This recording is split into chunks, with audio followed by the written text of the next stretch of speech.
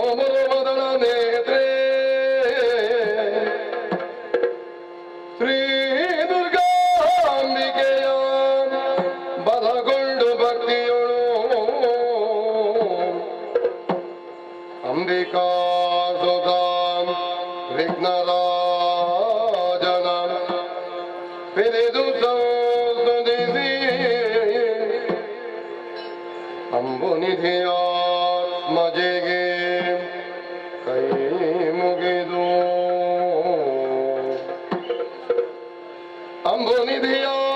ಅಂಬುನಿಧಿಯಾತ್ಮಜೆಗೆ ಕೈ ಮುಗಿದು ಅಂಬುಜಾಸನ ವಾಣಿಯರ ಪಾರಾಂಬುಜಗೆ ಒಳಮಡುತ್ತ ಒಳ್ಳಿಬೆನಿ ಕದಾದುದವ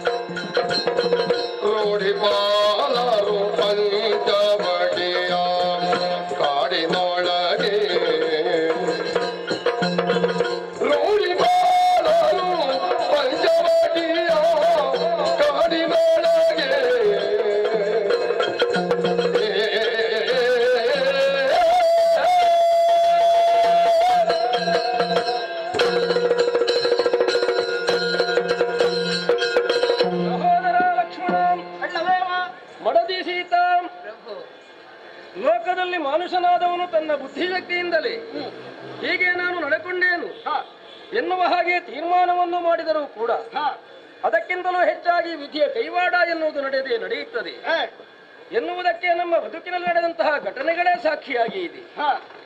ಯಜ್ಞ ಸಂರಕ್ಷಣಾ ಎನ್ನುವಂತಹ ಕಾರ್ಯವೊಂದು ಈ ಹಿಂದೆ ನಡೆದು ಹೋಗಿತ್ತು. ತಪಾಧನರಾದಂತಹ ವಿಶ್ವಾಮಿತ್ರರೇ ನಮ್ಮ ಅಯೋಧ್ಯೆಯತ್ತ ಬಂದು ನಮ್ಮಯ್ಯನಲ್ಲಿ ಬೇಡಿಕೊಂಡ ಕಾಲಕ್ಕೆ ಮಗನಿಗಿನ್ನೂ 16 ತುಂಬಿಲ್ಲ ಎನ್ನುವಂತ ಮಾತನ್ನಾಡಿದವರು ನಮ್ಮಯ್ಯ. ವಸಿಷ್ಠರ ಪೂರ್ಣಾನುಮತಿಯೊಂದಿಗೆ ಸಂರಕ್ಷಣೆಗಾಗಿ ನನ್ನನ್ನು ಕರೆದು ಕಳುಹಿಕೊಡುವಂತಹ ಸಂದರ್ಭದಲ್ಲಿ ಜೊತೆಯಲ್ಲಿ ನೀನೂ ಬಂದವ. ಅದೇನೋ ಕೆಲವೊಂದು ಕೆಲಸಗಳೆಲ್ಲ ನಮ್ಮಿಂದ ನಡೆಸಲ್ಪಟ್ಟಿತು. ಸಂದರ್ಭದಲ್ಲೇ ವಿಶ್ವಾಮಿತ್ರ ಪೂರ್ಣಾನುಗ್ರಹಕ್ಕೆ ಪಾತ್ರರಾದವರು. ಸಂದರ್ಭದಲ್ಲೇ ನಾನು ಯೋಚಿಸಿಕೊಂಡದ್ದುಂಟು. ಅಖಂಡವಾದಂತಹ ಆರ್ಯಾವರ್ತವನ್ನು ಪಾಲಿಸಬಹುದಾದಂತಹ ಸೂರ್ಯಕುಲದಲ್ಲೇ ಹುಟ್ಟಿಕೊಂಡು ಕೀರ್ತಿವೆತ್ತಂತಹ ದಶರಥ ಚಕ್ರವರ್ತಿಯ ಆಳ್ವಿಕೆ ಇರುತ್ತಾ ನಾತಿ ದೂರದಲ್ಲೇ ಎಷ್ಟೋ ಮಂದಿ ರಾಕ್ಷಸರು ಮನೆ ಮಾಡಿಕೊಂಡಿದ್ದಾರೆ, ಯಜ್ಞಭಂಗಕಾರಿಗಳಾಗಿದ್ದಾರೆ ಅಂತಾದ್ರೆ ಇನ್ನು ಎಷ್ಟು ಉದ್ದಗಲಕ್ಕೆ ತುಂಬಿರ್ಲಿಕ್ಕಿಲ್ಲ. ಅಂತವರೆಲ್ಲ ಇದ್ದಾರೆ ಅಂತಾದ್ರೆ ಅವರನ್ನೆಲ್ಲ ಒಂದಲ್ಲ ಒಂದು ಸಂದರ್ಭದಲ್ಲಿ ನಿಗ್ರಹಿಸುವ ಮೂಲಕವಾಗಿ ಧರೆಯನ್ನು ಸುಭಿಕ್ಷಗೊಳಿಸಬೇಕು, ದುಷ್ಟ ದೂರವನ್ನಾಗಿಸಬೇಕು ಅನ್ನುವಂತಹ ಯೋಚನೆಯನ್ನು ಮಾಡಿಕೊಂಡರು. ಸೀತಾ ವಿವಾಹವಾಯಿತು. ಅಯೋಧ್ಯೆಯನ್ನು ಸೇರಿ ಕಿರಿದು ಜೀವನ ಕಳೆದಿರುವಾಗಲೇ ರಾಮನಿಗೆ ಯುವರಾಜ್ಯಾಭಿಷೇಕವಾಗಬೇಕು ಎನ್ನುವಂತಹ ಸುಮುಹೂರ್ತ ನಿರ್ಣಯದೊಂದಿಗೆ ಅಪೇಕ್ಷೆಯನ್ನು ಮುಂದಿರಿಸಿದಂತಹ ನಮ್ಮಯ್ಯ ಸಿದ್ಧತೆಯನ್ನು ಮಾಡಿದವನು. ನಡೆಯುತ್ತ ಹೇಳು ಇಲ್ಲ. ಕೈಕಾಮಾತೆ ಅಪೇಕ್ಷೆಯ ಬೇರೆಯಾಗಿ ಹೋಗಿತ್ತು. ಶಂಬರವದ ಪ್ರಕರಣದಲ್ಲಿ ನಡೆದಂತಹ ಘಟನೆ ವರವೆರಡು ಕೊಡಲ್ಪಟ್ಟಿದ್ದು ಈ ಕಾಲಕ್ಕದು ತನಗೆ ಬೇಕು ಎನ್ನುವಂತೆ ಅರ್ಹತೆಯಿಂದಲೇ ಅಪೇಕ್ಷೆಯ ಕಾಲಕ್ಕೆ ಧರ್ಮ ಭಾಷೆಯಿಂದಲೇ ಬಂಧಿತನಾದಂತಹ ನಮ್ಮಯ್ಯ ಕೊಡಲೇಬೇಕಾದಂತಹ ಸ್ಥಿತಿ. ಪಿತೃವಾಕ್ಯ ಎನ್ನುವುದದು. ಆ ಕಾಲಕ್ಕೆ ಪಿತೃವಾಕ್ಯವನ್ನು ಸತ್ಯವನ್ನಾಗಿಸಬೇಕಾದಂತಹ ಹೊಣೆಯನ್ನು ಹೊತ್ತ ನಾನು ಕಾನನವಾಸಿಯಾಗುವುದಕ್ಕಾಗಿ ಮನ ಮಾಡಿದವನು. ಬದುಕಿನುದ್ದಕ್ಕೂ ಕಾನನದಲ್ಲಿರ್ತೇಕು ಅನ್ನುವ ಹೇಳಿಕೆ ಅಲ್ಲ. 14 ವರ್ಷಗಳ ಕಾಲ ಜಟಾಧಾರಿಯಾಗಿ ಒಕ್ಕಲಧಾರಿಯಾಗಿರಬೇಕು ಎನ್ನುವ ಅಪೇಕ್ಷೆ. ಯಾಕೆ ಏನು ಅಂತ ಕೇಳುವುದಕ್ಕೆ ತೊಡಗಿದ್ದಿಲ್ಲ. ಪಿತೃವಾಕ್ಯ ಅದಷ್ಟೇ. ಅದನ್ನೇ ಶಿರಸಾವಹಿಸಿಕೊಂಡು ಹೊರಡುವ ಕಾಲ. ಆ ಕಾಲಕ್ಕೆ ನಾನೂ ಬರ್ತೇನೆ ಎನ್ನುವಂತೆ ಹಠವಿಡಿದವನು ನೀನು. ಸರಿ, ರಾಮನ ಬೆಂಗಡೆಯಲ್ಲೇ ಇದ್ದುಕೊಂಡು ನಡೆಯಬೇಕು ಎನ್ನುವಂತಹ ನಿನ್ನ ಅಪೇಕ್ಷೆಯತ್ತ ನನ್ನ ಆಕ್ಷೇಪವಿಲ್ಲ. ನಿನ್ನಮ್ಮನ ಬಳಿಗೆ ಹೋಗಿ ಅಂತ ನೀನು ಅನುಮತಿಯನ್ನು ಪಡೆದು ಹೊರಟವನು. ಬೇಡ ಬೇಡವೆಂದರೂ ಸೀತೆಯು ಕೇಳಿದ್ದಿಲ್ಲ. ಅಯೋಧ್ಯೆಯ ಸುಖಭೋಗಗಳು ಕಾನನದಲ್ಲಿ ಒದಗಲಾರವು, ಕಡು ಕಷ್ಟ ಉಂಟು ಎನ್ನುವಂತಹ ಹೇಳಿಕೆಯನ್ನು ಕೊಟ್ಟರು ಒಪ್ಪದೆ. ನಿಮ್ಮಮ್ಮನಿಗೊಂದು ನ್ಯಾಯ ಹೇಳ್ತೀರಿ ನೀವು, ನನಗೆ ಬೇರೆ ನ್ಯಾಯ ಹೇಳ್ತೀರೋ ಅಂತ ಪ್ರಶ್ನಿಸುವುದಕ್ಕೆ ತೊಡಗುತ್ತಾಳೆ. ಗಂಡನ ಬಳಿಯಲ್ಲೇ ಇರಬೇಕಾದ್ದು ಹೆಂಡತಿಯ ಕರ್ತವ್ಯವಮ್ಮ. ನೀನು ಪಿತನಾದಂತಹ ದಶರಥ ಚಕ್ರವರ್ತಿಯ ಬಳಿಯಲ್ಲಿರು ಅನ್ನುವಂತೆ ಆಡಿದವರು. ನಾನು ನಿಮ್ಮ ಬಳಿ ಇರಬೇಕಾದ್ದೇ ಸಹಜವಲ್ವೇ ಅನ್ನುವಂತಹ ಪ್ರಶ್ನೆಯೊಂದಿಗೆ ಅಯೋಧ್ಯೆಯನ್ನು ನಾನು ಮದುವೆ ಆದದ್ದಲ್ಲ, ಅಯೋಧ್ಯಾಧಿಪದಂತಹ ಸುಕುಮಾರನ ಮಗನಾದಂತಹ ರಾಮನನ್ನು ಮದುವೆ ಆದ್ದು. ನಿನ್ನೆದೆಗೆ ಸೋತನೆ ಹೊರತು ಅಯೋಧ್ಯೆಯ ಸೌಭಾಗ್ಯಕ್ಕಲ್ಲ ಅನ್ನುವಂತೆ ಆಡಿದ ಕಾಲಕ್ಕೆ ಅದೂ ಸರಿ ಅಂತ ಒಪ್ಪಿಕೊಂಡು ಹೊರಟವ. ಹೊರಡುವ ವೇಳೆ ಹೇಗಿತ್ತು ತಮ್ಮ? ಅಯೋಧ್ಯೆ ನಮ್ಮನ್ನು ಅನುಸರಿಸಿತ್ತು. ಹಾಗೆಂದವನು ಸಮಾಧಾನ ಮಾಡುವುದಕ್ಕೂ ಸಾಧ್ಯವಾಗದ ಸ್ಥಿತಿ. ಗಂಗಾ ತೀರಕ್ಕೆ ಬಂದು ಸೇರಿದವನು ಗೃಹನ ಮೂಲಕವಾಗಿ ಪೂರ್ಣ ಬೆಳಗಾಗುವುದಕ್ಕೆ ಮುನ್ನವೇ ಗಂಗೆಯನ್ನು ತರಿಸಿ ಬಂದವ. ಚಿತ್ರಕೂಟವನ್ನು ಸೇರಿಕೊಂಡು ಅಲ್ಲೇ ಇರುತ್ತಿರುವಂತಹ ಕಾಲಕ್ಕೆ ಭರತ ಕುಮಾರ ಬಂದಾಗ ನಮಗೆ ಅರ್ಥವಾದದ್ದು ನಮ್ಮಯ್ಯನಾದಂತಹ ದಶರಥ ಚಕ್ರವರ್ತಿಯು ಸ್ವರ್ಗಸ್ಥನಾಗಿದ್ದಾನೆ ಎನ್ನುವ ಹಾಗೆ ಕಡು ದುಃಖ ನಮ್ಮನ್ನು ಬಾಧಿಸಿತ್ತು. ಅದರಿಂದಲೇ ಅದನ್ನೇ ನಾವು ಮನದಲ್ಲಿ ಎಣ್ಣಿಸುತ್ತಾ ಇರುವುದಕ್ಕಾಗುವುದಿಲ್ಲವಷ್ಟೇ. ಅಳಿದಂತಹ ಪಿತನಿಗೆ ಔರ್ಧ್ವ ದೈಹಿಕ ಕರ್ಮಾಚರಣೆಯನ್ನು ಮಾಡಿ ಯಾವ ಉದ್ದೇಶವನ್ನು ಹೊತ್ತುಕೊಂಡು ಭರತ ಕುಮಾರ ಬಂದನು, ಅವನಿಗೆ ಸಮಾಧಾನದ ಮಾತನ್ನಾಡಿತು. ಹೊನ್ನಹಾವುಗೆಯನ್ನೇ ತೆಕ್ಕೊಂಡು ಬಂದ ಪಾಪ ರಾಮಾಯಣದಲ್ಲಿ ಪಾದ ಊರಿ ಬರಬೇಕು ಎನ್ನುವ ಹಾಗೆ ಮತ್ತೊಮ್ಮೆ ಅಯೋಧ್ಯೆಯ ಸಿಂಹಾಸನದಲ್ಲಿ ನಿನ್ನನ್ನು ಕುಳ್ಳಿರಿಸ್ತೇನೆ ಎಂಬ ಭರವಸೆಯೊಂದಿಗೆ ಬಂದವ ಅಂತ ಆಡಿದ್ರೆ, ಶಾಸನವನ್ನು ಮಾಡಿದಂತಹ ಪಿತೃವೇ ಸ್ವರ್ಗಸ್ಥನಾದ ಮೇಲೆ ಬದಲಾವಣೆ ಮಕ್ಕ ಹಕ್ಕು ನಮಗಲ್ಲ. ಬದಲಾವಣೆ ಇದ್ರೆ ಅಪ್ಪಯ್ಯ ಹೇಳಬೇಕು. ಈಗ ಏನಿದ್ರು ಪಾಲಿಸುವಷ್ಟೇ ನಮಗೆ ಹೊಣೆ. 14 ವರ್ಷ ನಾನು ವನವಾಸಿಯೇ ಸರಿ, ನೀನೇ ಅಯೋಧ್ಯೆಯನ್ನಾಳು ಅನ್ನುವಂತೆ ಆಡಿದ ಕಾಲಕ್ಕೆ ಭದ್ರವಾದಂತಹ ಹಾಗೂ ಕಠಿಣವಾದ ಮಾತನ್ನೇ ಆಡಿದವ. ಅಷ್ಟೂ ಸಮಯಗಳಿದು. ಗಳಿಗೆ 10ರೊಳಗೆ ನೀನು ಅಯೋಧ್ಯೆಯನ್ನು ಸೇರದೆ ಹೋದೆ ಅಂತಾದ್ರೆ ಭರತ ಕುಮಾರನು ಅಗ್ನಿ ಪ್ರವೇಶ ಮಾಡುತ್ತಾನೆ ಎನ್ನುವಾಗ ನಾನು ನಿನಗಾಡಿದ್ದೆ. ಅಮ್ಮ ಸರಿ ಬರೆದಿಟ್ಟುಕೋ, ಇದನ್ನು ಸಮಯಕ್ಕೆ ನಾವಲ್ಲಿಗೆ ಸೇರಬೇಕು ಎನ್ನುವ ಹಾಗೆ. ಇಷ್ಟನ್ನು ಸ್ವೀಕರಿಸಿಕೊಂಡು ಹೊನ್ನಹಾವುಗೆಯನ್ನು ಶಿರಸ್ಸಿನಲ್ಲಿರಿಸಿ ಭರತ ಕುಮಾರ ಅಯೋಧ್ಯೆಯತ್ತ ತಾನು ಹೋದ. ಆಗ ನಾನು ಯೋಚನೆ ಮಾಡಿದ್ದು, ಒಮ್ಮೆ ಅಯೋಧ್ಯೆ ಹಲವಾರು ಮಂದಿಗಳು ಬಂದಾಯಿತಲ್ಲ ಚಿತ್ರಕೂಟಕ್ಕೆ, ಇನ್ನು ಆಗಾಗ ಬರ್ತಾ ಹೋಗ್ತಾ ಇರ್ತಾರೆ. ಕಾಡು ಹೋಗಿ ನಾಡಾಗ್ತದೆ. ರಾಮ ನಿರ್ವಿಡೆ ಎಲ್ಲರೂ ಬಂದ್ರು ಅಂತಾದ್ರೆ ಅಯೋಧ್ಯೆ ಏನು ಅಂತಾಗುವುದಿಲ್ಲ. ಹಾಗಾಗಕೂಡದು, ಇಲ್ಲಿರಕೂಡದು ಎನ್ನುವುದಕ್ಕಾಗಿ ಚಿತ್ರಕೂಟದಿಂದ ಕೆಳಗಿಳಿದು ಕೇಳಿದ್ದು ಒಂದೇ ಮುನಿಗಳಲ್ಲಿ, ದಂಡಕಾರಣ್ಯಕ್ಕೆ ಪೋಪ ದಾರಿ ಯಾವುದು, ಹಿಂಡು ಮುನಿಗಳಿರ್ಪ ತಾಣ ಯಾವುದು ಅಂತ. ಆವಾಗ ಅವರೆಲ್ಲ ಹೇಳಿದ್ರು, ಈ ನದಿ ದಂಡೆಯಲ್ಲಿ ಮುಂದೆ ಹೋದ್ರೆ ಅನೇಕ ಪುಣ್ಯಾಶ್ರಮಗಳು ಎದುರಾಗ್ತವೆ, ತಲುಪುವುದಕ್ಕಾಗ್ತದೆ ಅಂತ. ಹಾದಿ ಮಾಡಿಕೊಡುವುದಕ್ಕೆ ನೀನು, ನಡೆಯುವುದಕ್ಕೆ ನಾವು. ಮುಂದೆ ರಾಮ, ನಡುವೆ ಸೀತೆ, ಹಿಂದೆ ಲಕ್ಷ್ಮಣ, ಒಂದಾಗಿ ನಾವು ಮುಂದುವರಿದು ಬಂದವರು. ಎಂತೆಂತ ಮಹಿಮರನ್ನು ಭೇಟಿಯಾದೆವು ತಮ್ಮ. ಆಹಾ, ಅತ್ರಿ ಮಹರ್ಷಿಗಳ ಆಶ್ರಮದಲ್ಲಿದ್ದೆವು. ತಿಂಗಳೊಂದು ಅತ್ರಿ ಮಹರ್ಷಿಗಳ ಆಶ್ರಮದಲ್ಲೇ ಇತ್ತು. ಅನಸೂಯಾದೇವಿಯರು ಭಾಗ್ಯನವನ್ನು ನಿನಗೆ ಕೊಟ್ಟದ್ದುಂಟು. ಸುಮಂಗಲ ನೀನು ಅದನ್ನು ಧರಿಸಬೇಕು, ಅದೇ ಶೋಭೆಯಾಗ್ತದೆ. ಸ್ವೀಕರಿಸು ಮಗಳೇ ಅಂತ ಆಡಿದಾಗ ಅದನ್ನು ನೀನು ಸ್ವೀಕರಿಸಿಕೊಂಡವು. ಸತ್ಯ. ಆಮೇಲೆ ಮುಂದೆ ಬಂದಾಗ ಒದಗಿದವರು ಅಗಸ್ತ್ಯ ಮಹರ್ಷಿಗಳು. ಕೆಲ ದಿನ ಅವರ ಮನೆಯಲ್ಲಿದ್ದರೆ ಯಾವುದೋ ಗುಹೆಯ ಒಳಗೆ ಕರ್ಕೊಂಡು ಹೋಗಿ ಅನೇಕ ದುಷ್ಟ ವಿಷಯವನ್ನು ಅರಿಹಿ ವಿಶೇಷವಾದಂತಹ ಧನುರ್ಬಾಣವನ್ನು ಕೊಟ್ಟುವ ಮೂಲಕವಾಗಿ ಅವಶ್ಯಕ್ಕಿರಲಿ ಅಂತ ಆಡಿದ್ರು. ಯಾಕೆ ಅಂತ ನಾನು ಅವರಲ್ಲಿ ಕೇಳಲಿಲ್ಲ.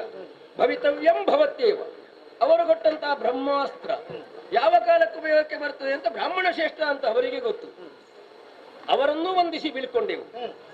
ಶರಭಂಗ ಮಹರ್ಷಿಗಳ ಆಶ್ರಮಕ್ಕೆ ಬಂದದ್ದುಂಟು, ಸುತೀಕ್ಷ್ಣನ ಆಶ್ರಮವನ್ನು ಸೇರಿತು. ಹಾಗೆ ಅನೇಕ ಮಂದಿಗಳನ್ನೆಲ್ಲ ಕಾಣುತ್ತಾ ಅವರೆಲ್ಲರಿಂದ ಬೇಕಾದಂತಹ ನಲ್ನುಡಿಗಳನ್ನು ಕೇಳಿಸಿಕೊಂಡು ಮುಂದೆ ಮುಂದೆ ಮುಂದೆ ಬಂದಾಗ ಆಗ 4-6 ಮಂದಿಗಳು ಹೇಳುವುದು ಕೇಳ್ತಾ ಇದುವೆ ಅಂತ. ದಂಡಕಾರಣ್ಯ ಅಂತ ಇರಬೇಕಂತ ತಾಣಬೇಕು, ವಾಸಕ್ಕೆಲ್ಲಿ ಅಂತ ನೋಡುತ್ತಾ ಮುಂದೆ ಬಂದ್ರೆ ಓಹೋ ಹೋ ಹೋ ತಮ್ಮ, ಓ ಆ ಕಡೆಗೆ ನೋಡು, 5 ವಟವೃಕ್ಷಗಳುಂಟು. ಮೂಲದಿಂದ ಒಂದಾಗಿ ಮೇಲೆದ್ದಿ ಬರುವಾಗ 5 ಆಗಿದ್ದೋ ಹೇಗೆ, ಅದರಿಂದ ಇಳಿ ಬಿದ್ದಂತಹ ಬಿಳಲನ್ನು ಕಂಡರೆ ಪ್ರಭು ಪರಶಿವನ ಕೆಂಜಡೆಯಿಂದ ಇದ್ದು ಇಳಿ ಬಿದ್ದಂತಹ ಕೂದಲ ಹಾಗೆ ಕಾಣುತ್ತದೆ. ಹಾಗೆ ನೋಡಿದ್ರೆ ಶಿವನ ವಾಸಸ್ಥಾನವಿದು. ಸದ್ಯೋಜಾತ ಅಘೋರ ತತ್ಪುರುಷ ಈಶಾನ ವಾಮದೇವನು ಪರಶಿವನ ಪಂಚಶಿರಗಳೇ ಇವು ಎನ್ನುವಂತೆ ತಾನು ತೋರುತ್ತಿವೆ. ಪಂಚವಟಿ ಕ್ಷೇತ್ರವಿದು ಎನ್ನುವುದು ಸ್ಪಷ್ಟವೇ. ಪಂಚವಟಿ ಹೌದು.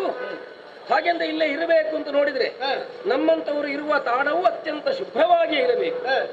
ಹೇಗೆ ಎಲ್ಲಿ ಅಂತ ನೋಡಿದ್ರೆ ಸಮೀಪದಲ್ಲೇ ಗೋದಾವರಿಯು ಮಂದ ಮಂದವಾಗಿ ತಾನು ಪ್ರವಹಿಸ್ತಾಳೆ. ನಿರ್ಮಲವಾದಂತಹ ಜಲ ಹೊಂದಿದ್ದಾಗಬೇಕು. ನಾವಿರುವುದು ನಿರ್ಮಲ ತಡೆಯಲ್ಲಾಗಬೇಕು. ಅದಕ್ಕೆಲ್ಲೂ ನಾನು ಆಗಾಗ ಆತುರ ಪಡುವಾಗ ನಿನಗೆ ಹೇಳುದು, ತಮ್ಮ ಹೊರಗಿನ ಕಣ್ಣಿಂದ ನೋಡಬೇಡ, ಒಳ ಕಣ್ಣಿಂದ ನೋಡು. ನಮ್ಮ ಕುಲದ ನಿರ್ಮಲತೆ ದೊಡ್ಡದು, ಅದಕ್ಕೆ ಭಾರತೆಯಾಗಕೂಡದು. ಎಲ್ಲಿದ್ದರೂ ನಾವು ನಿರ್ಮಲರಾಗಿರ್ಬೇಕು. ಅದಕ್ಕೆ ಹೇಳ್ತಾರೆ ನೋಡು, ರೂಢಿಪಾಲರು. ಯಾವ ರೂಢಿಪಾಲರು? ಈಗ ರೂಢಿ ನಮಗಲ್ಲ. ಹಾಗೆಂದು ರೂಢಿಗೊಂಡ ನಿಯಮಕ್ಕೆ ತಲೆಬಾಗುವುದು, ಅದನ್ನು ಪಾಲಿಸಬೇಕು ಎನ್ನುವಂತಹ ಉದ್ದೇಶದಿಂದಲೇ ಇದರ ಸಮೀಪದಲ್ಲೇ ಒಂದು ಪರ್ಣಕುಟಿಯನ್ನು ಮಾಡಿಕೊಂಡ್ರೆ ನಿತ್ಯಾನ್ನಿಕಕ್ಕೂ ಸರಿಯಾಗ್ತದೆ, ಯೋಗ್ಯವಾಗಿ ಬದುಕನ್ನು ಸಾಗಿಸುವುದಕ್ಕೂ ಒಳ್ಳೆಯದಾಗ್ತದೆ ಎನ್ನುವಂತಹ ತೀರ್ಮಾನವನ್ನು ಮಾಡಿಕೊಂಡವನು ನಾನು. ನಿರ್ಮಲವಾದ ಜಲ ಸಮೀಪದೆ. ಹೌದಮ್ಮ, ನಾವು ವಾಸ ಮಾಡಬೇಕು ಅಂತ ಆದ್ರೆ ಎಲೆ ಮನೆ ಬೇಕೋ ಬೇಡ? ಬೇಕೇ ಬೇಕು. ಈಗ ಯಾರು ರಚಿಸುವುದು? ಯಾರು? ನಾನು ರಚಿಸ್ತೇನೆ. ನೋಡೋಣ ನೋಡೋಣ ನೋಡೋಣ. ಈ ಕ್ಷಣ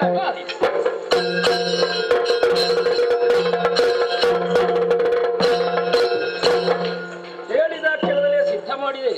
ತಮ್ಮ, ಒಂದು ಪ್ರಶ್ನೆ ಕೇಳೋದು. ಪರ್ಣಕುಟೀರವನ್ನು ಮಾಡು ಅಂತ ಹೇಳಿದ್ದು 2 ಅಂತ ನಾನು ಹೇಳಲಿಲ್ಲ. 2 ಯಾಕೆ ರಚಿಸಿದೆ? ಕಾರಣ ಉಂಟು ಅಣ್ಣ. ನೀವು ಬರಲಿಗೆ ಮಾತಾ ಪಿತರಿಗೆ ಸಮಾನ.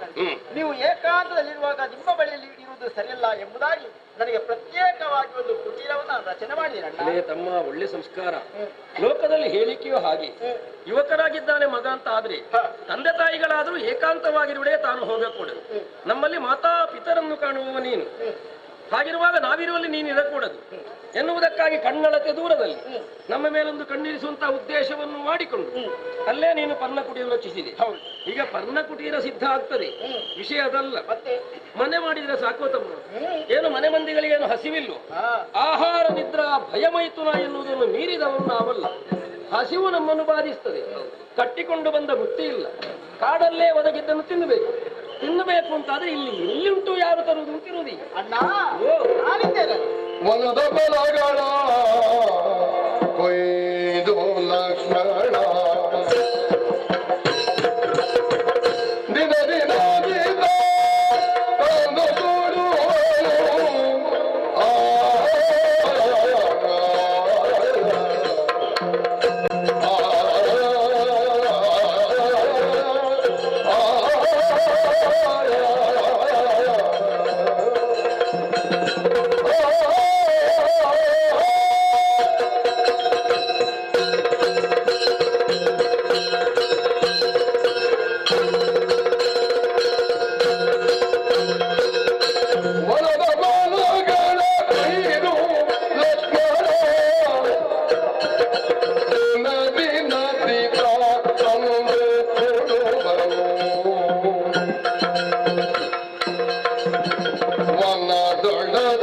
ಸುಖದಿಂದ ಕಳೆದರು ವನದೊಡಂಬಿ ಸುಖದಿಂದ ಕಳೆದರು ದಿನವ ಕೆಲವು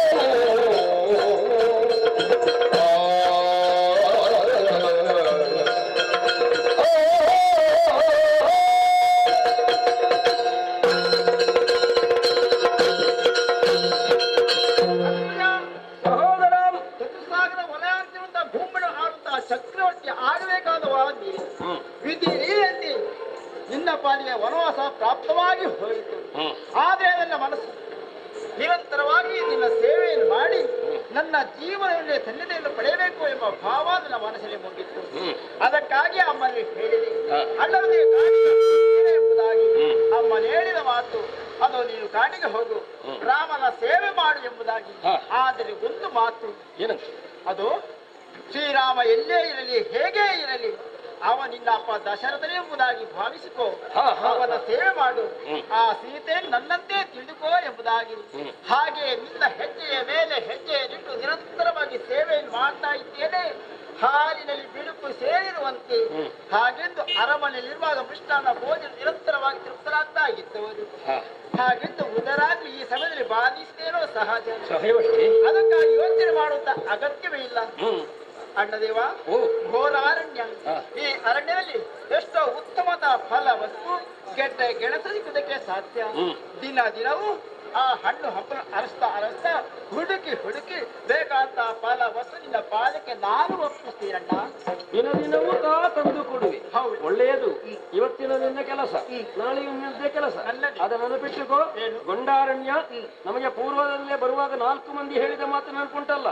ಸಮೀಪದಲ್ಲೇ ಉಂಟು ಜನಸ್ಥಾನ, ಜನರಿರಬೇಕಾದ ತಾಣ, ಆದ್ರೆ ಇರುವುದು ದುಷ್ಟ ರಾಕ್ಷಸರಿದ್ದಾರೆ ಎನ್ನುವಾಗ ಒಂದು ಮೈಗಣ್ಣಾಗಿದ್ದುಕೋ. ಏನು ಆ ಯೋಚನೆ ನನಗಿದೆ. ಒಳ್ಳೆಯದು. ಸೀತಾ, ಮನೆ ಆಡಿದ್ರೆ ಸಾಕಾಗುವುದಿಲ್ಲ, ಗೃಹ ಪ್ರವೇಶ ಆಗಬೇಕೋ ಬೇಡ? ಅಯೋಧ್ಯೆಯಲ್ಲಾಯ್ತು ಅಂತಾದ್ರೆ ಹೇಗೆ ಹೇಳು? ಒಳ್ಳೆಯ ಧೇನುವನ್ನು ಮುಂದಿರಿಸಿಕೊಂಡು ಪೂರ್ವ ದ್ವಾರದಲ್ಲಿ ಒಳ ಹೋಗಿಸಿ ವೇದೋಕ್ತವಾದಂತಹ ಮಂತ್ರಪರ್ಣ ಮೊದಲಾದವುಗಳು ಆಗುತ್ತದೆ. ಇಲ್ಲಿ ಯಾರನ್ನು ತರೋಣ ನಾವು? ಅನುಕೂಲಕ್ಕೆ ತಕ್ಕಂತೆ ಗೃಹ ಪ್ರವೇಶ ಅಷ್ಟೇ. ಸೌಭಾಗ್ಯವತಿ ಅಂತ ನೀನೇ ಬಲಗಾಲಿರಿಸಿ ನನ್ನ ಮನದೊಳಗೆ ಬಂದಂತೆ ಮನೆಯೊಳಗೆ ಹೋಗ್ತಾರೆ. ಅದಕ್ಕಿಂತ ಹೆಚ್ಚಿನ ಒಳ್ಳೆಯ ಪ್ರವೇಶ ಇನ್ನೊಂದಿಲ್ಲ. ನೋಡೋಣ, ಮೆಲ್ಲಗೆ ಬಲಗಾಲಿ ಒಳಗೆ ಹೋಗಿ. ಒಂದು ವಿಧದಲ್ಲಿರುವ ರುಚಿಗಳು ಬರುವುದು ರಾಮನ ಜನರಗೆ ರಘುದ ಎಂದರ ರಾಕ್ಷಸರ ಗದನಿ ಬಂದಗರಣ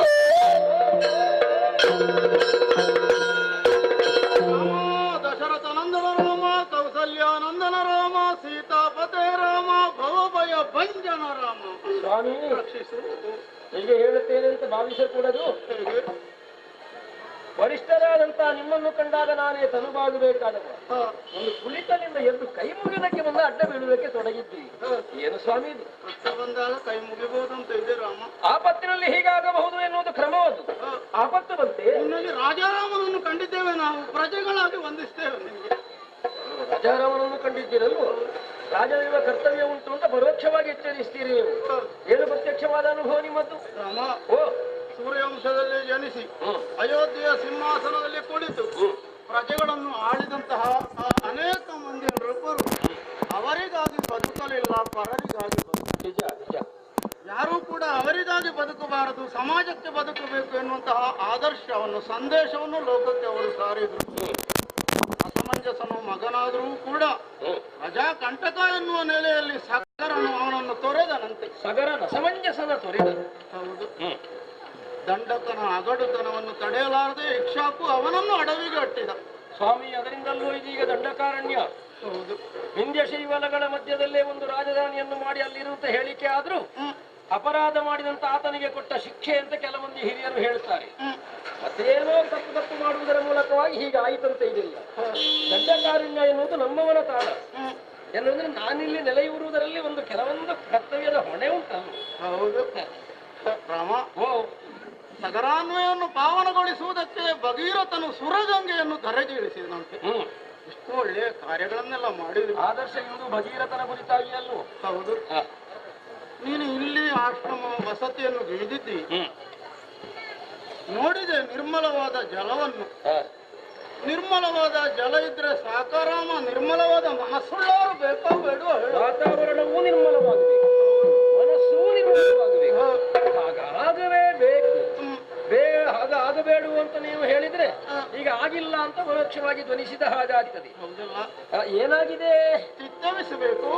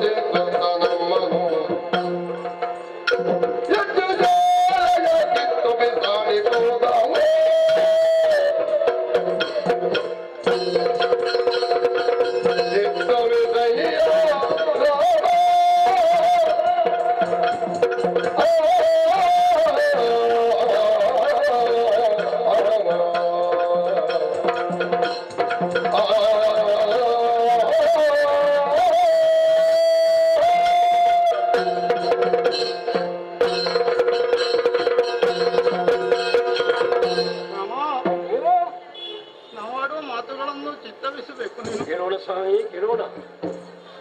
ಸೂರ್ಯವಂಶದಲ್ಲಿ ಜನಿಸಿದ ನೃಪರೆಲ್ಲ ಕೀರ್ತಿ ಎಂಬ ಗೋಪುರವನ್ನೇ ನಿರ್ಮಿಸಿ ಹೋಗಿದ್ರು. ಅದಕ್ಕೆ ಹೊಳೆಯುವ ಹೊನ್ನ ಕಲಶವನ್ನು ಇರಿಸಿ ಬಂದೇ ಅಲ್ಲ ನೀನು ಇಲ್ಲಿಗೆ. ಹೌದೇ? ಹೌದು. ಅಕ ಸಂರಕ್ಷಣೆಯನ್ನು ಗೈದೆ, ಗೌತಮನ ಅರಸಿಯನ್ನು ಉದ್ಧರಿಸಿದೆ. ನಿನ್ನಿಂದ ಅಲ್ಲದೆ ಮತ್ತೆ ಯಾರಿಂದ ಸಾಧ್ಯ ಸ್ವಾಮಿ? ನನಗೂ ವಿಶ್ವಾಮಿತ್ರರು ಕರೆದು ಹೋದ ಮೇಲೆ ಗೊತ್ತಾದ್ರು ಇಷ್ಟೆಲ್ಲ ಆಗುವುದಕ್ಕುಂಟು ಅಂತ. ಅದಕ್ಕೆ ಮೊದಲು ಗೊತ್ತಿರ್ಲಿಲ್ಲ. ಪರುಷ ಶಿಲೆಗಳು ವಸಿಷ್ಠರು ವಿಶ್ವಾಮಿತ್ರರು ಯಾವ ಲೋಹ ಸೋಂಕಿದರು ಪರುಷ ಶಿಲೆಗೆ ಅದು ಬಂಗಾರವಾಗುತ್ತದಂತೆ. ಪರುಷಶಿಲೆ ಸದೃಶರಾದಂತಹ ವಸಿಷ್ಠರಿಂದ ವಿಶ್ವಾಮಿತ್ರರಿಂದ ನೀನು ಬಂಗಾರವೇ ಆಗಿ ಹೋದೆ, ಪುತ್ಥಳಿಯೇ ಆಗಿ ಹೋದೆ ಎನ್ನುವಲ್ಲಿಗೆ ಹೊಣೆಗಾರಿಕೆ ಹೆಚ್ಚಿದೆ ಅಂತ ಅರ್ಥ ಮಾಡಿಕೊಂಡೆ. ನಮ್ಮ ಬಾಳು ಬಂಗಾರವಾಗಬೇಕು, ಯಾಕಂದ್ರೆ ಲೋಕಕ್ಕೆ ಬೇಕಾಗಿ ದುಡಿಯೋರು. ಸರಿ, ಆದ್ರೆ ಶ್ರೇಯಾಂಸಿ ಬಹುವಿಘ್ನಾನಿ ಅಂತ ಒಂದು ಮಾತಿದೆ ರಾಮ. ಹೌದು, ಒಳ್ಳೆಯ ಕಾರ್ಯ ಮಾಡುದಿದ್ರೆ ಹಲವು ವಿಘ್ನಗಳು ತಂದು ಬಿಡುತ್ತಾರೆ. ಅದೇ ನೀರು ನಿರ್ಮಲ ಇದ್ರೆ ಸಾಕ, ನಿರ್ಮಲವಾದ ಮನಸ್ಸುಗಳವರು ಇಲ್ಲಿ ಇಲ್ಲ ಅನ್ನೋದು. ಅದಕ್ಕೆ ನಾನು ಇಲ್ವೇ? ಇಲ್ಲ. ಯಾರ ಬಗ್ಗೆ ಆಡ್ತೀರಿ ನೀವು? ಈ ಪ್ರದೇಶದಲ್ಲೆಲ್ಲ ಧನುಜರ ಅಟ್ಟುಳಿ ಅಧಿಕವಾಗಿದೆ ರಾಮ. ಹೌದೇ? ಹೌದು. ಗುಣಪ ಭಕ್ಷಕರಿದ್ದಾರೆ ಅವರು. ಒಬ್ಬ ರಾಕ್ಷಸ ಬಂದ, ಅವನಿಗೇನೂ ನಮ್ಮನ್ನು ವಂಚಿಸಿ ಲಾಭ ಇಲ್ಲ. ಆದರೂ ವಂಚಿಸುವುದೇ ಅವನ ಉದ್ಯೋಗವಾಗಿ ಹೋಯಿತು. ಅವನಿಗೆ ಪ್ರಯೋಜನವಿಲ್ಲದೆ ಹೋದರೂ ನಿಮ್ಮನ್ನು ವಂಚಿಸ್ತಾರೆ. ಹೌದು. ಯಾವ ರೀತಿಯಿಂದ? ಒಬ್ಬ ರಾಕ್ಷಸ ಬಂದು ನಮ್ಮ ಯಜ್ಞಾಲಯನ್ನೇ ಕಿತ್ತು ದೂರ ಎಸೆದು ಹೋದ ರಾಮ, ದೂರ ಎಸೆದು ಹೋದ. ಧನುಜನೊಬ್ಬ ಬಂದು ಯಜ್ಞಶಾಲೆಯ ಕಿತ್ತು ಎಸೆದು ಬಿಸಾಡಿ ಹೋದ. ಹೌದು. ಅಂತೂ ನಿಮ್ಮ ಯಜ್ಞಭಂಗವನ್ನು ಮಾಡಿದ್ದಾನೆ, ಹೌದು. ವಿಘ್ನ ಸಂತೋಷಿ ಇದ್ದಾನೆ ಅಂತಾಯಿತು. ಹೌದು. ನೀವು ಹೇಳುವಾಗ ನನಗೆ ಪ್ರಶ್ನಿಸಿದ ನಿರ್ವಾಹವಿಲ್ಲ. ಏನು? ಒಬ್ಬ ಧನುಜ ಅಂತ ಆಡಿದ್ದೀರಿ, ಮತ್ತೊಬ್ಬ ಬಂದಿದ್ದಾನೆ ರಾಮ. ಮತ್ತೊಬ್ಬ ಇದ್ದಾನೆ.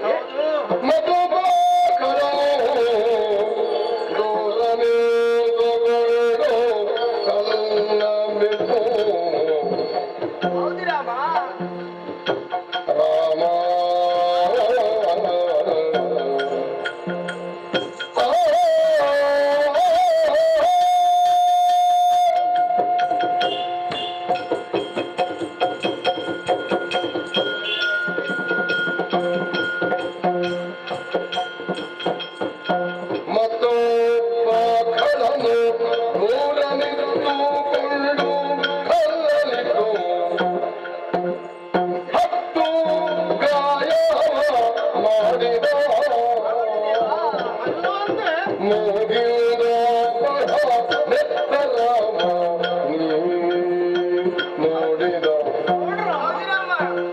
ಮತ್ತೊಬ್ಬ ಕಡನು ದೂರ ನಿಂತುಕೊಂಡು ಕಲ್ಲನಿತು ಅಪಗಾಯನ ಮಾಡಿದ ಮುಗಿದ ಬೆತ್ತರವನ್ನೇ ನೋಡಿದ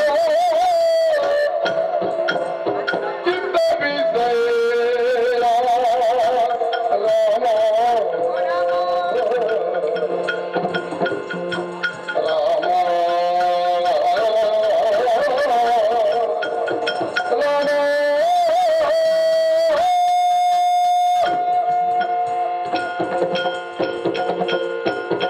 ರಾಮ ಸ್ವಾಮಿ ಮತ್ತೊಬ್ಬ ಕಳ ವಾ ದೂರದಲ್ಲಿ ನಿಂತುಕೊಂಡು ದೂರ ಇರ್ತಾನೋ ಹೌದು ಹ. ಹತ್ತಿರ ಬರುವುದೇ ಇಲ್ಲ ದೂರ ನಿಂತುಕೊಂಡು ನನ್ನನ್ನೇ ನೋಡ್ತಾ ಇದ್ದ ಹೌದೇ ಹೌದು ಯಾಕೋ ಯಾಕಂತ ಗೊತ್ತಿಲ್ಲ ಎಲ್ಲಾದ್ರೂ ನಾವು ಶಾಪ ಕೊಡ್ತಂದ್ರೆ ಹೆದರಿಕೆ ಆಯ್ತೇನು ಅವನಿಗೆ ಏನ್ ಮಾಡಿದ ಅವ ಅಷ್ಟು ಮಾತ್ರವಲ್ಲ ಸ್ವಲ್ಪ ಹೊತ್ತಾಗುವಾಗ ಕೆಳಗೆ ಬಗ್ಗಿ ಒಂದು ಕಲ್ಲನ್ನು ಎತ್ತಿಕೊಂಡ ಕಲ್ಲನೆತ್ತಿದ ನನ್ನ ಮೂಗಿಗೆ ಎಸೆದ ದೇವ ಒಳ್ಳೆ ಗುರಿಕಾರ ಒಳ್ಳೆ ಗುರಿಕಾರನೇ ನನ್ನ ಮೂಗನ್ನು ಮೂಗನ್ನು ನೋಟವಾಗಿ ಕಲ್ಲೆಸೆದ ಈಗ ಮೂಗಿಂದ ರಕ್ತ ಬಂದದ್ದು ರಕ್ತ ಸುರುತ್ತಾ ಉಂಟು ಮೈ ಮೇಲೆ ತುಂಬಾ ಗಾಯ ಕಾಣ್ತದೆ ಕಲ್ಲು ಬೀಸಾಡಿದ್ದು ಒಂದೇ ಹ್ಮ್. ಆದ್ರೆ 10 ಗಾಯಗಳಾಗಿದೆ ದೇವ ಅದು ಹೇಗೆ ನನ್ನ ಮೂಗಿ ಕಲ್ಲು ಬೀಸಾಡಿದ್ನ ಹ. ಆ ಮೂಗಿಗೆ ತಾಗಿ ಕಾಲಿಗೆ ಬಿತ್ತು ಕಾಲ್ನಲ್ಲೊಂದು ಗಾಯ ಕಾಲಲ್ಲಿ ಕಲ್ಲು ಗಾಯ. ಗಾಯ. ಹ್ಮ್ ಎರಡು ನನಗೆ ಕಾಲು ನೋವು ತಡಲಿಕ್ಕೆ ಆಗ್ಲಿಲ್ಲ ನಾನು ಬಿದ್ದೆ ಹ. ಆಚೀಚೆ ಹೊರಡಾಡಿದೆ ಹ್ಮ್. ಮತ್ತೆ 8 ಗಾಯ ಹಾಗೆ ಇತ್ತು ದೇವ ಅಂತೂ ಮೂಗಿಗೆ ನೋಟವಾಗಿ ಕಲ್ಲೆಸಿದ್ರೆ ಅದರಿಂದ ಉಂಟಾಗಿ ಮೈಯಲ್ಲಿ 10 ಗಾಯಗಳಾಯಿತಲ್ವ ಕಲ್ಲುಗಳಿಂದ ಗಾಯ ಆದ ಕಾರಣ ಈಗ ಅವನ್ನೆಲ್ಲೂ ಕಲ್ಲೂರಾಯ ಅಂತ ಹೇಳ್ತಾರೆ ಇವರನ್ನು ಕಲ್ಲುರಾಯ ಅಂತ ಹೇಳ್ತಾರೆ ಕಲ್ಲು ಬಿಸಾಡಿದವನನ್ನು ಹೇಳುವುದಿಲ್ವಲ್ಲ ಅದೊಂದು ಪುಣ್ಯ ಅಂತೂ ಮೂಗಿಂದ ನೆತ್ತರವ ನಾ ನೋಡ್ಬೇಕು ಸೂಕ್ಷ್ಮವಾಗಿ ಧ್ವನಿಸ್ತೀರಿ ನೀವು ಮೂಗಿಂದ ಬಹ ನೆತ್ತರವ ನೀ ನೋಡಿದ ನಾನೇ ನೋಡ್ಬೇಕು ಅಲ್ವೋ ಅರ್ಥ ನೀನು ಆಗ್ತದೆ? ನೋಡು ಇದ ನೀನು ಅರ್ಥ ಆಗ್ತದೆ ಸ್ವಾಮಿ ಕ್ಷತ್ರಿಯ ಎನ್ನುವನು ಬ್ರಾಹ್ಮಣರ ಮೈ ಮೇಲೆ ರಕ್ತವಸರುವುದಕ್ಕೆ ಕಾರಣನಾಗಕೂಡದು ಹೌದು ಬ್ರಾಹ್ಮಣರ ಕ್ಷಾತ್ರರ ಬೆಳವಣಿಗೆಯ ಕಾರಣರು ಎನ್ನುವುದರಿಂದ ಅವರಿಗೆ ಗಾಯವಾಗದಂತೆ ಕಾಯಬೇಕಾದಂತಹ ಹೊಣೆ ಕ್ಷಾತ್ರತ್ವಕ್ಕುಂಟು ಅದನ್ನ ಗಾಯ ಆಗಿದೆ ರಕ್ತ ಬರ್ತದೆ ಸಾಕ್ಷಿ ಉಂಟು ನೋಡು ಅಂತ ನೀವು ಆಡ್ತಾ ಇದ್ದೀರಿ ರೂಢಿಯಲ್ಲೊಂದು ಮಾತಿದೆ ರಾಮ. ಹೇಗೆ ಬ್ರಾಹ್ಮಣರು ಎಲ್ಲಿ ಸುಖವಾಗಿಲ್ವೋ ಅಲ್ಲಿ ಆಡಳಿತ ಸರಿ ಇಲ್ಲ ಅಂತ ಲೆಕ್ಕ ಅಂತ ನಾವೆಲ್ಲ ಒಪ್ಪಿಕೊಂಡ ವಿಷಯವೇ ಹಾಗೆ ಶಾಸನ ಮಾಡ್ತಾನೆ ಅರಸ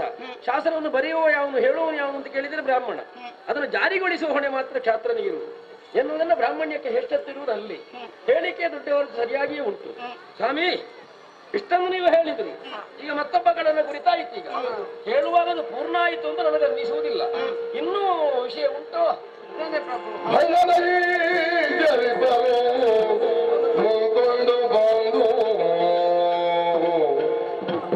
ಬಣ್ಣ ಭಯದಲ್ಲಿದ್ದರು ಇಬ್ಬರು ಮುಂಕೊಂಡು ಬಂದು ನಮ್ಮ ಯಜ್ಞ ಕೊಂಡಲಕ್ಕೆ ಎಂಜಲನ ಇಟ್ಟರು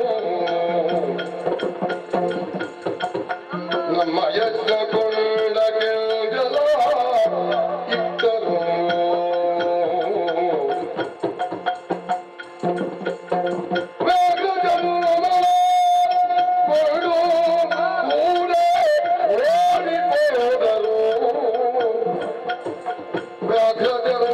ಕೊಂಡು ಕೂಡೆ ಓಡಿ ಹೋದರು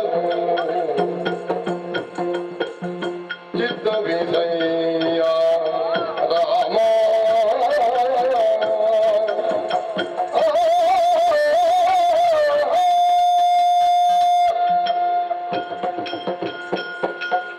ರಾಮ ಮುನಿಗೋತ್ತಮ ದಾನವರು ಇನ್ನೂ ಇದ್ದಾರೆ ಪ್ರಭು ಹೌದೇ ಹಾ ಇಬ್ಬರು ದೈತ್ಯರಿದ್ದಾರೆ ಅವರು ಗಂಡರು ಹೌದು ಹೌದು ಗಂಡ ದೈತ್ಯರು ಭಂಡ ದೈತ್ಯರಿಬ್ಬರು ಹ್ಮ್ ಯಾಕಂದ್ರೆ ಅವರ ಮಾಡುವ ಕಾರ್ಯದಿಂದಲೇ ಅವರು ಗಂಡರು ಅನ್ನೋದನ್ನು ತೀರ್ಮಾನ ಮಾಡಿ ಒಳ್ಳೆಯವನು ಕೆಟ್ಟವನು ಎನ್ನುವುದು ಅವನು ಮಾಡುವ ಕರ್ಮದಿಂದ ನಿರ್ಧರಿಸುವುದಕ್ಕಾಗ್ತದೆ ಭಂಡತನದ ಕಾರ್ಯವನ್ನು ಮಾಡಿದ್ರಲ್ವ ಏನದು ಪ್ರಭು ನಾವು ಮಾಡುವಂತ ಯಜ್ಞ ಕುಂಡಕ್ಕೆ ಎಂಜಲನ್ನು ತಂದು ಹಾಕ್ತಾರೆ ಮಾಂಸವನ್ನು ತಂದು ಹಾಕ್ತಾರೆ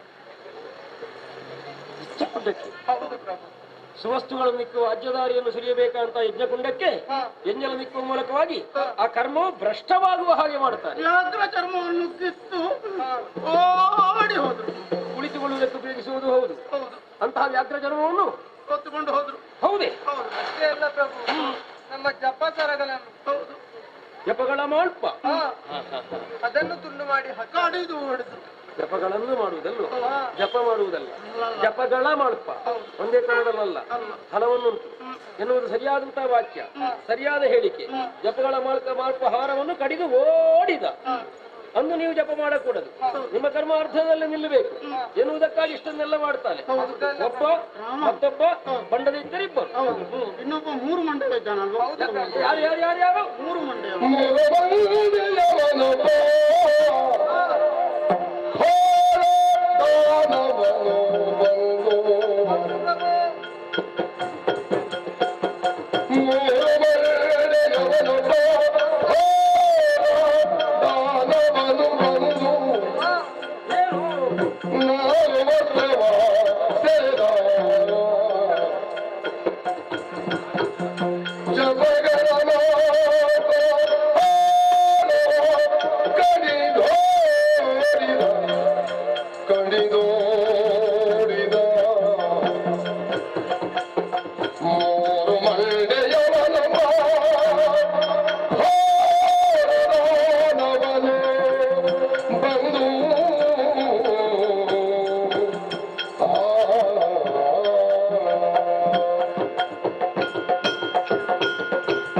ರಾಮಚಂದ್ರ, ಇನ್ನೊಬ್ಬ ದಾನವ ಇದ್ದಾನೆ, 3 ಮಂಡೆಯವ.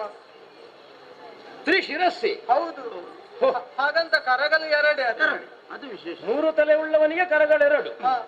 ಅವ ಸುಮ್ಮನೆ ಉಳಿಯಲಿಲ್ಲ ಪ್ರಭು. ಮತ್ತೆ ನಾವು ಹಾಕಿದಂತಹ ಯಜ್ಞೋಪವೀತವನ್ನು ಕಿತ್ತು ಬಿಸಾಡಿದ. ನಾರುಡೆಯನ್ನು ತಕೊಂಡು ಹೋಗೋದು, ನಾರುಡಿ ಸ್ನಾನ ಮಾಡಿ ಕೌಪಿನ ಒಣಗಲಿಕ್ಕೆ ಹಾಕ್ಲಿಕ್ಕೂ ಗೊತ್ತಿಲ್ಲ, ಅದು ಬೇಕು ಅವರಿಗೆ. ಹೌದು. ತಕೊಂಡು ಹೋಗ್ತಾರೆ. ಅವರಿಗೆ ಉಪಯುಕ್ತವಲ್ಲದಂತಹದ್ದನ್ನಾದರೂ ಸೆಳೆದೊಯ್ಯುತ್ತಾರೆ. ಕಾರಣ ನಿಮಗೆ ಧಕ್ಕ ಕೊಡುವುದು ಎನ್ನುವುದಕ್ಕಾಗಿ. ಜಪಗಳ ಮಾಲ್ಪಹಾರವನ್ನು ಕಡಿದೊಡ್ತಾನೆ, ನಾರುಮಡಿಯನ್ನು ಸೆಳೆಯುತ್ತಾನೆ, ಇಷ್ಟೆಲ್ಲ ಮಾಡ್ತಾರಲ್ಲ. ಇನ್ನೊಂದು ಹೇಳುದು ಕೇಳಿದ್ದೇವೆ ನಾವು. ಈಗ 3 ಮಂಡ್ಯವನಿಗೆ 2 ಕೈಗಳು, ಇನ್ನೊಬ್ಬ ಇದ್ದಾನಂತೆ 10 ಮಂಡ್ಯ. ಹೌದೇ? ಅವನಿಗೆ 20 ಕೈಗಳು ಅಂತ ಹೇಳ್ತಾರೆ. 3 ತಲೆಗೆ 6 ಕೈ ಇಲ್ಲ, 10ಕ್ಕೆ 20 ಉಂಟು ಅಂತ ಹೇಳುವುದಕ್ಕೆ ಹೊರಟವರು ನೀವು. ಇಂಥವರೆಲ್ಲ ಇದ್ದಾರೆ ಎನ್ನುವ ಹಾಗೆ ಏನು ನಿರ್ಧಾರ ಮಾಡಿದ್ರಿ ನೀವು? ಎಷ್ಟು ತಲೆ ಇದ್ರೇನು, ಎಷ್ಟು ಕೈ ಇದ್ರೇನು, ತಲೆಯೊಳಗೆ ಏನೂ ಇಲ್ವಲ್ಲ ಅವರಿಗೆ ಅನ್ನೋದೇ ಖೇದ ನಮಗೆ. ಹೌದೇ? ಯಜ್ಞ ಮಾಡೋದಕ್ಕಾಗೋದಿಲ್ಲ, ನಮಗೆ ನಮ್ಮ ಕರ್ತವ್ಯವನ್ನು ಮಾಡೋದಕ್ಕಾಗೋದಿಲ್ಲ ಅಂತ ಆದ್ರೆ ನಮಗೆ ನೋವಾಗೋದಿಲ್ವ ಹೇಳು? ನೀನಿದ್ದು ಹೀಗಾಗ್ತದಲ್ಲ ರಾಮ, ಕಾಪಾಡಬೇಕು. ಎಂದು ಹೇಳಿದ್ದ ಋಷಿಗಳ ಮಾತಗಳು ರಘುನಂದನನು ನಸು ನಗುತ್ತ ಹೇಳಬೇಕು. ಎಂದು ಹೇಳಿದ ಋಷಿಗಳ ಮಾತ ಕೇಳು ರಘುನಂದನನು ನಸು ನಗುತ್ತ ಹೆದರದಿರಿ ಬೆದರದಿರಿ ರಕ್ಕಸನ ಕೊಂದು ಕೊರುವೆನು ಹಾರಿ ಹಿರಿದು ದಿನದೊಳಗೆ ತಾನೇ ದೊಡವು ಬಳಿಸಿ ಬಳಿಕ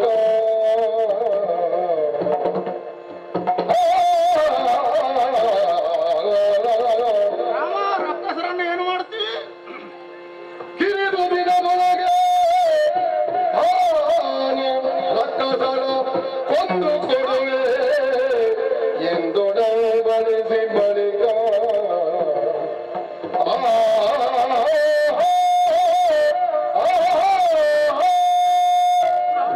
ಕಾಪಾಡು ಕಾಪಾಡು. ಈ ತರನಾದ ಕಷ್ಟವಂತೆ ನಾವು ಕಣ್ಣೀರಿಳಿಸುವಲ್ಲೂ ನಿನಗೇನಾಗುವಲ್ಲೂ.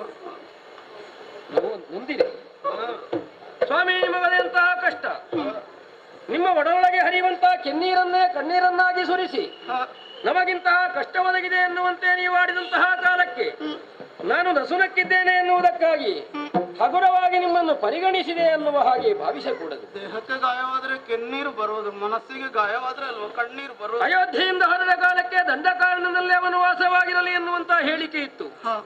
ಜಟಾವಲ್ಕಲಧಾರಿಯಾಗಿ ಅಲ್ಲಿಂದ ಇಲ್ಲಿ ಬರುವ ತನಕವೂ ನನಗೆ ಪ್ರಶ್ನೆಯೇ ಹುಟ್ಟಿಕೊಂಡಿತ್ತು. ಋಷಿಮುನಿಗಳಲ್ಲಿ ಎಲ್ಲಿರಬೇಕು ಅಂತ ಕೇಳಿದಾಗ ಅವರು ಹೇಳಿದ್ದು ದಂಡಕಾರಣ್ಯ. ಹಾಗಾದರೆ ಇದನ್ನೇ ಯಾಕೆ ಆಯ್ದುಕೊಂಡರು?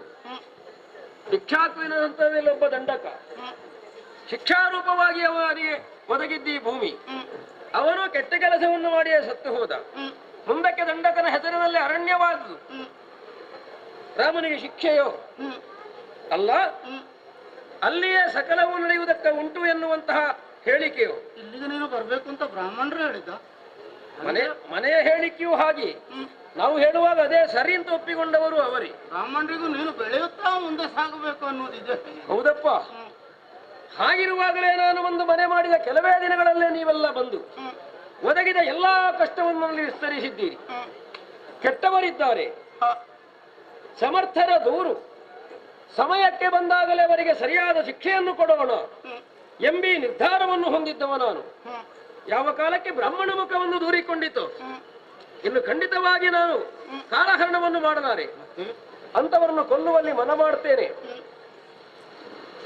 ಕಿರುವುದಿ ದಿನದೊಳಗೆ ಅವರೆಲ್ಲರನ್ನು ಕೊಂದು ಕೊಡು. ಏನು ಕೊಡುವೆ? ಕೊಂದವರು ನಿಮಗೆ ಬೇಕಾದಿತ್ತು. ಅವರನ್ನು ಕೊಂದು ದಂಡಕಾರಣ್ಯವನ್ನು ಜಪದಪಾದಿ ಸತ್ಕರ್ಮಗಳಿಗೆ ಅನುಕೂಲವಾಗಿ ಮಾಡುವ ಮೂಲಕವಾಗಿ ಇಷ್ಟನ್ನೂ ನಿಮಗೆ ಕೊಡುತ್ತೇನೆ. ಏನು ಕೊಡಬೇಕಾದ್ದು ಅದನ್ನೇ ಕೊಡುವ ರಾಮ ಅಂತ ನಾವು ಬಲ್ಲೆವು. ಸರಿ ರಾಮ ರಾಮ, ಆ ದಿನಕ್ಕಾಗಿ ಕಾಯ್ತಾ ಇರ್ತೇವೆ ನಾವು.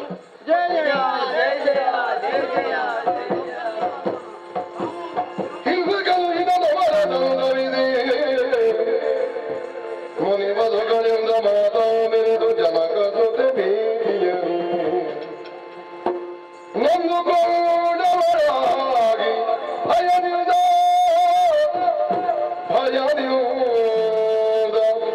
ಕಾಂತನುಳು ಕರವ ಮುಗಿದೆಂದಳು.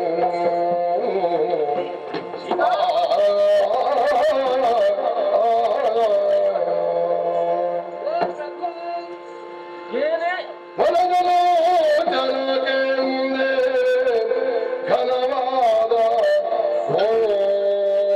ರಣವಿಯಂತೆ ವನಜನೋಜನ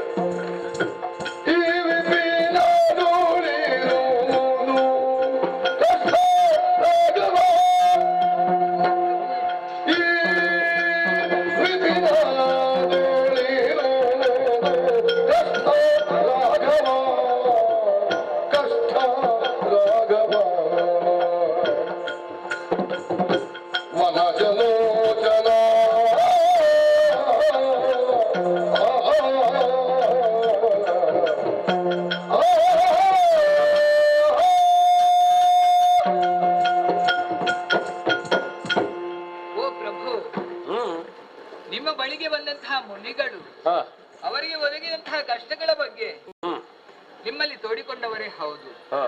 ಅದೇ ಸಂದರ್ಭದಲ್ಲಿ ನನ್ನ ಬಳಿಗೆ ಕೂಡ ಹಲವು ಮುನಿವಧುಗಳು ಬಂದವರಿದ್ದಾರೆ. ಹೌದೇ? ಹೌದು. ಅವರಿಗೆ ಒದಗಿದಂತಹ ಕಷ್ಟಗಳ ಬಗ್ಗೆ ನನ್ನಲ್ಲಿ ಹೇಳಿಕೊಳ್ಳುವಾಗ, ಅವರ ಮಾತನ್ನು ಕೇಳುವಾಗ ಒಮ್ಮಿಂದ ಒಮ್ಮೆಲೆ ನನ್ನ ಎದೆ ಝಲ್ಲನ್ನು ಹಾಗಾಯಿತು. ಭಯವೇ ನನ್ನ ಮನಸ್ಸಿನಲ್ಲಿ ಹುಟ್ಟಿತು ಪ್ರಭು. ಮುನಿವಧುಗಳೆಂದ ಮಾತು ಹೌದು. ನಾವಿರುವಂತಹ ಪರಿಸರ ಇದು ಸಾಮಾನ್ಯವಾದುದಲ್ಲ. ಮತ್ತೆ ಘೋರವಾದಂತಹ ಅಡವಿ ಇದು, ಕಠಿಣವಾದಂತಹ ಕಾಡು ಇದು. ಇಲ್ಲಿಂದ ಒಂದಷ್ಟು ಮುಂದೆ ಹೋದ್ರೆ ಇನ್ನಷ್ಟು ಕಠಿಣವಾದಂತಹ ಆ ಕಾಡು ನಮಗೆ ಎದುರಾಗ್ತದಂತೆ. ಘೋರಾರಣ್ಯ ಅನ್ನುವಂತೆ ಉಲ್ಲೇಖಿಸಬೇಕು ಅಂತ ಆದ್ರೆ ಹಾ, ನೀನು ಘೋರ ಅಂತ ಕಲ್ಪಿಸಿಕೊಂಡದ್ದೇ ಹಾಗೆ ಅಂತಿರುವುದೀಗ. ಕಾರಣ ಇದೆ. ಸೂರ್ಯನ ಬೆಳಕು ಭೂರಮೆಯನ್ನು ಚುಂಬಿಸದೇ ಇರುವಂತಹ ಪ್ರದೇಶ ಇದು. ದಟ್ಟವಾದ ಕಾಲ, ದಟ್ಟವಾದಂತಹ ಕಾಡು ಇದು. ಈ ಕಾಡನ್ನೇ ಆಯ್ದುಕೊಂಡಂತಹ ಅದೆಷ್ಟೋ ದುಷ್ಟ ರಾಕ್ಷಸರು ಈ ಕಾಡಿನಲ್ಲಿ ಮನೆ ಮಾಡಿಕೊಂಡಿದ್ದಾರಂತೆ. ಹೌದೇ? ಅನ್ಯಾಯ ಅನಾಚಾರ ಧರ್ಮಗಳನ್ನೇ ಮಾಡುತ್ತಾ ಲೋಕ ಕಂಟಕರಾಗಿ ಮೆರೆದಾಡಿದವರು ಆ ದುಷ್ಟರು. ರಾಕ್ಷಸರು ಮನೆ ಮಾಡಿದ್ದಾರೆ. ಹೌದು, ಮಾಡಿದ್ದು ಹೆಣ್ಣು ಮಕ್ಕಳನ್ನು ಕಂಡ್ರೆ ಸುಮ್ಮನೆ ಬಿಡುವುದಿಲ್ಲವಂತೆ. ಕೈ ಸರಿ ಮಾಡ್ತಾರೋ? ಸೆರೆ ಸಿಕ್ಕಂತ ಅವರನ್ನು ಈ ಕಾಡಿನಲ್ಲಿ ಅದೆಷ್ಟೋ ಗುಹೆಗಳಿವೆಯಂತೆ. ಆ ಗುಹೆಗೆ ಸೆಳೆದುಕೊಂಡು ಹೋಗಿ ಬಂಧನದಲ್ಲಿ ಇರಿಸ್ತಾರಂತೆ. ಇಷ್ಟೆಲ್ಲ ಮಾತುಗಳನ್ನು ಕೇಳುವಾಗ ಮನಸ್ಸಿಗೆ ಅದ್ಯಾಕೋ ಬಹಳಷ್ಟು ಬೇಸರ ಆಗ್ತದೆ, ಭಯವೂ ಆಗ್ತದೆ. ಆದ್ರೆ ಈ ರಕ್ಕಸರಿಗೆಲ್ಲ ಒಬ್ಬ ಒಡೆಯನಿದ್ದಾನಂತೆ. ರಾತ್ರಿ ತಿರುಗುವವರಲ್ಲ, ಮತ್ತೊಬ್ಬ ಖಡ ಇರುವನಂತೆ. ರಾತ್ರಿ ಚರಣಾಧನಾಗಿ ಮತ್ತೊಬ್ಬ ಖಡಗಿರುವನಂತೆ. ಹೇಗಂತೆ? ಮಸ್ತಕಗಳು ಹತ್ತುಂಡಂತೆ, ಮಸ್ತಕಗಳು ಹತ್ತುಂಡಂತೆ. ಆಮೇಲೆ ಆಮೇಲೆ ಹಸ್ತಗಳು ಹತ್ತುಂಡಂತೆ. ಆಮೇಲೆ ಹಸ್ತಗಳು 20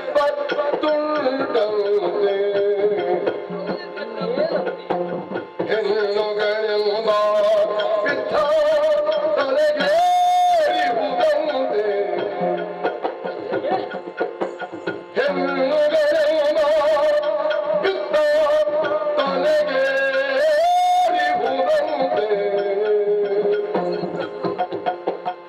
ಈ ವಿಪಿನದೊಳು ಇರುವುದು ಕಷ್ಟ ರಾಘವ. ಈ ವಿಪಿನದೊಳು ಇರುವುದು ಕಷ್ಟ ರಾಘವ.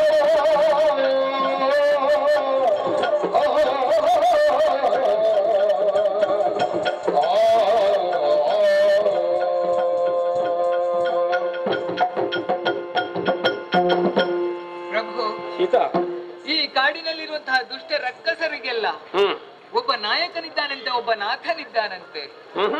ಅವನು ಹಗಲು ತಿರುಗಾಟ ಮಾಡುವುದಿಲ್ಲ, ಮತ್ತೆ ರಾತ್ರಿಂಚರನವನು. ಹೆಚ್ಚಿನ ಎಲ್ಲಾ ರಾಕ್ಷಸರು ರಾತ್ರಿಯೇ ಸಂಚರಿಸುವುದು. ಹೌದು, ಅದಕ್ಕೆ ಅವರಿಗೆ ಹೇಳಿಕೆ ರಾತ್ರಿಂಚರರು, ರಾತ್ರಿಂಚರರು. ಕತ್ತಲೆಯಲ್ಲಿ ತನ್ನ ಜೀವನವನ್ನು ಸಾಗಿಸಿಕೊಂಡು ದುಷ್ಟ ಕೆಲಸವನ್ನು ಮಾಡಿಕೊಂಡಿರುವಂತಹ ದುಷ್ಟರವರು. ಪ್ರಭು, ಒಂದು ವೇಳೆ ಅವರ ಬಳಿಗೆ ನಾವು ಹೋದ್ರೆ, ಅವರಿಗೆ ನಾವು ಕಾಣಿಸಿಕೊಂಡ್ರೆ ನಮ್ಮನ್ನು ಜೀವಂತವಾಗಿ ಅವರು ಉಳಿಸುವುದಕ್ಕಿಲ್ಲ. ಮತ್ತೆ ಆ ರಾತ್ರಿಂಚರ, ಆ ನಾಥನಿಗೆ ತಲೆಗಳು ಎಷ್ಟು ಗೊತ್ತೇ? ಎಷ್ಟು? 10 ಶಿರಗಳಿವೆಯಂತೆ. ಮಸ್ತಕಗಳು 10 ಇವೆಯಂತೆ. ಆಮೇಲೆ 10 ತಲೆ ಅಂದ್ರೆ ಕೈಗಳು ಎಷ್ಟು? ಎಷ್ಟು?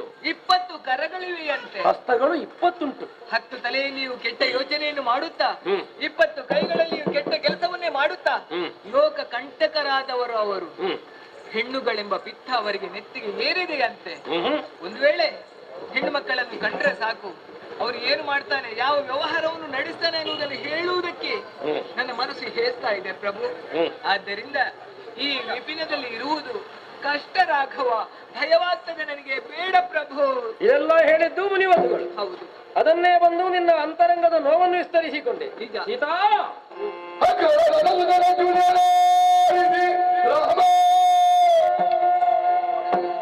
ಶೀಘ್ರವೂ ಜನಗಣಂದನಗೆ ಧೈರ್ಯವ ಒಲೆಯುತ್ತ ಉಗ್ರ ಜನ ಚಾಮರವು ಖಲದೊಳಗೆ ಪಿಡಿದು ಶೌರ್ಯಾಗ್ನಿಯು ಪ್ರಜ್ವಲಿಸೆ.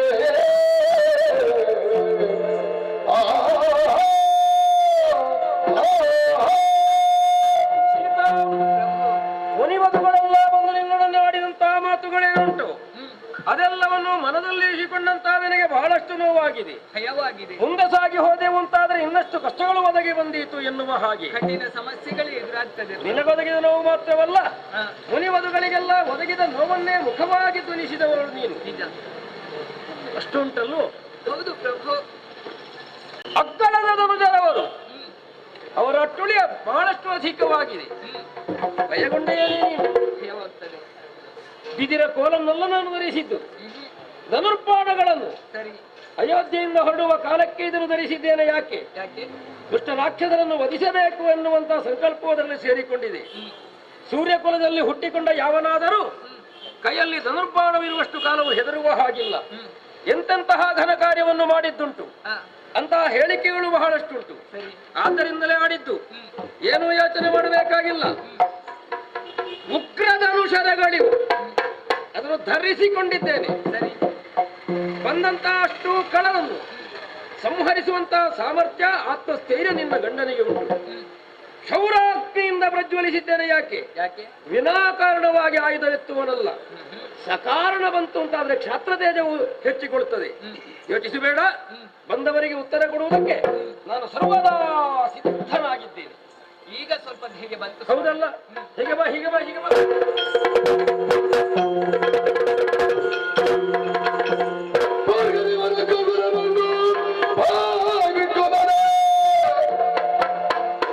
ನಿರ್ಘೋಷದ ಬರರ ಖಮಗದ ಭದೆಯ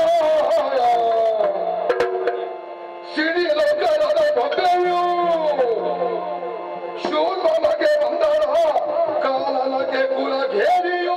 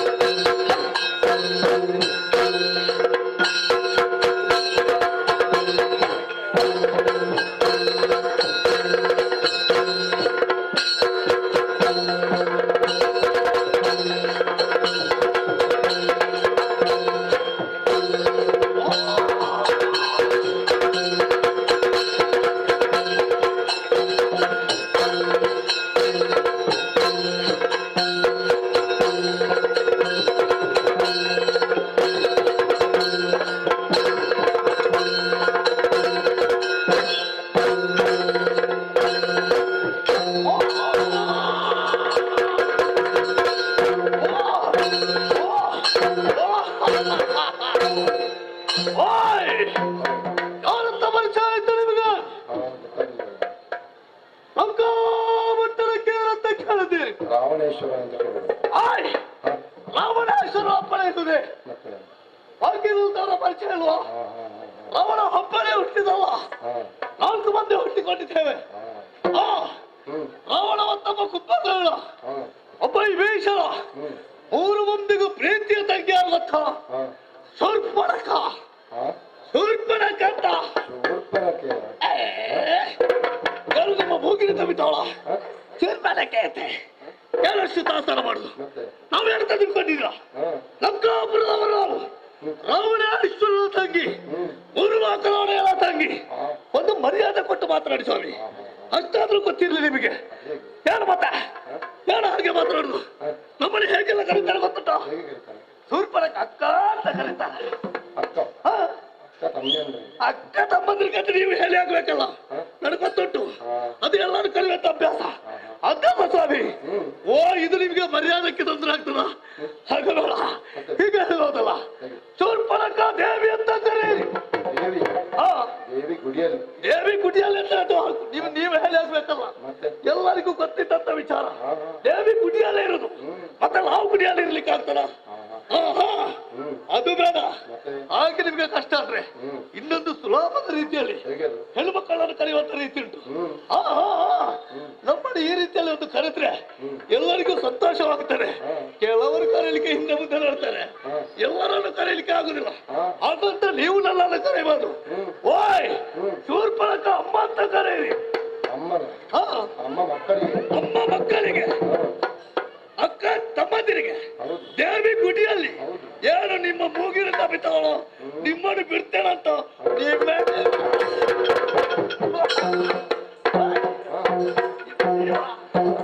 ನನಗೆ ನಿಮ್ಮ ಪರಿಚಯ ಆಗ್ಲಿಲ್ಲಲ್ಲ.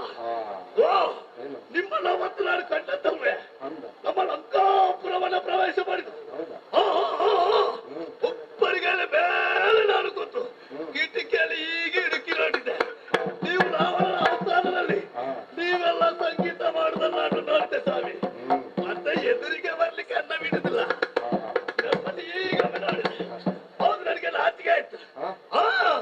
ಹಾಗಂದ್ರೆ ನೀವು ಹಾಡು ಹೇಳಿದ್ರಲ್ಲ, ಪ್ರಯಾತಕ್ಕೆ ಬಂದಮ್ಮ ಬಲಿಗೆ, ಪ್ರಯಾತಕ್ಕೆ ಬಂದಮ್ಮ ಅಲ್ವಾ? ಇದನ್ನು ಕೇಳಿದಾಗಲೇ ನೀವು ನನ್ನನ್ನು ನೋಡಿಯೇ ಹೇಳಿದಂತ ಗೊತ್ತಾಗಿ ಅಲ್ಲಿಂದ ಪುಸ್ತಕ ಹೋರಾಟ ಹೋದೆ. ಆಮೇಲೆ ನಿಮ್ಮನ್ನು ಕಾಣಲಿಲ್ಲ. ಓಯ್ ಸ್ವಾಮಿ, ನಾನು ಹೊರಟದ್ದು ಎಲ್ಲಿಗೆ ಗೊತ್ತುಂಟು? ನಾನು ತಿರುಗಾಟಕ್ಕೆ. ನಮ್ಮ ತಿರುಗಾಟವೇ ಹಾಗೆ. ತಿರುಗಾಟಕ್ಕೆ ಹೋದ ಮೇಲೆ ಮತ್ತೆ ನಿಲ್ಲಿಕ್ಕಿಲ್ಲ. ಯಾವ ಕಾರಣಕ್ಕೂ ನಮ್ಮ ತಿರುಗಾಟದಲ್ಲಿ ಏನಾಗ್ಲಿಕ್ಕೆ ಬಿಡ್ಲಿಕ್ಕಿಲ್ಲ. ಓ ಸ್ವಾಮಿ, ಇರುವ ಜಾಗ ಯಾವುದು ಗೊತ್ತಾ? ಇದು ಪಂಚಾವಟಿ.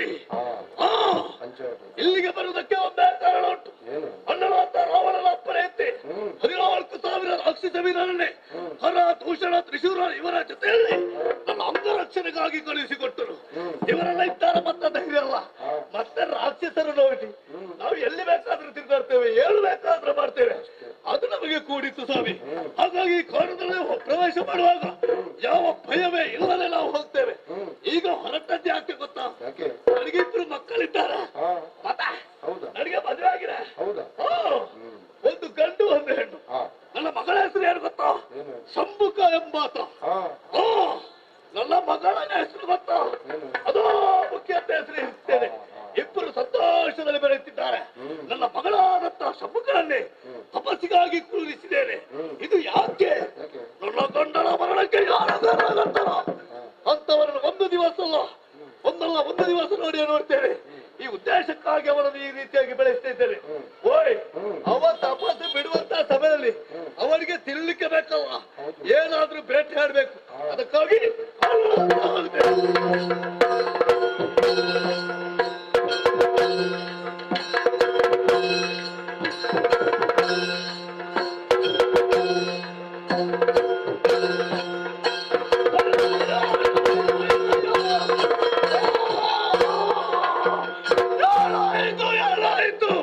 ನನ್ನ ಮಗಳ ಮುಖವನ್ನು ನೋಡ್ತೇನಂತ ಅವ ತಪಸ್ಸಿಗೆ ಕೂತಲ್ಲಿಗೆ ನಾನು ಹೋದೆ.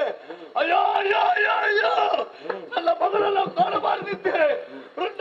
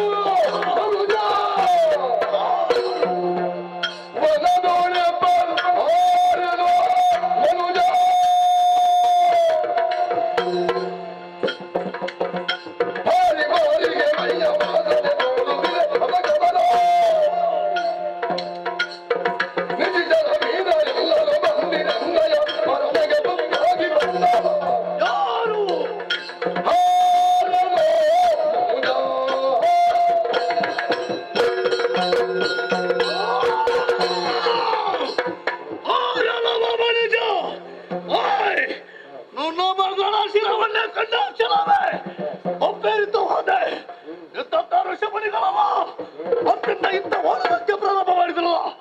ಒಬ್ಬರನ್ನ ಬಿಡ್ಲಿಲ್ಲ, ಎಲ್ಲರನ್ನ ಬೆನ್ನತ್ತಿದೆ. ಅವರಲ್ಲಿ ಹಿಡಿದ ಕಣ್ಣಿಗೆ ಬಡಿದ ಬಂದೆ. ಹೇಳಿ ಅಂತ ಹೇಳಿದೆ. ನನ್ನ ಮಗಳ ಮರಣಕ್ಕೆ ಯಾರು ಕಾರಣ ಅಂತ ಕೇಳಿದೆ. ಒಬ್ಬರೇ ಬಾಯಿ ಬಿಡ್ಲು. ಕೊನೆಗೆ ಇಪ್ಪತ್ತ ಋಷಿಮುನಿಗಳ ಹೆಣ್ಣತ್ತರ ಮೊದಲವನ್ನ ಮಾಡ್ತಿದೆ. ಅವರು ಬಾಯಿ ಬಿಟ್ರಲ್ಲ. ಮನುಷ್ಯ ಈ ಕಾರಣದೊಳಗೆ ಪ್ರವೇಶ ಮಾಡಿದವರು ಅಂದವರು ಯಾರೇ ಎಂಬುದನ್ನು ಗೊತ್ತಾಗ್ತಿದೆ. ಈ ಶ್ಯಾಮರ ಮೈಗೆ ಗೊತ್ತಿಲ್ಲ, ನನ್ನ ಮಗನ ಶಿರಮನೆ ಕಡೆಗೆ ಮುಗಿತಿಲ್ಲ ಅಂತ ಹಗೆತನವ ಯಾರಲ್ಲಿತ್ತು?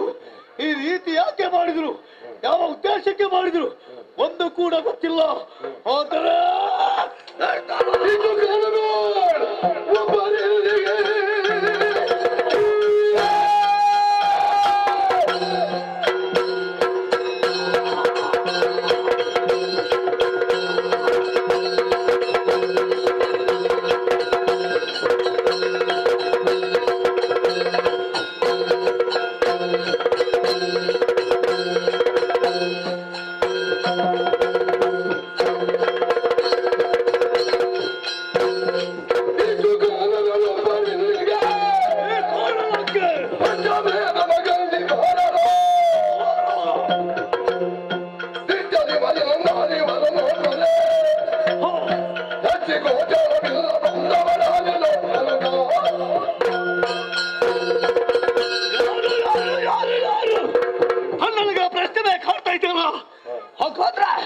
ಈ ಕಾರಣದೊಳಗೆ ಒಂದು ಎಲ್ಲ ದಿವಸ ಅದೆಷ್ಟು ಕಾಲಗಳೇ ಕಳೆದು ಹೋಯಿತು.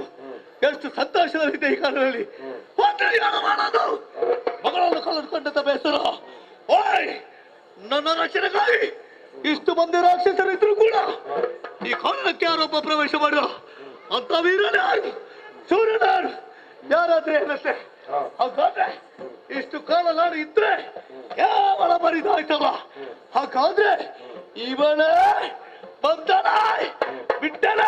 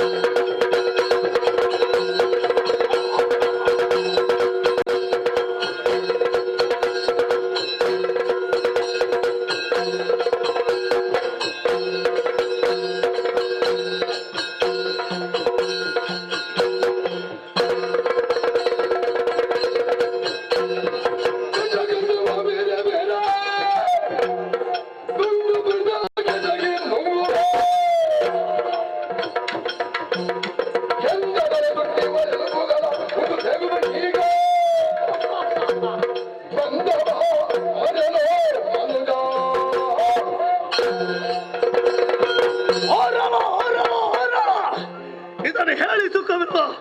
ಹಾಗಾದ್ರೆ ಕಂಡರೆ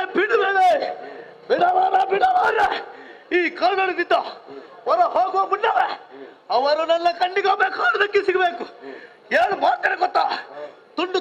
ತುಂಡುಗಳಾಗಿ ಬೇರೆ ಬೇರೆ ಮಾಡ್ತೇನೆ. ಈ ತುಂಡನ್ನು ನಿಮಗೆ ಬೇಕು? ಎಷ್ಟೋ ಸಮಯವಾಯ್ತು ಮಾಂಸ ತಿನ್ನದೆ. ಮಾಂಸ ತಿನ್ಲಿಕ್ಕೆ ಸಮಯ ಇಲ್ಲ. ಇದನ್ನು ತಿಂದ್ರ ಒಮ್ಮೆ ಹಸಿವಾಗ್ತದೆ. ಮತ್ತೆ ರಕ್ತ ಉಂಟಲ್ಲ, ಈ ರಕ್ತವನ್ನು ಪಾಲಕದ ರೂಪದಲ್ಲಿ ಕುಡಿತೇನೆ. ಅಷ್ಟು ಮಾತ್ರವಲ್ಲ, ಮಾಂಸ ಎಲ್ಲ ತಿಂದ ಮೇಲೆ ಉಳಿಯುವುದಕ್ಕೆ ಎಲುಬು ಮಾತ್ರ. ಎಲುಬನ್ನು ಈಗ ತಿನ್ಲಿಕ್ಕೆಲ್ಲ. ಇನ್ನು ಪ್ರಾರಂಭವಾಯ್ತಲ್ಲ, ಮಳೆ ಪ್ರಾರಂಭವಾಯ್ತು. ಅದಕ್ಕೆ ಏನ್ ಮಾಡ್ಬೇಕು? ಒಂದು ಚರ್ಮದಲ್ಲಿ ಇಷ್ಟು ದೊಡ್ಡ ಕಟ್ಟಕಟ್ಟಿ ಮನೆಗೆ ಕೊಂಡು ಮಕ್ಕಳಿಗೆ ಆಗ್ತದೆ, ನನಗೆ ಆಗ್ತದೆ. ಮಳೆ ಜೋರು ಪ್ರಾರಂಭ ಆದಾಗ ತಿರುಗಾಟಕ್ಕೆ ಹೋಗ್ಲಿಕ್ಕಿಲ್ಲ, ಮನೆಯಲ್ಲಿ ಇರುವುದು. ಆ ಸಮಯದಲ್ಲಿ ಸ್ವಲ್ಪ ಬೆಂಕಿ ಹಾಕಿ ಒಂದಿಷ್ಟೇ ತರಕ್ಕೆ ಕಟ್ಟಬೇಕು. ಕಟ್ಟಿ ಸ್ವಲ್ಪ ಬೆಂಕಿ ಹಾಕಿದಾಗ ಅಯ್ಯೋ ಆ ಎಳುಬಿಡಿದ್ದ ಒಂದೊಂದೇ ಬಿದ್ದು ಬೆಂಕಿಗೆ ಅಂತ ಒಂದೊಂದೇ ಬಿದ್ದು ಎಣ್ಣೆ ಬಿದ್ದಾಗ ಬಾಯಲ್ಲಿದ್ದು ನೀರು ಬರ್ಬೇಕು. ಆ ನೋಡಿ ಕೆಂಪು ಕೆಂಪು ಕೆಂಪು ಕೆಂಪು ಆದಾಗ ಕಟ ಕಟ ಕಟ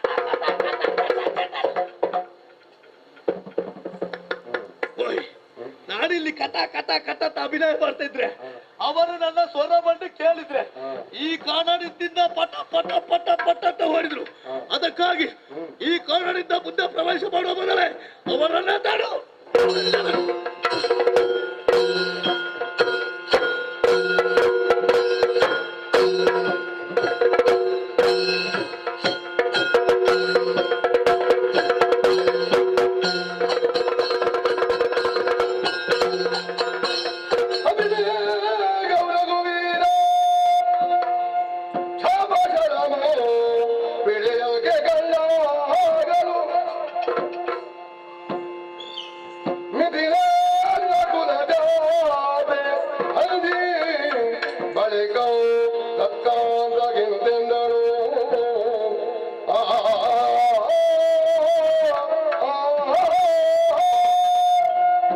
ಏನು ಘೋರವಾದಂತಹ ರವ ಕೇಳದೊಳಗಿತ್ತು ಕಾನನ ಮಧ್ಯದಿಂದ.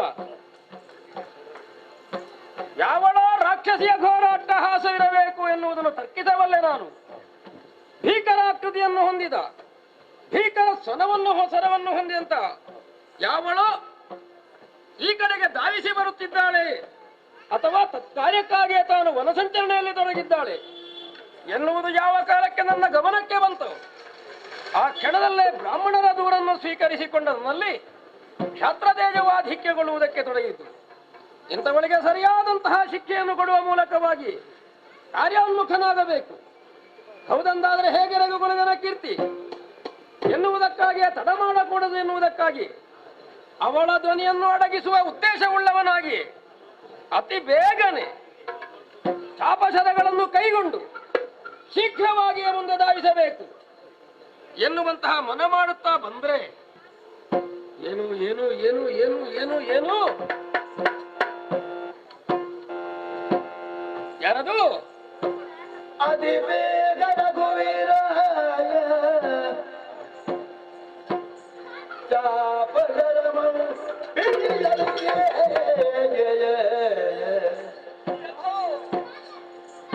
ಕಳ್ಳಾದರು ಮಿತಿಲೇಂದ್ರ ಕುಲದಾತೆಯ ಅಂಜಿ ಬಳಿಕ ತಾಕಾಂತಗಿಂತೆಲ್ಲರೂ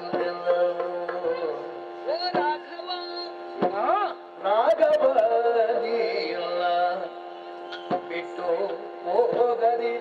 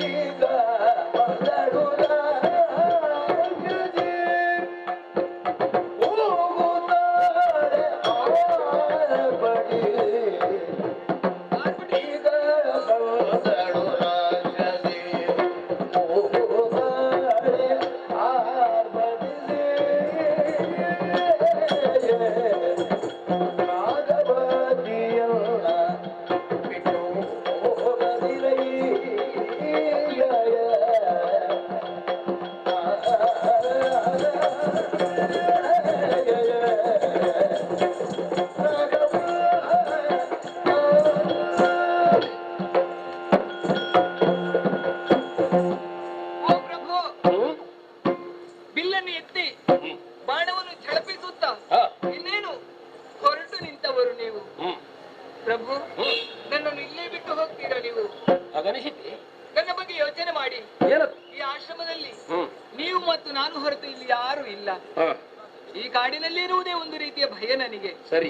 ಅದರಲ್ಲೂ ಅದು ಆವಾಗಿನಿಂದ ಕೇಳ್ತಾ ಇದೆ, ರಕ್ಕಸಿ ಒಬ್ಬಳ ಅಟ್ಟಹಾಸ. ಯಾರದ್ದು? ರಕ್ಕಸಿ ಒಬ್ಬಳ ಅಟ್ಟಹಾಸ ಕೇಳ್ತಾ ಇದೆ. ಓ, ಹಾಗಾದ್ರೆ ಅಷ್ಟು ಗುರುತಿಸಿಕೊಂಡೆ ನೀನು. ಅದನ್ನು ಕೇಳುವಾಗ ಮನಸ್ಸಿಗೆ ಬಹಳಷ್ಟು ಹೆದರಿಕೆ ಆಗ್ತಾ ಇದೆ. ಇಲ್ಲಿ ಇರುವುದಕ್ಕೆ ಒಂದು ರೀತಿಯ ಭಯ ಆಗ್ತಾ ಇದೆ ಪ್ರಭು. ಆದ್ರಿಂದ ಹಾ. ನನ್ನನ್ನು ಬಿಟ್ಟು ಹೋಗಬೇಡಿ, ನನ್ನನ್ನು ಬಿಟ್ಟು ಹೋಗಬೇಡಿ. ಸರಿ, ನಿನಗಾಗಿ ಭಯ ಯಾಕೆ ಹೇಳು? ಒಳಿಯಲ್ಲಿ ನಾನಿರುವಾಗ ನೀವಿರುವಾಗ ನನಗೆ ಭಯ ಇಲ್ಲ. ಮತ್ತೆ ಆದ್ರೆ ನಾನು ಯೋಚನೆ ಮಾಡುವುದು ನಮ್ಮ ಬಗ್ಗೆ ಅಲ್ಲ. ಮತ್ತೆ ಅವನೆಲ್ಲಿದ್ದಾನೋ? ಯಾರು? ತಾನೆಲ್ಲಿದ್ದಾನೋ ಎಲ್ಲಿದ್ದಾನೋ? ಎಲ್ಲಿದ್ದಾನೋ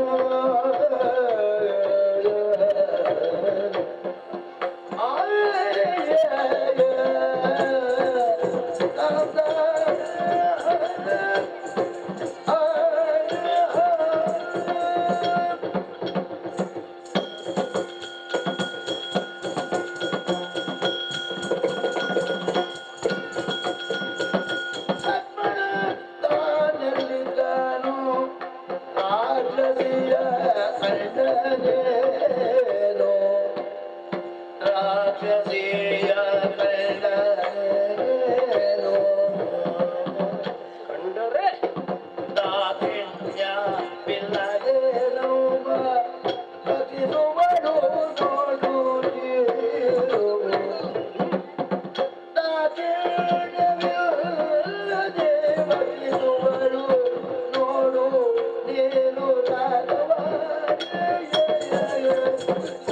ಲಕ್ಷ್ಮಣ ತಾನೆಲ್ಲಿದ್ದಾನೋ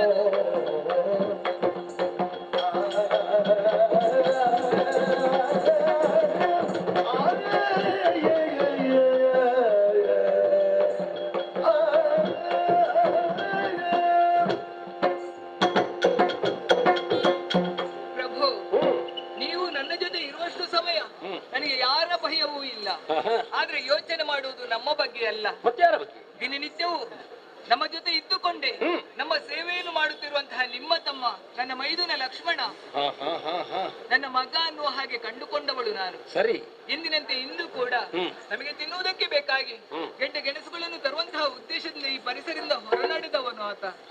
ಆದ್ರೆ ಪ್ರಭು, ಅವನು ಹೋದಂತಹ ಸಂದರ್ಭದಲ್ಲಿ ಆ ರಕ್ಕಸಿ ಅವನನ್ನು ಕಂಡ್ರೆ ಸುಮ್ಮನಿರ್ತಾಳೆ ಹೇಳಿ? ಏನು ಮಾಡಿ ಹೇಳು? ಅದನ್ನು ಎನಿಸುವುದಕ್ಕೆ ನನಗೆ ಭಯ ಆಗ್ತಾ ಇದೆ. ಒಂದು ವೇಳೆ ಕಂಡ್ರೆ ಅವನನ್ನು ಕೊಂದು ಅವನನ್ನು ಆಹಾರವನ್ನಾಗಿ ಸ್ವೀಕರಿಸುವುದಕ್ಕೆ ಸಾಧ್ಯ ಇಲ್ವೇ ಹೇಳಿ? ದಾಕ್ಷಿಣ್ಯವಿಲ್ಲದೆ ಖಂಡಿತ ಆ ರಕ್ಕಸರಿಗೆ ದಾಕ್ಷಿಣ್ಯ ಅನ್ನುವುದು ಇದೆಯೇ? ಯಾವುದು ಇಲ್ಲ. ಆದ್ದರಿಂದ ಆ ವಿಷಯವನ್ನು ಕಲ್ಪಿಸುವಾಗ ಮನಸ್ಸಿಗೆ ಭಯವಾಗ್ತಾ ಇದೆ ಪ್ರಭು, ಭಯವಾಗ್ತಾ ಅಲ್ಲಿ ಅವನಿಗೆ ಅಪಾಯ ಬಂದಿತ್ತು, ಇಲ್ಲಿಂದ ಬಿಟ್ಟು ಹೋದ್ರೆ ನೀನು ಒಂಟಿಯಾಗುತ್ತಿ. ಹೌದು. ಆವಾಗ ನಿನ್ನೆರಿಗೂ ಅಪಾಯ ಹರಿದು ಬಂದಿತ್ತು ಎನ್ನುವಂತಹ ಭಯವೇ ಮನೆ ಮಾಡಿ ಅದರಿಂದಲಾಗಿ ಇಂತಹ ಮಾತನ್ನಾಡುವುದಕ್ಕೆ ಹೊರಟಿದ್ದಿ. ನಿಜ ಇಷ್ಟು ಮಾಡಿ ಇತ್ತು ಹೇಳುವುದಕ್ಕೆ ಮೊದಲು ನೀನು ಯಾರ ಮಗಳು ಅಂತ ಯೋಚನೆ ಮಾಡಬೇಡ.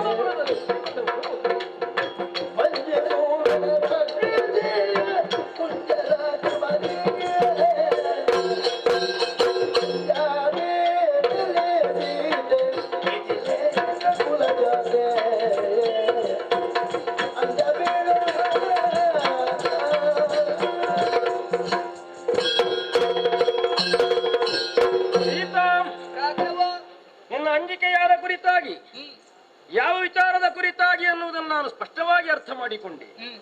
ಒಂದು ಕಡೆಯಿಂದ ಲಕ್ಷ್ಮಣನ ಕುರಿತಾಗಿ ಭಯ. ಹೌದು, ನನಗಿರಬೇಕಾದ್ದು ಸಹಜ. ಹೊರಡು ಹೇಳೆಯಲ್ಲೇ ಅವ ನಮ್ಮಾಡಿದ್ದು ಹಾಗೆ, ಏನು ಸೀತೆಯನ್ನು ನನ್ನ ಹಾಗೆಯೇ ಕಂಡುಕೋ ಎನ್ನುವ ಹಾಗೆ. ಹೌದು, ಎನ್ನುವಲ್ಲಿಗೆ ಅವನು ಪುತ್ರ ಸಮಾನನಾಗ್ತಾನೆ. ನಿಜ. ಮಾತೃತ್ವದ ಮನಮಿಡಿಯುವುದು ಸಹಜ. ಎಲ್ಲಿ ನಮ್ಮ ಹುಡುಗನಿಗೆ ಏನಾಗಿ ಹೋಗ್ತದೋ, ಏನಾದ್ರೂ ರಕ್ಷಣೆಯ ಹೊಣೆ ಹೊತ್ತ ನಾವಿರುತ್ತಾ ನಮ್ಮ ಕಣ್ಣ ಮುಂದೆ ಅವನನ್ನು ಅಪಾಯ ಕವಿದುಕೊಂಡಿತ್ತು ಅಂತಾದ್ರೆ ಹೊಣೆಗಾರರು ನಾವು ಆಗುತ್ತೇವೆ ಅಲ್ವೇ ಹೇಳಿ. ಹಾಗಾದ ಕೊಡು ಎನ್ನುವ ಹಾಗೆ ಎಚ್ಚರಿಕೆಯಾಗಿ ಆಡಿದ ಮಾತಿದು. ಮತ್ತೆ ನಿನಗೆ ಹೆದರಿಕೆ ನಿಜವಾಗಿ ಆಗಕೂಡದು. ಯಾಕೆ ಅಂಜಬೇಡಲೆ ಸೀತೆ, ಯಾಕೆ ಅಂಜಿಕೆ ಹೇಳು? ಆ ದುಷ್ಟರನ್ನು ಅವಳಿಂದ ಏನೋ ಆದೀತು ಎನ್ನುವ ಹಾಗೆ. ಹೌದು, ನೀನು ಅಂಜ ಕೂಡುದು ಯಾಕೆ ಹೇಳು? ಯಾಕೆ? ನೀನು ನಿಖಿಲೇಂದ್ರ ಕುಲ ಜಾತಿ, ರಾಜರ್ಷಿ ಇದ್ದಾನೆ, ಯಜ್ಞ ಯಾಗಾದಿಗಳನ್ನು ಮಾಡುತ್ತಾ ಜ್ಞಾನ ಸಂಪನ್ನನಾಗಿರುವಂತಹ ಅವನ ಮಗಳು ನೀನು. ಹೌದು. ಎನ್ನುವುದರಿಂದ ಯಾರು ಅಂಜಬೇಕು ಯಾರು ಅಂಜಕೊಡಲು ಎನ್ನುವಂತಹ ಎಲ್ಲಾ ವಿಚಾರವನ್ನು ಚೆನ್ನಾಗಿ ತಿಳಿದುಕೊಂಡವಳು. ಅಷ್ಟಕ್ಕೂ ನಿನಗೆ ಅಂಜಿಕೆ ಆಗಿದೆ ಅಂತಾದ್ರೆ ನಿನಗೊಂದು ಭರವಸೆ. ಏನು ಬಂಧಿಸುವೆ ರಾಕ್ಷಸಿಯ. ಹೌದೇ? ದೃಢವಾಗಿ ಹೇಳುವುದು ಹೇಗೆ ಗೊತ್ತು? ನೀನೇ ಹೇಳಿದ್ದು ಯಾವಳೋ ಒಬ್ಬಳು ರಾಕ್ಷಸಿ ಬೊಬ್ಬೆ ಹೊಡೆಯುತ್ತಾಳೆ. ರಕ್ಕಸಿಯ ಸ್ವರವೇ ಅದು ಕೇಳಿ. ಹೆಣ್ಮಗಳಾದಂತಹ ನಿನಗೆ ಕೇಳಿ ಬಂದಂತಹ ಧ್ವನಿಯಿಂದಲಾಗಿ ಇವಳೊಬ್ಬಳು ಹೆಣ್ಣಿರಬೇಕು ಎನ್ನುವ ಹಾಗೆ ಸ್ಪಷ್ಟ ನಿರ್ಧಾರಕ್ಕೆ ಬರುವುದಕ್ಕಾಗ್ತದೆ. ಹೌದದು. ಹಾಗೆ ಹೌದು ಅಂತಾದೆ ಬಂಧಿಸುವೆ ರಾಕ್ಷಸಿಯ. ಹೌದೇ? ಕುಂಜರ ಗಮನೆಯಾದ ನಿನಗೆ ಕೊಡುವ ಭರವಸೆ ಅದು. ಸರಿ. ಈಗ ಇನ್ನೊಂದು ಭಯ ನಿನಗಾಗ್ತದೆ. ಯಾವುದು? ಯಾವುದು? ಅವಳನ್ನು ನೋಡಿದ್ರೆ ಹೇಗೆ ಅಂತ. ಹೌದು. ಒಂದು ಕೆಲಸ ಮಾಡುವುದು. ಏನ್ ಮಾಡುದು?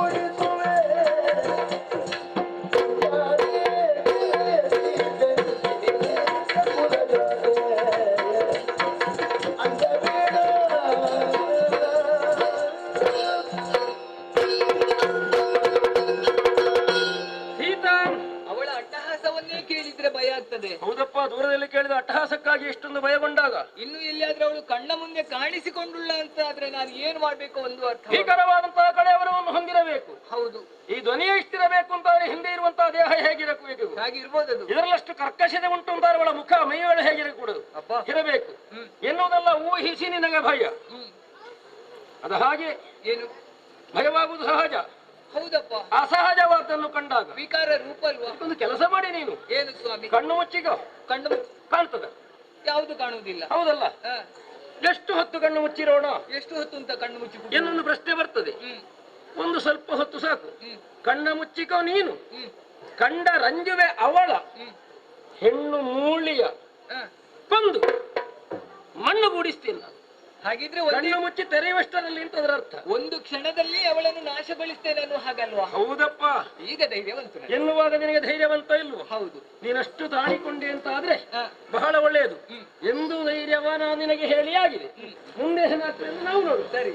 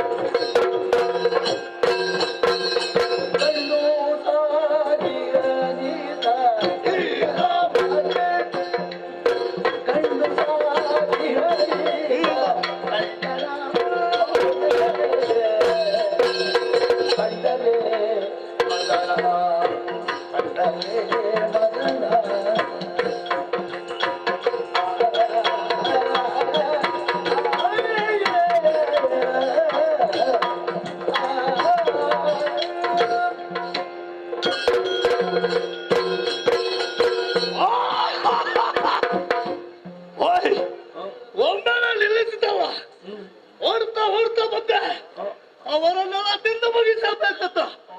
ಓಯ್, ಒಂದು ನೋಡಿದ್ರೆ ಆಶ್ಚರ್ಯವೇ ಸರಿ, ಯಾಕೆ ಈ ರೀತಿ ನಿಲ್ಲಿಸಿತು ಅಂತ ಗೊತ್ತಾಗ್ಲಿಲ್ಲ.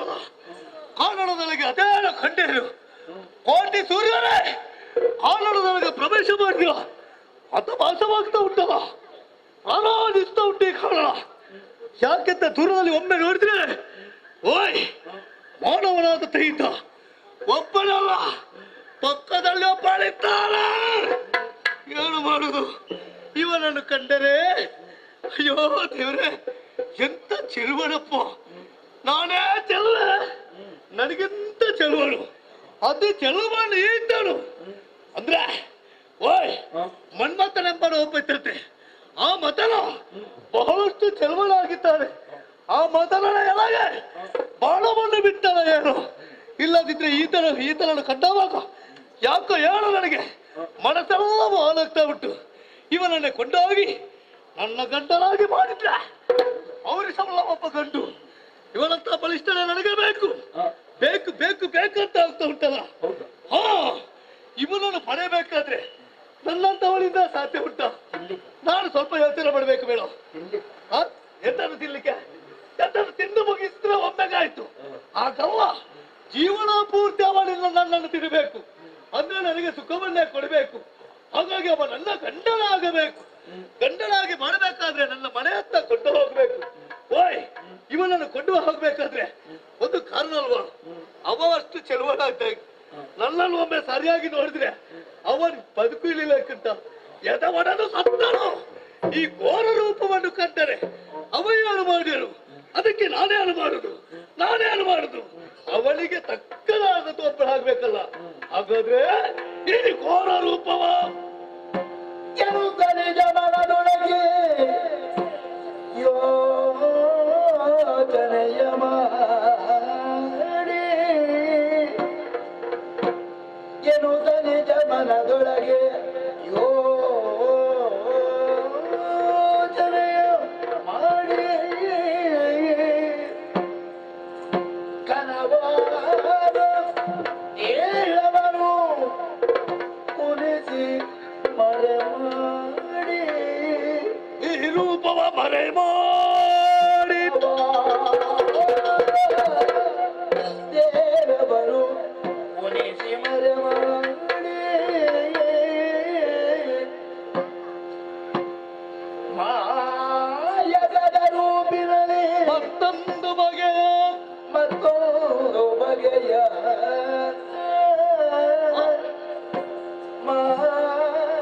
ಮಾಯಕದ ರೂಪಿನಲ್ಲಿ ಮತ್ತೊಂದು ಬಗೆಯ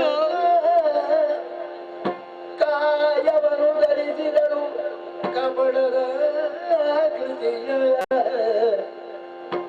ಕಾಯವನ್ನು ಧರಿಸಿದಳು ಕಪಡದ ಕೃತಿಯ ಎನ್ನುತ್ತ ನಿಜ ಮನದೊಳಗೆ ಯೋಚನೆಯ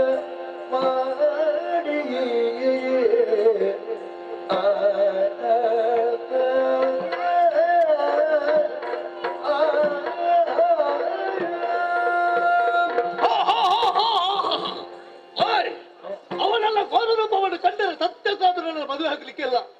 ಒಂದೋ ನನ್ನನ್ನು ಪಡೆದುಕೊಳ್ತಾನೆ, ಇಲ್ಲವಾದ್ರೆ ಅವನು ಮೊದಲೇ ಸಾಯ್ತಾನೆ. ಈ ರೀತಿ ಒಂದು ಆಗ್ತಾನೆ ಅಂತ ಘಟನೆ ಆಗುವ ಮುನ್ನವೇ ನಾನೆಲ್ಲೂ ಏನೋ ಬದಲಾಗುವುದಕ್ಕೆ ನಮಗೆ ಕಷ್ಟವೇನಿಲ್ಲ. ನಾವು ಮಾಯಾವಿಗಳಲ್ವೇ, ಎಲ್ಲಿ ಯಾವ ರೂಪವನ್ನು ಬೇಕಾದ್ರೆ ಅಂತ ಬುದ್ಧಿಯಿಂದಲೇ ನಾವು ಅಂತಂತ ರೂಪವನ್ನು ಧರಿಸ್ತೇವೆ. ಎಲ್ಲಿ ಯಾವ ರೂಪ ಬೇಕು, ಯಾವ ವೇಷ ಬೇಕು ಅದನ್ನು ನಾವು ಮಾಡ್ತೇವೆ. ಅಂತ ವೇಷವನ್ನೇ ಮಾಡುವಂತ ಬಲಿಷ್ಠರು ನಾವಾಗಿದ್ದೇವೆ.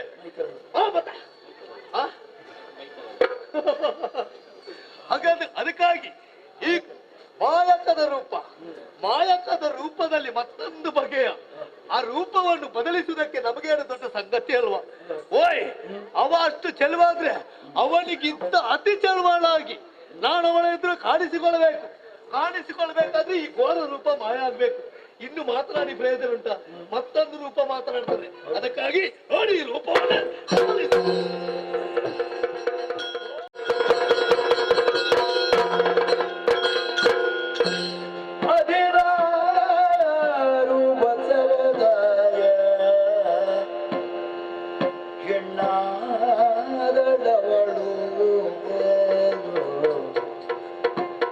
16 ವರ್ಷದ ಹೆಣ್ಣಾದಳವಳು ಮೊದಲ ಹೆಣ್ಣು ಹೆಣ್ಣಾದಳವಳು ಅವಳೇ ಮುದದಿಂದ ಶೃಂಗಾರವಾಗಿ ಮತ್ತವಳು ಮುದದಿಂದ ಶೃಂಗಾರವಾಗಿ ಮತ್ತವಳು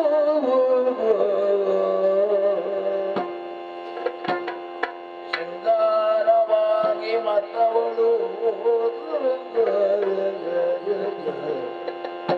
ಅದೇ 16 ವರ್ಷದ ಹಾಗೆಲ್ಲ ಹೇಳಬೇಡಿ, ಒಟ್ಟಿಗೆ ಹೇಳಿ. ನಾರು ಎಂತದದು? 16 ವರ್ಷದ ಹೆಣ್ಣಾದಳವಳು ಹೆಣ್ಣಾದಳವಳು ಹೀಗೆ ಪದೇ ಪದೇ ಹೇಳಿದ್ರೆ ಸಂಶಯ ಬರ್ತದೆ ಅವರಿಗೆ ಮತ್ತೆ ಇಲ್ವಾ?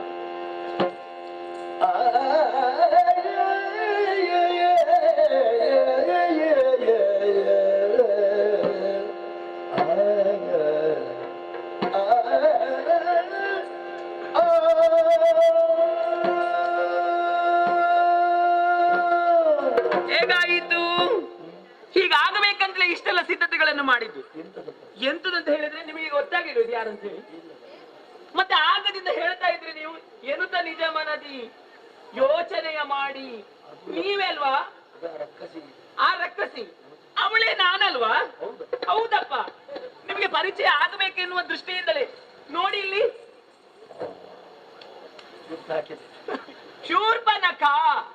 ಹೌದಪ್ಪ, ಆ ಘೋರವಾದಂತಹ ರೂಪವನ್ನು ಮರೆ ಮಾಡಿ ಈ ಸುಂದರವಾದಂತಹ ರೂಪವನ್ನು ತಾಳಿದ್ದೇನೆ. ಯಾಕೆ ಬೇಕಾಗಿ? ರಾಮನನ್ನು ನನ್ನವನನ್ನಾಗಿ ಮಾಡಿಸಬೇಕೆನ್ನುವಂತಹ ಉದ್ದೇಶಕ್ಕೆ ಬೇಕಾಗಿ. ಎಷ್ಟು ವರ್ಷ ನನಗೀಗ? 65. ಹೇಳ್ಬೇಡಿ ಹಾಗೆ. 65 ನಿಮ್ಮ ಅಜ್ಜಿ ಅಜ್ಜಿಗೆ ಆಗಬಹುದು. 16 ವರ್ಷ. ಯಾಕೆ 16 ವರ್ಷ ಆಗಬೇಕು? ಒಂದು 25 ಆಗಬಾರ್ದಾ? ಒಂದು 35 ಆಗಬಾರ್ದಾ? ಒಂದು 45?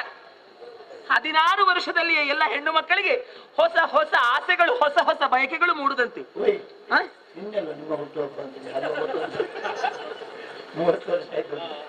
ಅಯ್ಯೋ ಎಂತದು ಸ್ವಾಮಿ, ಅದು ನನಗೆ ವರ್ಷ ಆದದನ್ನು ಇದೀಗ ವೇಷವನ್ನು ರೂಪವನ್ನು ಬದಲಾಯಿಸಿದ್ದಲ್ವಾ? 16ಕ್ಕೆ ಸ್ವಲ್ಪ ಅದನ್ನು ತಗ್ಗುಬಡಿಸಿದ್ದು ನಾನು. 13, 14, 15, 16 ಇದೆಲ್ಲ ಹೆಣ್ಣು ಮಕ್ಕಳಿಗೆ ಹೊಸ ಹೊಸ ಬಯಕೆಗಳು, ಕಾಮನೆಗಳು ಮೂಡುವಂತಹ ವಯಸ್ಸು. ಅದಕ್ಕೆ ಬೇಕಾಗಿ 16 ವರ್ಷದ ಹೆಣ್ಣಾದಳವಳು ಬುಧದಿಂದ ಶೃಂಗಾರವನ್ನು ಮಾಡಿಕೊಂಡೆ. ಇಷ್ಟೆಲ್ಲ ಚಂದದ ರೂಪವನ್ನು ಧರಿಸಿದ ಮೇಲೆ ಅದಕ್ಕೆ ಬೇಕಾದಂತಹ ಶೃಂಗಾರವನ್ನು ಮಾಡಬೇಡುವೆ. ಅದಕ್ಕೆ ಬೇಕಾಗಿ ಒಪ್ಪುವಂತಹ ಕುಪ್ಪಸ ಸೀರೆಯನ್ನು ತೊಟ್ಟಿದ್ದೇನೆ, ಜಡೆಯನ್ನು ಚಂದ ಮಾಡಿ ಹೆಣೆದಿದ್ದೇನೆ. ಆಗ ನೋಡಿದ್ದೀರಿ ನನ್ನದು ಕೂದಲದು, ಅದು ಕೂದಲಂತ ಯಾರು ಹೇಳಬೇಕಷ್ಟೇ. ಈಗ ಹಾಗಲ್ಲ, ಚಂದವಾಗಿ ಹೆಣೆದಂತಹ ಜಡೆ ಮಾತ್ರವಲ್ಲ, ಓ ದೇವರೇ, ಆಗ ಒಂದು ಇಷ್ಟಿಷ್ಟು ಉದ್ದದ ರೋಮಗಳು, ಅವುಗಳನ್ನೆಲ್ಲ ಕತ್ತರಿಸಿ, ನುಣುಪಾಗಿ ಕತ್ತರಿಸಿ, ಈಗ ನೋಡಿ ದೇಹವನ್ನು ಕಾಣುವ ಹಾಗೆ ಉಂಟು. ಇನ್ನು ಯಾಕೆ ತಡ ಮಾಡುವುದು? ಏನು ಎಸೆಯುವುದು? ಯಾವ್ದು ಎಸೆಯುವುದು? ಎಸೆಯುವ ಸೀರೆ ನಮ್ಮ ಹತ್ರ ಇಲ್ಲಪ್ಪ. ನಮ್ಮಲ್ಲಿ ಏನಾದ್ರು ಪೆಟ್ಟಿಗೆಯಲ್ಲಿ ಸೀರೆಗಳು ಮಾತ್ರ. ಎಸೆವಂತ ಹೇಳಿದ್ರೆ ಹೊಳೆಯುವಂತಹ, ಹೊಳಪುಳ್ಳಂತಹ ಸೀರೆ. ಅಂತಹ ಸೀರೆಯನ್ನೇ ಹುಟ್ಟಿದ್ದೇನೆ. ಯಾಕೆ ಬೇಕಾಗಿ? ರಾಮನನ್ನು ಒಲಿಸಿಕೊಳ್ಳುವುದಕ್ಕೆ ಬೇಕಾಗಿ. ಎಲ್ಲ ಸಿದ್ಧತೆಗಳು ತಯಾರಿಯಾಗಿದೆ. ಇನ್ನು ಇಲ್ಲಿ ಯಾಕೆ ನಿಲ್ಲುವುದು? ಯಾರಲ್ಲಿ ಕೆಲಸ ಆಗಬೇಕೋ ಅತ್ತ ಕಡೆಗೆ ಹೋಗಿ.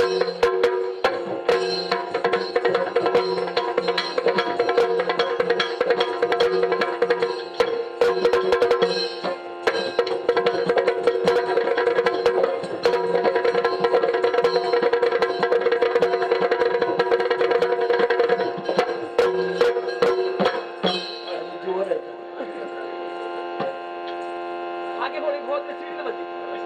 ಮೆಲ್ಲ ಹೋಗು.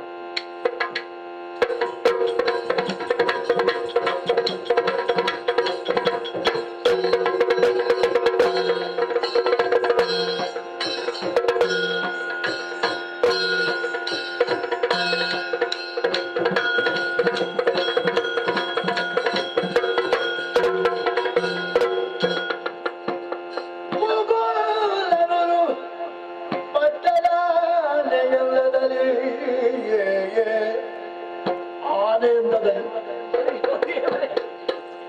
ಈಗ ಬಿದ್ದದ್ದು ಹಾಗಾಯ್ತಾ? ಭೂಗೋಳನು ಭಟ್ಟನ ಆನೆಯಿಂದಲೇ ರಾಘವನ ಬಳಿಗೆ ನಡೆತಂದಳು ನವಿನಲಿ ನಡೆತಂದಳು ನವಿನಲಿ ಕರವ ಮುಗಿದಳು. ನಮಸ್ಕಾರ. ನಮಸ್ಕಾರ. ಕರವ ಮುಗಿದಳು. ನಮಸ್ಕಾರ. ನಮಸ್ಕಾರ. ಕರವ ಮುಗಿದಳು. ನಮಸ್ಕಾರ. ಬಳಿಕ ಕಂಡು ರಘುಪತಿಯ ಅರುಹಿದಳು ಕಾರ್ಯಗಳ ಅಂತರ ಸ್ಥಿತಿಯ ಭೂಗೋಳನು ಭಟ್ಟದ ಆನೆಯಲ್ಲದರಿಗೆ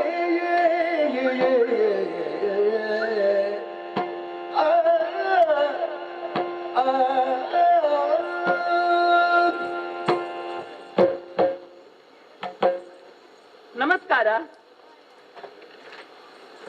ನಮಸ್ಕಾರ. ನಮಸ್ಕಾರ. ನಮಸ್ಕಾರ. ಅಯ್ಯೋ, 4 ನಮಸ್ಕಾರ ಕೊಟ್ಟು ನನ್ನ ನಮಸ್ಕಾರಕ್ಕೆ ಬೆಲೆ ಇಲ್ವಾ?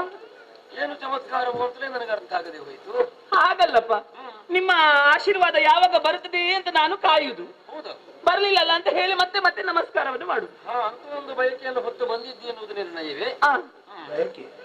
ಹೌದಪ್ಪ, ಅದು ಈಗ ಅಲ್ಲ, ಸ್ವಲ್ಪ ಸಮಯ ಹೋದ ಮೇಲೆ ಆ ಬಯಕೆಗಳೆಲ್ಲ ಹುಟ್ಟುತ್ತದೆ. ಆ ಸಮಯ ಅಷ್ಟು ಸಮಯ ಹೋದ್ರೆ ಒಳ್ಳೆಯದು.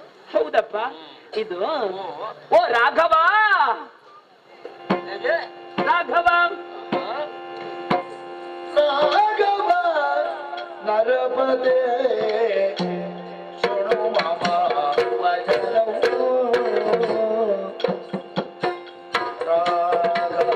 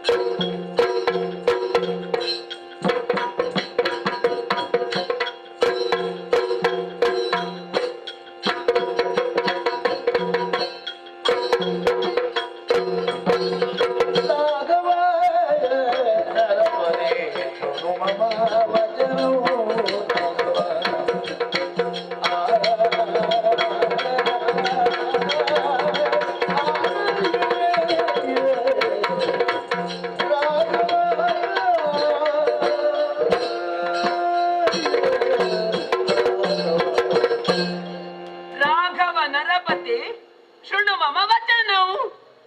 ಇಂಥವ ವಚನ ಮತ್ತೆ ಗೊತ್ತಿಲ್ಲ. ಇಷ್ಟೆಲ್ಲಿಂದ ಗೊತ್ತಾಯಿತು? ಅಲ್ಲ, ಹಿರಿಯವರೆಲ್ಲ ಇದನ್ನೆಲ್ಲ ಹೇಳ್ತಾ ಇದ್ರು. ಹಾಗೆ ಒಂದು ರಾಘವ ಅಂತ ಒಂದು ಸೇರಿಸಿದ್ದು. ಅಂದ್ರೆ ನಮ್ಮ ಹಿರಿಯರೆಲ್ಲ ಸಂಸ್ಕೃತವನ್ನು ಅಧ್ಯಯನ ಮಾಡಿದವರಿದ್ದು. ಅಂತೂ ಹಿರಿಯರು ಹೇಳಿದ್ದನ್ನೆಲ್ಲ ಕೇಳುವ ಸ್ವಭಾವ ಉಂಟು ನಿನಗೆ. ಹೌದಪ್ಪ, ಯಾವುದನ್ನು ಕೂಡ ಚಾಚು ತಪ್ಪದೆ ಕೇಳಿ ಶಿಸ್ತಿನಿಂದ ಮಾಡುವಳು ನಾನು. ಒಳ್ಳೆಯದನ್ನು ಅರ್ಥವು ಕೇಳಿಕೊಂಡ್ರೆ ಒಳ್ಳೆಯದಿತ್ತು. ನನ್ನ ಮಾತನ್ನು ಕೇಳಬೇಕು. ಯಾಕೆ? ಸೂರ್ಯವಂಶದಲ್ಲಿ ಅದೆಷ್ಟೋ ಮಂದಿ ಜನಿಸಿದರೂ ಕೂಡ, ಅಥವಾ ರಘುವಂಶದಲ್ಲಿ ಅದೆಷ್ಟೋ ಮಂದಿ ಜನಿಸಿದರೂ ಕೂಡ ಅವರಿಗೆ ರಾಘವ ಎನ್ನುವಂತಹ ಹೆಸರಿಲ್ಲವಂತೆ. ನಿನಗೆ ಮಾತ್ರ ರಾಮನೆಂದು, ರಾಮಚಂದ್ರನೆಂದು, ರಾಮಭದ್ರನೆಂದು, ವೇದಸೆ ಎಂದು, ರಾಘವನೆಂದು ಹೀಗೆ ಲೋಕವೇ ಕೊಂಡಾಡುತ್ತಾ ಇದೆ. ಬಹಳ ಸಂಗ್ರಹ ಮಾಡಿದ್ದಿ ನೀನು. ಹೌದಪ್ಪ, ಇದಕ್ಕೆ ಕಾರಣ ಉಂಟು. ಹೀಗೆ ನಾನು ಕಾಡಿನ ದಾರಿಯಲ್ಲಿ ಬರ್ತಾ ಇದ್ನ. ಬರ್ತಾ ಇರುವಾಗ ನನಗೆ ಬಹಳ ಆಯಾಸವಾಯಿತು ರಾಮ. ತುಂಬಾ ನಡೆದಾಡಿದ್ರೆ ಹಾಗಾಗಿ. ಹೌದಪ್ಪ, ಮತ್ತೆ ನೋಡು ಕಲ್ಲು ಮುಳ್ಳುಗಳೆಲ್ಲ ಜಾಸ್ತಿ. ಹಾಗಾಗಿ ಈ ಕಾಡು ದಾರಿಯಲ್ಲಿ ಬರುತ್ತಿರುವಂತಹ ಸಂದರ್ಭದಲ್ಲಿ ಋಷಿ ಮುನಿಗಳ ಸಂದರ್ಶನವಾಯಿತು. ಹೌದೇ? ಹಾ, ಎಲ್ಲ ಇಷ್ಟೆಲ್ಲ ನಾನು ಮಾತಾಡ್ಲಿಕ್ಕೆ ಕಾರಣ ಅವ್ರಿ ಇದ್ದಾರವರು. ಈಗ ಹೋದ್ರ ಅಂತ ಇದಿರ್ಲಿಕ್ಕಿಲ್ಲ ಅವರು. ಸರಿ. ಹಾಗೆ ಅವರಲ್ಲಿ ಹೀಗೆ ಮಾತಾಡುವಾಗ ಅವರೇ ನಿನ್ನ ಬಗ್ಗೆ ಹೇಳಲಿಕ್ಕೆ ಪ್ರಾರಂಭಿಸಿದ್ರು. ಏನು ಹೇಳಿದ್ರು? ಒಂದು ಮಾತನ್ನು ಹೇಳಿದ್ರು. ಏನು ಗೊತ್ತುಂಟ? ಹೇಗೆ? ನೀನೀಗ ಕಾಣುವುದಾದ್ರೆ ಇಲ್ಲಿಯೇ ಹತ್ತಿರದಲ್ಲಿ ಒಂದು ಗುಡಿಸಲುಂಟು. ಆ ಗುಡಿಸಲಿನ ಹತ್ರ ಹೋದ್ರೆ ನಿನ್ಗೆ ರಾಮ ಎನ್ನುವವನು ಸಿಗುತ್ತಾನೆ. ಮಾತ್ರವಲ್ಲ, ಅವನ ಹೆಸರನ್ನು ಉಚ್ಚರಿಸಿದ್ರೆ ಸಾಕು, ನೀನು ನಿನ್ನ ಪಾಪವೆಲ್ಲವೂ ದೂರವಾಗಿ ಹೋಗುತ್ತದೆ. ಹೌದೇ? ಒಂದು ಶ್ಲೋಕ ಹೇಳಿಕೊಟ್ರು ನನಗೆ. ಅದನ್ನ ಅಲ್ಲಿಂದ ಇಲ್ಲಿವರೆಗೆ ಬಾಯ್ಪಾಠ ಎಷ್ಟು ಮಾಡಿಕೊಂಡು ಬಂದಿದ್ದೇನೆ ಗೊತ್ತುಂಟು. ನಿನ್ನ ಹತ್ರ ಹೇಳ್ಬೇಕಂತ ಹೇಳಿ. ನೋಡೋಣ, ಸರಿಯಾಗಿದೆ. ರಕಾರೋಚ್ಚಾರ ಮಾತ್ರೇಣ ಮುಖ ನಿರ್ಯಾತಿ ಪಾತಕಂ ಪುನಃ ಪ್ರವೇಶ ಭೀತ್ಯಾಚ ಮಕಾರಸ್ತು ಕವಾಟಂ. ಅಂದ್ರೆ ರಾ ಎನ್ನುವಂತಹ, ನಿನಗೆ ಗೊತ್ತಿರ್ಬೋದು, ನೀನು ಮತ್ತೆ ಸುಮ್ಮನೆ ಕೇಳುತ್ತಾರೆ. ನೀನು ಹೇಳು. ರಾ ಎನ್ನುವಂತಹ ಪದವನ್ನು ಉಚ್ಚರಿಸಿದಾಗ ಮನಸ್ಸಿನಲ್ಲಿರುವಂತಹ, ಆಂತರ್ಯದಲ್ಲಿರುವಂತಹ ಕಲ್ಮಶವೆಲ್ಲವೂ ದೂರವಾಗುತ್ತದೆಯಂತೆ. ಮಾ ಎಂದು ಉಚ್ಚರಿಸಿದಾಗ ತುಟಿ ಮುಚ್ಚುತ್ತದೆ ನೋಡು. ಹೊರಗಿರುವಂತಹ ಯಾವುದೇ ದುಷ್ಟಶಕ್ತಿಗಳು ಕೂಡ ನಮ್ಮ ದೇಹದ ಒಳಗೆ ಪ್ರವೇಶ ಮಾಡುವುದಿಲ್ಲವಂತೆ. ಆದ್ದರಿಂದ ಅಲ್ಲಿಂದ ಇಲ್ಲಿಯವರೆಗೆ ಬರುವಾಗ ರಾಮ ರಾಮ ರಾಮ ರಾಮ ರಾಮ ಯಾಕೆ? ಹೊರಗಿರುವ ದುಷ್ಟಶಕ್ತಿಯನ್ನು ನನ್ನ ಒಳಗೆ ಹೋಗುದು ಬೇಡಪ್ಪ, ನಾವು ದುಷ್ಟರಾಗುದು ಬೇಡ ಅಂತ ಹೇಳಿ. ಹಾಗೆ ಹೊರಗಿನ ದುಷ್ಟಶಕ್ತಿ ಒಳಗೆ ಹೋಗಲಿಕ್ಕಿಲ್ಲ. ಹೌದು, ಸರಿ. ಇರುವಂತದ್ದೆಲ್ಲ ಹೊರಗೆ ಹೋಗಬಹುದು. ಸರಿಯಾದ್ರೆ ಭಾವ ತುಂಬಿ ಹೇಳಬೇಕು ಅಂತ ಒಂದು ನಿರ್ಣಯ ಉಂಟು. ಸರಿ, ನಿನ್ನ ಭಾವ ಹಾಗುಂಟು ಅಂತಾದ್ರೆ ನನ್ನ ಆಕ್ಷೇಪವಲ್ಲ. ಅದಕ್ಕೆ ಅವರ ಹೇಳಿಕೆಯನ್ನು ಹೊತ್ತುಕೊಂಡು ನೀನಿತ್ತ ಬಂದೆ ನಾನು. ರಾಮ, ನೀನೆಷ್ಟು ಚಂದ ರಾಮ. ಅದನ್ನು ಅವರು ಹೇಳಿದ್ರು. ಅಲ್ಲ, ಅವರು ಹೇಳಿದ್ರು. ಇಲ್ಲಿಗೆ ಬಂದ ಮೇಲೆ ನನಗೆ ಗೊತ್ತಾಯ್ತು. ಹೌದಾ? ಹೇಗೆ ನಿನ್ನ ಬಣ್ಣ? ಹೇಗೆ? ತಿಳಿ ನೀಲಿ ಆಕಾಶ ಬಣ್ಣ, ನೀಲಮೇಘ, ನೀಲಮೇಘನಾಗಿ. ಹಾಗಾಗಿ ಹೇಳಿದ್ದು. ಮತ್ತೆ ಒಂದು ಮಾತನ್ನು ಕೇಳಿದ್ರು. ಏನು ಹೇಳಿದ್ರು? ನೀ ಗುಣನಿಧಿಯಂತೆ. ನಿಧಿಯ? ಹೌದು. ಹಾಗೆ ಎಲ್ಲಿಯೋ ಒಂದು ನದಿ ಹುಟ್ಟುತ್ತದೆ, ಎಲ್ಲಿಯೋ ಒಂದು ಕೆರೆ ಹುಟ್ಟುತ್ತದೆ. ಅಲ್ಲಿರುವಂತಹ ಹರಿದು ಬಂದಂತಹ ನೀರು ಹರಿದು ಹರಿದು ಹರಿದು ಹರಿದು ಮತ್ತೆ ಬಂದು ಸೇರುವುದು ಸಾಗರದ ಗರ್ಭವನ್ನು. ಬೆಟ್ಟದ ಮೂಲದಲ್ಲಿ ಹುಟ್ಟಿಕೊಂಡ ತೊರೆ ಹರಿದು ಬಂದು ಸಾಗರ ಸೇರ್ತದೆ. ಕ್ರಮ ಹಾಗೆ ಅಲ್ವದು? ಹಾಗೆಯೇ ನಾನೊಮ್ಮೆ ಆಲೋಚನೆ ಮಾಡಿದೆ ನನ್ನ ಬಗ್ಗೆ.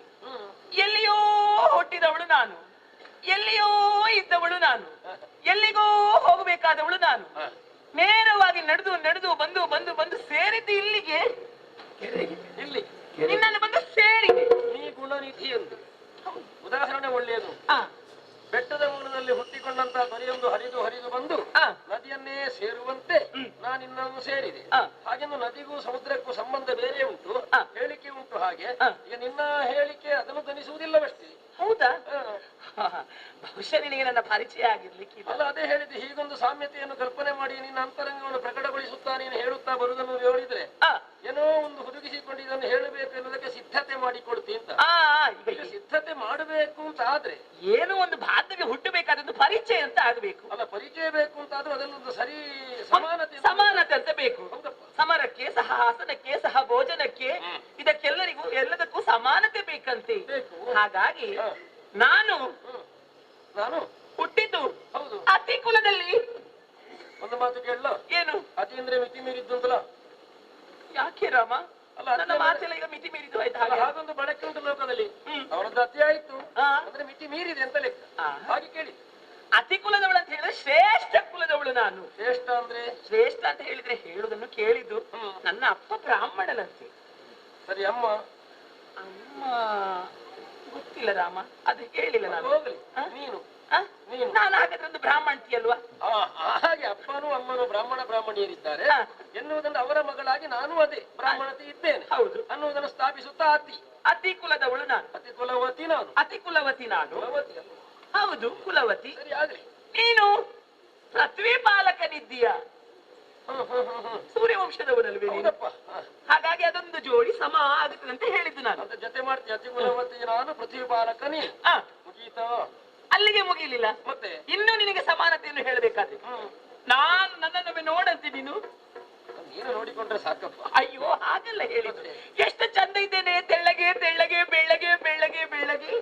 ನೋಡು, ನೋಡುವವರು ನೋಡ್ತಾರೆ. ಆ, ಈಗ ನೀನು ಚಂದ ಇದ್ದಿಂದ ನಿನ್ನ ಗಮನಕ್ಕೆ ಬಂದದ್ದು ಹೇಗೆ? ನಾನು ಕನ್ನಡಿಯನ್ನು ನೋಡಿದಾಗ. ಸರಿ, ಕನ್ನಡಿಯಲ್ಲಿ ನೋಡಿದ್ರೆ ನಿನ್ನ ಚೆಲುವಿಕೆ ಕಂಡಿತ್ತು. ಕಂಡಿತು. ಇನ್ನು ಬೇರೆ ಯಾರು ಹೇಳಲಿಲ್ಲಲ್ಲ ಅದನ್ನು. ಮತ್ತೆ ಹೇಳಿದವರು ಇದ್ದಾರೆ. ಹೌದೇ? ನಾನು ನನ್ನಷ್ಟಕ್ಕೆ ಎಣಿಸಿದ ನಾನು ಚಂದ ಅಂತ ಹೇಳಿ. ಹೀಗೆ ನಾನು ದಾರಿಯಲ್ಲಿ ನಡೆದುಕೊಂಡು ಹೋಗುವಾಗ ಅಕ್ಕೋ ರತಿ, ಅಕ್ಕೋ ರತಿ, ಅಕ್ಕೋ ರತಿ. ಅಲ್ಲ, ಸರಿಯಾದ ಮಾತು ಹೇಳಿದ್ದಾರೆ. ಇದು ನೋಡಿದವರು ಹೇಳಿದ್ದಲ್ಲೋ. ಎಂತದು? ಕೊರತಿ, ಅಕೊರತಿ. ಎಂತ ರಾಮ? ನೀನದನ್ನು ಸೇರಿಸಿ ಹೇಳುವುದಲ್ಲ, ಒಂದಕ್ಷರ ದೂರ ಮಾಡಿ ಹೇಳಿದೆ ಅಂತಂದ್ರೆ ಅಪಾರ್ಥ ಆಗುದಿಲ್ಲ. ಅಕ್ಕೋ ರತಿ, ಅಕ್ಕೋ ರತಿ. ಅಕೋ ಕೊರತಿ ಅಲ್ಲ, ಮತ್ತೆ ಅಕೋ ಅಕ್ಕೋ ರತಿ. ರತಿ. ರತಿದೇವಿ ಗೆಣೆ ನಾನು. ಈಗ ನಿನ್ನನ್ನು ನೋಡಿದವೆಲ್ಲ ನಿನ್ನನ್ನು ರತಿಯನ್ನು ಕಂಡರೆ. ಹೌದು, ನಿನ್ನನ್ನು ಕಾಣುವಾಗ ಮನುಮತ ನೀನು. ಒಳ್ಳೆ ಸಾಮ್ಯತೆ ಕೊಡ್ತೀನಿ. ಹೇಗೆ? ನೀನು ರತಿ, ನಾನು ಕಾಮ. ಹೌದು. ರಾಮನಾದ ನನ್ನನ್ನು ಕಾಮನೆಂದೇ ಕಾಣುವ ನಿನ್ನ ಕಣ್ಣು ಸರಿಯೇ ಉಂಟಲ್ಲ. ಏನಾಯ್ತು? ನಾನು ರಾಮ, ಆ, ನನ್ನನ್ನು ಕಾಮನ ಹಾಗೆ ಕಾಣ್ತಿ ಅಂತಾದ್ರೆ ಆ. ನಿನ್ನ ಕಣ್ಣೇನು ಕೃತಕವಲ್ಲವಲ್ಲ ಅಂತ ಅಯ್ಯೋ, ಹಾಗಲ್ಲಪ್ಪ. ಹೇಳಿದ್ದು ನಾನು. ನಾನೆಲ್ಲ ಕೃತಕವಾಗಿ ಬರುವವಳೆ. ಛೇ, ಛೇ, ಛೇ. ನನ್ನಲ್ಲಿ ಎಲ್ಲ ಕಪಟ ಉಂಟೆ. ಇದ್ದೀತು? ಇಲ್ಲ. ರತಿದೇವಿಗೆಣೆ ನಾನು, ಪೃಥ್ವಿ ಪಾಲಕ ನೀನು. ಸರಿ ಅನ್ನುವಂತೆ ಒಂದು ಸಾಮ್ಯತೆಯನ್ನು ಮಾಡುವುದಕ್ಕೆ ನೀನು ಹೊರಟಿದ್ದಿ. ಆ. ಸಾಕು ಅಂತ ಅನಿಸ್ತದೆ ನಿನಗೆ? ಓ, ನಿನಗೆ ಸಾಕಾಗ್ಲಿಲ್ಲ, ನನಗೆ ಸಾಕಾಗಿದೆ. ನನಗಂತೂ ನೀನು ಹೇಳುವ ಕಾಮಭಾವ ಸರಿಯಲ್ಲ. ಸರಿ ಅಲ್ವಾ? ಕಾಮ ನಿಮ್ಮ ನಿರ್ಧಾರದಲ್ಲಿದ್ದೇನೆ. ಹಾಗಾದ್ರೆ ಇನ್ನು ನಿನಗೆ ಹೋಲಿಕೆ ಕೊಡ್ಬೇಕಾ? ನಾನು ತರಣಿ ಪ್ರಕಾಶ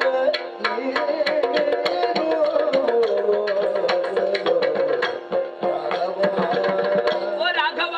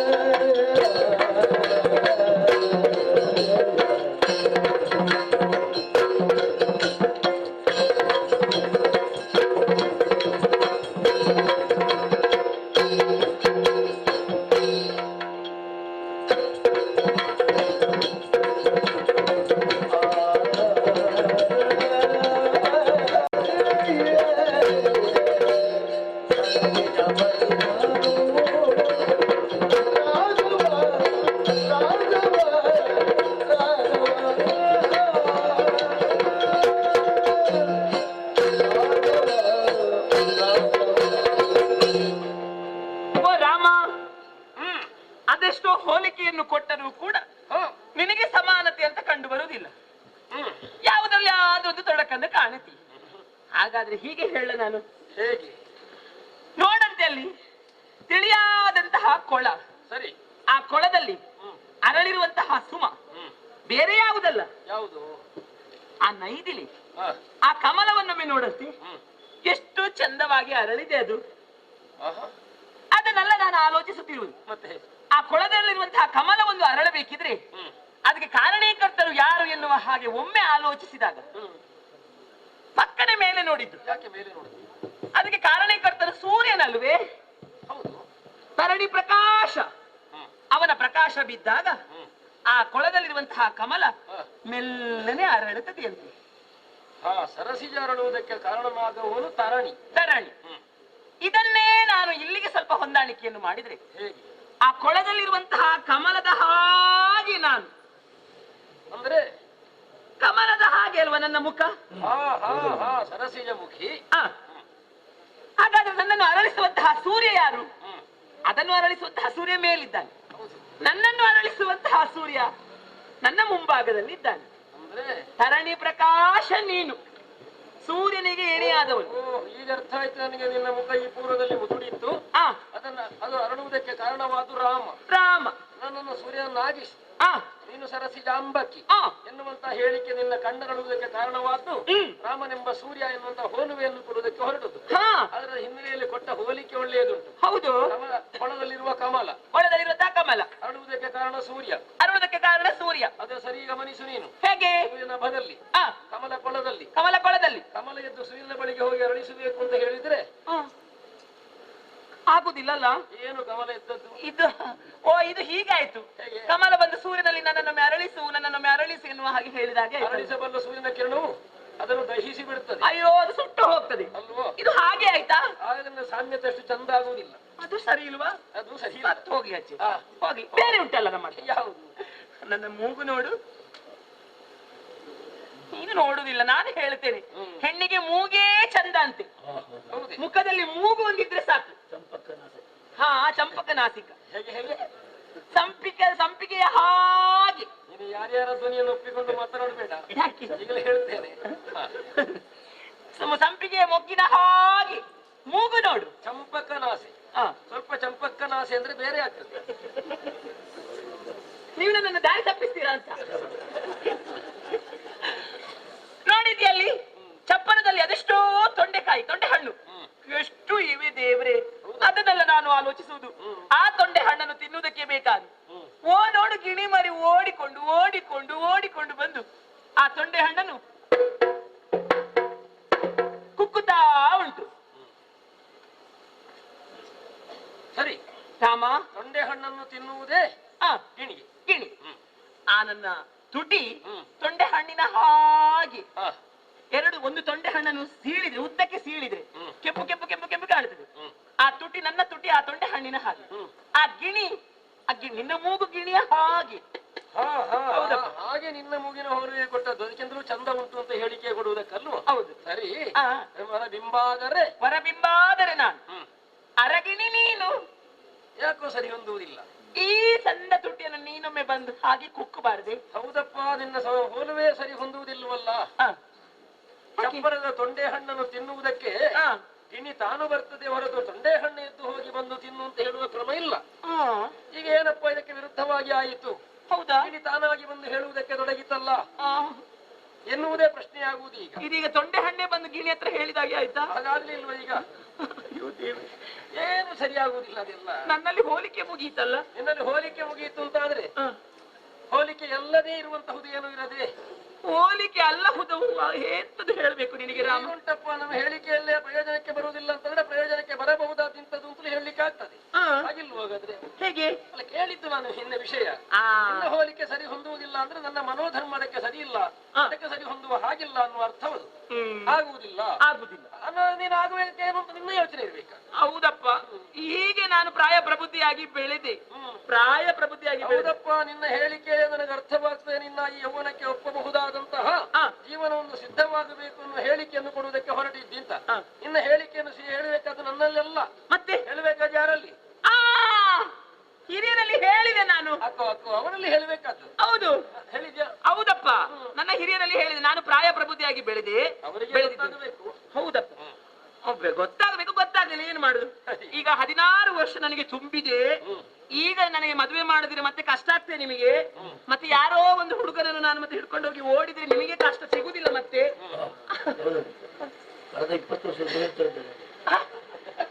16 ವರ್ಷ ನನಗೆ ಆದದ್ದು 20 ವರ್ಷದಿಂದ ಹೇಳುದು ಹೇಗೆ? ಸುಮ್ಮನೆ ನೀವೊಮ್ಮೆ. ಹಾಗೆ ನನ್ನ ಹಿರಿಯರೇನು ಹೇಳಿದ್ರು? ನಿನಗೆ ಬೇಕಾದವರನ್ನು ನೀನೇ ಆರಿಸಿಕೊ ಅಂತ ನನ್ನಲ್ಲಿ ಹೇಳಿದ್ರು. ನೀನು ಹಿರಿಯರಲ್ಲಿ ನಿನ್ನ ಮನದ ಎಣಿಕೆಯನ್ನು ಹೇಳಿದ್ದಿ. ಅವರೇ ನಿನಗೆ ಸ್ವತಂತ್ರವನ್ನು ಕೊಟ್ಟರು. ಆಮೇಲೆ ತೊಡಗಿದೆಯಾ? ತೊಡಗಿದೆ. ಎಲ್ಲಿಂದ ತೊಡಗಿದೆ? ಎಲ್ಲಿಂದ ಅಂತ ಹೇಳುದು ರಾಮ? ಎಲ್ಲಿ ನೋಡಿದ್ರು ನನಗೆ ಸಿಗಬೇಕಲ್ಲ. ನೋಡಿದರು ಎನಗಿಲ್ಲ ಒಪ್ಪುವ ಜನ ರಾಮ. ಒಪ್ಪುವುದಿಲ್ಲ ಜನ,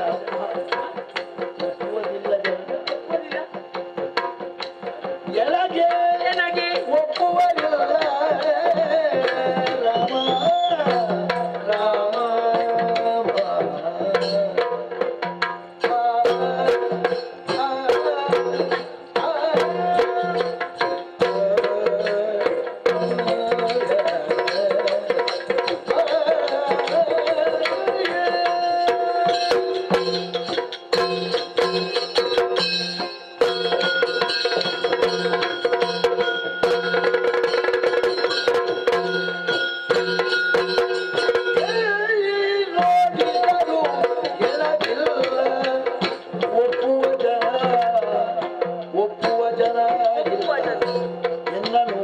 ಜನ ಇಲ್ಲ, ನಾನು ನನಗೆ ಒಪ್ಪುವ ಜನವಿಲ್ಲ.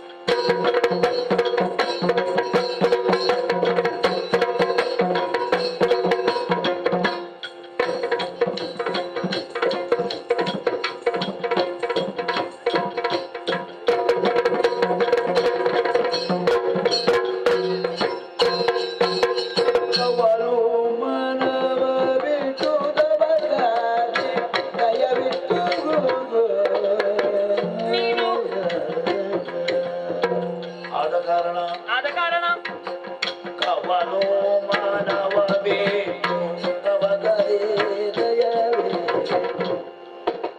ಸವಿತಾ ಮೂಲವ ನೀಡು ಸರಸ ಮಾತಾಡು ಎನ್ನೊಡನೆ ಸವಿತಾ ಮೂಲವ ನೀಡು ಸರಸ ಮಾತಾಡು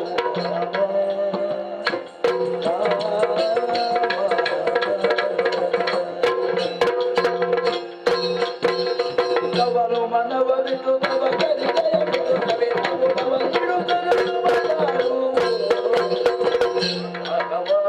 ಗಣಪತಿ ಶುಣುವ ವಚನ ರಾಘವ ಬಲದಳದಿ ನೆಲೆಯೋ ಬಲು ಬೇಗ ಕರೆಯೋ ಎನ್ನ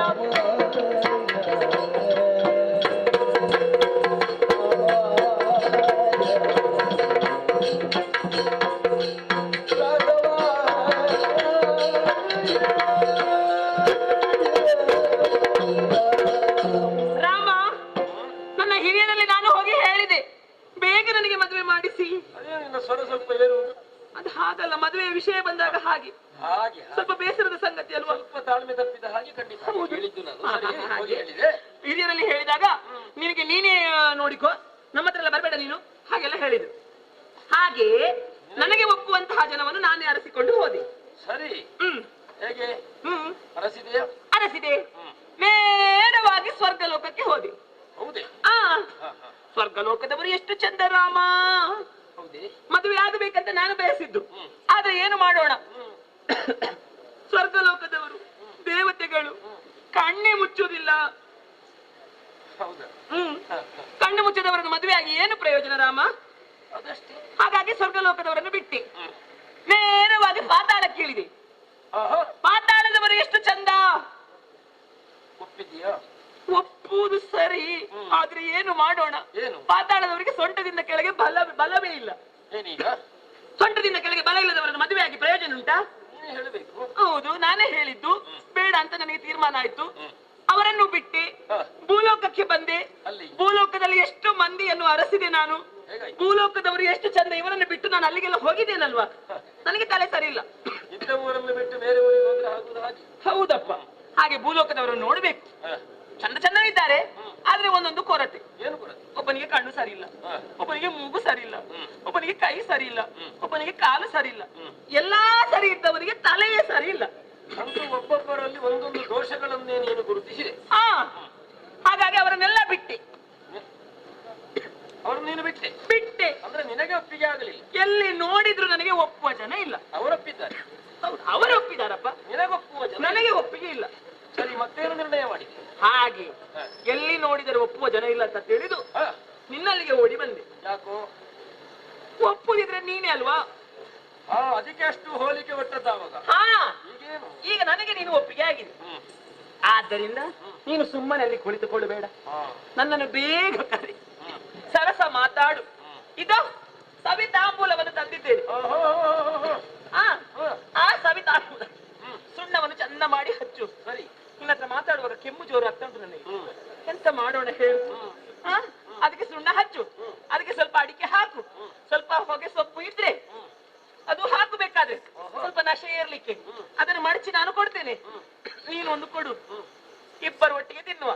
ಸರಸ ಸಲ ಸರಸ ಸಲಾಪ್ ಸರಸ ಸಲಾಪ್. ವಿಷಯ ಒಳ್ಳೆದುಂಟು, ಆದ್ರೆ ನೀನು ಹೇಳಿದ ಅಷ್ಟನ್ನು ಹಾಕಿದ್ರೆ ಅದು ಸವಿತಾಂಬೂಲ ಆಗುವುದಿಲ್ಲ, ಮತ್ತೆ ಅದು ಬೇರೆ ಏನೋ ಆಗ್ತದೆ. ಏನಾಗುತ್ತದೆ? ಸವಿತಾಂಬೂಲ ಅಂತಂದ್ರೆ ಬೇರೆ.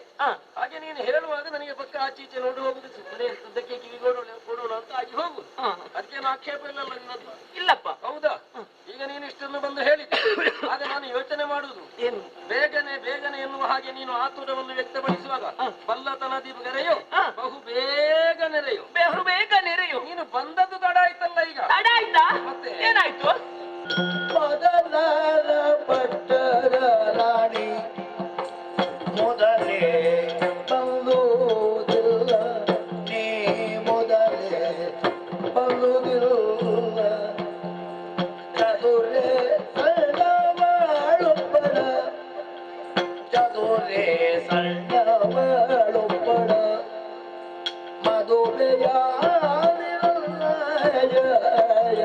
ಈ ಚದುರೆಯ ಮದುವೆಯಾದ ನಲ್ಲ, ಮದುವೆಯಾದೆ ನಲ್ಲ, ಚದುರೆ ಸಣ್ಣವಳೊಬ್ಬಳ, ಮದುವೆಯಾದ ನಲ್ಲ.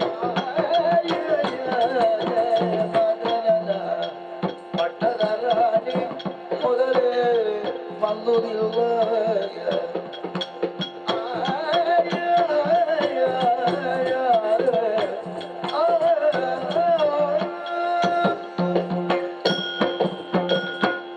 ನಡೆದು ನಡೆದು ನುಡಿದು ನುಡಿದು ನೀನು ಸೋತು ಹೋದಿ.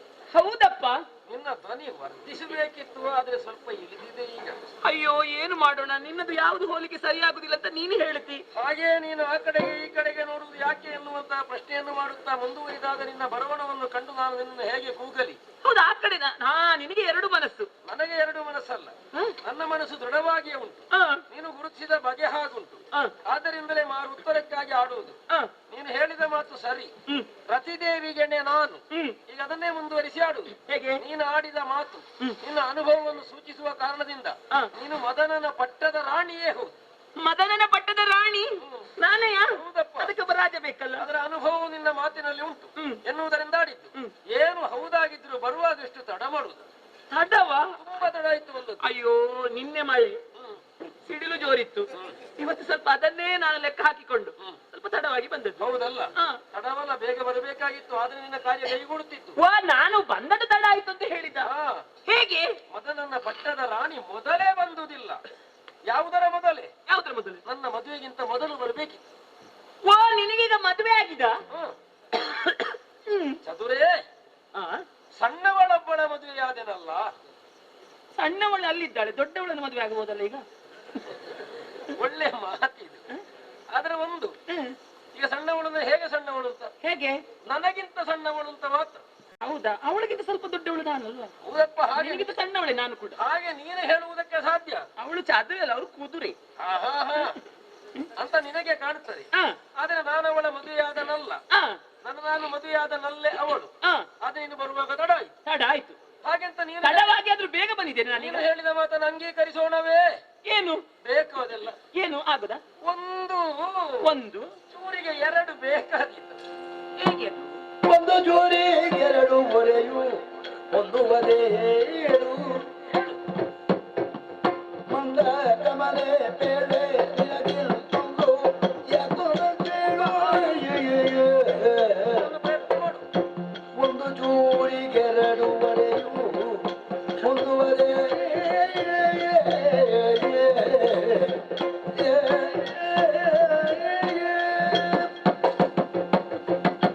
ಹೇಳಿಕೆಯನ್ನು ಸ್ವೀಕರಿಸುವುದಕ್ಕಾಗುವುದಿಲ್ಲ. ಯಾಕೆ ಗೊತ್ತು? ಯಾಕೆ? ಯಾವತ್ತಾದ್ರೂ ಉಪಯೋಗವುಳ್ಳಂತ ಒಂದು ಚೂರಿಗೆ ಎರಡೂವರೆ ಅವಶ್ಯಕತೆ ಉಂಟೆ. ಇದು ವರೆ ಅಂದ್ರೆ ಎಂತದು? ಹೊರೆ ಅಂದ್ರೆ ಕತ್ತಿಗಿರುವ ಕವಚ. ಒಂದು ಚೂರಿಗೆ ಎರಡೂವರೆಯು ಹೊಂದುವುದೇ ಪೇಳು. ಅಂದ್ರೆ ಒಂದು ಚೂರಿಯನ್ನು ಒಂದು ವರೆಯಲ್ಲಿ ಇಡ್ಲಿಕ್ಕೆ ಮಾತ್ರ ಆಗುದು. ಹೌದಪ್ಪ. ಇದೊಂದು ಎರಡೂವರೆ ಇಟ್ಟುಕೊಂಡ್ರೆ ಆಯ್ತಪ್ಪ. ಹೌದಪ್ಪ, ಆಗ್ತದೆ. ಬೇರೆ ಬೇರೆ ಸಮಯಕ್ಕೆ ಬೇರೆ ಬೇರೆ ಉಪಯೋಗ ಅಂತ ನೀನು ಎಷ್ಟು ಮಾತನ್ನು ಹೇಳ್ತಿ, ಆದ್ರೆ ಆಗುವುದಿಲ್ಲ. ಒಮ್ಮೆ ಒಂದು ಚೂರಿಯನ್ನು ಸಕ್ರಮ ಸಕ್ರಮವಾಗಿ ಉಪಯೋಗಿಸುವುದಕ್ಕೆ ಗೊತ್ತಿದ್ದವನಿಗೆ ಆ. ಒಂದು ಚೂರಿಗೆ 1.5 ಸಾಕು. ಸಾಕಾಗ್ತದ? ಹೌದು. ನಿನಗೊಂದು ಉಪಾಯ ಹೇಳುದು. ಹೇಗೆ? ಒಂದು 2 ತೆಕ್ಕೋವರೆ, ಒಂದು ಚೂರಿಯನ್ನು ಒಮ್ಮೆ ಅದರಲ್ಲಿ ಇಡು, ಒಮ್ಮೆ ಒಂದು ಚೂರಿಯನ್ನು ಇದರಲ್ಲಿ ಇಡು. ಏನಾಗ್ತದಪ್ಪ? ಆ, ಸಾಮ್ಯತೆಯನ್ನು ಆ ಮಟ್ಟದಲ್ಲೇ ನಾನು ಕೊಟ್ಟಿದ್ದೇನೆ, ಯಾಕೆ ಗೊತ್ತು? ಆ, ಈಗ ಹಾಗೆಲ್ಲ ಮಾಡುವುದಕ್ಕಾಗ್ತದೆ ಹೇಗೆ? ಹೇಗೆ? ಬೇರೆ ಬೇರೆ ಬದಲಾವಣೆಯ ಅನುಭವವನ್ನು ಹೊಂದಬೇಕು ಎನ್ನುವ ಅಪೇಕ್ಷೆ ಉಳ್ಳವನಿಗೆ ಆ, ಹಾ. ನನಗೆ ಹಾಗೆ ಬೇಕಾಗಿಲ್ಲ. ಹ. ಯಾಕೆ? ಒಬ್ಬಳೇ ಸಾಕು ಎಂಬ ತೀರ್ಮಾನವನ್ನು ನಾನು ಮಾಡಿ ಆಗಿದೆ. ಇದು ರಾಮ, ಇದು ನೀನು ಕಾಡಿಗೆ ಬಂದದ್ದೇನು? ಕಾಡಿಗೆ ಬಂದದ್ದ? ಆ, ಅದು ನನ್ನ ಮನೆಯಲ್ಲೊಂದು ಪ್ರಕರಣ ನಡೆದು ಹೋದ್ದು. ಹೇಗೆ? ನನಗೆ ಪಟ್ಟಾಭಿಷೇಚನ ಎನ್ನುವ ನಿರ್ಣಯವಾಗುವ ಕಾಲಕ್ಕೆ ಹಾ, ನನ್ನ ಚಿಕ್ಕಮ್ಮ ಒಂದು ಅಪೇಕ್ಷೆಯನ್ನು ಮಂಡಿಸಿದಾಗ ಅದನ್ನು ನಡೆಸಬೇಕಾದ ಹೊಣೆ ಅಪ್ಪನಿಗೆ ಬಂತು. ಹಾ. ಅದನ್ನು ನಡೆಸುವುದಕ್ಕಾಗಿ ನಾನು ಕಾಡಿಗೆ ಬಂದೆ. ಚಿಕ್ಕಮ್ಮ. ಹೌದು. ಚಿಕ್ಕಮ್ಮ. ಹ, ನಿನಗೆ ಚಿಕ್ಕಮ್ಮ ಉಂಟಾ? ಹೌದು. ಅದು ಹೇಗೆ? ಅಪ್ಪನ ಮತ್ತೊಬ್ಬಳು ಹೇಳಿದ್ರು. ಅಪ್ಪನಿಗೆ ಇನ್ನೊಂದು ಹೆಂಡತಿ ಉಂಟಾ? ಹೌದಪ್ಪ, ಓ ದೇವ್ರಿ, 3 ಮದುವೆ ಆಗಿದೆ. 3 ಮದುವೆ ಆಗಿದೆ. ಹ. ಅಪ್ಪನಿಗೆ 3 ಆಗಿದೆ, ನಿನಗೊಂದು 2 ಆದ್ರೇನು? ಎಲ್ಲ ನೀನು ಅದನ್ನು ಕೇಳಿದ ಅಧಿಕ ಈಗ. ಹೌದಪ್ಪ, ಅಪ್ಪನಿಗೆ 3 ಆಗುವಾಗ ಮಗನಿಗೊಂದು ಇಷ್ಟ ಆದ್ರೂ ಆದ್ರೆ 2 ಆದ್ರೆ ಆಗಬಹುದಿತ್ತೆ. ರಾಜಾನೋ ಬಹುವಲ್ಲಭ ಎಂಬ ಹೇಳಿಕೆ ಸತ್ಯ. ಆ. ಆದ್ರೆ ರಾಮನು ಹಾಗಲ್ಲ. ಆ. ನನಗೆ ಏಕಪತ್ನಿ ಎನ್ನುವಂತ ವೃತ್ತ ಉಂಟು ನನಗೆ. ಓ, ಬದುಕಲ್ಲಿ ಒಬ್ಬಳನ್ನೇ ನಾನು ಒಪ್ಪಿಕೊಂಡವನು. ಏಕೆ ಪತ್ನಿ ವೃತ? ಅದೇ ಬೇಕಾದ್ದು ಅಂತ. ಆ, ಕೆಲವರಿಗೆ ಬೇಡದು ಏಕೆ ಪತ್ನಿ ವೃತ, ಹೇಗೂ ಆದೀತು. ಆ, ನನಗೆ ಹಾಗೆಲ್ಲ. ನಿಂಗೆ ಹಾಗೆ. ಏಕಪತ್ನಿ ವ್ರತ ಅದು ಉಂಟೆ. ಹೌದಾ? ಆದ್ದರಿಂದ ಇನ್ನೊಬ್ಬಳನ್ನು ಹೊಂದುವುದಕ್ಕಾಗುವುದಿಲ್ಲ. ಆಗುದಿಲ್ವಾ? ಅದನ್ನ ಹೇಳಿದ್ದು 1 ಚೂರಿಗೆ 2 ಹೊರೆ ಹೊಂದುವುದೇ ಪೇಳು. ಆ, ಹಾಗೆಂತ ಮಂದಗಮನೆ. ಆದ್ರೆ ಒಂದು ಸೂರ್ಯವಂಶದವರ ಹತ್ರ ಬಂದು ಬೇಡಿದರೆ ನೀವು ನಾಸ್ತಿ ಅನ್ನುವವರು ಅಲ್ಲವಂತೆ. ನಮ್ಮಲ್ಲಿ ಇಲ್ಲ ಅಂತ ಹೇಳಲಿಕ್ಕಿಲ್ಲ. ಏನಾದ್ರೂ ಒಂದು ಕೊಟ್ಟು ಕಳುಹಿಸ್ತೀರಿ ನೀವು. ಇರುವವರ ಒಂದು ಮನೆ ದಾರಿ ಏನಾದ್ರೂ ಇರಬಹುದಲ್ವಾ? ಹಾಗಾದ್ರೆ ನೀನು ಆ ದಾರಿಯನ್ನು ತೋರಿಸ್ತೀನಿ ಅಂತಾದ್ರೆ ಆ, ಇಷ್ಟು ಪ್ರಯತ್ನ ಮಾಡಿದ್ಯಲ್ಲ, ಹೌದು. ಮಂದಗಮನೆ ಕೇಳು. ಏನು? ಇನ್ನೊಂದು ಯತ್ನ ಆ, ನೀನು ಮಾಡುವುದಕ್ಕೆ ದಾರಿ ಉಂಟು. ಹೇಗೆ? ನಮ್ಮಿರುದಾಯ ನೋಡ್ಮಡಿ ಚೆಲುವ ತಮ್ಮನಿಗೆ ಪ್ರಾಯ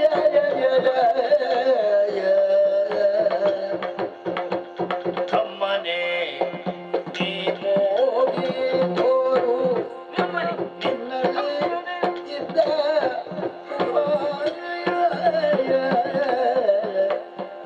ವಂಚನೆ ಇಲ್ಲದೆ ಹೋಗು ಚಂಚಲಾಕ್ಷಿ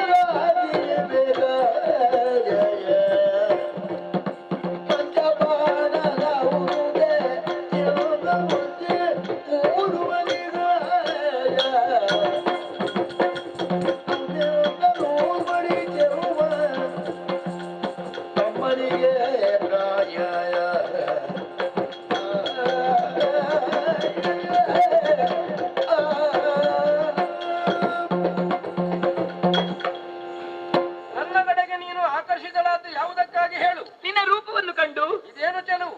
ಆ, ಇದಕ್ಕಿಂತ 100 ಮಾಡಿ ಚೆಲುವುಳ್ಳವರಿದ್ದಾರೆ. ಎನ್ನಿಂದ 100 ನೋಡಲು ಬಾಯಿ ಹಿಡಿದು ಬಾಯಿ ಮುಚ್ಚಿ. 100 ಮಡಿ? ಎನ್ನಿಂದ 100 ಮಾಡಿ ಚೆಲುವ. ಅಲ್ಲ ರಾಮ, ಓ, ನೀನೇ ಚಂದ. ನಿನ್ನಕ್ಕಿಂತ 100 ಪಟ್ಟು ಚಂದ ಅಂತ ಹೇಳಿದ್ರೆ ಅವ ಎಷ್ಟು ಚಂದ ಇರ್ಲಿಕ್ಕಿಲ್ಲ. ಇದ್ದಾನಪ್ಪ, ಇದ್ದಾನೆ, ತುಂಬಾ ಚಂದವ. ಆ. ಯಾರ್ಯಾರಲ್ಲವ? ಆ. ನನ್ನ ತಮ್ಮ. ನಿನಗೊಬ್ಬ ತಮ್ಮನಿದ್ದಾನ? ಹೌದಪ್ಪ. ಅಯ್ಯೋ ದೇವ್ರ, ಇದನ್ನು ಮೊದಲೇ ಹೇಳ್ಬಾರ್ದ? ಹ್ಮ್.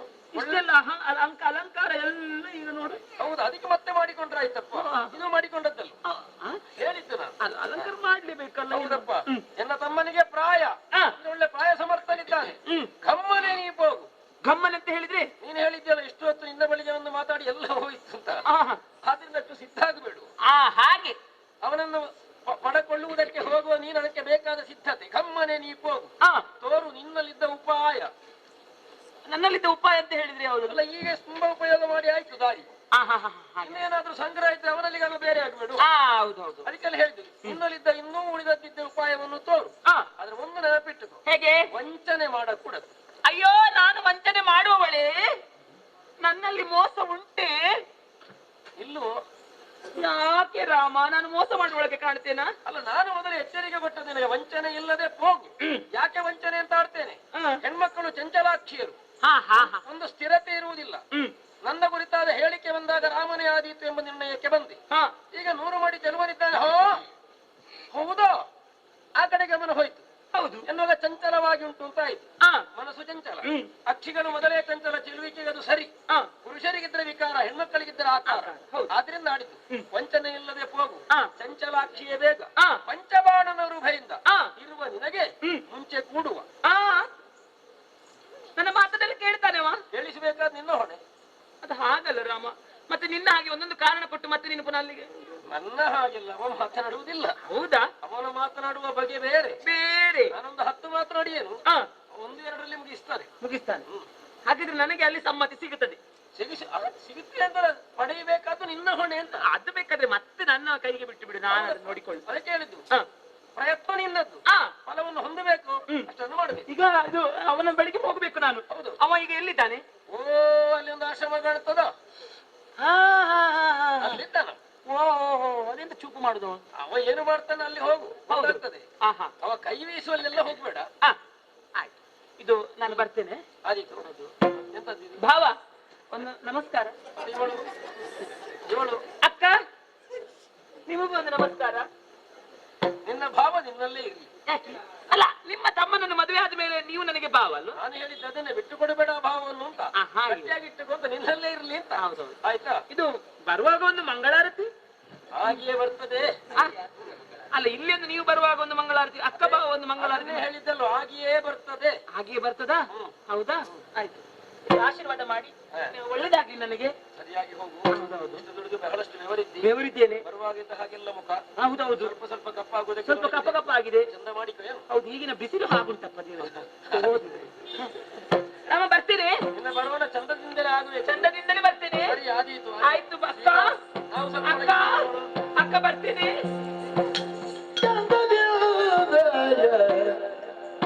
ಮಂದಳಬ್ಜಲೋಚನೆ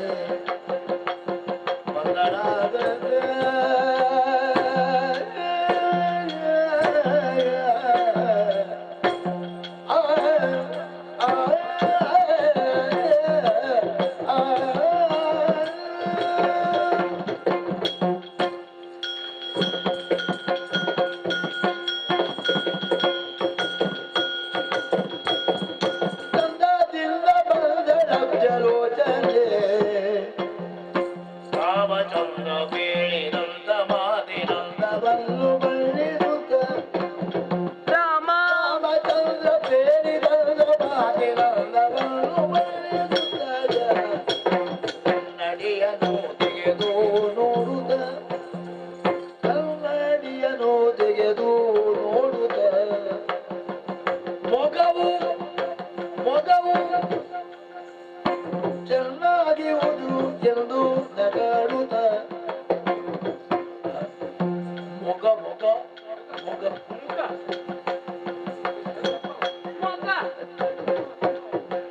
ಚೆನ್ನಾಗಿರುವುದು ಎಂದು ನಗಾಡುತ್ತ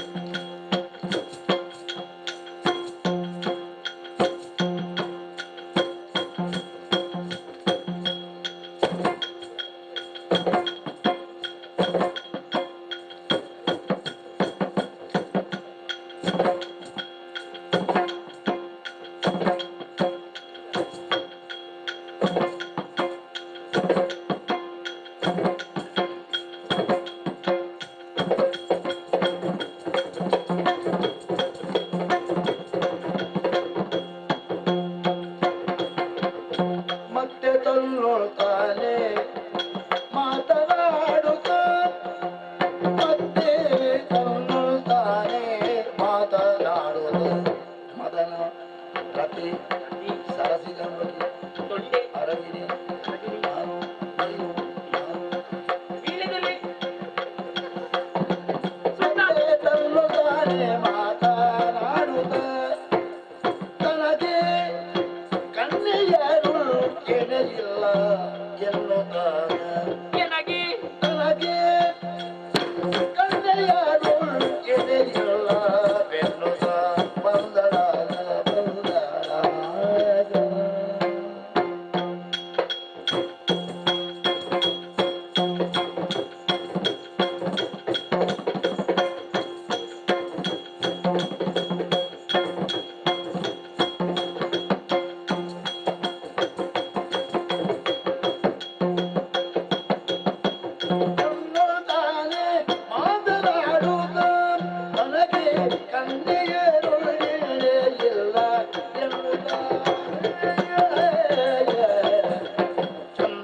ಪ್ರೇಮದಿಂದ ಸತ್ತ ಲೋಚನೆ ರಾಮಚಂದ್ರ ಬೇಡಿದತ್ತ ಬಾರಿ ಚಂದ್ರವನ್ನು ಬಣ್ಣಿಸುತ್ತ ಮಂಗಳಾದ ಮಂಗಳಾದ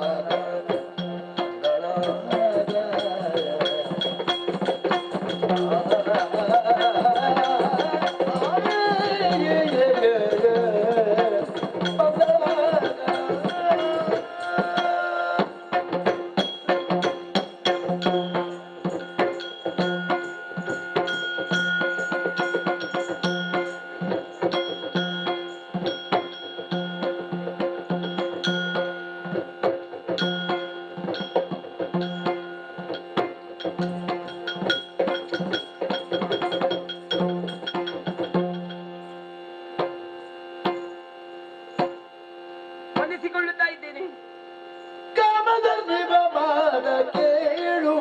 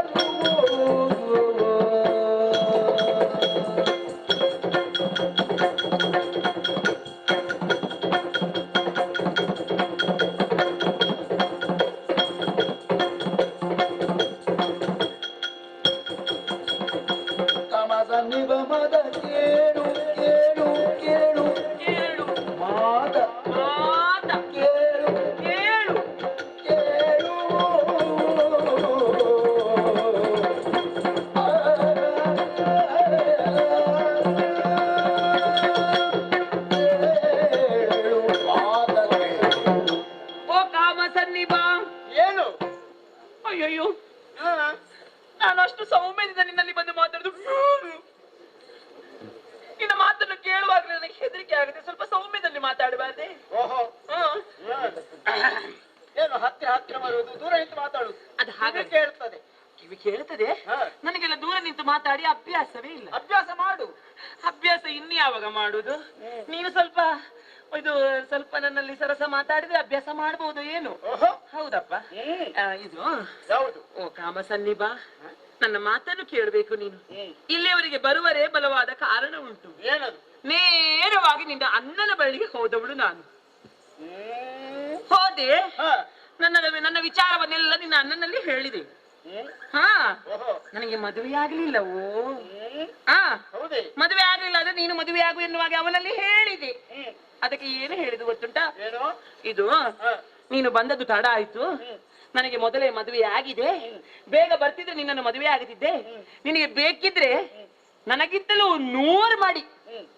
ಇದು 100 ಮಾಡಿ ಅಲ್ಲ, ಇದು ಮಾಡಿ ಅಂದ್ರೆ ಎಂತ ಮಾಡಿ ಇದು ದೇವರೇ, ಇದಕ್ಕಿಂತ ಮಾಡಿ ಇನ್ನು ಸಿಗ್ಲಿಕ್ಕೆ ಹೇಳ್ತ. ಇದು 1000 ಪಟ್ಟು ಮಾಡಿ ಉಂಟಿದು. ಅಷ್ಟು ಚಂದದ ಹುಡುಗ ಇದು. ಅಲ್ಲಿದ್ದಾನೆ ನನ್ನ ತಮ್ಮ ಲಕ್ಷ್ಮಣ, ಅವನಲ್ಲಿ ಹೋಗಿ ಕೇಳು.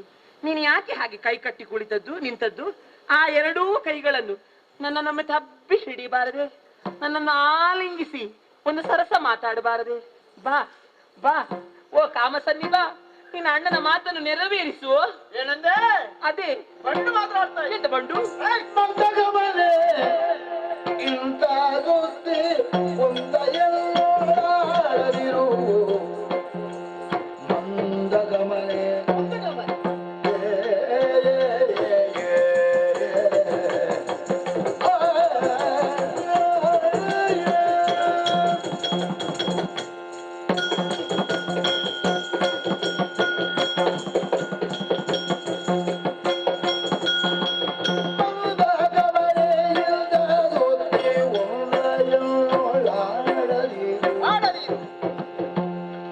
ಬ್ರಹ್ಮಚಾರಿನ ಕಾಣೆ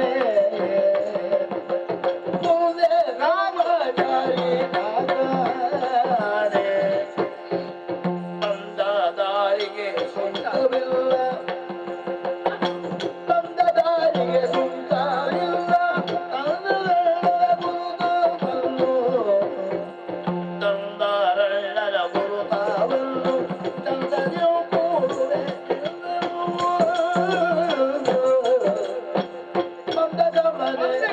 ಇಂಥ ಸುದ್ದಿ ಎನ್ನೊಳಾಡಬೇಡ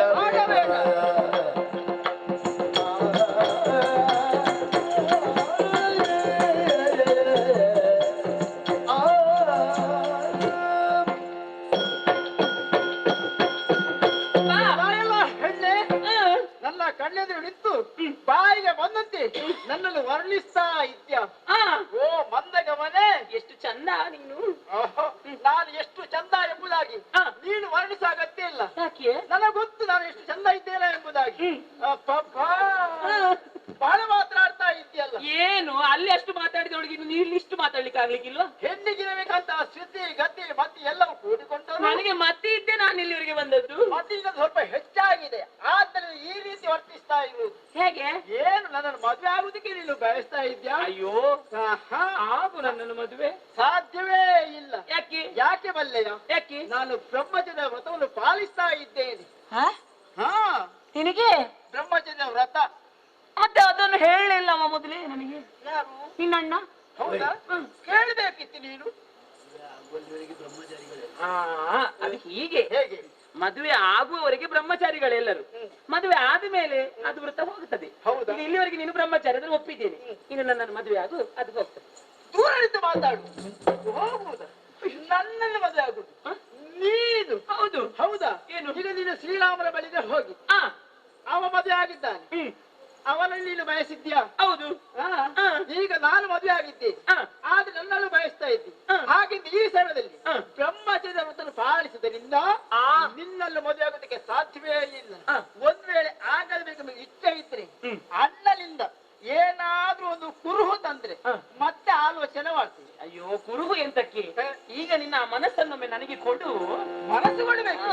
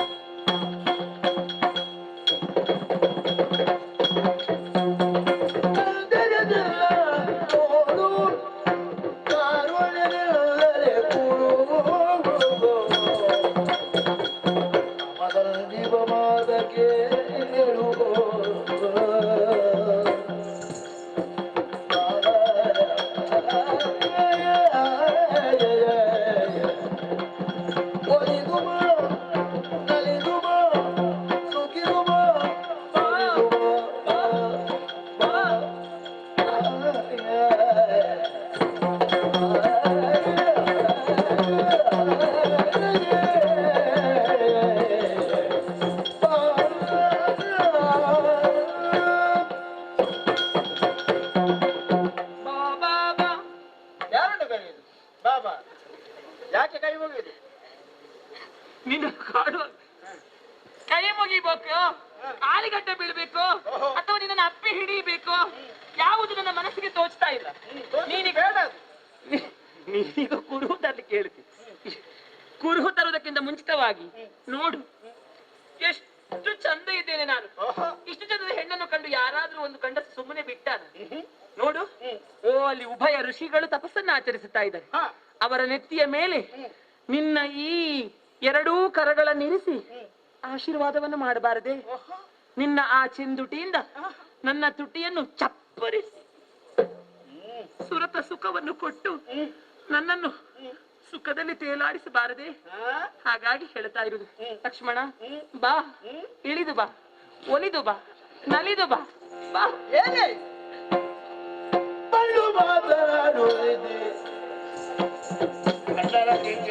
ನಿನ್ನ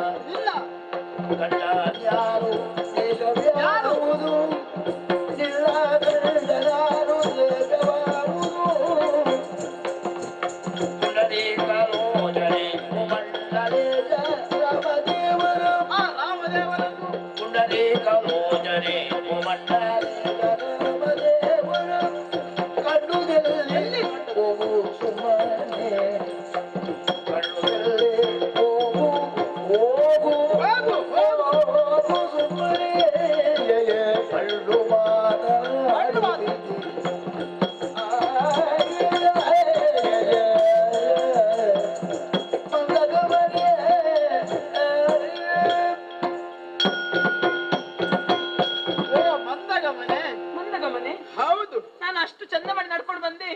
ಅರ್ಥವಾಗ್ತದೆ. ಮಂದ ನಡೆಯ ಮೊದಲಾನೇ ಹಾಗೆ ನಡೆಯುತ್ತಾ ಇದ್ದಿ.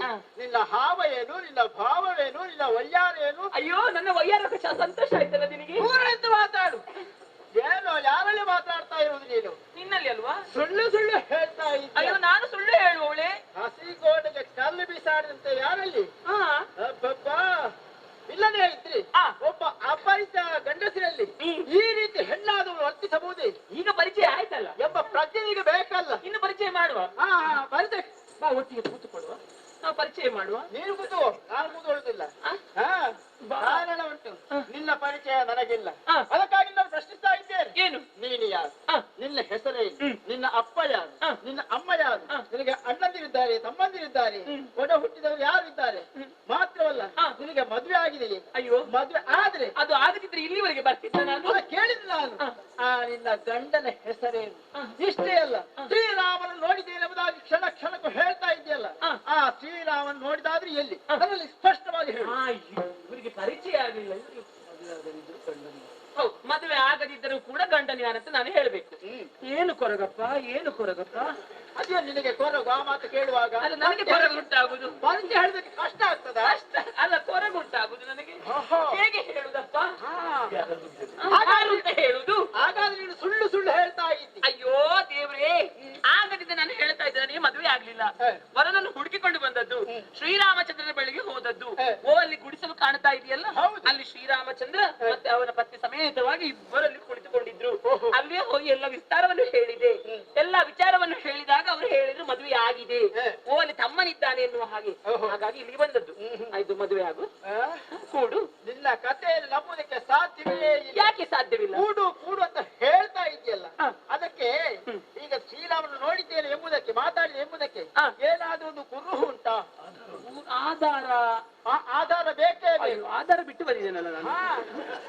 ಆಧಾರ ಇಲ್ಲಲ್ವೋ? ಆಗ ನನಗೆ ಬೇಕಾದ ಮುಖ್ಯವಾಗಿ ಆಧಾರ. ಅಯ್ಯೋ ದೇವ್ರೆ, ಅಯ್ಯೋ ಎಂತದ್ದು, ಏನಾದ್ರೂ ತರಬೋದಿತ್ತಲ್ಲ ಅಲ್ಲಿಂದ? ಆಧಾರ ಇಲ್ಲ, ಇದು ನನ್ನ ವ್ಯವಹಾರವೇ ಇಲ್ಲ.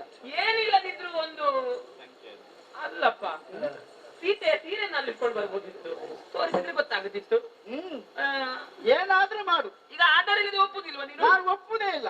ಅಣ್ಣನಿಂದ ಏನಾದ್ರೂ ಒಂದು ಗುರುತು ತಂದರೆ ಅದಕ್ಕೆ ಭಾವಚಿತ್ರವೂ ಬೇಕಾ?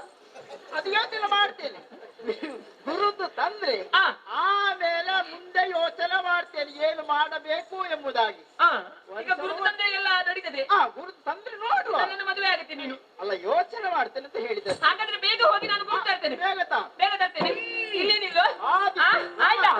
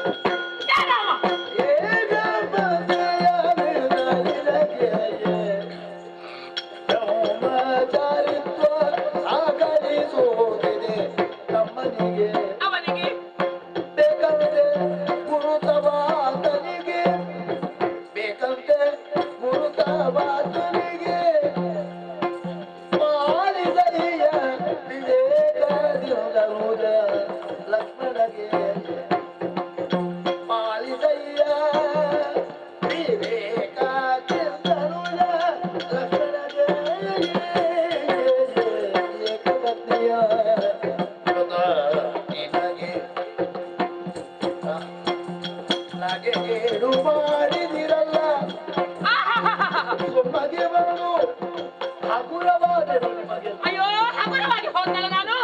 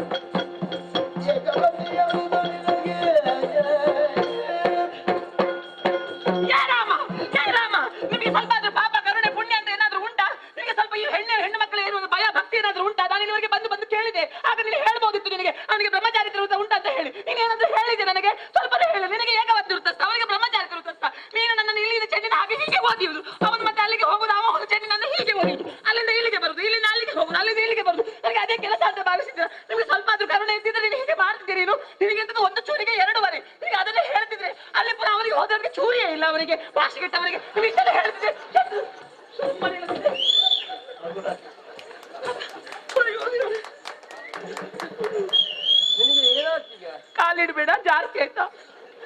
ನನಗೂ ಕಣ್ಣೀರು ಬರ್ತದೆ ಅಲ್ವಾ? ಈಗ ನೀನು ಏನಾದೆ ಅಂತ ನೀನು ಭಾವಿಸಿಕೊಂಡೆ, ಈಗ ಹಗುರಾದೆ ಅಲ್ವಾ? ಹಗುರವಾಯ್ತು, ಭಾರವು ಇಳೀತು ನನ್ನ. ಹೌದಪ್ಪ, ನೀನು ಹೇಳುವುದನ್ನೆಲ್ಲ ಹೇಳಿ ಮುಗಿಸಿದೆ. ನೀವು ಹಗುರಾಗ, ನಾನು ಹಗುರಾಗಿ ಹೋದನಲ್ಲ. ಅಲ್ಲ, ನಿನ್ನ ಮನಸ್ಸಲ್ಲಿರುವಂತಹ ಭಾರವನ್ನೆಲ್ಲ ನನ್ನ ಮುಂದೆ ಒದರುವ ಮೂಲಕ, ಹೇಳುವ ಮೂಲಕವಾಗಿ ಹಗುರವಾಗಿಸಿಕೊಂಡೆ. ನಿಮಗೆ ಇಷ್ಟ ಇಲ್ಲದ್ರೆ ಒಂದು ಹೋಳಿಗೆ ಆದ್ರೂ ಕೊಟ್ಟು ನನ್ನನ್ನು ಕಳಿಸಬಹುದಿತ್ತು ಇಲ್ಲಿಂದ, ನಾನು ಹೋಗ್ತಿದ್ದೆ. ಹೌದಪ್ಪ, ಕಳಿಸುವುದಿತ್ತು. ಒಂದು ಮಾವಿನ ಹಣ್ಣಿನ ರಸಾಯನ ಇತ್ತು, ಅದಾದ್ರೂ ಕೊಡ್ಬೋದಿತ್ತು. ಅದು ಆಗುತ್ತಿತ್ತು. ಆದ್ರೆ ನಿನಗೆ ಬೇಕಾದ ಎರಡು ಅಲ್ಲವಲ್ಲ. ಅದು ತಗೊಳ್ತಿದ್ದೆಪ್ಪ, ನಾನು ಬೇಡ ಅಂತ ಹೇಳ್ತಿದ್ನ. ಅದಲ್ಲದೆ ನಿನಗೆ ಬೇರೆ ಏನೋ ಬೇಕು ಅಂತಲೂ ನೀನು ಬಂದದ್ದಿಲ್ಲಿ. ಹೌದು, ಅದನ್ನೇ ಪಡೆಯುವುದಕ್ಕಾಗಿ ಬೇರೆ ಏನನ್ನೋ ಸರಿ ಹೊಂದಿಸಲಿಕ್ಕೆ. ಬೇರೆ ಏನಾದ್ರೂ ಬಡಿಲಿಕ್ಕೆ ಹೋದ್ರೆ ನಿಮ್ಮದೇನಾದ್ರೂ ಅನುಮತಿ ಉಂಟಾ? ಓಡಿಸುವುದೇ ಇದು, ಓಡಿಸುವುದು. ಪ್ರಯತ್ನ ಮಾಡಬೇಕು. ಈಗ ಏನಾಗಬೇಕಂತೆ? ನನಗೆ ಓಡಾಟದ ಸ್ಪರ್ಧೆ ಇಟ್ಟಿದ್ದೀರಾ ನೀವು? ಇಲ್ಲಪ್ಪ. ಅಥವಾ ನನ್ನನ್ನು ಸಫರ್ ಮಾಡುವಂತಹ ಏನಾದ್ರೂ ಒಂದು ಉದ್ದೇಶ ಉಂಟಾ ನಿಮಗೆ? ಹಾಗೇನು ಇಲ್ಲ. ನಿನ್ನ ಪ್ರಯತ್ನದಲ್ಲಿ ನೀನು ಸೋತೆ ಅಂತ ಆಡು. ಅದರ ವೇಳೆ ಗೆಲ್ಲಬೇಕು ಅಂತಾದ್ರೆ ಏನಾಗಬೇಕಂತ ಈಗ? ಅವನಿಗೆ ಆಧಾರ ಕೊಡ್ಬೇಕಂತೆ. ಏನು ಆಧಾರ ಅಂತ ಅವನಿಗೆ? ನೀವು ನನ್ನ ಆಧಾರವನ್ನು ಮೊದಲೇ ಕೊಡ್ತಿದ್ರೆ ನಾನು ಇಷ್ಟೆಲ್ಲ ಕಷ್ಟಪಡ್ಲಿಕ್ಕೆ ಉಂಟಾ? ನಾನೇ ನಿನ್ನನ್ನು ಕಳುಹಿದ್ದು ಎನ್ನುವುದಕ್ಕೆ ಬೇಕಾದಂತ ಒಂದು ಗುರುತ. ಹೌದು, ಬೇಕಲ್ವಾ? ಹೌದು, ಬೇಕಂತೆ ಅವನಿಗೆ. ಗುರುತು ಕೊಡೋಣ. ಗುರುತು ಕೊಟ್ರೆ ಅವ ಇದು ಹೋಗ್ತಾನಂತೆ. ಕೈ ಬಿಡ್ತಂತೆಯಾ? ಹೌದು. ಏನು ಗುರುತು ಕೊಡ್ಲಿ ನಾನು? ನಿನ್ನ ಬಿಲ್ಲು ಕೊಡು ರಾಮ. ಬಿಲ್ಲು? ಇದನ್ನು ಹಿಡ್ಕೊಳ್ಳಬಲ್ಲೆಯಾ ನೀನು? ಅಯ್ಯೋ, ಇದನ್ನು ಬಿಲ್ಲನ್ನು ಹಿಡ್ಕೊಳ್ಳದೆ ಏನು ರಾಮ? ಹೌದಪ್ಪ. ಲಕ್ಷ್ಮಣನನ್ನೇ ಮದುವೆ ಆಗುತ್ತಾನೆ, ಮದುವೆ ಆಗ್ತೇನೆ. ಹೌದಪ್ಪ. ವರ್ಣಕುಟಿಯಲ್ಲಿ ಎಲ್ಲಿಯೋ ಸಿಕ್ಕಿತು ಎತ್ತಿಕೊಂಡು ಬಂದಿದ್ದಾಳೆ ಅಂತ ಹೇಳಿಯ ನಾವು. ಹಾಗೆ ಆಗ್ತದಲ್ಲ. ಮತ್ತೆ ಎಂತದ್ದು ಕೊಡುದು? ಏನಾದೀತು? ಬಿಲ್ಲು ಬೇಡ, ಮತ್ತೆ ನಿಮಗೆ ಜವಾಬ್ದಾರಿ. ಹೌದು, ಬಿಲ್ಲು ಕೊಟ್ಟರೆ ನಿಮಗೆ ಹೊಣೆಗಾರಿಕೆ ಜಾಸ್ತಿ ಆಗ್ತದೆ. ಹೌದಪ್ಪ. ಭಾರ ನಿನಗೆ ಆಗ್ತದೆ, ಭಾರ ನನಗೆ ಬೇಕಾಗಿಲ್ಲ ನಿನಗೆ. ಅದು ಬೇಡ. ಅದಲ್ಲದೆ ಇನ್ನೇನು? ಇದು ಬರ್ದು ಕೊಡಿ. ಬರೆದ ನನಗೆ ಬರೀಲಿಕ್ಕೆ ಬರ್ತದಪ್ಪ? ಹಾಗಾದ್ರೆ ನೀನು ಇನ್ನೊಬ್ಬರ ಹಾಗೆ ಬರೆದಿದ್ದಿಂತ ಲೆಕ್ಕ ಆಗ್ತಾನ ಅದು ಹಾಗೆ ಆಗ್ತದೆ. ನಾನೇ ಬರ್ಕೊಂಡು ಬಂದಂತ ಹೇಳಿದ್ರೆ. ಹೌದಪ್ಪ, ಆದ್ರೆ ಅದಾಗುದಿಲ್ಲ. ನೀನು ಬರೆಯದಂತ ಆಗಕೂಡದು, ನಾನು ಬರೆಯದಂತ ಆಗಬೇಕು. ಹೌದು, ಹಾಗಾಗಬೇಕು. ಎಲ್ಲಿ ಬರೀಬೇಕಾದ್ದು? ನನ್ನ ಹಣೆಯಲ್ಲಿ ಬರಿ. ಅವ ಬರೆದಾಗಿದೆ. ಯಾರು? ಮೊದಲೇ ಬರೆಯೋ. ಓ, ಬ್ರಹ್ಮ ಮೊದಲೇ ಬರೆದಿದ್ದಾನೆ. ಹೀಗೆ ಇಲ್ಲಿಂದ ಅಲ್ಲಿಗೆ ಓಡು, ಇಲ್ಲಿಂದ ಅಲ್ಲಿಗೆ ಓಡು ಅಂತ ಹೇಳಿ. ಇವಳಿಗೆ ಹೀಗೆ ಆಗಬೇಕು, ಇಷ್ಟೇ ಆಗಬೇಕು ಅಂತ ಬರೆದಾಗಿದೆ. ಹೌದು. ಈಗ ನಾನು ತಿದ್ದುವುದಕ್ಕಾಗುದಿಲ್ಲ. ಇನ್ನು ನೀನು ತಿದ್ದುದಕ್ಕಾಗುದಿಲ್ಲ. ಸರಿ, ಅದಲ್ಲದೆ ಇನ್ನೇನು ಮಾಡೋಣ? ನಾನು ಬರೀಲಿಕ್ಕೆ ಆಗದ ಜಾಗದಲ್ಲಿ ಒಂದು ಬರೀ ನೀನು. ಅದು ಬೇಕಾದ್ದು. ನಿನಗೆ ಬರೆಯಕ್ಕೆ ಸಾಧ್ಯವಾಗಕೂಡದು. ನಾನು ಬರೆದು ನಾವು ಮಾತ್ರ ಓದಬೇಕು, ಹಾಗೆ ಆಗಬೇಕು. ಅದಕ್ಕೆ ಎಲ್ಲಿ ಕೊಡೋಣ ನಿನಗೆ ಗುರುತು ಎನ್ನುವ ಹಾಗೆ ನೋಡಿದ್ರೆ ಹೀಗೆ ಮಾಡುವ ನೀನು. ಹೇಗೆ? ನಿನ್ನ ಬೆನ್ನು ತೋರಿಸು.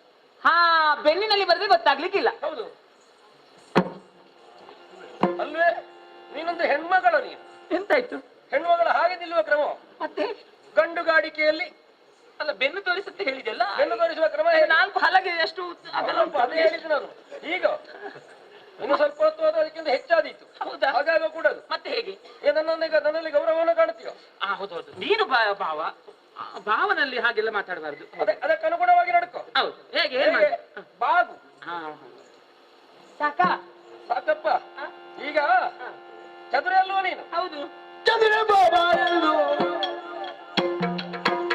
ಕರೆದು ರಾಮನಂಬಿನ ತುದಿಯೋಳು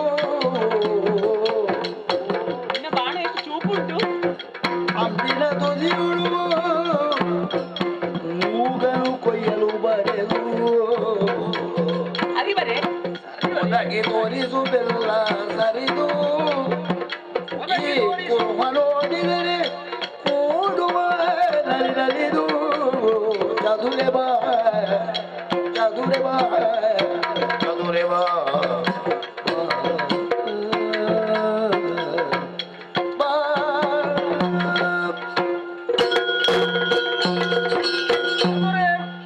ರಾಮ ಬಾಗಿದೆ ಅಷ್ಟೇ ನೀನು. ಹೌದು. ನಿನ್ನ ಬೆನ್ನಿನಲ್ಲೇ ಬರೆಯುತ್ತೇನೆ ಹೀಗೆ ಎನ್ನುವ ಹಾಗೆ. ಇದು ಅವನು ಮಾತ್ರ ಅರ್ಥ ಮಾಡಿಕೊಳ್ಳಬಲ್ಲ. ಇದು ಕಣ್ಣು ಚಂದ ಉಂಟಂತ ಬರಿ, ಮೂಗು ಉದ್ದ ಉಂಟಂತ ಬರಿ, ತುಟಿ ಚಂದ ಉಂಟಂತ ಬರಿ. ನೀನೇ ಹೇಳಿದೆಲ್ಲ ಚಂಪಕನಾಸೆ ನಾನು ಅಂತ. ಆದ್ರಿಂದ ನಿನ್ನ ಮೂಗಿನ ಮೇಲೆ ಲಕ್ಷ್ಯವನ್ನಿರಿಸಿ ಹಾಗೇ ಬರೆಯುತ್ತೆ. ಹೌದಲ್ಲ? ಅವ ಪೆದ್ದ, ಅವನಿಗೆ ಎಂತ ಗೊತ್ತೇ ಆಗುದಿಲ್ಲ. ಬಂದ ಕೂಡಲೇ ದೂರ ಹೋಗು ಹೇಳ್ತಾರೆ. ಹತ್ತಿರ ಬರಿಬೇಕಲ್ಲ. ನೀನು ಒದಗಿ ತೋರಿಸು. ಏನನ್ನು? ಏನನ್ನು? ಬೆನ್ನು. ಹಾಗೆ ಹೋಗಿ ಬೆನ್ನು ತೋರಿಸುದೇ. ಹೌದು, ಕೆಲಸ ಪೂರ್ಣ ಆಗುತ್ತದೆ. ಕೂಡುವನು ನಲಿನಲಿ. ಹೌದು. ಆಯ್ತಾ? ಅವ ಮನ್ನಿಸ್ತಾನೆ, ಅವಮಾನಿಸ್ತಾನೆ, ಅವಮಾನಿಸ್ತಾನೆ, ಅವಮಾನಿಸ್ತಾನೆ. ಇದು ಅವಮಾನವ? ಅವಮಾನಿಸ್ತಾನೆ, ಅವ ಮಾನಿಸ್ತಾನೆ. ಹೌದು ಹೌದು. ಆಯ್ತಾ? ನೋಡೋಣ ಬಾಗು. ಸರಿ ಅಕ್ಕ, ಮಂಗಳಾರತಿ. ಕಚ್ಚಕುಳಿ ಆಗ್ತದೆ. ಎಂತದ್ದೇ? ಸ್ವಲ್ಪ ಕೆಲವನ್ನು ಇದು ಸಹಿಸಿಕೊಳ್ಳಿ. ಚೂಪುಂಟು. ಅದು ನಿನ್ನ ಬೆನ್ನಿಗೆ ಗಾಯವಾಗದ ಹಾಗೆ ಬರೆಯುವ ಕಲೆ ನನಗೆ ಚೆನ್ನಾಗಿ ಗೊತ್ತು. ಹೌದಪ್ಪ. ಇದಾಯ್ತಾ? ಬರ್ದಾಯ್ತಾ? ನಾನು ಈ ಗಾಯ ಮಾಡುವುದೇ ಬರ್ದಾಯ್ತಾ? ಇಲ್ಲ. ಇಲ್ವಾ? ಒಂದು ವಾಕ್ಯ ಬರೆದಿದ್ದೇನೆ. ಅಬ್ಬ, ಹೋಗು. ಅಲ್ಲಿಗೆ ಆಧಾರವನ್ನು ಇಲ್ಲಿ ಅಂಟಿಸಿದ ಹಾಗಾಯ್ತು. ಸರಿ, ನೀನು ಹೇಗೆ ಜಲ್ದಿಯಾಗಿ ಬರ್ತೀಯಲ್ಲ. ಇದು ನಾನು ಮತ್ತೆ ನೀನು ಮತ್ತೆ ನನ್ನ ಗಂಡ ಇದು ಒಟ್ಟಿಗೆ ಬರ್ತೇವೆ. ಆದೀತು ಆದೀತು. ಈಗ ಮಂಗಳಾರತಿ ಮತ್ತೆ ಒಂದ್ ಸ್ವಲ್ಪ ಅಕ್ಕಿ, ಕುಂಕುಮ, ಮೆಟ್ಟಕ್ಕಿ. ಮೆಟ್ಟಕ್ಕಿ ಅಂದ್ರೆ ಹೌದೌದು, ಅದೆಲ್ಲ ತಯಾರು ಮಾಡಿ ಇಡ್ಬೇಕಕ್ಕ. ಒಳ್ಳೆಯದು ಒಳ್ಳೆಯದು. ಆಯ್ತು, ಬರ್ತೇನೆ. ಸರಿ, ಇನ್ನು ನಾವು ಸತಿಪತಿಯರು ಒಂದಾಗಿ ಬರ್ತೇವೆ. ಆದೀತು. ಆಯ್ತು. ಸರಿ, ಇದು ಮಧುಚಂದ್ರ ಕೇಳಿಗೆ ಹೋಗ್ಬೇಕು. ನೋಡೋಣ, ನಿರ್ಣಯಿಸೋಣ. ನೋಡೋಣ. ಆಯ್ತು ಆಯ್ತು, ಬರ್ತೇನೆ ಬರ್ತೇನೆ. ಆಯ್ತು, ಅವನಲ್ಲಿ ಕೇಳುತ್ತೇನೆ. ಬರ್ತೇನೆ. ನನಗೆ ಮದುವೆ ಅಂತೆ.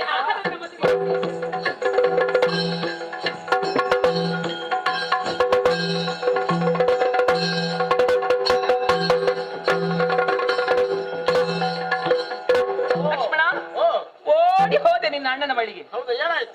ಸರಿ ಬೈದೆ ಅವನಿಗೆ. ನಿನ್ನ ಅಣ್ಣನಿಗೆ ನೀನು ಆಧಾರ ಕೊಡುದಿಲ್ಲ, ಸುಮ್ಮನೆ ಅವನೆಲ್ಲ ಸಾಕ್ಷಿಗದೆ ಅವನೆಲ್ಲ ಒಪ್ಪುದಿಲ್ಲ ಅಂತ ಹೇಳಿದೆ. ತೆಗ್ದ ಅವನ ಬಾಣದಲ್ಲಿ ನನಗೆ ಗುರುತನ್ನು ಕೊಟ್ಟಿದ್ದಾನೆ. ಗುರುತು? ಹೌದು. ತಂದಿದ್ಯಾ? ಎಲ್ಲಿ ಉಂಟು ಗುರುತು? ಅಣ್ಣನ ಜಯ ನೋಡಿ ಲಕ್ಷ್ಮಣ ತನ್ನ ಮನದಲ್ಲಿ ತಾನೇ ನಗುತ್ತಲೇ ತನ್ನ ಪ್ರಾಯದ ಚದುರೆ ಬಾ ಮೋಹನ್ನ ಕಾರಿಯೇ ಅಣ್ಣನ ಜಯ ನೋಡಿ. ಅಣ್ಣ, ನಾಗೆ ನೋಡುವಾಗ ನನಗೆ ಯಾಕೋ ನಗು ಬರ್ತಾ ಇದೆ. ಅಯ್ಯೋ, ಯಾಕೆ? ಹಸುರ ರಾಯಂತಹ ಶ್ರೀರಾಮಚಂದ್ರನಿಗೆ ಇದರ ಕಪಟ ಏನು ಎಂಬುದು ಅರ್ಥವಾಗದೇ ಇರುತ್ತದೆಯೇ? ಅಪ್ಪಪ್ಪ, ನಿಜವಾಗಿ ಇವಳು ಹೆಣ್ಣಲ್ಲ ಎಂಬುದು ಅವನಿಗೆ ಅರ್ಥವಾಗಿದೆ. ಹಾಗಾದ್ರೆ ಇವಳು ಮಾಡಿದ ವ್ಯವಹಾರ ಯಾವುದು? ಮೂಗು ಇಲ್ಲದ ವ್ಯವಹಾರ. ಮೂಗು ಇಲ್ಲದ ವ್ಯವಹಾರ ಮಾಡಿದವಳಿಗೆ ಯಾವ ಶಿಕ್ಷೆಯನ್ನು ಕೊಡಬೇಕು? ಕನ್ಯೆ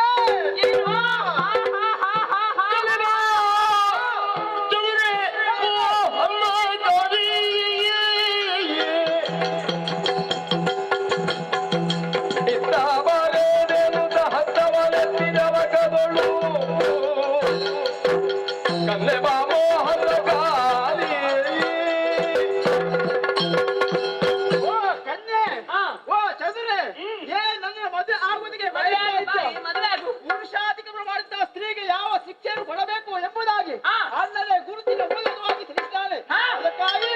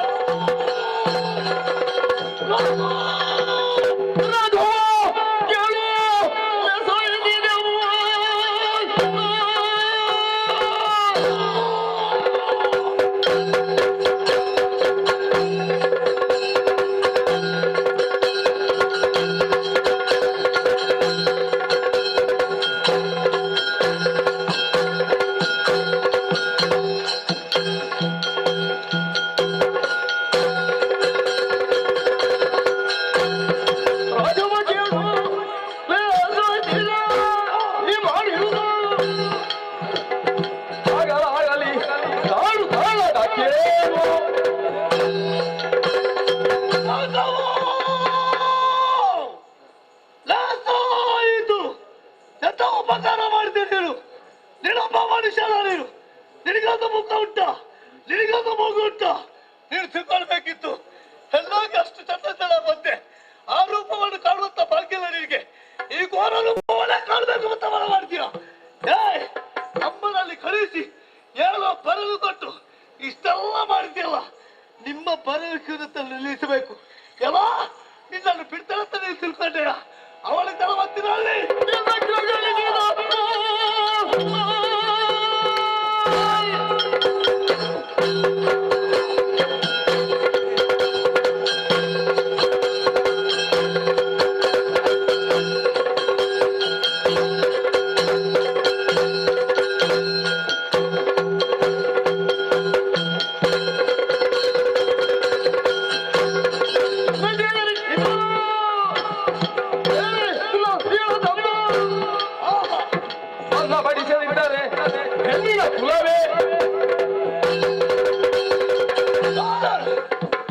ಮುಖಕ್ಕೆ ನೀನೊಬ್ಬಳ ಹೆಣ್ಣು ಜಾತಿಯಲ್ಲಿ ಬಿಟ್ಟಿದವಳ ಆಗುತ್ತಾ ಇದೆಯಲ್ಲ. ಹಣವರ ಕಟ್ಟೋಳೆ ಸರಿಯಾಗಿ ಯೋಚನೆ ಮಾಡು. ಏನೇ ಆಗಲಿ, ನಾವು ರಾಕ್ಷಸರಾದ್ರೂ ಕೂಡ ಹೆಣ್ಣೆಂಬುದನ್ನು ತಿಳ್ಕೊಳ್ಬೇಕಿತ್ತು, ಕನ್ನಡಲ್ಲಿ ಹೇಳಬೇಕಿತ್ತು. ಹಾಗೆ ಮಾಡಕೂರದಂತ ಅದಕ್ಕೆಲ್ಲ ನೀನು ಸಹಾಯಕಳಾಗ್ತೀಯ. ಈ ಸಮಯದಲ್ಲಿ ಆಗುತ್ತಾ ಇದೆಯಾ? ಈಗ ಒಂದು ಮಾತು ಕೇಳು. ಒಂದಲ್ಲ ಒಂದು ದಿವಸ ನನ್ನ ಕಣ್ಣಿನಲ್ಲಿ ಈ ರೀತಿ ನೀರು ಆಗ್ತದಲ್ಲ, ಇದಕ್ಕಿಂತ ಹೆಚ್ಚು ಸಮಯ ನೀರು ಕೂಗಬೇಕು. ಇದೇ ನೋವನ್ನು ಪಡಬೇಕು. ಅಷ್ಟನ್ನೆಲ್ಲ ಮಾಡೋದಿದ್ರೆ ನೋಡು, ನನಗೆ ಅಣ್ಣಂದಿದ್ರೆ ಇದ್ದಾರೆ, ಕೆಲವರಿದ್ದಾರೆ. ನಿನ್ನಾಗಿ ಒಬ್ಬ ಕಟ್ಟಡಲ್ಲ. ನನಗೆ ಹೇಳುವರು ಕೆಲವರು ಬಹಳಷ್ಟು ಬಂದಿದ್ದಾರೆ. ಅವರಲ್ಲಿ ಹೋಗಿದ್ದು ನಾನು ಹೇಳ್ತೇನೆ. ನಿನಗೆ ಸರಿಯಾದಂತ ಬುದ್ಧಿಯನ್ನೇ ಕಲಿತಾರೆ ಇದ್ರೆ ನಾನು ಹೆಣ್ಣು ಜಾತಿಗೆ ಹುಟ್ಟಿದಲ್ಲ. ಇದು ಬಲ ಅಲ್ಲ, ತಿಳ್ಕೊಂಡು ನೋಡ್ತೇನೆ.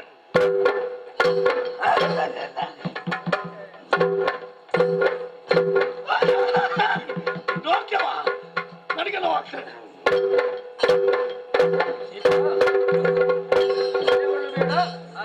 ಇವಳು ಯಾರನ್ನು ಕರ್ಕೊಂಡು ಮಾಡುವುದಕ್ಕೆ ನಾನಿದ್ದೇನೆ.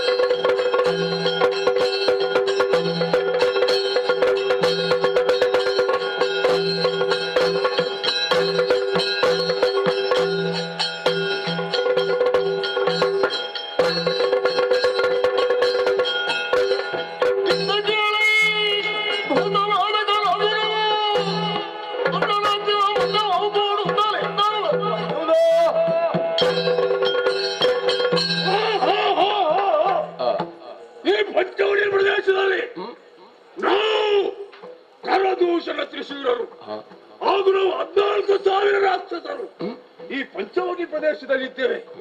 ಯಾರು ನಮ್ಮ ತಂಗಿಯ ಅಂಗರಕ್ಷಣೆಗಾಗಿ ಇದ್ದವರು ನಾವು. ಆದ್ರೆ ಅದೇನು ಗೊಬ್ಬೆ ಏನು ಗೊಬ್ಬೆ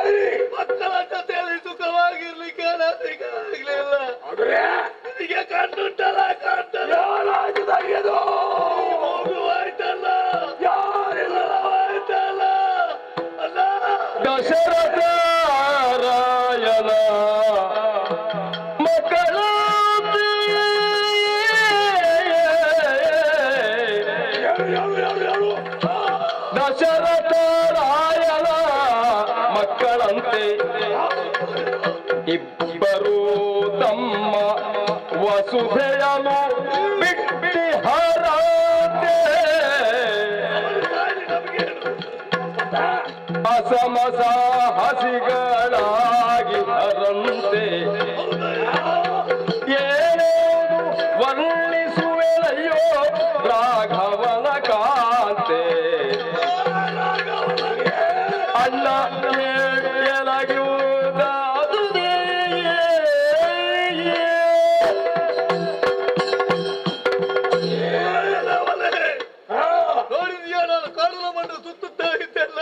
ನಿನ್ನ ಅಂಗರಕ್ಷಣೆಗಿದ್ದವರು ನಾವೇ ಅಲ್ವೇ? ಅದು ಬಿಡು ಅಷ್ಟೇ.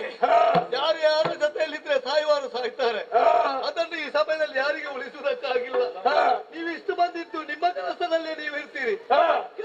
ನಿಮ್ಮದೇ ಸರಿಯಾಗುವುದಿಲ್ಲ, ಮತ್ತೆ ನನ್ನದಲ್ಲಿ ಸರಿಯಾಗ ಕಾಣ್ತಾ ಇದೆ, ರಕ್ತ ಸುರಿಯುತ್ತಾ ಉಂಟು.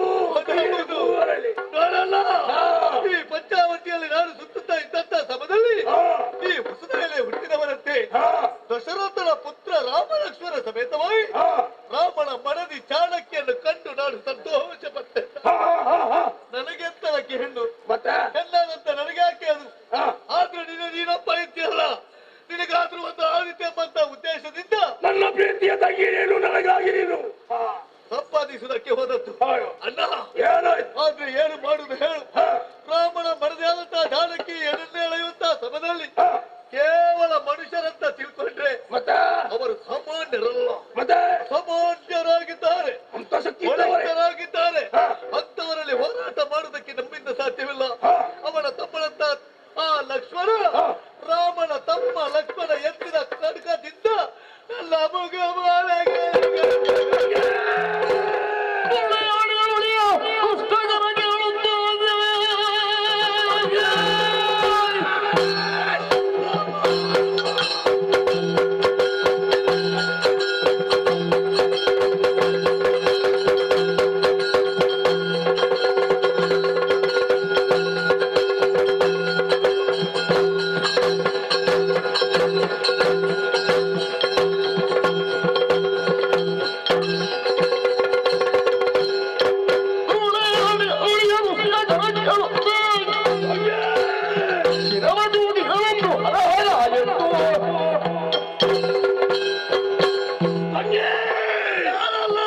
ನಿನಗೆ 14,000 ಈ ತಮ್ಮಂದಿರ ಅಣ್ಣಂದಿರುವಾಗ ನಿನಗೂ ಕಷ್ಟ ಬಂತೆ.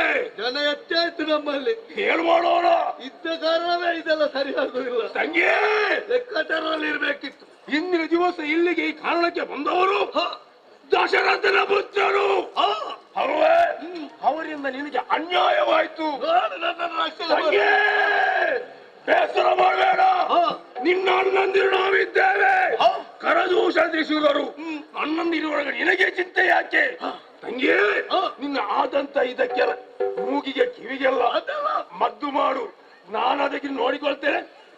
ಇದು ರಾಮನ ಮಡದಿ ಜಾನಕಿ, ಅದು ನಿನಗೆ. ನನ್ನ ತಂಗಿಯ ಮಾತನ್ನು ಕೇಳಿ ಅವರ ಅಂಗದಲ್ಲಿ ಕತ್ತರಿಸಲ್ಪಟ್ಟಿದೆ. ಸುಮ್ಮನಿರುವುದೇ? ನನ್ನ ತಮ್ಮಂದಿರಿದ್ದಾರೆ. ದೂಷಣ ತ್ರಿಶೂಲರು ಬಾಗಿಲು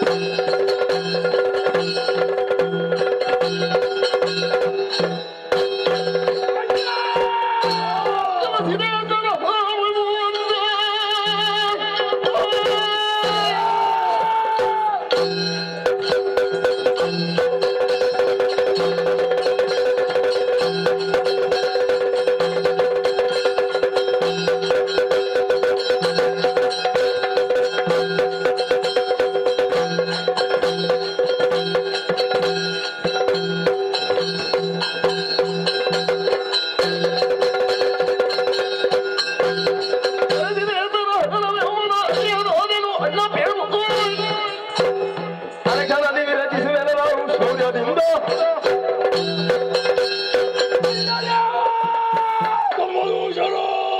ಮೊದಲಾಗಿದ್ದ ಪವಿತ್ರವಾದ ಪಾದಗಳಿಗೆ ಆಸುರ ಕುಲವೇ ಎಚ್ಚೆತ್ತುಕೊಳ್ಳುವಂತೆ ದೀರ್ಘ ಧ್ವನಿಯಿಂದ ತಮ್ಮ ಸಮಿಗಮ ಎಂದು ಕರೆದೆಲ್ಲ ನಂದಿನ ಏನಾಗಬೇಕು ಹೇಳುವೆಯಾ?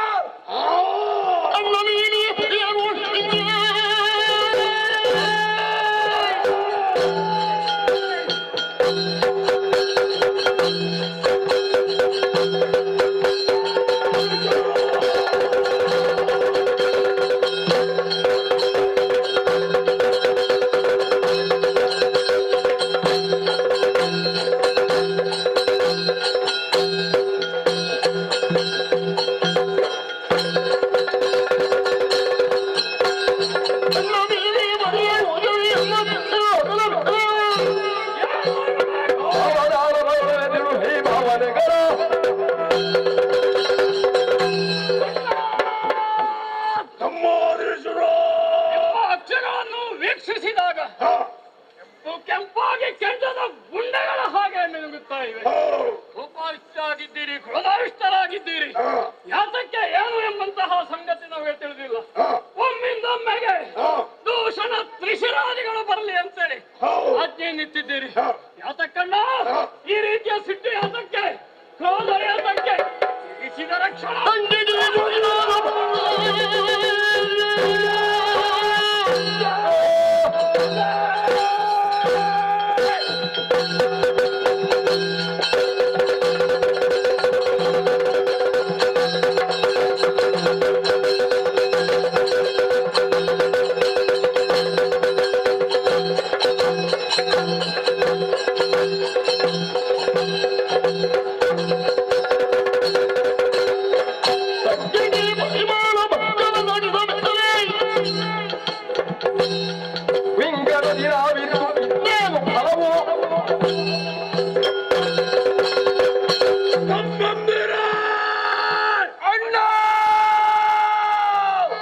ಈ ಸಂದರ್ಭದಲ್ಲಿ ನಿಮ್ಮನ್ನು ಕರೆಯುವುದಕ್ಕೆ ಬಲವಾದ ಕಾರಣ ಉಂಟು.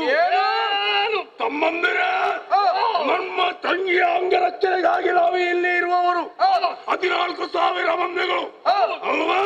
ಆದರೆ ಈ ಸಂದರ್ಭ ನಮ್ಮ ತಂಗಿಗೆ ಆದಂತ ಅಪಮಾನ, ಅಯೋಧ್ಯೆಯ ದಶರಥನ ಸುಪುತ್ರರಿರುವರು ಈ ಕಾರಣವನ್ನು ಪ್ರವೇಶ ಮಾಡಿದ್ದಾರೆ.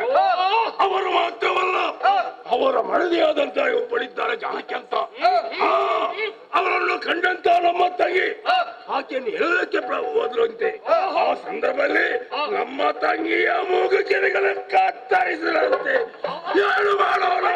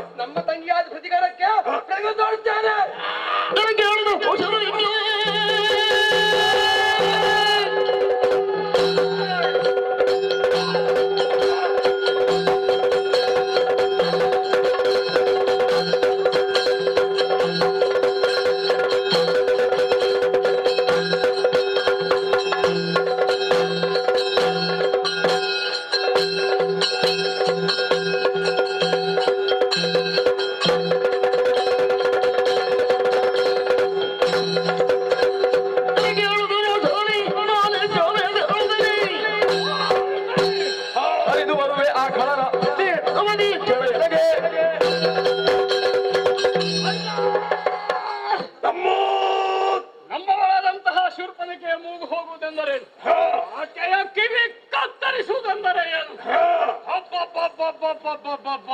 ಅವಳ ಮೂಗು ಕಿವಿ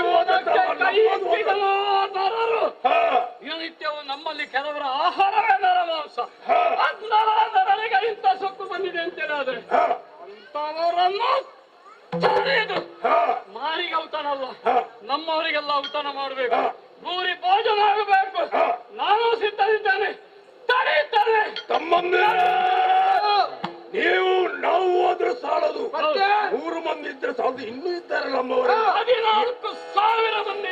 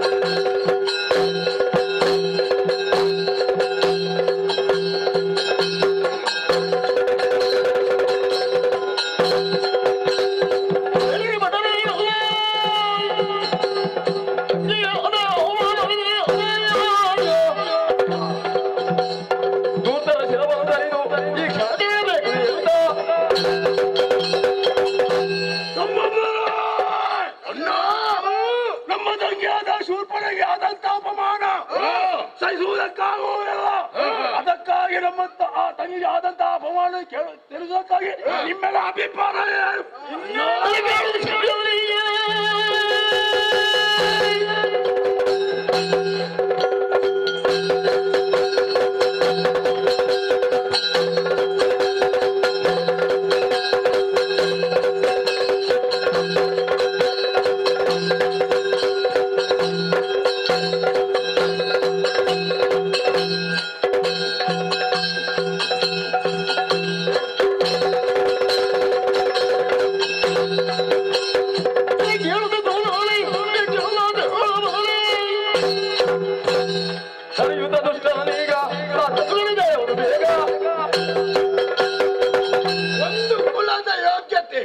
ಹೆಣ್ಣಿನಿಂದ ಮಾತ್ರವೇ ಆ ಕುಲದ ಯೋಗ್ಯವನ್ನು ಅರಿತುಕೊಳ್ಳುವುದಕ್ಕಾಗಿ ಸಾಧ್ಯ. ಸರಿ, ಆ ಕುಲಕ್ಕೆ ಅಪಮಾನವಾಗಿದ್ದಾದರೆ ಸುಮ್ಮನೆ ಬಿಡಬಹುದೇ? ಅವನ ತಲೆಯನ್ನೇ ಛೇದಿಸಬೇಕಾಗಿದೆ. ಆದುದರಿಂದಾಗಿ ತಡ ಮಾಡುವುದಲ್ಲ, ನನಗೆ ಅಪ್ಪನನ್ನು ಕೊಡು, ಅವನನ್ನು ಓದಿದ್ದೆ.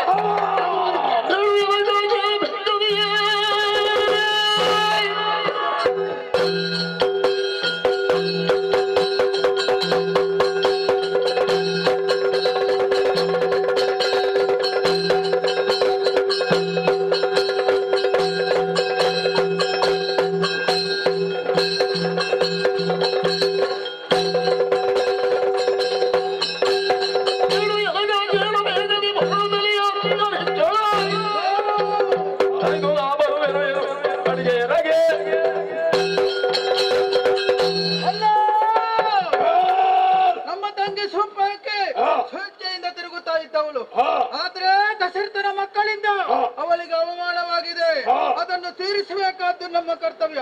ಆದ್ಯ ನನಗೆ ಕೊಡು. ಬಂದಂತ ಹುಡುಗರನ್ನು ಸರಿಯಾದ ಶಿಕ್ಷೆಯನ್ನು ಕೊಟ್ಟು ನಾನು ಬರ್ತೇನೆ. ಸಂತೋಷ.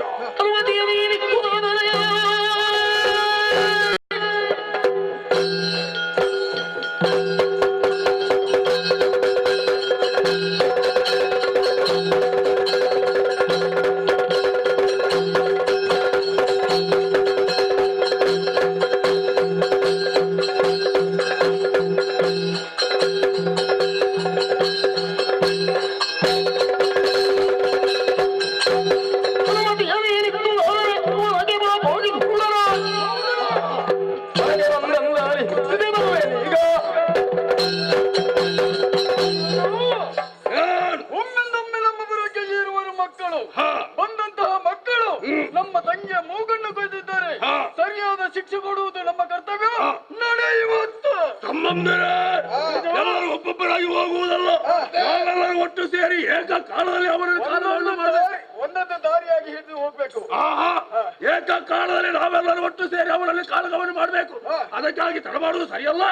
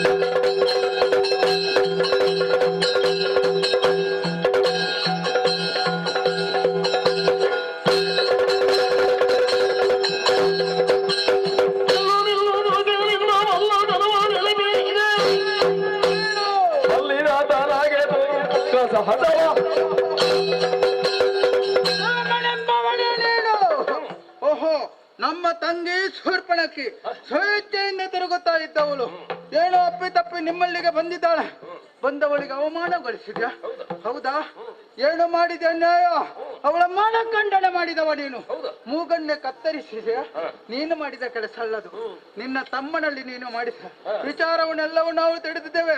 ಅದಕ್ಕಾಗಿ ಶಿಕ್ಷೆ ಕೊಡುವುದಕ್ಕಾಗಿ ಬಂದವರು ನಾವು 14 ಸಾವಿರ ಬಂದಿದ್ದೇವೆ. ಮೂಗಿಲ್ಲದ ವ್ಯವಹಾರ ಮಾಡಿದ್ದಾಳೆ. ಯಾರು? ಕೇವಲ ಮೂಗನ್ನು ಕತ್ತರಿಸಲಾಗಿ ಹೇಳ್ಬೋದಿತ್ತಲ್ಲ, ನಾವು 14,000 ಮಂದಿ ಅವಳಿಗೆ ಕೇಳುವುದಕ್ಕೆ ಇದ್ದೇವೆ. ಸ್ವೇಚ್ಛಾಚಾರದಲ್ಲಿ ಅವಳನ್ನು ಕಳುಹಿಸುವಾಗಲೇ ಅಣ್ಣಂದಿರಾದ ನೀವು ಯೋಚನೆ ಮಾಡಬೇಕಿತ್ತು. ಯಾಕೆ? ನೀವೇನು ಯೋಚನೆ ಮಾಡದೆ ಊರ ಮೇಲೆ ತಿರುಗಾಡುವುದಕ್ಕೆ ಬಿಟ್ಟಿದ್ದೀರಲ್ಲ. ಅವಳ ಸ್ವಇಚ್ಛೆಯಿಂದ. ಹೀಗ ಹೌದಾ?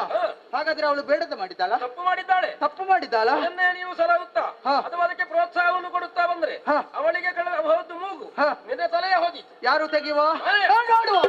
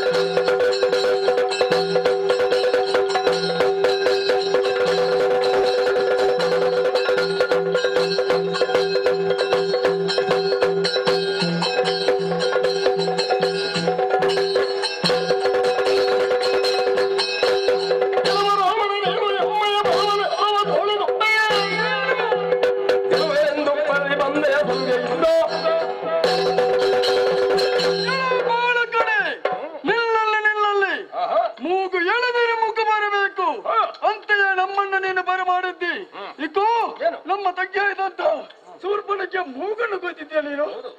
ಒಳ್ಳೆ ಕೆಲಸವನ್ನೇ ಮಾಡಿದ್ದೆ ನೀನು. ನಿನ್ನ ಯೋಚನೆ ಇರಬಹುದು, ಆದ್ರೆ ನಮಗೆ ಅದು ಸರಿಯಾಗ್ಲಿಕ್ಕಿಲ್ಲ. ಆದ ಕಾರಣ ಹೇಳ್ತಾ ಇದ್ದೇನೆ, ಯಾವ ಕೈಯಿಂದ ಕರೆದದ್ದು ನೀನು? ನೀನೇ ಕರೆದಿದ್ದ? ನೀನೇ ಕರೆದದ್ದು? ನೀನೇ ಕರೆದಿದ್ದ ಹೌದಾದ್ರೆ ನಿನ್ನ 2 ಕೈಗಳನ್ನು ಕತ್ತರಿಸಿ.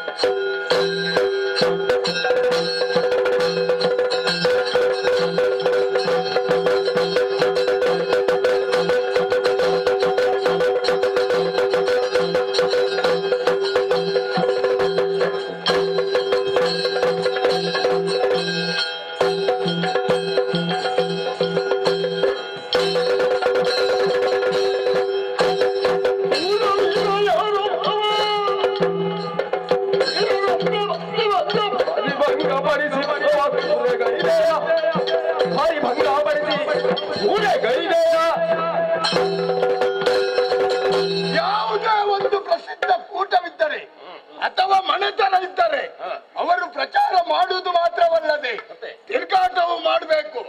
ಆ ಹೊತ್ತಿಗೆ ಅವರ ಪ್ರಸಿದ್ಧ ಹೆಸರು ಬಂದದಕ್ಕೆ ಸಾರ್ಥಕತೆ ಬರುತ್ತದೆ. ಅಂತಹದ್ರಲ್ಲಿ ನನ್ನ ತಂಗಿಯನ್ನ ನಖವನ್ನು ಕತ್ತರಿಸಿದೆಯಲ್ಲ, ನಾಸಿಕವನ್ನು ಕತ್ತರಿಸಿದ್ದೆಲ್ಲ ಯಾತಕ್ಕೆ?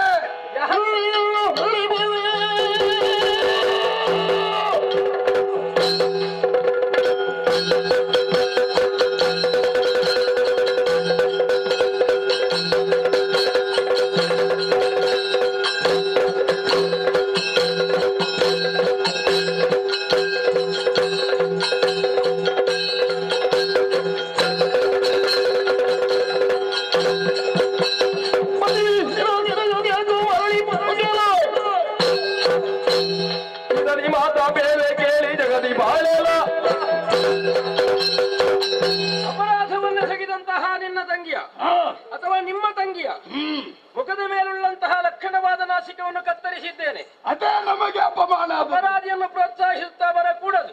ಯಾಕೆ? ಹಿತದಿಂದಲೇ ನೀನು ಹಿಂದೆ ಹೋದ್ರೆ ನಿನ್ನ ಕೊರಳು ಉಳಿದೀತು. ನಮ್ಮ ಅಭ್ಯಾಸ ಉಂಟು. ಹೇಗೆ? ನಮ್ಮವರನ್ನು ನಾವು ಬಿಟ್ಟು ಕೊಡುವುದಿಲ್ಲ, ಕಟ್ಟಿಕೊಳ್ತೇವೆ. ಆದುದರಿಂದಾಗಿ ನಿನ್ನನ್ನು ಪ್ರಶ್ನಿಸುವುದಕ್ಕಾಗಿ ಒಳ್ಳೆಯದು. ಹೌದು, ಕಟ್ಟಿಕೋ. ಮೂಗಂಟಿಸಿದ್ರೆ ಬರಲಾದು, ಮತ್ತೆ ತಲೆ ಕಡಿದರು ಮತ್ತೆ ಚಿಗುರದು ಎಂಬ ನೆನಪಿಟ್ಟುಕೊಂಡು ಮುಂದುವರಿಯಬೇಕು ನೀನು. ಏನು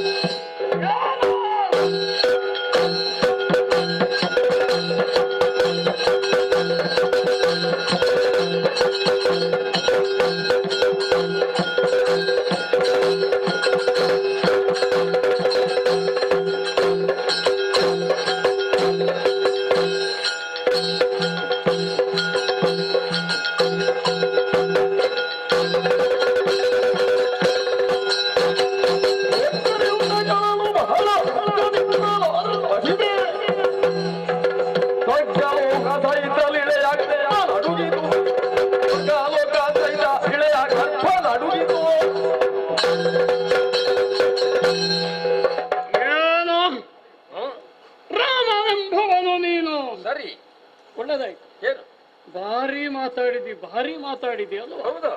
ನಮ್ಮವರನ್ನೆಲ್ಲ ಮಾತಾಡಿ ಅವರ ಬಾಯಿ ಮುಚ್ಚಿಸಿ ಅವರ ಬಾಯಿಂದ ಶಬ್ದ ಹೊರಡದಾಗೆ ಮಾಡುವಂತ ಆಕರ್ಷಕ ವ್ಯಕ್ತಿತ್ವವನ್ನು. ಸರಿ. ಅಯ್ಯೋ ಒಳ್ಳೆ ಕೆಲಸ ಮಾಡಿದೆ. ನಿಮ್ಮಂತವ್ರು ಮಾಡುವ ಕೆಲಸ ನೋಡಿದ್ರೆ ಲೋಕದಲ್ಲಿ ಮರ್ಯಾದೆ ಇದ್ದವ ಮುಖಕ್ಕೆ ಬಟ್ಟೆ ಮುಚ್ಚಿ ಹಾಕಿಕೊಂಡು ಹೋಗಬೇಕು. ಸರಿ, ನೀನ್ ಯಾಕೆ ಮುಖ ಬಿಟ್ಟು ಬಂದೆ? ಹೆಣ್ಣು ನನಗೆ ಮರ್ಯಾದೆ ಚೆನ್ನಾಗಿ ಉಂಟು. ಸರಿ, ನಮ್ಮ ಕ್ಷೇತ್ರದಲ್ಲಿ ಈ ಕ್ಷೇತ್ರದಲ್ಲಿ ಮರ್ಯಾದೆಗಟ್ಟವರನ್ನು ವಿಚಾರಿಸಬೇಕು ಅಂತೇಳಿ ಬಟ್ಟೆ ಹಾಕಿದವರಿಗೆಲ್ಲ ಪಾಠ ಮಾಡಬೇಕು. ಈಗ ನಿನಗೆ ಪಾಠ ಮಾಡ್ಲಿಕ್ಕೆ ಬಂದದ್ದು. ಏನು ಏನು ನೀನೊಬ್ಬ ಶೂರ ಕೈಯಲ್ಲಿ ಧನಸುಂಡು ಎಂಬ ಮಾತ್ರಕ್ಕೆ ಹೆಣ್ಣಿನ ಮೇಲೆ ಕೈ ಮಾಡ್ಲಿಕ್ಕೆ ಆಜ್ಞೆ ಇಟ್ಟವನು ನೀನು.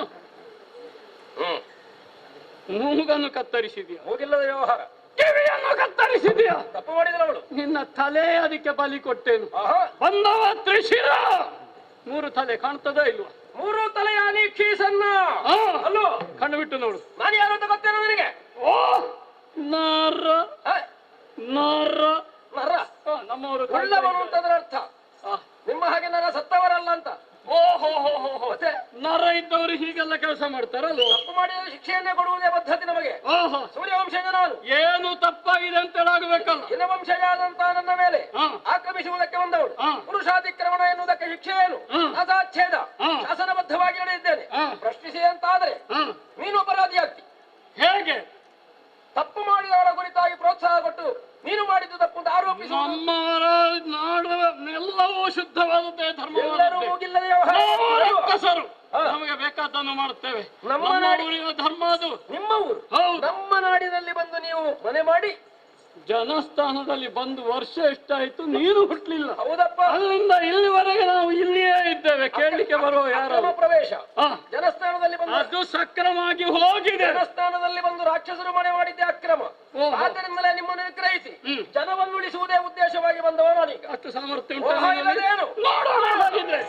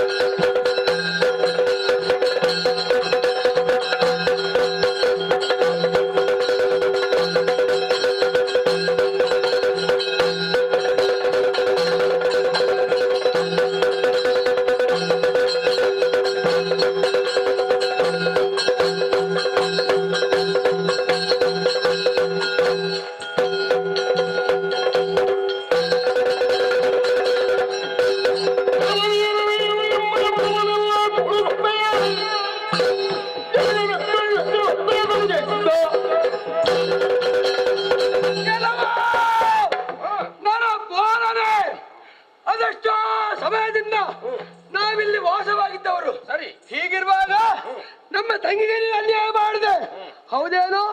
ನಮ್ಮ ತಂಗಿ ಒಂದು ವೇಳೆ ತಪ್ಪು ಮಾಡಿದ್ದರೆ ಅವಳಿಗೆ ಕೇಳು ನಾವಿದ್ದೇವೆ. ನಮ್ಮಲ್ಲಿ ಬಂದ ವಿಚಾರ ಹೇಳಬೇಕಿತ್ತು. ಅದನ್ನು ಬಿಟ್ಟು ಅವಳ ನಾಟಕವನ್ನೇ ಚೇರಿಸಿ ಅವಮಾನ ಮಾಡಿದ್ದಿ. ಇದು ಹೇಗಾಯ್ತು ಗೊತ್ತುಂಟ? ಅವಳಿಗೆ ಅವಮಾನ ಮಾಡಿದಲ್ಲ, ನಮ್ಮ ಮೂಗಲ್ಲಿ ಎಳಂತ ಆಯ್ತು. ನಾನು ಯಾರು ಅಂತ ಗೊತ್ತಾ ನಿನಗೆ? ಯಾರು?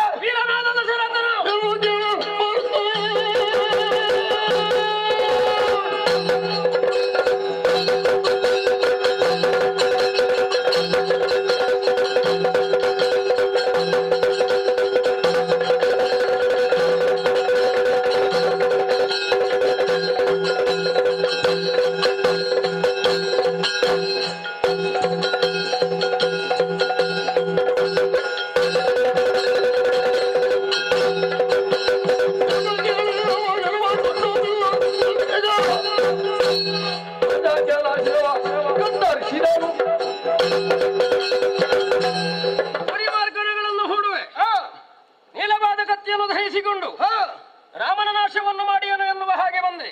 ದೂಷಣೆಯನ್ನು ಸಾಮಾನ್ಯನಲ್ಲ, ಸಾಮಾನ್ಯವಲ್ಲ ನೀನು. ಎಲ್ಲರ ದೂಷಣೆಗೆ ಒಳಗಾದವ. ವೀರನಾದ ಸರದರಪಾತಿಯ ಮಗ ನಾನು. ಮನೆಯ ಧರ್ಮಸ್ಥಾಪನೆ, ಹೌದಾ? ಯಜ್ಞಗಂಟಕರನ್ನು ನಷ್ಟಗೊಳಿಸುವ ಉದ್ದೇಶವುಳ್ಳವನಾಗಿಯೇ ಬಂದೆ.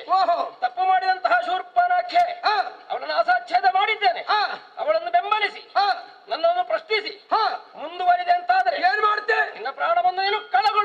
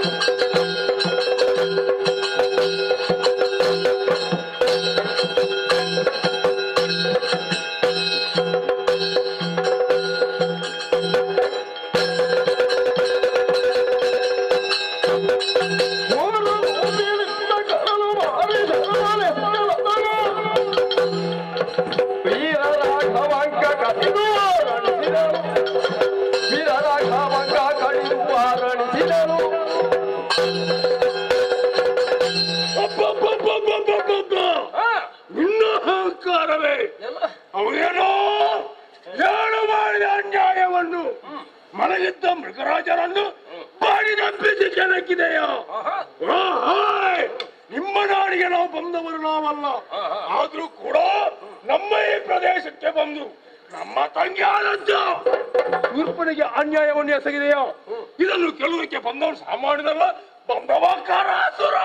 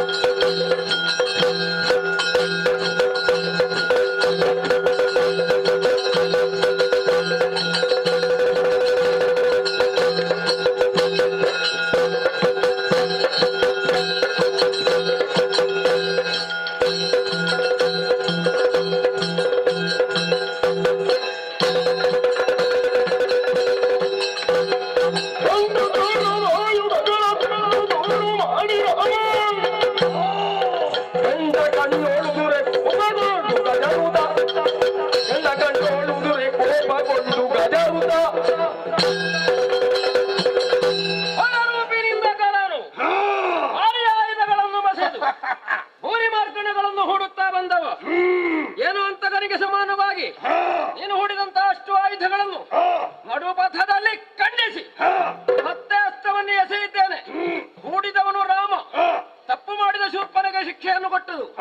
ನಿನ್ನ ಅಸ್ತ್ರ ಬರಿದಾಯಿತು ಅಲ್ಲ, ಅಗ್ಗಳ ಅಸ್ತ್ರ ಉಂಟು, ಹೇಳು.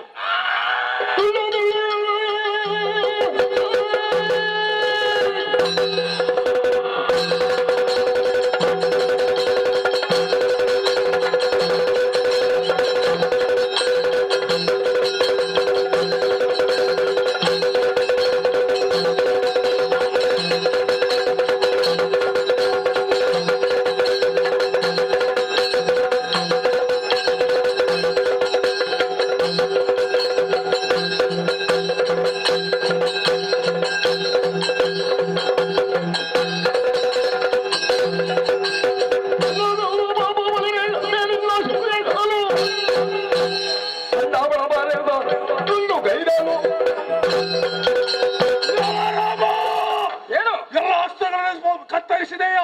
ಇದು ಈ ಅಸ್ತ್ರವನ್ನು ಕತ್ತರಿಸು. ನೀನು ಹೇಳ್ಬೇಡಿ ಮಾತಾಡ.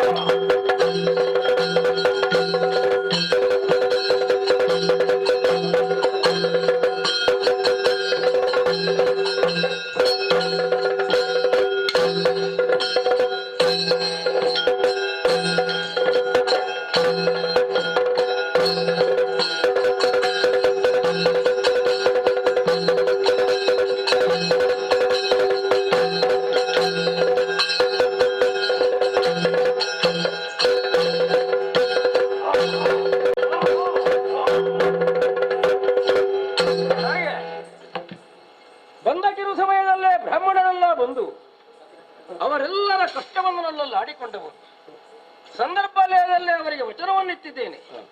ದಂಡಕಾರಣ್ಯವನ್ನು ದುಷ್ಟರಿಂದ ಮುಕ್ತಗೊಳಿಸಿ ಬ್ರಾಹ್ಮಣರಾದಂಥ ನಿಮಗೆ ಯಜ್ಞ ಯಾಗಾದಿ ಸತ್ಕರ್ಮಗಳಿಗೆ ಅನುಕೂಲ ಮಾಡಿಕೊಡ್ತೇನೆ ಎನ್ನುವ ಹಾಗೆ ಕಾಶ್ಯಪಿಯ ಬಂಧ ವಿಮೋಚನೆಯನ್ನು ಗೊಳಿಸಿಯಾಗಿ ಬ್ರಾಹ್ಮಣರಿಗಿತ್ತಂತಹ ವಚನವು ಪೂರ್ಣಗೊಂಡಿತು ಎನ್ನುವಲ್ಲಿಗೆ ಭೀತ ಜನಾಂಗವು ಅತ್ಯಂತ ಹರ್ಷವನ್ನುಗೊಂಡಿದೆ. ಮುಂದೇನು ಎನ್ನುವುದರ ಕುರಿತಾದಂತಹ ಯೋಚನೆ ನಮಗೆ ಬೇಕಾಗ್ತದೆ. ಯಾಕೆ ಅವಧಿ ಎಷ್ಟಾಯಿತು ಅಂತ ನೋಡಿದ್ರೆ ಸುಮಾರು 10-11 ಅಲ್ಲ, ಇನ್ನೂ ಹೆಚ್ಚಾಗಿ ಹೋಯ್ತಲ್ಲ. 1 ವರ್ಷ ಉಳಿದುಕೊಂಡಿದೆ. ಮೆಲ್ಲಗೆ ಹೊರಟ್ರೆ ಮತ್ತೆ ಅಯೋಧ್ಯೆಗೆ ಸೇರಬಹುದು ಎನ್ನುವ ನಿರ್ಧಾರವು ಅಂತರಂಗದಲ್ಲಿ ಉಂಟು. ಎಲ್ಲಕ್ಕೂ ಕುಳಿತು ತಮ್ಮನೊಡನೆ ನೀವು ಭಯಗೊಂಡಂತಹ ಸೀತೆಯೊಡನೆಯೂ ವಿಮರ್ಶಿಸಿ ತದನಂತರದಲ್ಲ ಕುರಿತು ಯೋಚಿಸಬೇಕು. ಆ ಕಡೆಗೆ ಸಾಕ್ತೇನೆ.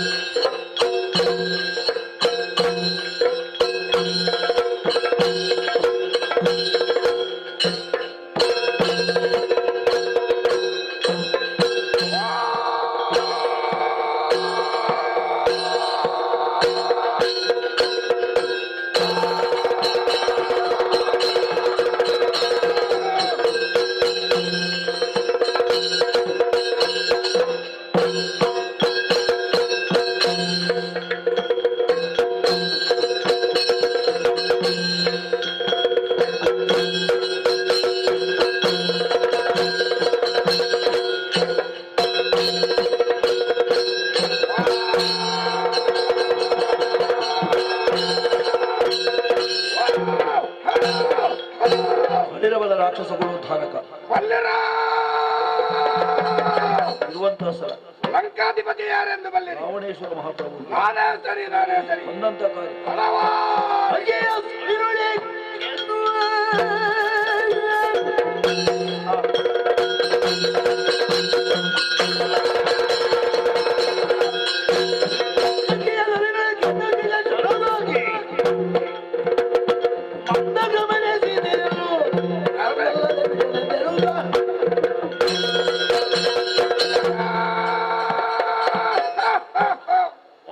ಎಂದಿನಂತೆ ಉದಯಕಾಲದಲ್ಲೆದ್ದು ನಿತ್ಯ ವಿಧಿಗಳನ್ನೆಲ್ಲ ತೀರಿಸುವುದಕ್ಕಾಗಿ ಶುದ್ಧವಾದ ವಾರಿಯ ಬಳಿಗೆದು ಅಂಗವನ್ನು ಶುದ್ಧೀಕರಿಸಿಕೊಂಡೆ. ಶೃಂಗಾರಕ್ಕಾಗಿ ಬೇಕಾದಂತಹ ಉಡುಗೆ ತೊಡುಗೆ ಆಭರಣಗಳನ್ನು ಧರಿಸಿ ಪ್ರಭು ಶಂಕರನ ಪೂಜೆಯನ್ನು ಮಾಡಿ ಪ್ರಸಾದ ಸ್ವೀಕಾರ ಮಾಡಿ ಸಭಾಸ್ಥಾನಕ್ಕೆ ಬಂದು ಒಡ್ಡೋದಗಸ್ಥರಾಗಿದ್ದೇನೆ. ನೋಡಿ, ಎಡಬಲವನ್ನೊಮ್ಮೆ ನೋಡುವಾಗ ತ್ರಿಭುವನದಲ್ಲಣ ದಶಗಂಟನಿಗೆ ಜಯವಾಗಲಿ ಜಯವಾಗಲಿ ಎಂದು ಕೊಂಡಾಡುತ್ತಾ ಇದ್ದಾರೆ. ಆದರೆ ನನ್ನ ಬಾಳಿಗೊಂದು ಅಗಚಿತವಾದಂತಹ ಘಟನೆ ನಡೆದು ಹೋಯ್ತಲ್ಲ. ತಂಗಿಯಾದಂತಹ ಶೂರ್ಪನಖಿ ಮಂಡೆಯನ್ನು ಬಡಿದು ಕೊಡಗೊಳ್ಳುತ್ತಾ ಬಂದು ಕಣ್ಣಲ್ಲಿ ನೀರನ್ನು ತುಂಬಿಸಿ ನನ್ನಲ್ಲಿ ಹೇಳಿದರು, ಅಣ್ಣ, ನನಗೆ ರಾಮ ಲಕ್ಷ್ಮಣರಿಂದ ಅಪಮಾನವಾಯಿತು ಎಂಬುದನ್ನು. ಅಷ್ಟು ಮಾತ್ರವಲ್ಲ, ಈ ವಿಷಯವನ್ನು ನನ್ನ ತಮ್ಮಂದಿರಾದಂತಹ ಖರದೂಷಣರಲ್ಲಿ ಹೇಳಿದರಂತೆ. ಖರದೂಷಣರನ್ನು ರಾಮ ಲಕ್ಷ್ಮಣರ ಕೊಂದು ಮುಗಿಸಿದರಂತೆ. ಹೆಣ್ಣಿಗಾದ ಅಪಮಾನ ಹೆಣ್ಣಿನಲ್ಲೇ ತೀರಿಸಬೇಕೆಂದು ಯೋಜನೆಯೇ ಅಬದ್ಧನಾದಂತಹ ನಾನು ಸೀತೆಯನ್ನು ತಂದೆ ತರಬೇಕು.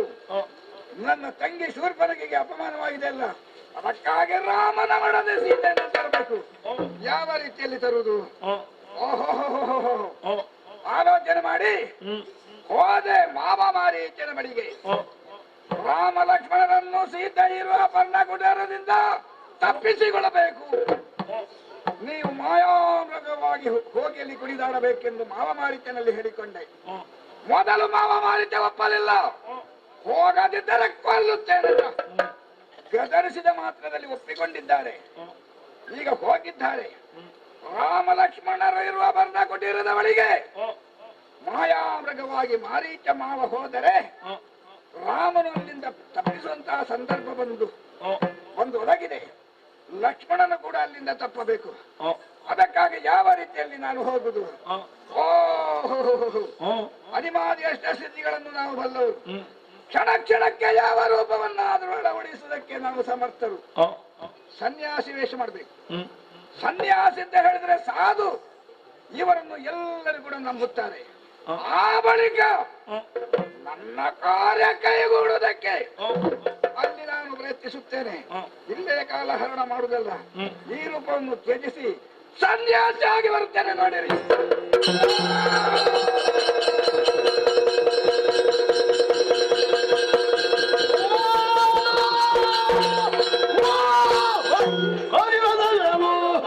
ಕೈಯ ಜಪದರ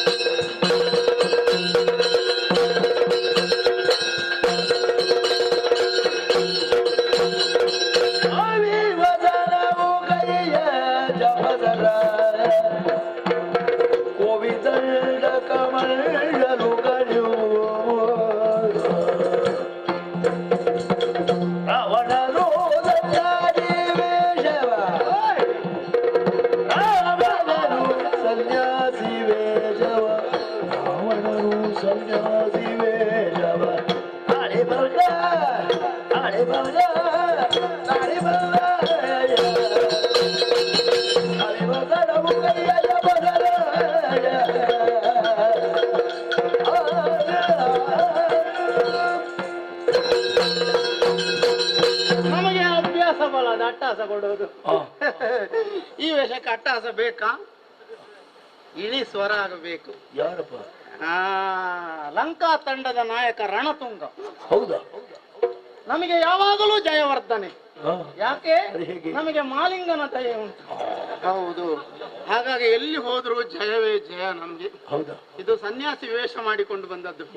ಕಾವಿಯ ವಸ್ತ್ರ, ಅದಕ್ಕೆ ಹೇಳೋದು ನೋಡಿ, ಕಾವಿಯ ಬಟ್ಟೆ ಉಟ್ಟರು ಕೂಡ ಕಾಮವ ಬಿಡಲಿಲ್ಲ. ಹೌದು, ಕಾವಿ ಬಟ್ಟೆ ಉಟ್ಟರು ಒಳಗೆ ಕಾಮ ಕುದಿಯುತ್ತಾ ಉಂಟು. ಹೌದಪ್ಪ, ಕುದಿಯುತ್ತಾ ಉಂಟು. ಶಮನ ಆಗಬೇಕಾ ಬೇಡ? ಎಲ್ಲಿ ಅಗ್ನಿಶಾಮಕ ದಳ ಉಂಟು ಅಂತ ನೋಡಿಕೊಂಡು ಹೊರಟದ್ ನಾನೀಗ. ಹೌದು, ನನ್ನ ಒಳಗಿರುವ ಕಾಮವೆಂಬ ಬೆಂಕಿಯನ್ನು ಶಮನಗೊಳಿಸುವ ಅಗ್ನಿಶಾಮಕ. ಹೌದು. ಓಯ್, ಎದ ಸುಳ್ಳಾದ್ರೂ ಗಾದೆ ಸುಳ್ಳಾಗೋದು. ರೂಢಿಯ ಮಾತುಗಳು ಶಾಸ್ತ್ರಕ್ಕಿಂತಲೂ ಬಲಿಷ್ಠವಾಗಿರ್ತದೆ ಕೆಲವೊಮ್ಮೆ. ಹಾಗೆ ಆಯ್ತು ನೋಡಿ ನಮಗೆ. ಹಬ್ಬ ಮುಗಿದ್ರು ಹೋಳಿಗೆ ನಾ ರಾವಣ. ಹೌದಾ? ಹೌದು. ಲಂಕಾ ತಂಡದ ನಾಯಕ ರಣತುಂಗ ಅಂತ ಹೇಳುವಾಗ ಅದರ ಮರೆಯಲ್ಲಿರುವ ಧ್ವನಿ ಗೊತ್ತಾಗಿಲ್ಲ. ಹೌದಪ್ಪ, ಕೈಕಸ ಕುಮಾರ, ವಿಶ್ವವಸು ಕುಮಾರ. ಇದೇನು ಈ ವೇಷ? ಏನು ಮಾಡೋದು? ನನಗೆ ಇಲ್ಲ ಇದ್ರೂ ತೊಂದ್ರೆ ಇಲ್ಲ, ಅವನಿಗೆ ಇರುವಾಗ ಬಿಡ್ಲಿಕ್ಕಿಲ್ಲ ನಾನು. ಹೌದಾ? ಅವನಿಂದ ತಪ್ಪಿಸಬೇಕು ಹೇಗಾದ್ರೂ. ಕಾಮ, ಅವನ ಕೈಯಲ್ಲಿ ಎಷ್ಟು ಹಗುರವಾದ ಆಯುಧಗಳು, ಕಬ್ಬಿಲ್ಲು ಕುಸುಮ ಶರಗಳು. ಹಗುರವಾದ ಆಯುಧಗಳಿಂದ ಆಳವಾದ ಗಾಯವನ್ನು ಮಾಡಬಲ್ಲ ಸಮರ್ಥವ. ಈಗ ನನಗೆ ಅನುಭವಕ್ಕೆ ಬಂದದ್ದು. ಆದ್ರೆ ಎಲ್ಲರಿಗೂ ಕಾಮದಿಂದ ಕ್ರೋಧ ಹುಟ್ಟಿಕೊಳ್ಳೋದು, ನನಗಾಗಲ್ಲ. ಕ್ರೋಧದಿಂದ ಕಾಮ ಹುಟ್ಟಿಕೊಂಡದ್ದು. ಹೌದಪ್ಪ, ಹೌದು. ಆರರಿಗಳಲ್ಲಿ ವೆಗ್ಗಳನು ಕಾಮ. ಅವನಿಂದ ನನಗೆ ಕ್ರೋಧ ಹುಟ್ಟಿಕೊಂಡದ್ದು ಅಲ್ಲ, ಕ್ರೋಧದಿಂದ ಕಾಮ ಹುಟ್ಟಿಕೊಂಡದ್ದು ನನಗೆ. ತಂಗಿಗಾದ ಅಪಮಾನ. ಹಬ್ಬ ಮುಗಿದ್ರು ಹೋಳಿಗೆ ಮುಗಿಯುವುದಿಲ್ಲ. ಹಬ್ಬ ನಿನ್ನೆ ಮುಗಿದಿರ್ತದೆ, ಹೋಳಿಗೆ ಇವತ್ತಿರ್ತದೆ, ಹಬ್ಬ ಇವತ್ತಿರುವುದಿಲ್ಲ. ಹಾಗೆ ಒಂದು ಘಟನೆ ನಡೆದ್ರೆ ಅದು ನಿನ್ನೆಗೆ ನಡೆದು ಮುಗಿಯಿತು ಪ್ರಸಂಗ, ಆದ್ರೆ ಸೇಡು ಹಾಗೆ ಉಳಿಯಿತು ನೋಡಿ. ಹೌದು, ಎಲ್ಲ ಕತ್ತರಿಸೇ ಬಿಟ್ಟದ್ದಲ್ಲ ನನ್ನ ತಂಗಿ. ಹೌದಾ? ಶೂರ್ಪಣಖಿಯಲ್ಲಿ ಕತ್ತರಿಸಿದ್ದು ಎಂತದ್ದು ಕೂದಲು ಕತ್ತರಿಸಿದ್ದಲ್ಲ, ಮೂಗು ಕಿವಿಗಳನ್ನೆಲ್ಲ ಕತ್ತರಿಸಿದ್ದು. ಬಂದು ಅಳುತ್ತಾ ಬಂದು ಅಲ್ಲಿ ಹೋದ್ರೆ 14,000 ಅವರನ್ನು ಕೊಂದು ಮುಗಿಸಿದ್ದಾನೆ ಅವನು. ಹೌದು, ಈಗ ನನಗೆ ದೂರು ಕೊಟ್ಟಿದ್ದಾಳೆ. ಆಮೇಲೆ ಹೇಳಿದ್ರು, ಸಿಟ್ಟು ಬಂತು ನನಗೆ. ಸಿಟ್ಟು ಬಂದ ಮೇಲೆ ಹೇಳಿದ್ರು, ನಾನು ಯಾಕೆ ಹೋದದ್ದು? ರಾಮನೆಂಬ ತಂಗಿ ರಾಜಿಸುವಳೋರ್ವ ಸತಿ ಕಾಮನರಗಿಣಿಯಂತೆ ತರುಣಿ ಅಂತ ಹೇಳ್ತಾಳೆ ಅವಳು. ಅಲ್ಲಿಗೆ ನನಗೆ ನೋಡಿ ಕಾಮ ಹುಟ್ಟಿಕೊಂಡದ್ದು, ಕ್ರೋಧ ಹೋಯ್ತು, ಕಾಮ ಹುಟ್ಟಿಕೊಂಡಿದ್ದು. ಹೌದು, ಏನ್ ಮಾಡೋದು? ಅವಳನ್ನು ಪಡಿಬೇಕು ಅಂತ ಎಲ್ಲ ವ್ಯವಸ್ಥೆ ಮಾಡಿ ಆಯ್ತು. ಅಲ್ಲಿ ಕೂಗುತ್ತಾ ಅದು ಪಡಿಲಿಕ್ಕೆ ಈ ವೇಷ. ಹೌದು, ಮತ್ತೆ ಆ ರೂಪದಿಂದ ಹೋದ್ರೆ ಆದೀತ, ಹಾಗೆ ಗೊತ್ತಾಗ್ತದಲ್ಲ. ಹೌದು, ಲೋಕಕ್ಕೆ ನಾವು ತಲೆಬಾಗಲೇಬೇಕು ನೋಡಿ, ಗೊತ್ತಾಗಬಾರ್ದು. ನಾನು ಕದ್ದುಕೊಂಡು ಹೋದ ಮೇಲೆ ಗೊತ್ತಾದ್ರೂ ತೊಂದರೆ ಇಲ್ಲ, ಮೊದಲೇ ಗೊತ್ತಾಗಬಾರ್ದು ಅಂತ. ಗೊತ್ತಾಗಿಯೇ ಗೊತ್ತಾಗ್ತದೆ ಮತ್ತೆ, ಆದ್ರೆ ಈಗ ಗೊತ್ತಾಗಬಾರ್ದು, ಅವಳಿಗೂ ಗೊತ್ತಾಗಬಾರ್ದು ಯಾರು ಅಂತ. ಹೆಣ್ಮಕ್ಕಳ ಹತ್ತಿರ ಹೋಗ್ಬೇಕು ಅಂತ ಆದ್ರೆ ಸನ್ಯಾಸಿ ವೇಷವೇ ಸೂಕ್ತ.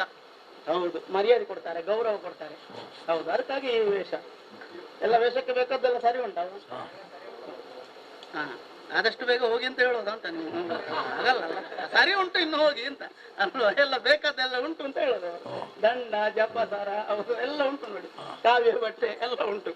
ಸರಿ, ಹೋಗುದಲ್ವಾ? ಶಿಷ್ಯವರ್ಗ ಶಿಷ್ಯವರ್ಗ ಇದ್ರೆ ನನಗೆ ಸಿಕ್ಲಿಕ್ಕಿಲ್ಲ, ಹೆಣ್ಣು ಅವರೇ ಹಿಡ್ಕೊಂಡು ಹೋದಾರು. ಇದಕ್ಕೆಲ್ಲ ಶಿಷ್ಯವರ್ಗ ಇಲ್ಲ, ಅದು ಒಪ್ಪನೇ ಹೋಗ್ಬೇಕು ಅದಕ್ಕೆ. ಹೌದು, ದೂರ ನೀವು ಇಲ್ಲಿಗೆ ಅಂತ ಕೇಳಿಲ್ಲ, ಪುಣ್ಯಕ್ಕೆ ನನ್ನ ಕಾರ್ಯ ಆಗ್ತದೆ. ಹೌದು, ಅದರಲ್ಲಿ ಏನು ಸಂಶಯ? ಒಳ್ಳೆದಾಯ್ತು, ದೂರ ಹೊರಟದ್ದು ಅಂತ ಕೇಳಿದ್ದೀರಿ ನೀವು. ಸೀತೆ ಇರುವ ಜಾಗಕ್ಕೆ. ಹೌದು, ಅವನೊಳಿ ಮಾರೀಚ ಹೋದ, ಮಾರೀಚ ಹೋಗಿದ್ದಾನೆ. ಮಾಯಾಮೃಗಕ್ಕೆ ಬಾಣ ಬಿಟ್ಟದಲ್ಲ ರಾಮ. ಮತ್ತೆ ಲಕ್ಷ್ಮಣ ಸೀತೆ ಅಂತ ಕೂಗಿದ್ದಾನೆ. ಅಲ್ಲಿಗೆ ಅವಳಿಗೆ ತಲೆ ಬಿಸಿಯಾಗಿ ಈಗ ಲಕ್ಷ್ಮಣನು ಅಲ್ಲಿಂದ ಹೋಗಿದ್ದಾನೆ. ಲಕ್ಷ್ಮಣನು ಹೋದದ್ದಲ್ಲ ಲಕ್ಷ್ಮಣ, ಇವಳು ದೂಡಿ ಕಳುಹಿಸಿದ್ದು. ಹೌದು, ಈಗ ನನಗೆ ಒದಗಿದುದು ಶುಭ ಕಾಲ. ನಿಮಗೆ ಕಾಲ ಬಂತು, ಅವಳನ್ನು ಕರ್ಕೊಂಡು ಹೋಗುವ. ಹೌದು, ಕಾಲ ಬಂತು. ಹಾಗೆ ಇನ್ನು ತಡ ಮಾಡುದು ಯಾಕೆ ಅಲ್ವಾ? ಆದಷ್ಟು ಬೇಗ ಅವಳನ್ನು ಎತ್ತಿಕೊಂಡು ಹೋಗ್ಬೇಕು. ಅದಕ್ಕಾಗಿ ಅವಳಿರುವುದಕ್ಕೆ ಸಾಕ್ತೇನೆ. ಶಂಭೋ ಶಂಕರ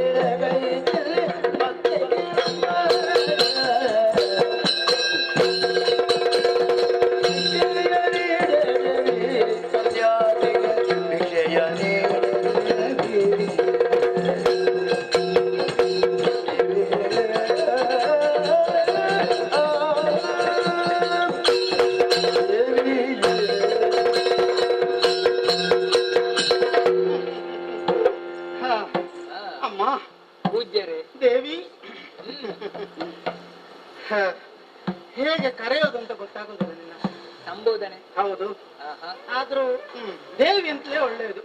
ಆಗ್ಲಿ ಅಮ್ಮ. ಓ ದೇವಿ, ನಾನೊಬ್ಬ ಸನ್ಯಾಸಿ. ನಿಮ್ಮನ್ನು ಕಾಣುವಾಗ ಅರ್ಥ ಮಾಡಿಕೊಂಡಿದ್ದೇನೆ. ಹೌದು, ನನ್ನ ಹೊಟ್ಟೆಗೆ ಆಧಾರ ಇಲ್ಲ. ಏನು ಸ್ವಾಮಿ? ಹೊಟ್ಟೆಗೆ ಆಧಾರ ಇಲ್ಲ ಉಣ್ಣುವುದಕ್ಕೆ. ಹೌದು ಹೌದು ಹೌದು. ಹೌದೇ? ಹೌದು, ಬಡವನಿದ್ದೇನೆ ನಾನು. ಏನು ಮಾಡೋದು? ಹೊಟ್ಟೆ ಹೊರೆಯೋದಕ್ಕೆ ಬೇಕಾಗಿ ಬೇಡಿ ಬೇಡಿ ಬೇಡಿ ಬೇಡಿ ಬೇಡಿ ಸಾಕಾಯ್ತು ನನಗೆ. ಬೇಡಿ ತಿಂದವರೇ? ಹೌದು, ಈ ಪ್ರಪಂಚವನ್ನೆಲ್ಲ ಸುತ್ತಿದೆ ಆದ್ರೆ ಯಾರು ಕೊಡ್ತಾರೆ? ಯಾರು ಕೊಡುವುದಿಲ್ಲ, ಯಾರು ಕೊಡ್ಲಿಲ್ಲ, ಏನು ಸಿಗ್ಲಿಲ್ಲ ನನಗೆ. ನಿಮ್ಮಂತಹ ಪೂಜ್ಯರಿಗೆ ಯಾರು ಏನು ಕೊಡ್ಲಿಲ್ಲ. ಒಳ್ಳೆಯವರಿಗೆ ಕಾಲ ಅಲ್ಲಮ್ಮ ಇದು, ಒಳ್ಳೆಯವರಿಗೆ ಕಾಲ ಅಲ್ಲ. ಪ್ರಪಂಚ ಹಾಳಾಗಿದೆ ಅಂತ ಹಾಳಾಗಿದೆ ನೋಡಿ, ತಿಂತಾ ಇದ್ರು ನಾನು ಕೊಡೋದಿಲ್ಲ, ಏನ್ ಮಾಡೋದು? ಹಾಗಾಗಿ ಏನಾದ್ರೂ ಭಿಕ್ಷೆ ಕೊಡಮ್ಮ, ಪುಣ್ಯ ಕಟ್ಟಿಕೋ ಭಿಕ್ಷೆ. ಹೌದು. ಸನ್ಯಾಸಿಯೇ ನೀವು ಚರಣಕ್ಕೆ ಸಾಸಿರ ಶರಣೆಂಬೆತ್ತರು. 1000 ನಮಸ್ಕಾರ.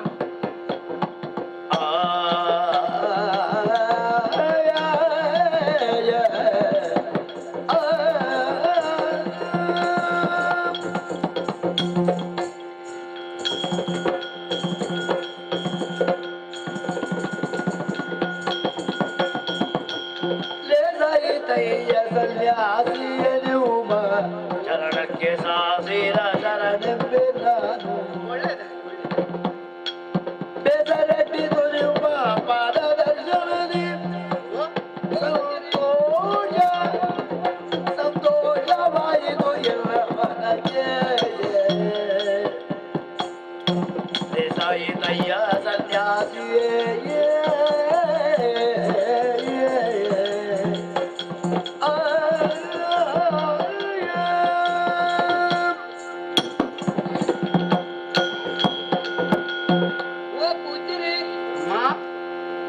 ನಿಮ್ಮ ಪವಿತ್ರವಾದಂತಹ ಪಾದಗಳಿಗೆ ಸಾಸಿರ ಪ್ರಣಾಮಗಳು ಸ್ವಾಮಿ.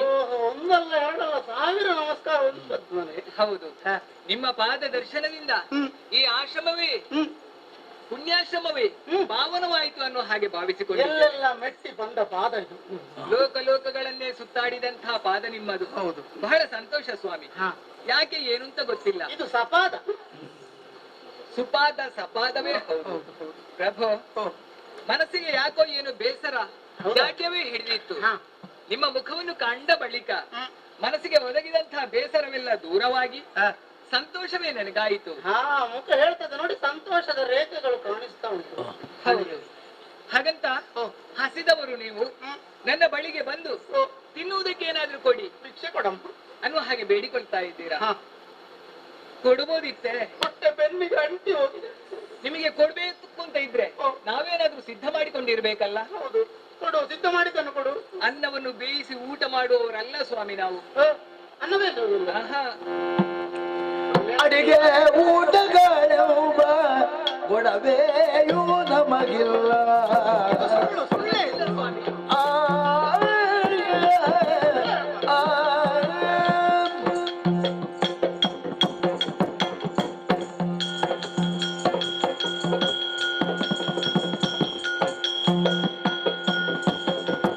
ಅಡಿಗೆ ಊಟಗಳೆಂಬ ಗೊಡವೆಯೂ ನಮಗಿಲ್ಲ.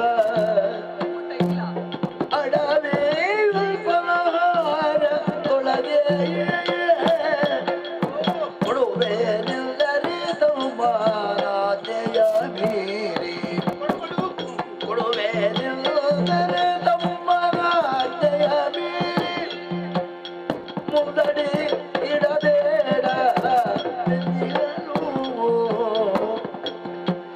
ಅಡಿಗೆ ಊಟಗಳೆಂಬ ಕೊಡವೆಯೂ ನಮಗಿಲ್ಲ.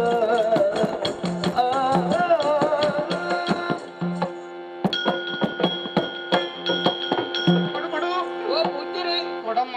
ನೀವೇನು ಕೇಳಬಹುದು ಕೊಡು ಅನ್ನುವ ಹಾಗೆ. ಹೌದು, ಕೊಡ್ಬೇಕು ಅಂತ ಇದ್ರೆ ಅನ್ನ ಕೊಡು. ನಾವು ಈ ಆಶ್ರಮದಲ್ಲಿ ಏನಾದ್ರೂ ಸಿದ್ಧಪಡಿಸಿ ಇಟ್ಟುಕೊಂಡಿರ್ಬೇಕಲ್ಲ. ಸಿದ್ಧಪಡಿಸೋದಿಲ್ಲ ನೀವು?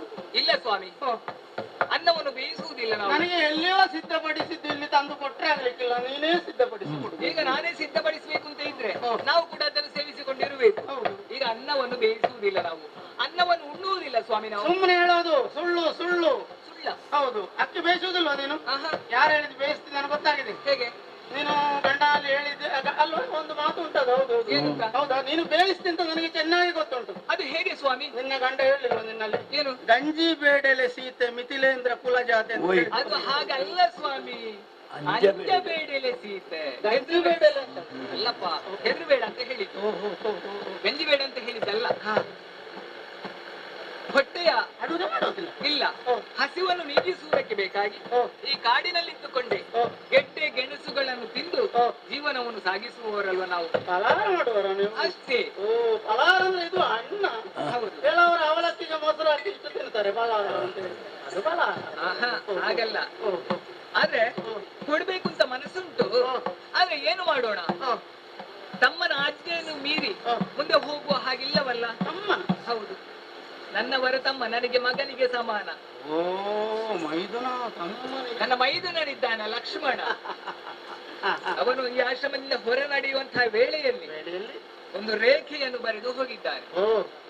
ಇದನ್ನು ದಾಟಿ ಮುಂದಡಿ ಇಡುವ ಹಾಗಿಲ್ಲ ಸ್ವಾಮಿ. ನೀನು ಕಾರಣ ಹೇಳೋದು ಬೇಡ ನನ್ನಲ್ಲಿ. ಹೌದು, ಕಾರಣ ಹೇಳಿದ್ಯಾ? ನಿವನ ಹೇಳುವುದೇದಕ್ಕೆ ನಾ ದೇಹಿ ಎಂದರೆ ನಾತಿ ಎನ್ನಬಹುದೇ.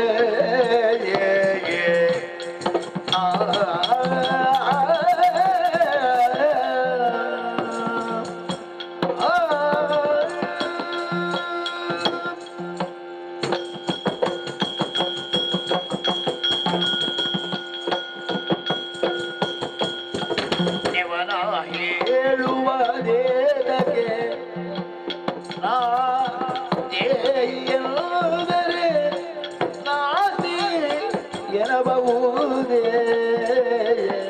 ಹೇಳ್ಬಹುದು. ಶಿವನಾಣೆ ಮೂರು ದಿನದು ಏನು ದಾಹಾರವ ಕೊಳ್ಳದಿಲ್ಲಿ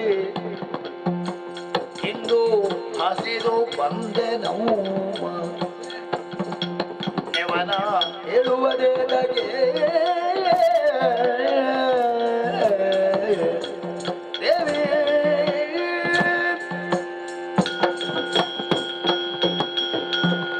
ಕಳ್ಳನಿಗೊಂದು ಪಿಳ್ಳನೆವು ಅಂತ ಮಾತು ಉಂಟು. ಯಾಕೆ ಸ್ವಾಮಿ ಹಾಗೆ ಹೇಳ್ತಾ ಇದ್ದೆ ನೀನು. ಹಾಗಾಯ್ತೆ. ನಿನಗೆ ಕೊಡೋದಕ್ಕೆ ಮನಸ್ಸಿಲ್ಲ ಅಂತ ಹೇಳ್ಬೇಕಿದ್ರೆ ಕೊಡೋದಿಲ್ಲ ಅಂತ ಯಾಕೆ ಹೇಳೋದು?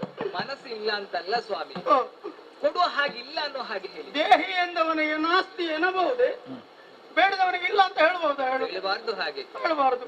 ಒಳಗೆ ಬೇಕಾದಷ್ಟು ಇಟ್ಟುಕೊಂಡು ನನಗೇನು ಕೊಡೋದಿಲ್ಲ. ಶಿವನಾಣೆಗೂ ಹೌದು, ನಾನು 3 ದಿವಸ ಆಯ್ತು ಹೊಟ್ಟೆಗೆ ಏನು ತೆಕ್ಕೊಳ್ಳದೆ. ಹೌದೇ? ಹೌದು ಹೌದು, ಹಸಿದು ಬಂದಿದ್ದೇನೆ. ನನ್ನ ಜಠರಾಜ್ಯನ್ನು ತಣಿಸಿ ನೀನು ಪುಣ್ಯ ಸಂಪಾದನೆ ಮಾಡಬೇಕಿತ್ತು. ಆದ್ರೆ ನನಗೆ ಇಲ್ಲ ಇಲ್ಲ ಅಂತ ಹೇಳ್ತೇನೆ. ನೀನು ಇಲ್ಲ ಅಂತ ಹೇಳ್ತೀಯ. ನಾವು ಕೈ ಎತ್ತಿ ಶಾಪ ಕೊಡಬೇಕು ಅಂತ ಏನಿಲ್ಲ. ಮನಸ್ಸಿನಲ್ಲಿ ಎಣಿಸಿದ್ರೆ ಸಾಕು, ನಿಮ್ಮ ಕುಲವೇ ನಾಶ ಆಗಿತ್ತು. ಕುಲವೇ ನಾಶ. ಬೇಡ ಸ್ವಾಮಿ. ನಾನಾ ಪ್ರಕಾರದಲ್ಲಿ ಕಳಕ ಪಡೆದೆವು ನುಡಿದು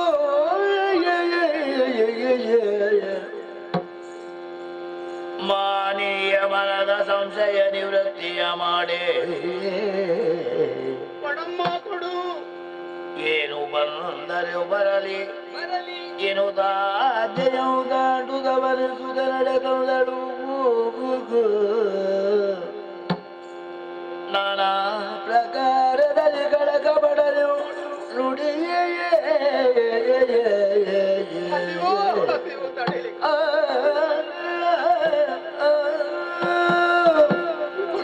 ಕೊಡು.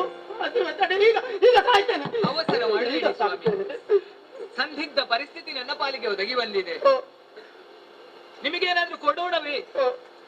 ಮೈದು ನನ್ನ ಆಜ್ಞೆಯನ್ನು ಮೀರುವ ಹಾಗಿಲ್ಲ. ಅದು ಕೆಟ್ಟವರು ಬಂದ್ರೆ ಅಂತ ರೇಖೆ ಹಾಕಿದ್ದು. ನನ್ನಂತಹ ಒಂದು ಒಳ್ಳೆಯ ಬೆಣ್ಣೆಯಂತಹ ಮನಸ್ಸುಳ್ಳ ನಿಮ್ಮ ವರ್ತನೆಯನ್ನು ಕಂಡ್ರೆ ಅರ್ಥ ಆಗಿದೆ ನನಗೆ.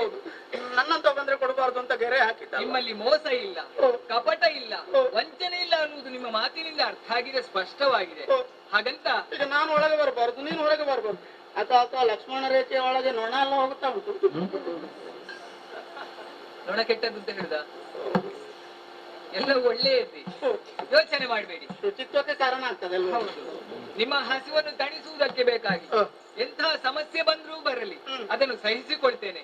ಅದಕ್ಕಾಗಿ ಅದು ನನ್ನ ಮೈದುನ ತಂದಿರಿಸಿದಂತಹ ಗೆಡ್ಡೆ ಗೆಣಸುಗಳಿದೆ, ಅದನ್ನೇ ನಿಮ್ಮ ಪಾಲಿಗೆ ಒಪ್ಪಿಸ್ತೇನೆ. ಹಣ್ಣುಂಟು, ಹಂಪುಂಟು. ಹಾಗಿದ್ರೆ ಈ ರೇಖೆಯನ್ನು ದಾಟಿ ಬರ್ಬೇಕು. ಸ್ವಲ್ಪ ಈ ಕಡೆಗೆ ಬನ್ನಿ ಸ್ವಾಮಿ. ನಾನು ಒಳಗೆ ಬರುವ ಹಾಗಿಲ್ಲ. ನೀವು ಬರಬಾರ್ದ? ನೀವು ಹೊರಗೆ ಬರ್ಬೇಕು. ನಾನೇ ಬರ್ಬೇಕಾ? ತಗೊಳ್ಳಿ ಕೈ ನೀಡಿ.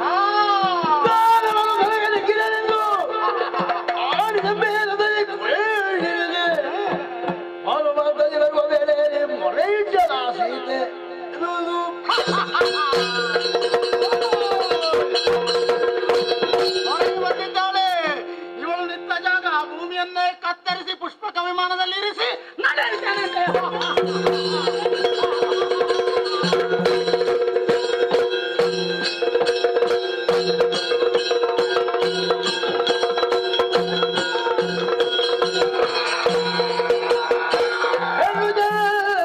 ಸಾಕು ಎನಗಲ್ಲು ಮರೆಯಿರೋ ರಾಮ ರಾಮ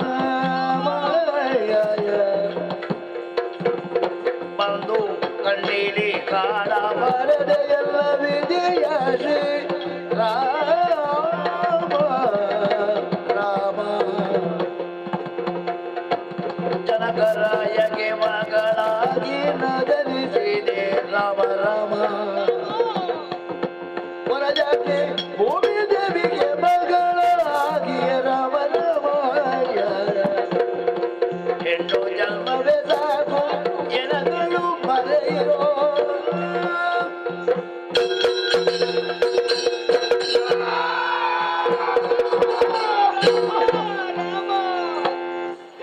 ಇದೆಂತಹ ದುಸ್ಥಿತಿ ನನ್ನ ಪಾಲಿಗೆ ಹೊರಗೆ ಬಂದು ಹೋಯಿತು.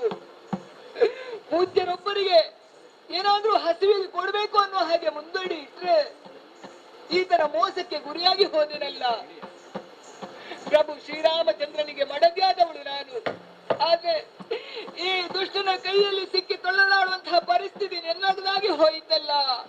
ಹಾ ರಾಮ ರಾಮ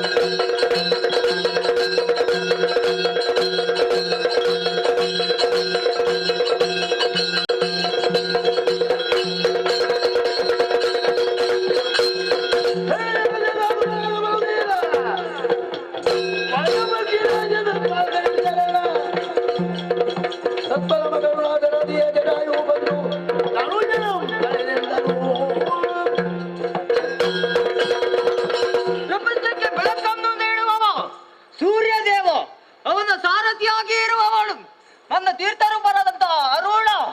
ಅವನಿಗೆ ಮಗನಾಗಿ ಹುಟ್ಟಿ ಈ ಪ್ರಪಂಚದ ಬೆಳಕನ್ನು ಕಂಡವನಾಗಿದ್ದೇನೆ.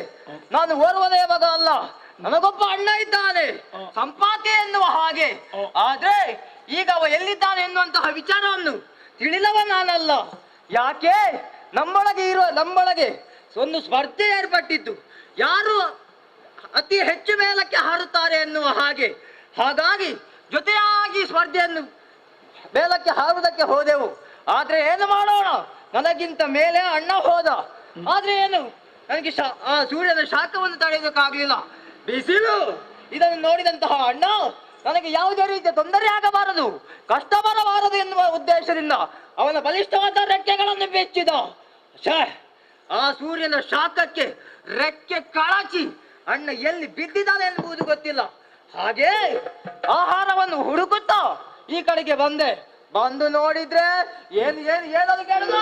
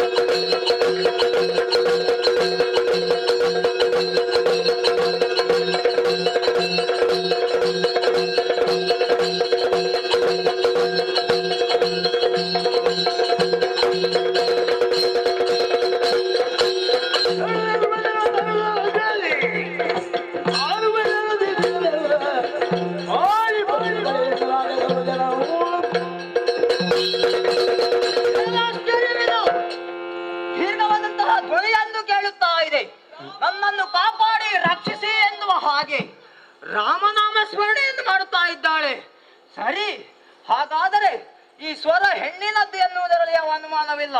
ಹಾಗಾದ್ರೆ ಕಷ್ಟಕ್ಕೆ ಸಿಲುಕಿದ್ದಾರೆ ಎನ್ನುವುದು ಸತ್ಯ. ಅವರು ಪಾರುಮಾರ ಮಾಡಬೇಕಾದ ನನ್ನ ಕರ್ತವ್ಯವೇ ಸರಿ. ಯಾರು ನೋಡಬೇಕಾಗಿದೆ ನಡೆಯುವ ಆ ಕಡೆ.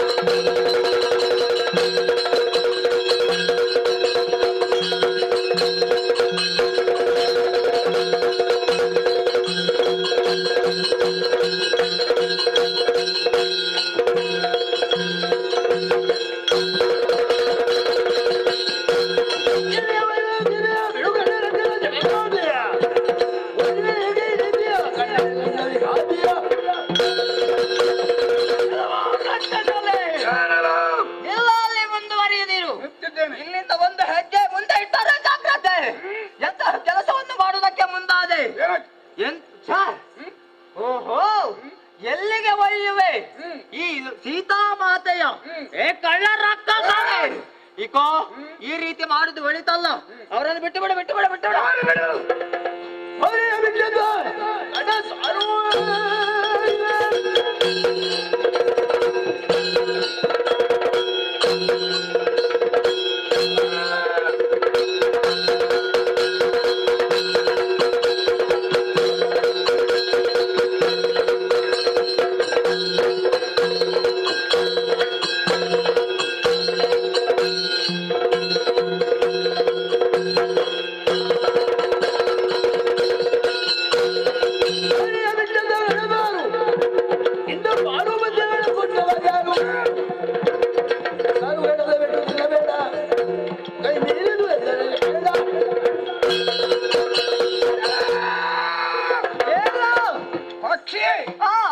ರೆಕ್ಕೆಯನ್ನು ಹೊಡೆಯುತ್ತ ನಾನು ಈ ತರುಣಿಯನ್ನು ಕೊಂಡು ಹೋಗುವಾಗ ಎಲ್ಲಿಂದಲ ಹಾರಿ ಬಂದು ನನ್ನನ್ನು ತಡೆಯುತ್ತಾ ಇದೆಯಲ್ಲ. ಹೌದು, ಸಾರಿ ಹೇಳುತ್ತಾ ಇದ್ದೇನೆ. ಈ ಪಥ ಬಂದು ಈ ದಾರಿಯನ್ನು ಬಿಟ್ಟು ಆ ಕಡೆಗೆ ಸರಿದರೆ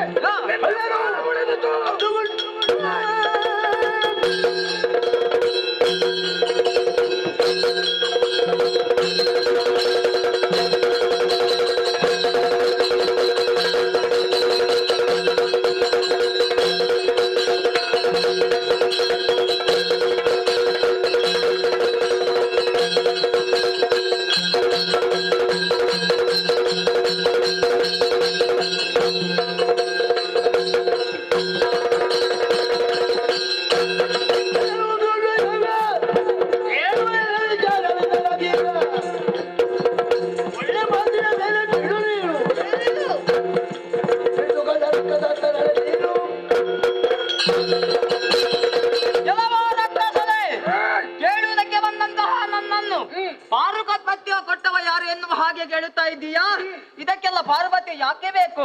ಒಳ್ಳೆಯ ಕೆಲಸ ಮಾಡಿದೆ, ಅದಕ್ಕೆ ಪ್ರೋತ್ಸಾಹ ಕೊಡಬೇಕು. ಇದು ಕೆಟ್ಟ ಕೆಲಸ. ಅದು ಕೂಡ ಇನ್ನಂತಹ ಕಳ್ಳರು ಈ ರೀತಿಯ ಕೆಲಸವನ್ನು ಮಾಡುವಾಗ ತಡೆಯುವಂತಹ ಹಕ್ಕು ಪ್ರತಿಯೊಬ್ಬರಿಗೂ ಇದೆ. ಹಾಗಾಗಿ ಕೇಳುವುದಕ್ಕೆ ಬಂದಿದ್ದೇನೆ.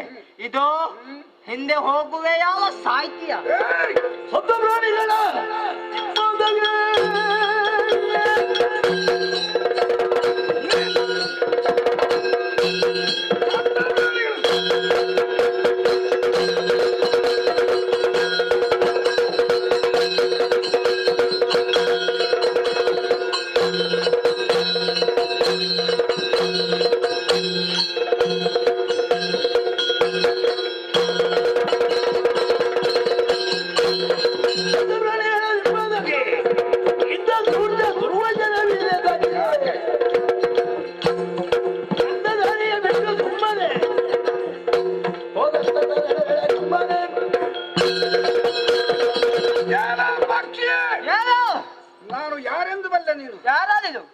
ಲಂಕಾಧಿಪತಿ ರಾವಣೇಶ್ವರ ಲಂಕೇಶ ಕೈಗುವನರಲ್ಲಣ ದಶಕಂಠ ನಾನು ಹ, ಏನ ನನ್ನನ್ನು ನೀನು ವಿಚಾರ ಮಾಡುತ್ತಾ ಇದ್ಯಾ? ಹೌದಾ ನಿನ್ನ ಕರ್ತವ್ಯವೇನು? ಹ. ಏ ರಣಹತ್ವೆ ಹ? ಎಲ್ಲಿಯಾದ್ರೂ ಸತ್ಯಪ್ರಾಣಿಗಳನ್ನು ತಿಂದು ಹ. ಜೀವಿಸುವ ನೀನು ಹ. ರಾವಣೇಶ್ವರನನ್ನು ವಿಚಾರಣೆ ಮಾಡುತ್ತ್ಯಾ? ಹ. ನನ್ನ ಕೈಯಲ್ಲಿ ಸಾಯಂತಿ ಮಗನೇ.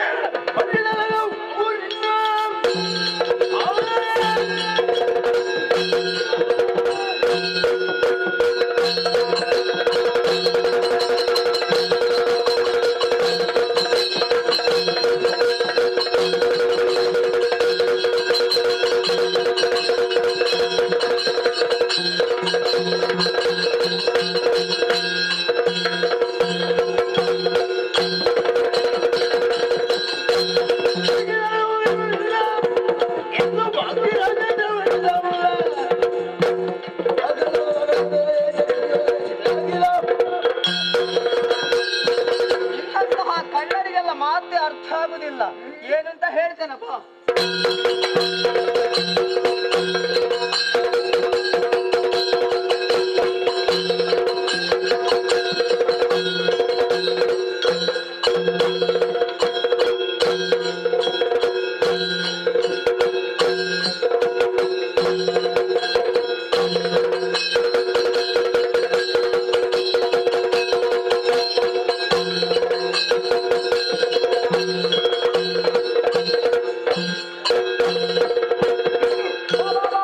ಮರ್ಮವ ತಿಳಿದು ಕಾದುವ ನಾವು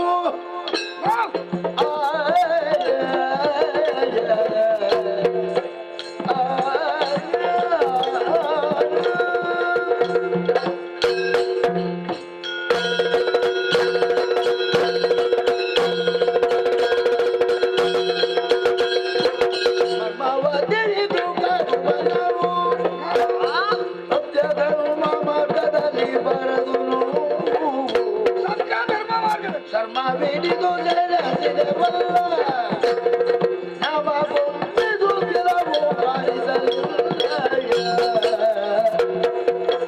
ಮರ್ಮವೆನಿದು ಕಾದುವ ನಾವು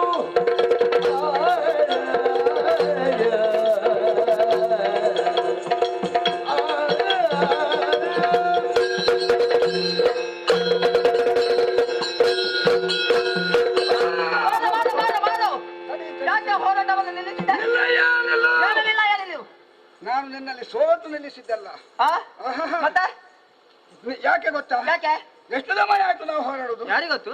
ಎಷ್ಟೋ ಸಮಯ ಆ, ನೀನು ನಾನು ಆ, ಯುದ್ಧ ಮಾಡ್ತಿರುದಾಯ್ತು. ಆ, ಆದರೆ ಆ. ಜಯಲನ್ನು ಯಾರ ಪಾಲಿಗಾದ್ರೂ ಒಲಿಬೇಕಲ್ಲ? ಇನ್ನು ಸ್ವಲ್ಪ ಸಮಯ. ಆ? ಬಾ, ಬಾ, ಬಾ. ಹೌದೌದು. ಹ್ಮ್. ನೋಡು, ಹ್ಮ್. ಯಾರಿಗಾದ್ರೂ ಒಬ್ಬನಿಗೆ ಜಯ ಸಿಗ್ಬೇಕು. ಅದೌದು. ಒಬ್ಬ ಗೆಲ್ಬೇಕು, ಒಬ್ಬ ಸೋಲ್ಬೇಕು. ಆ, ನೀನು ಸೋಲುದಿಲ್ಲ, ನಾನು ಸೋಲುದಿಲ್ಲ. ಹಾ. ಹಾಗಾದ್ರೆ ಹಾಗಾದ್ರೆ ಒಂದು ಕೆಲಸ ಮಾಡುವ. ಏನು? ನೀನು ಸೋತು ಅವಳನ್ನು ಬಿಟ್ಟು ಹೋಗು, ನಾನು ಗೆಲ್ತೇನೆ. ಆಹಾಹಾ. ಆ? ಅದಾಗುದಿಲ್ಲ. ಯಾಕೆ? ನಿನ್ನಲ್ಲಿ ನಾನು ಸೋತರೆ ಸೋತ ಹಾಗೆ ಆಗುದಿಲ್ಲ. ಆ? ಹೌದು. ಓಹೋ. ಗೆದ್ದರೆ ಗೆದ್ದ ಹಾಗೆಯೂ ಆಗುದಿಲ್ಲ. ಓಹೋ. ಅದಕ್ಕಾಗಿ ಏನು? ನಾನೊಂದು ತೀರ್ಮಾನಕ್ಕೆ ಬಂದಿದ್ದೇನೆ. ಹೇಗೆ? ಸತ್ಯಾಧರ್ಮ ಯುದ್ಧ ಅಂತ. ಆ. ಧರ್ಮ ಮಾರ್ಗದಲ್ಲಿ ನಾವು ನಡಿಬೇಕು. ನಾವು ಯಾವತ್ತು ಧರ್ಮ ಮಾರ್ಗವನ್ನು ತಪ್ಪಿ ನಡೆಯಬಾರದು. ಅಧರ್ಮದ ಪಥ ಹಿಡಿದು ನಡೆಬಾರದು. ಆ, ಅದಕ್ಕಾಗಿ ಅದಕ್ಕಾಗಿ ಮರ್ಮವೆಳೆದು ನಾವು ಕಾದುವ. ಮರ್ಮ. ಮರ್ಮ ಅಂದ್ರೆ ಜೀವದ ಮರ್ಮ ಅಂತ. ಹಾ ಹಾ ಹಾ. ಜೀವದ ಆ. ಆ ಜೀವ ಯಾರಲ್ಲಿ ಎಲ್ಲಿಂಟು ಅವನ ಅಂಗದಲ್ಲಿ ಯಾವ ಕಡೆಯಲ್ಲಿ ಜೀವ ಉಂಟು ಆ. ಅದನ್ನು ತಿಳಿದು ಆ. ಅವರವರೇ ಹೇಳಿಕೊಳ್ಬೇಕು. ಆ. ಆ ಬಳಿಕ ನಾವು ಯುದ್ಧ ಮಾಡ್ಬೇಕು. ಆದೀತು. ಆಗ ಯಾರಾದ್ರೂ ಒಬ್ಬ ಬೇಗ ಸಾಯ್ತಾರೆ. ಈಗ ಕೇಳುದು ಯಾರು, ನೀನು ನಾನು? ಆ? ನಾನು ಹೇಳ್ತೇನೆ. ಆ. ಅಲ್ಲ ಇರೋ ಏನು? ನನ್ನ ಜೀವ ಎಲ್ಲಿ ಉಂಟು ಅಂತ ನಾನು ಹೇಳ್ತೇನೆ. ಎಲ್ಲಿ? ಎಡ ಉಂಗುಷ್ಟದ ಎಡೆ ಎಲ್ಲಿ ಉಂಟು ನಮ್ಮ ಜೀವ? ಎಡಗಾಲ ಮುಂಗುಷ್ಟದಲ್ಲಿ. ಹೌದು, ನಿನ್ನದು. ನನ್ನ ಜೀವ ಹಕ್ಕೆ ಜಾತಿಗಳಿಗೆ. ಬಗೆ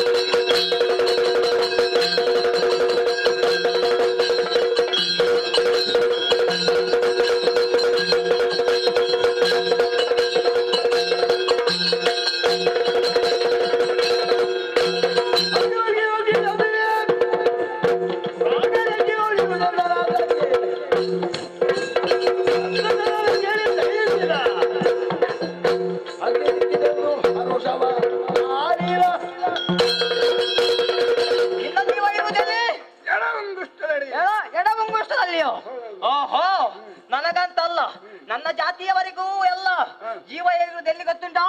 ಈ ಬಲವಾದಂತಹ ರೆಕ್ಕೆ, ಈ ರೆಕ್ಕೆಗಳಿಂದ ನಿನ್ನನ್ನು ಪಡೆದು ಕೊಲ್ತಾಳೆ.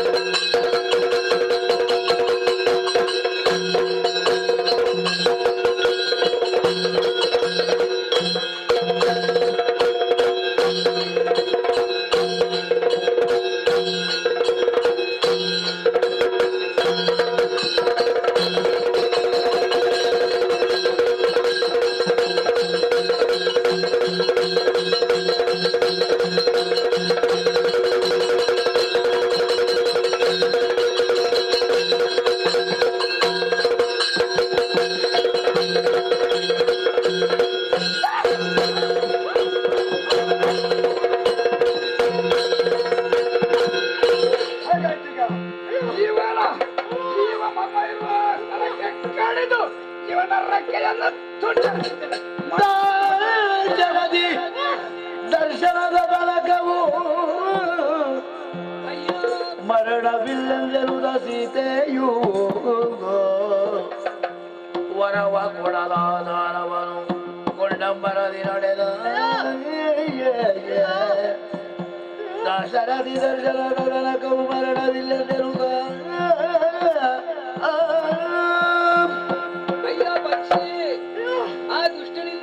ರಕ್ಷಿಸುವಂತಹ ಉದ್ದೇಶದಿಂದ ಕಾಡಿಯಾದಂತಹ ಯುದ್ಧವನ್ನು ಮಾಡುವುದರ ಮೂಲಕವಾಗಿ ತನ್ನ ಕೊನೆ ಕಾಲವನ್ನು ಎಣಿಸ್ತಾ ಇದ್ದೀಯ.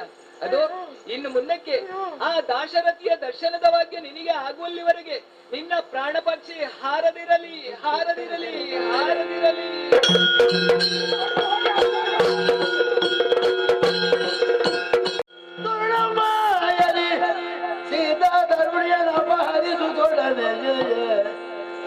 ಗಗನಾದರದೊಳದಿಯ ದಾಡುದಲಂಕಾಪುರಗೈದಲು ಲಕ್ಷ್ಮಣ ಬಂದ ಗಜ ಗೆರಗಿ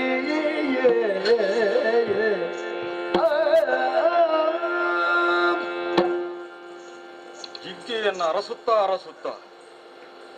ಆ ದುಷ್ಟ ಮಾರೀಚನನ್ನ ಕೊಂದ ಮೇಲೆ ಜಿಂಕೆಯನ್ನು ಕೊಡಬೇಕೆಂದು ನಾನು ಬರುತ್ತಾ ಇರುವಂತಹ ಸಂದರ್ಭದಲ್ಲಿ ಯಾರು ಅನುಜ ಲಕ್ಷ್ಮಣ ಅಣ್ಣ ಸೀತೆಯನ್ನು ಬಿಟ್ಟು ಇಲ್ಲಿಗೆ ನನ್ನ ಬಳಿಗೆ ಯಾಕೆ ಬಂದೆ ತಮ್ಮ, ಯಾಕೆ ಬಂದೆ ತಮ್ಮ? ಅಣ್ಣ, ನಡೆದಂತ ವಿಷಯವನ್ನು ಯಾವ ರೀತಿ ಹೇಳಬೇಕೆಂಬುದೇ ನನಗೆ ಅರ್ಥವಾಗುತ್ತಾ ಇಲ್ಲ ಅಣ್ಣ. ಏನು? ನನ್ನ ನಾಲಿಗೆ ತಡವರಿಸುತ್ತಾ ಇದೆ ಅಣ್ಣ. ನೀನು ಪರ್ಣಶಾಲೆಯನ್ನು ಬಿಟ್ಟು ಬಂದ ಮೇಲೆ ಒಂದು ಸ್ವರ ಕೇಳಿಸಿತಣ್ಣ. ಸ್ವರ? ಹಾ ಸೀತಾ, ಹಾ ಲಕ್ಷ್ಮಣ ಅನ್ನುವ ಹಾಗೆ. ಆ ಸ್ವರ ನಿನ್ನ ಸ್ವರದ ಹಾಗೆ ಕೇಳಿಸಿತಣ್ಣ. ನಿನಗೂ ಹಾಗೆ ಕೇಳಿಸಿದ್ದೆ? ಹೌದಣ್ಣ. ಆ ಸ್ವರವನ್ನು ಕೇಳಿದ್ದೇ ತಡ ನನ್ನಮ್ಮ ಸೀತಾದೇವಿ ಒಂದೇ ಹೇಳಿದ್ದು, ಮಗನೇ ಲಕ್ಷ್ಮಣ, ನನ್ನ ಪತಿದೇವರಿಗೆ ಏನೋ ಒಂದು ಆಗಬಾರದಾಗಿ ಹೋಗಿದೆ, ಹೋಗು ನೋಡಿ ಬಾ ಅಂತ ಹೇಳಿದ್ರು. ನನ್ನ ವೀರತ್ವದ ಬಗ್ಗೆಯೂ ಅವರಿಗೆ ಶಂಕೆ. ಆ ಹೊತ್ತಿನಲ್ಲಿ ನಾನು ಧೈರ್ಯದ ಮಾತನ್ನು ಹೇಳಿದ್ದೇನೆ ಅಣ್ಣ. ಇದು ರಕ್ಕಸರ ಮಾಯ, ರಕ್ಕಸರು ಮಾಯಾವಿಗಳು. ಯಾವ ಹೊತ್ತಿಗೆ ಏನು ಮಾಡ್ತಾರೆ ಅಂತ ಹೇಳಲಿಕ್ಕೆ ಆಗುವುದಿಲ್ಲ. ಯಾರ ಸ್ವರದಲ್ಲೂ ಬೇಕಾದ್ರೂ ಅವರು ಮಾತಾಡ್ತಾರೆ ಅಂತ ಹೇಳಿದ್ದೇನೆ. ಆ ಮಾತನ್ನು ಅವರು ಕೇಳಲಿಲ್ಲ, ನನ್ನ ಮೇಲೆ ಸಿಟ್ಟುಕೊಂಡ್ರು. ಸಿಟ್ಟುಕೊಂಡದಕ್ಕೆ ನೀನು ಯಾಕೆ ಆ ರೀತಿಯಾಗಿ ವರ್ತಿಸಿದೆ? ನಾನು ಹೇಳಿದ್ದೇನು, ರಾಮನ ಆಜ್ಞೆಯನ್ನು ನೀನು ಪಾಲಿಸಬೇಕು. ಹೌದು, ಸೀತೆಯನ್ನು ಕಾಪಾಡುವಂತಹ ಹೊಣೆಗಾರಿಕೆ ನಿನಗೆ, ಬಿಟ್ಟು ಬರಬೇಡ ಅಂತ ನಾನು ಆಜ್ಞೆ ಮಾಡಿ ನಿನಗೆ ಹೋದದ್ದು. ಅಣ್ಣ, ನಾನು ಬರಲೇಬೇಕಣ್ಣ. ಕೊನೆಗೆ ಒಂದು ಮಾತು ಹೇಳಿದ್ರು. ಏನು? ಆ ಮಾತನ್ನು ಕೇಳಿದ್ದೇ ತಡ ಅಣ್ಣ. ನನ್ನ ತಲೆಗೆ ಬರ ಸಿಡಿಲೇ ಬಡಿದಂತ ಅನುಭವ ನನಗೆ ಆಗಿದೆ ಅಣ್ಣ. ಏನು ಮಾತನ್ನು ಆಡಿದಳು? ಹೇಳಿದ್ದು ತಾಯಿಯ ಮಾತೆಂಬುದಾಗಿ ಮನ್ನಿಸಬೇಕಾಗಿತ್ತು. ಹೇಳಿದ್ದು ಬೇರೇನಲ್ಲ ಅಣ್ಣ, ನನ್ನ ಪತಿದೇವರು ಆಳಿದ ಮೇಲೆ ನನ್ನನ್ನು ಆಳಬಹುದು ಅನ್ನುವಂತ ಮಾತನ್ನು ಹೇಳಿದ್ರಣ್ಣ. ಮಾತನ್ನು ಹೇಳಿದ್ರು.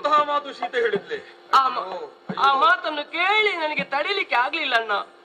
7 ಗೆರೆಯನ್ನು ಹಾಕಿ ನಾನು ಬಂದಿದ್ದೇನೆ. ಈ ಗೆರೆಯನ್ನು ದಾಟಿ ಬರಬೇಡಿ ಅಂತ ಹೇಳಿದ್ದೇನೆ, ಹಾಗೆ ನಾನು ಬಂದಿದ್ದೇನೆ. ರಾಕ್ಷಸಿ ಮಾಯೆಗೆ ನನ್ನ ಮಡದಿಯಾದಂತಹ ಸೀತೆ ಬಲಿಯಾದಳೆ.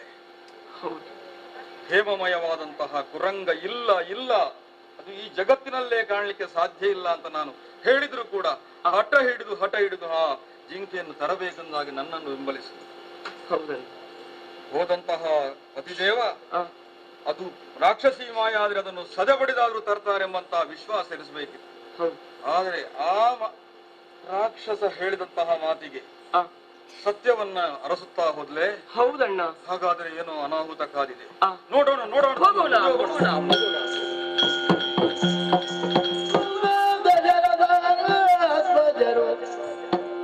ಬರಲೊಂದು ಮಿಗವ ನಿರ್ಮಿಸಿ ಜಾನಕಿಗೆ ಕೊಡಲಿನುದ ಮಿಗೆ ವಹಿಲಾದಿಯು ಮಂದು ಪರ್ಣಶಾಲೆಯಲ್ಲಿ ನೋಡಿದರೆ ಸತಿ ಇಲ್ಲದಿರಲು ಪರ್ಣಶಾಲೆಯಲ್ಲಿ ನೋಡಿದರೆ ಸತಿ ಇಲ್ಲದಿರಲು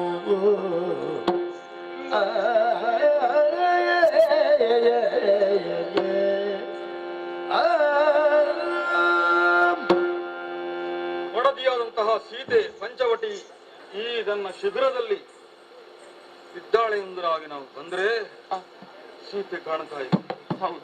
ಬದಿ ಬದಿಯಲ್ಲಿ ಹುಡುಕಿದ್ರೂ ಕೂಡ ಸೀತೆ ಕಾಣ್ತಾ ಇಲ್ಲ. ನನ್ನ ಸೀತೆಯಲ್ಲಿ ಎಂಬುದಾಗಿ ನನ್ನ ಉಚ್ಚ ಧ್ವನಿಯಲ್ಲಿ ಹೇಳಿದ್ರು ಕಾಣ್ತಾ ಇಲ್ಲ. ಲಕ್ಷ್ಮಣ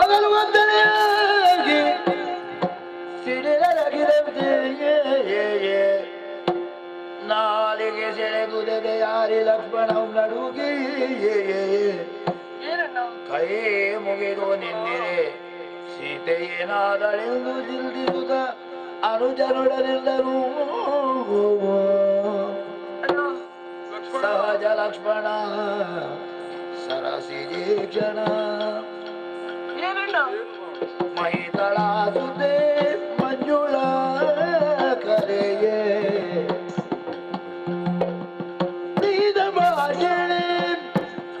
ಹಿಮಕಲಾರದೆ ಗಹನದಿ ಬಿಟ್ಟು ಮೋಸವಾಯಿತು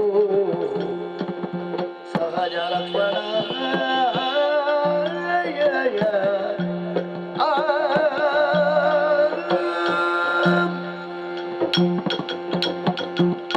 ಲಕ್ಷ್ಮಣ ಅಣ್ಣ 14 ವರ್ಷ ವನವಾಸ ಮಾಡಬೇಕೆಂಬುದಾಗಿ ತಾಯಿಯಾದಂತಹ ಕೈಕೇಯಿಯ ಆಜ್ಞೆಯ ಪರವಾಗಿ 13 ವರ್ಷಗಳ ಕಾಲ ನಾವು ಸುಖವಾಗಿ ವನದಲ್ಲಿ ಕಳೆದೆವು. ಹೌದಣ್ಣ.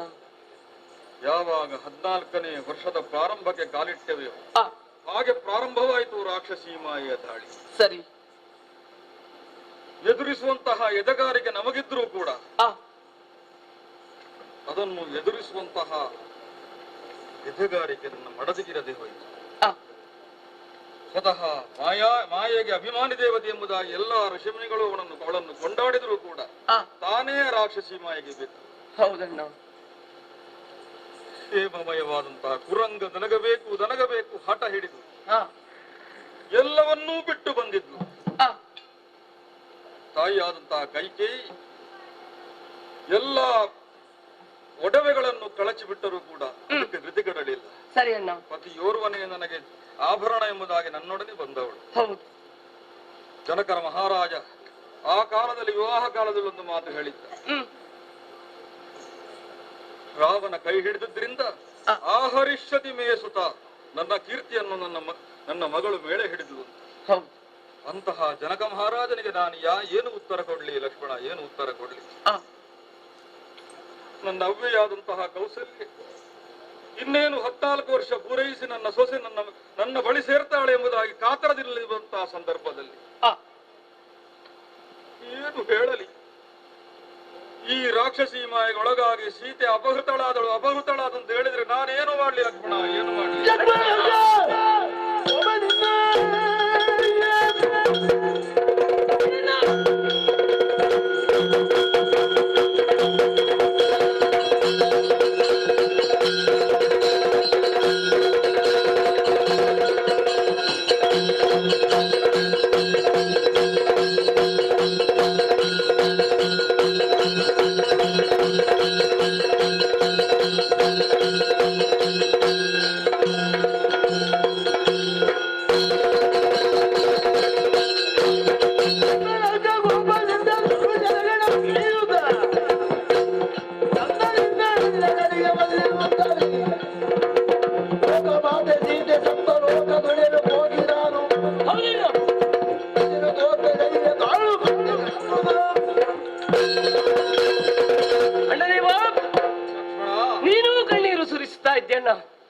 ಕೋದಂಡಧಾರಿಯಾದಂತ ನೀನು ಕಣ್ಣೀರು ಸುರಿಸಬೇಕೆ? ಚಿಂತೆ ಮಾಡಬೇಡಣ್ಣ. ಸೀತಾ ಮಾತೆ 3 ಲೋಕದಲ್ಲಿ ಇದ್ರೂ ಕೂಡ, ಹೇಗಿದ್ರು ಕೂಡ ಹುಡುಕಿ ನಾನು ತರ್ತೇನೆ. ನನಗೊಂದು ಆಜ್ಞೆ ಮಾಡಣ್ಣ. ಈ ರೀತಿಯಾಗಿ ನೀನು ನುಡಿದರೆ ರಾಮಭದ್ರ ನೀನು ವತ್ಸ ನೀನು ನೀನೆನುತ್ತ ಸಂತವಿಸಿ ನಡೆದ ಒಳ್ಳೆ ಬುದ್ಧಿಯಿಲ್ಲದ ರಸೂತ ಏನಣ್ಣ? ರಾಮಭದ್ರನಂದು ವತ್ಸ ನೀನು ನೀನೆನುದ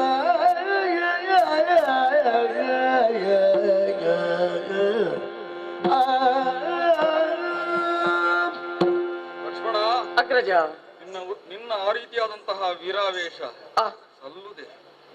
ಆದರೆ ಈ ಸಂದರ್ಭದಲ್ಲಿ ನಾವು ಆಲೋಚಿಸಬೇಕು. ಏನಣ್ಣ? ಅಬಲೆಯಾದಂತಹ ಸೀತಾದೇವಿ ರಾಕ್ಷಸರ ಕೈ ಸೇರಿದ್ದಾಳೆ. ಹೌದಿ? ಹುಲಿಯ ಬಾಯಿಗೆ ಗೋವೊಂದು ಬಿದ್ದಿದೆ. ನಾವು ಆವೇಶದಲ್ಲಿ ಮುಂದ್ರೆ ಆಘಾತ ಆಗುವುದು ಗೋವಿಗೆ. ಹೌದು.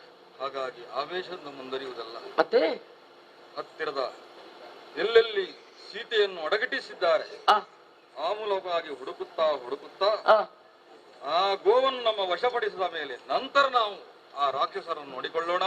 ಅರಸುತ್ತಾ ಅರಸುತ್ತಾ ಹೋಗುವಣ್ಣ.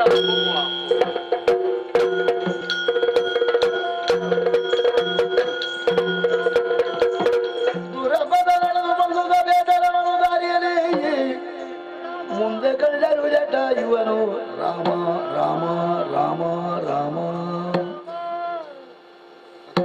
ಅಣ್ಣ, ಅರಸುತ್ತಾ ಅರಸುತ್ತಾ ಇಡೀ ವನ ಪ್ರದೇಶವನ್ನು ನಾವು ಹುಡುಕುತ್ತಾ ಬಂದೆವು. ತುಂಬಾ ಮುಂದುವರೆದು ಬಂದಿದ್ದೇವೆ. ಒಂದು ಈ ಸೀತೆಯ ವಿರಹ ಎಂಬಂತಹ ಈ ರೋಗಕ್ಕೆ ಸೀತೆಯೇ ಔಷಧ ಎಂಬಂತಹ ದೃಷ್ಟಿಯಲ್ಲಿ ನಾವು ಹುಡುಕುತ್ತಾ ಹುಡುಕುತ್ತಾ ಬರುವಾಗ ಏನಣ್ಣ ಕೇಳುತ್ತಾ ಇರುವುದು? ಏನೋ ಒಂದು ಧ್ವನಿ ಕೇಳುತ್ತಾ ಇದೆ.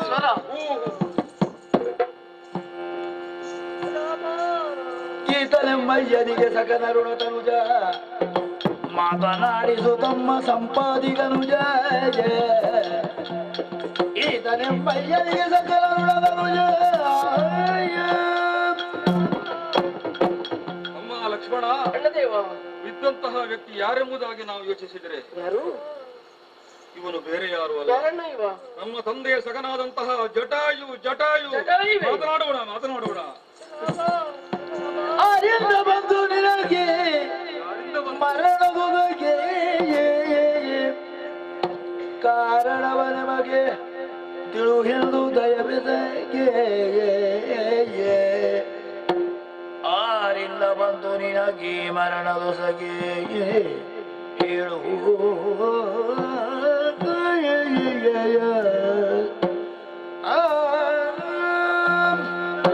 ಅಯ್ಯ ಪಕ್ಷಿರಾಜನೇ, ಯಾಕೆ ಈ ರೀತಿಯಾಗಿ ಅಂಗಾತ ಮಲಗಿದ್ದಿ? ಯಾರಿಂದ ಈ ರೀತಿಯಾಗಿ ನಿನಗೆ ತೊಂದರೆ ಬಂತು? ಹೇಳು ಹೇಳು, ಎಲ್ಲವನ್ನೂ ಹೇಳು.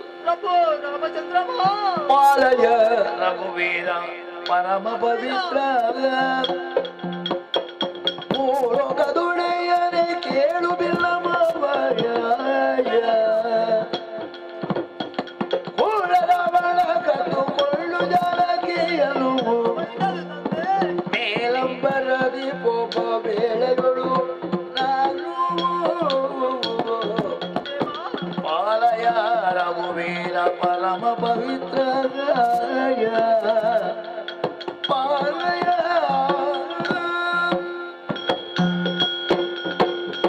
ರಾಮಾಯ ರಾಮಭದ್ರಾಯ ರಾಮಚಂದ್ರಾಯ ವೇದಸೆ ರಘುನಾಥಾಯ ನಾಥಾಯ ಸೀತಾಯ ಪದಯೇ ನಮೋ ನಮಃ. ಪ್ರಭು ರಾಮಚಂದ್ರಮ, ಜಟಾಯು, ರಘುವೀರನೇ, ಬಂದೆಯ ತಂದೆ, ಬಂದೆಯ ತಂದೆ. ಬಂದಿದ್ದೇನೆ ನಿನ್ನ ಧನ್ಯನಾದೆ, ಕೃತಾರ್ಥನಾದೆ ತಂದೆ. ಯಾವಾಗ ನಿನ್ನ ದರ್ಶನ ಈ ಜಟಾಯುವಿಗೆ ಆಗುತ್ತದೆ ಎನ್ನುವ ಹಾಗೆ ನಿನ್ನ ದಾರಿ ನಿರೀಕ್ಷೆಯಲ್ಲಿ ಇದ್ದವ, ಇಷ್ಟು ಬೇಗ ದರ್ಶನವನ್ನು ಕೊಟ್ಟೆಯ ತಂದೆ. ನಿನ್ನ ದರ್ಶನ ಭಾಗ್ಯದಿಂದ ಸಂತೋಷಗೊಂಡೆ.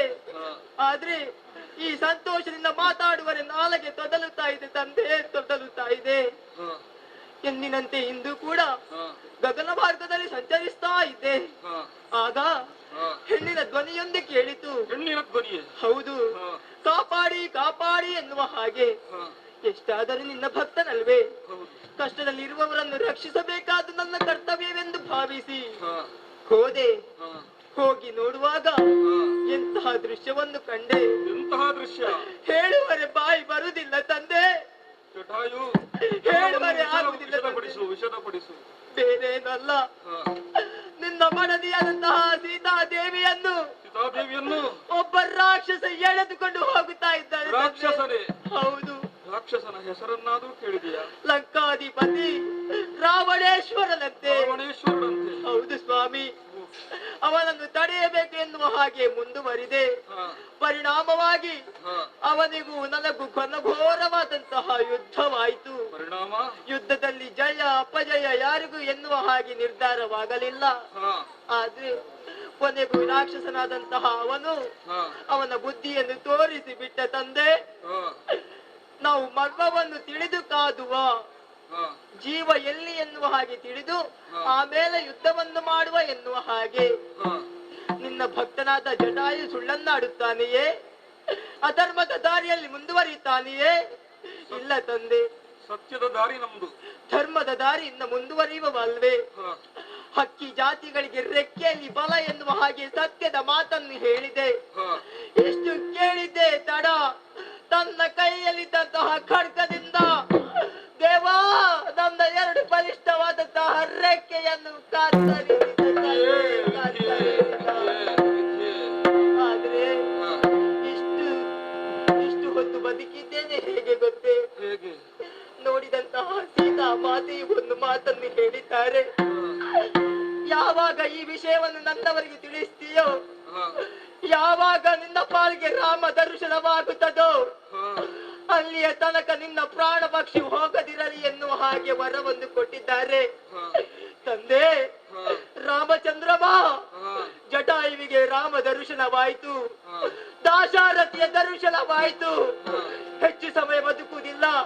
ಇದು ನನ್ನ ಪ್ರಾಣ ಪಕ್ಷಿ ರಾಮ ರಾಮ.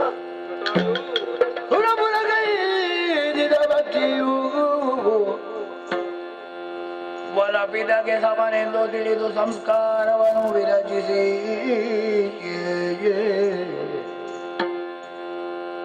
ವರಪಿದಗೆ ಸಮನೆಂದು ಸಂಸ್ಕಾರವನ್ನು ವಿರಚಿಸಿ ಸುರಪುರ ಕೈ ಪಕ್ಷಿಯ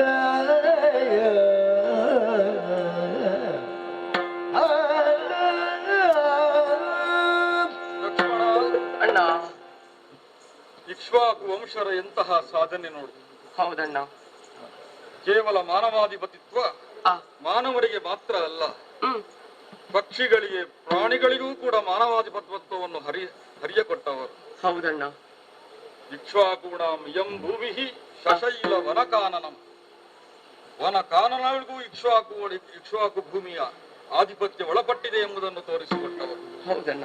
ನನ್ನ ತಂದೆಯಾದಂತಹ ದಶರಥನ ಮಿತ್ರ ಈ ಜಟಾಯು. ಸರಿ. ರುದ್ರ ಪಕ್ಷಿ ಈತ. ಹೌದು. ಪಕ್ಷಿಗಳಲ್ಲಿ ಕೂಡ ಸ್ನೇಹವನ್ನು ಬರಸುತ್ತಾ ಇಡೀ ಲೋಕಕ್ಕೆ ಮಾನವಾಧಿಪತ್ಯತ್ವ ಹೇಗಿರಬೇಕೆಂಬುದನ್ನು ತೋರಿಸಿಕೊಟ್ಟವರು. ಸತ್ಯ.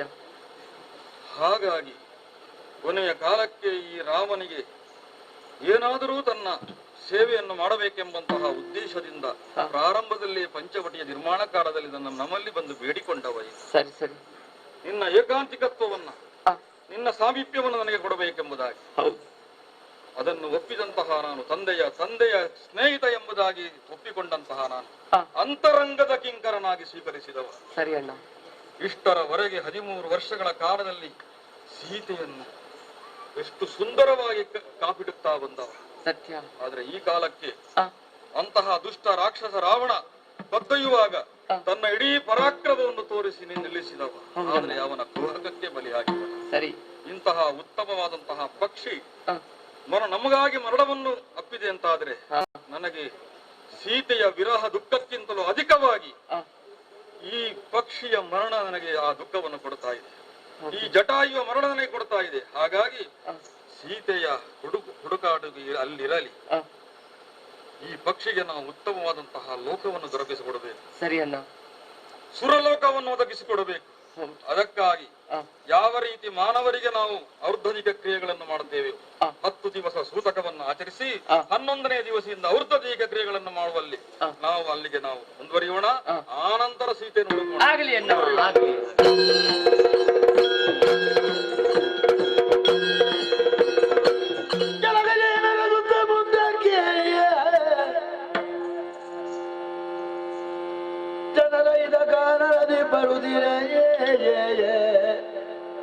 ಜೀವಿಗಳ ನರಗುತ್ತ ಕಬಂದ ಬಾವುಗಳು ಮುಂದೆ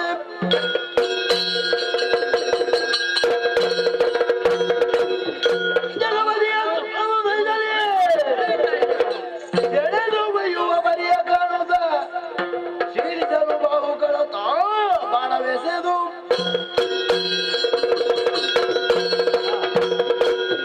ಲಕ್ಷ್ಮಣ, ಅಣ್ಣದೇವ, ಏನೋ ಸೀತೆಯನ್ನು ಅರಹುತ್ತಾ ಬರುವಂತಹ ಸಂದರ್ಭದಲ್ಲಿ ಏನೋ ಬಾವುಗಳಿಂದ ಬಂಧನದಂತೆ ಸೆಳೆಯುವಂತೆ ನಮ್ಮನ್ನು ಕಾಡ್ತಾ ಇದೆ. ಎನ್ನೆ ಸೆಳೆಯುತ್ತಾ ಇದೆ. ಯಾರೋ ಹಿಂದೆ ನೋಡೋಣ. ಸಂವರಿಸು ಸಂವರಿಸು.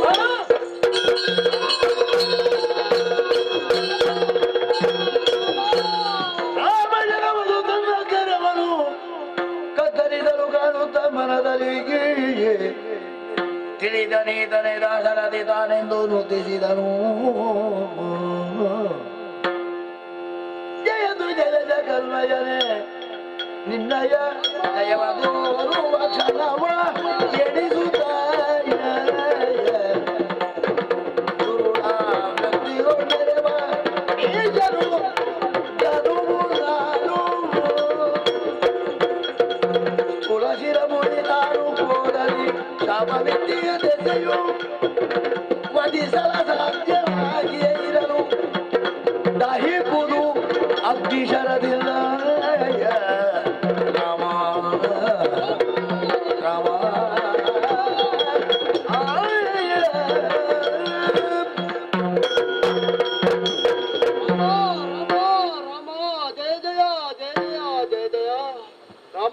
ಯಾರು ನೀನು? ಕೇವಲ ರಾಕ್ಷಸ ಎಂಬುದಾಗಿ ಹಾ, ನಿಮ್ಮ ಬಾಣ ಪ್ರಯೋಗವಾಯಿತು ನನಗೆ. ಹಾ. ಖಂಡಿತವಾಗಿ ನಾನು ರಾಕ್ಷಸನಲ್ಲ ದೇವ. ಮತ್ತೆ ಯಾರು ನೀನು? ಒಂದು ಹೊತ್ತಿಗೆ ಹಾ. ಗಂಧರ್ವ ಲೋಕದಲ್ಲಿರುವಂತಹ ಧನುಗಂಧರ್ವ ಎಂಬ ನಮ್ಮ ಹೆಸರು ಸ್ವಾಮಿ. ಓಹೋ, ದೇವ, ಹಾ. ಈ ರೀತಿಯಾಗುವುದಕ್ಕೆ ಬಲವಾದ ಒಂದು ಕಾರಣವಿದೆ. ಏನು ಕಾರಣ? ಒಂದು ಹೊತ್ತಿಗೆ ಹಾ. ಭೂಲೋಕದ ಸೌಂದರ್ಯವನ್ನು ನೋಡಬೇಕು ಎಂಬುದಾಗಿ, ಹಾ. ವನ ವಿವಾಹರಕ್ಕೆ ಎಂಬುದಾಗಿ ಭೂಲೋಕಕ್ಕೆ ತೆರಳಿದೆ. ಹಾ, ಹೋದಂತಹ ನಾನು ಹಾ. ಸ್ಥೂಲ ಮುನಿಯವರವರು ತಪಸ್ಸನ್ನಾಚರಿಸಿಕೊಂಡಿದ್ದೇನೆ. ಹಾ, ಆ ಹೊತ್ತಿಗೆ ಹಾ. ನನ್ನ ತಲೆಗೆ ಒಂದು ಅಹಂಕಾರ ಮೂಡಿತು ದೇವ. ಹಾ, ಆ ಮುನಿಯ ಗಡ್ಡಕ್ಕೆ ಕೈ ಹಾಕಿ ಹಾ. ಅವರನ್ನು ಬೇಡಬೇಕಾದಂತ ಹಾ, ಇದನ್ನು ಮಾಡಿದೆ, ಹಾ. ಅನ್ಯಾಯವನ್ನು ಮಾಡಿದೆ. ಹಾ. ಶಾಪಗೊಂಡಂತಹ ಆ ಮುನಿ, ಹಾ. ನೀನು ಭೂಲೋಕದಲ್ಲಿ ರಾಕ್ಷಸನಾಗಿ ಹೋಗು ಎಂಬುದಾಗಿ ಶಾಪವನ್ನು ಇತ್ತು ದೇವ. ಓಹೋ, ರಸೆಯಲ್ಲಿ ಋತುಶಾಪ ಯಾವತ್ತು ಹುಸಿಯಾಗುವುದಕ್ಕೆ ಸಾಧ್ಯ ಉಂಟೇ ಹೇಳಿ? ಇಲ್ಲ. ಆ ರೀತಿಯಲ್ಲಿ ಹಾ, ರಾಕ್ಷಸನಾದೆ ನಾನು. ಹಾ, ಹುಟ್ಟಿದಂತಹ ರಾಕ್ಷಸನು ಹಾ, ನಾನು ಸ್ವರ್ಗಲೋಕವನ್ನು ಹೇರಬೇಕು ಎಂಬುದಾಗಿ ತೀರ್ಮಾನವನ್ನು ಮಾಡಿದೆ. ಹಾ, ಸ್ವರ್ಗವನ್ನು ಹೇರಿದೆ. ಹಾ. ಹೇರಿದಂತಹ ಹೊತ್ತಿಗೆ ಹಾ. ಇಂದ್ರನಿಗೆ ನನಗೆ ಕಾಲಾಗವಾಯಿತು ದೇವ. ಹಾ, ಅವನ ಕೈಯಲ್ಲಿರಿದಂತಹ ವಜ್ರಾಯುಧದಿಂದ ಹಾ. ನನ್ನ ತಲೆಗೆ ಒಂದೇ ಪೆಟ್ಟು ಕೊಟ್ಟ. ಹಾ, ಆ ಪೆಟ್ಟನ್ನು ತಿಂದಂತಹ ನಾನು ಹಾ. ನನ್ನ ತಲೆ ಹೊಟ್ಟೆಯ ಹೊಲಗೆ ಹೋಯಿತು. ಹಾ. ಈ ರೀತಿಯಾಗಿ ನಾನು ಬದುಕುವುದು ಹೇಗೆ ಎಂಬುದಾಗಿ ಅವನಲ್ಲಿ ಕೇಳಿದೆ. ಆ ಹೊತ್ತಿಗೆ ಹಾ. ಬಂದ ಎಂಬ 2 ಕೈಗಳನ್ನು ನನಗೆ ಕರುಣಿಸಿದೆ. ಹಾ. ನಿಂತಲ್ಲೇ ನೀನು ಸಂಚರಿಸುವುದು ಬೇಡ. ಹಾ. ನಿಂತಲ್ಲೇ ನಿಂತು ಹಾ. ನಿನ್ನ ಕೈಗಳು 1 ಯೋಜನೆ ಮುಂದಕ್ಕೆ ಹೋದಲ್ಲಿಗೆ ಹಾ. ಯಾವುದೆಲ್ಲ ನಿನ್ನ ಕೈಗೆ ಸಿಕ್ಕದೋ ಹಾ. ಅದನ್ನು ತಿಂದು ಮುಗಿಸು ಎಂಬುದಾಗಿ ಹಾ. ಕರುಣಿಸಿದ ದೇವ. ಈ ಆಮೇಲೆ? ಹೊತ್ತಿಗೆ ನಿಮ್ಮನ್ನು ಕೂಡ ತಿನ್ನುವುದಕ್ಕೆ ನಾನು ಮುಂದಾದೆ. ಹಾ. ಆದರೆ ಒಂದು ಮಾತು, ಹಾ. ಆ ಶಾಪನಿಂದಂತಹ ಋಷಿ ಹಾ. ನನಗೆ ಒಂದು ಮೋಕ್ಷವನ್ನು ಕರುಣಿಸುವುದು ಯಾವಾಗ, ನನಗೆ ಮೋಕ್ಷ ಸಿಕ್ಕುವುದು ಯಾವಾಗ ಆಗ ಹಾ. ಆ ಹೊತ್ತಿಗೆ ಒಂದು ಮಾತು ಹೇಳಿದ್ದಾರೆ. ಏನು? ಶ್ರೀರಾಮಚಂದ್ರನ ಬಾಣ ಪ್ರಯೋಗದಿಂದ ಮೇಲೆ ಆಗುತ್ತದೆ, ಹಾ. ಅಲ್ಲಿಗೆ ನಿನಗೆ ಮೋಕ್ಷ ಎಂಬುದಾಗಿ. ಈ ಹೊತ್ತಿಗೆ ನಿನ್ನ ಬಾಣ ನನ್ನ ದೇಹವನ್ನು ಬೇರಿದ್ದೇ ತಡ ಹಾ. ದೇವ. ಹಾ. ಮೋಕ್ಷ ನನಗೆ ಸಿಕ್ಕಿದೆ. ಹಾ. ಆದ್ದರಿಂದ ನಿನ್ನಲ್ಲಿ ಒಂದು ಕೈ ಚಾಚಿ ಬೇಡುತ್ತಾ ಇದ್ದೇನೆ. ಏನು? ಇನ್ನು ಮುಂದಕ್ಕೆ ಹಾ. ನಾನು ಗಂಧರ್ವ ಲೋಕವನ್ನು ಸೇರುತ್ತೇನೆ. ಹಾ. ಪುನರ್ ಮತ್ತೆ ಆ ಗಂಧರ್ವನಾಗಿ ಮೆರೆಯುತ್ತೇನೆ. ಹಾ. ಅಲ್ಲಿಗೆ ಹಾ. ನನಗೆ ನೀನೇ ಆಶೀರ್ವದಿಸಿ ಕಲಿಸು, ನನಗೆ ಮೋಕ್ಷವನ್ನು ಉತ್ತಮವಾದಂತಹ ಗಂಧರ್ವ ಲೋಕದಲ್ಲಿ ವಿರಮಿಸು, ಆನಂತರ ಮೋಕ್ಷವನ್ನು ಅನುಗ್ರಹಿಸ್ತೇನೆ. ಜಯ ಜಯ ಜಯ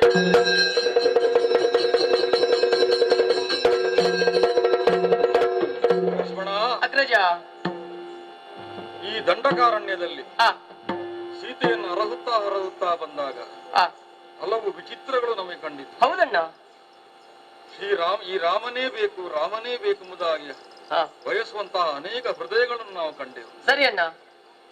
ಯಾಕೆ ಪ್ರೀತಿಸ್ತಾರೋ ಗೊತ್ತಿಲ್ಲ. ಹ್ಮ್. ಕೊನೆ ಕಾಲಕ್ಕೆ ಅವರನ್ನು ಸಂವರಿಸುವಂತಹ ಕಾಲದಲ್ಲಿ ಆ, ರಾಮನಿಂದ ನನಗೆ ಮುಕ್ತಿ ಎಂಬಂತಹ ಮಾತು. ಸತ್ಯ. ಹಾಗಾದ್ರೆ ಶಾಪಗ್ರಸ್ತರೆಲ್ಲ ಆ, ಈ ದಂಡಕಾರಣ್ಯವನ್ನು ಸೇರಿದ್ದಾರೆ ಎಂಬುದು ಸತ್ಯ. ಹೌದಣ್ಣ. ಹಾಗಾದ್ರೆ ಆ, ಶಾಪ ವಿಮೋಚನೆ ನಮ್ಮಿಂದ ಎಂಬುದಾಗಿ ವಿಧಿ ಬರೆದಿರಬಹುದು. ಸತ್ಯನ ಆ ವಿಧಿಯ ನಿಶ್ಚಯ ಅದೇ ಅಂತಾದ್ರೆ ನಮಗೇನು? ಹಾಗಾಗಿ ನಮ್ಮ ಕೈಂಕರ್ಯವನ್ನು ನಾವು ಮುಂದುವರಿಸುತ್ತಾ ಸೀತೆಯನ್ನರತ ಒಂದು ಮಾತನ್ನು ಆ ಗಂಧರ್ವ ಹೇಳಿದ. ಏನನ್ನು? ಕೊನೆಯ ಕಾಲಕ್ಕೆ ಸೂಕ್ಷ್ಮವಾಗಿ ನಮಗೆ ಕೇಳುವಂತೆ ಮಾತ್ರ ಹೇಳಿದ್ದು. ಹೌದು. ಮುಂದೆ ನಾವೇನು ಮಾಡಬೇಕು ಅಂತ ಹೇಳಿದಾಗ ಋಷ್ಯಮುಖ ಒಂದು ಪರ್ವತ ಇದೆ. ಆ ಪರ್ವತದ ಬಳಿ ಸುಗ್ರೀವನೆಂಬವ ವಾಲಿ ಎಂಬಂತಹ ತನ್ನ ಅಣ್ಣನಿಂದಲೇ ಶಿಕ್ಷೆಗೊಳಗಾಗಿದ್ದಾನೆ, ಕಷ್ಟಕ್ಕೆ ಒಳಗಾಗಿದ್ದಾನೆ ಅಂತ. ಅವನ ಸುಗ್ರೀವನ ಮಡದಿಯನ್ನು ಇಟ್ಟುಕೊಂಡು ಆ ವಾಲಿ ಮರೀತಾ ಇದ್ದಾನೆ. ಅವನನ್ನು ಶಿಕ್ಷಿಸುವ ಮೂಲಕ ಲೋಕಕ್ಕೆ ಸ್ತ್ರೀ ಅತಿಕ್ರಮಣ ಮಾಡಬಾರದು ಎಂಬಂತಹ ಒಂದು ವಿಶಿಷ್ಟವಾದಂತಹ ಒಂದು ಸಿದ್ಧಾಂತವನ್ನು ನೀನು ಮಂಡಿಸಬೇಕೆಂಬುದಾನೆ ಅವನ ಬಾಯಿಂದ ಸೂಕ್ಷ್ಮವಾಗಿ ನಾವು ಕೇಳಿದೆವು. ಹಾಗಾದ್ರೆ ಮುಂದೊಂದು ದಾರಿಯಲ್ಲಿ ಋಷ್ಯಮುಖ ಎಂಬ ಪರ್ವತ ಇದೆ, ಕಪಿರಾಜ್ಯ ಇದೆ. ಆ ಕಪಿರಾಜ್ಯಕ್ಕೆ ನಾವು ತೆರಳಿ ಪಂಪಾ ಸರೋವರಗಳಿಗೆ ತೆರಳುವಂತಹ ಇದಕ್ಕೆ ನಾವು ಮನ ಮಾಡಬೇಕು. ಹಾಗಾಗಿ ಅವನ ಸೂಚನೆಯಂತೆ ಪಂಪಾಸರಕ್ಕೆ ತೆರಳುವ ರಾಮ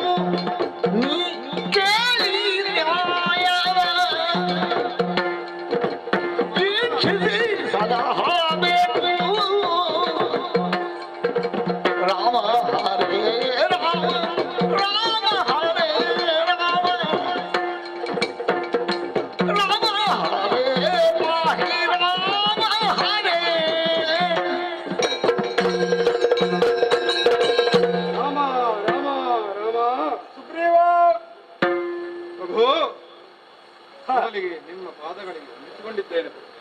ಇದ್ದೇಳಯ್ಯ. ಪಂಪಾ ಪರ್ವದಲ್ಲಿ ಕುಳಿತಂತಹ ನಿಮ್ಮನ್ನು ಕಂಡು ಯೋಚಿಸಿದ ನಾನು ಹನುಮಂತನನ್ನು ಕಳುಹಿಸಿದೆ. ನಿಮ್ಮ ನಿಲುವನ್ನು ಪರೀಕ್ಷಿಸಿ ಕರೆದುಕೊಂಡು ಬಾ ಎಂಬುದಾಗಿ ಆತ ತನ್ನ ಭುಜದಲ್ಲಿ ಕುಳಿಸಿಕೊಂಡು ನಿಮ್ಮನ್ನು ಇಲ್ಲಿಗೆ ಕರೆದಂದ. ವಾಯು ಮಾರ್ಗದಲ್ಲೇ ಅಲ್ಲಿಂದ ಇಲ್ಲಿವರೆಗೆ ಬಂದವರು ನಾವು. ಹೌದು, ಧನ್ಯನಾದೆ ನಾನು. ನಿನ್ನ ಬಗ್ಗೆ ಅರಿತವನೇನು ನಾನಲ್ಲ. ಆದರೆ ಒಂದು ಮಾತುಂಟು. ಒಂದು ಯಾರನ್ನಾದ್ರೂ ಕೇಳಬೇಕಾದ್ರೆ ಅವನಲ್ಲಿ ಯೋಗ್ಯತೆ ಇದ್ದರೆ ಮಾತ್ರ ಕೇಳಬೇಕು. ಕೊಡುವಂತಹ ಯೋಗ್ಯತೆ ಅವನಿಗಿರಬೇಕು. ಹಾಗಾಗಿ ಇಕ್ಷ್ವಾಕು ವಂಶದಲ್ಲಿ ಹುಟ್ಟಿದಂತಹ ಭೂಪರು ಧರ್ಮ ಸ್ಥಾಪನೆಯನ್ನೇ ಪ್ರಖ್ಯಾತಿಯನ್ನು ಪಡೆದವರು. ಹಾಗಾಗಿ ಸುಗ್ರೀವನಾದ ನನ್ನದೊಂದು ವಿಜ್ಞಾಪನೆ ಇದೆ. ನಿನ್ನದು ಒಂದು ವಿಜ್ಞಾಪನೆ ಕೇಳೋಣ.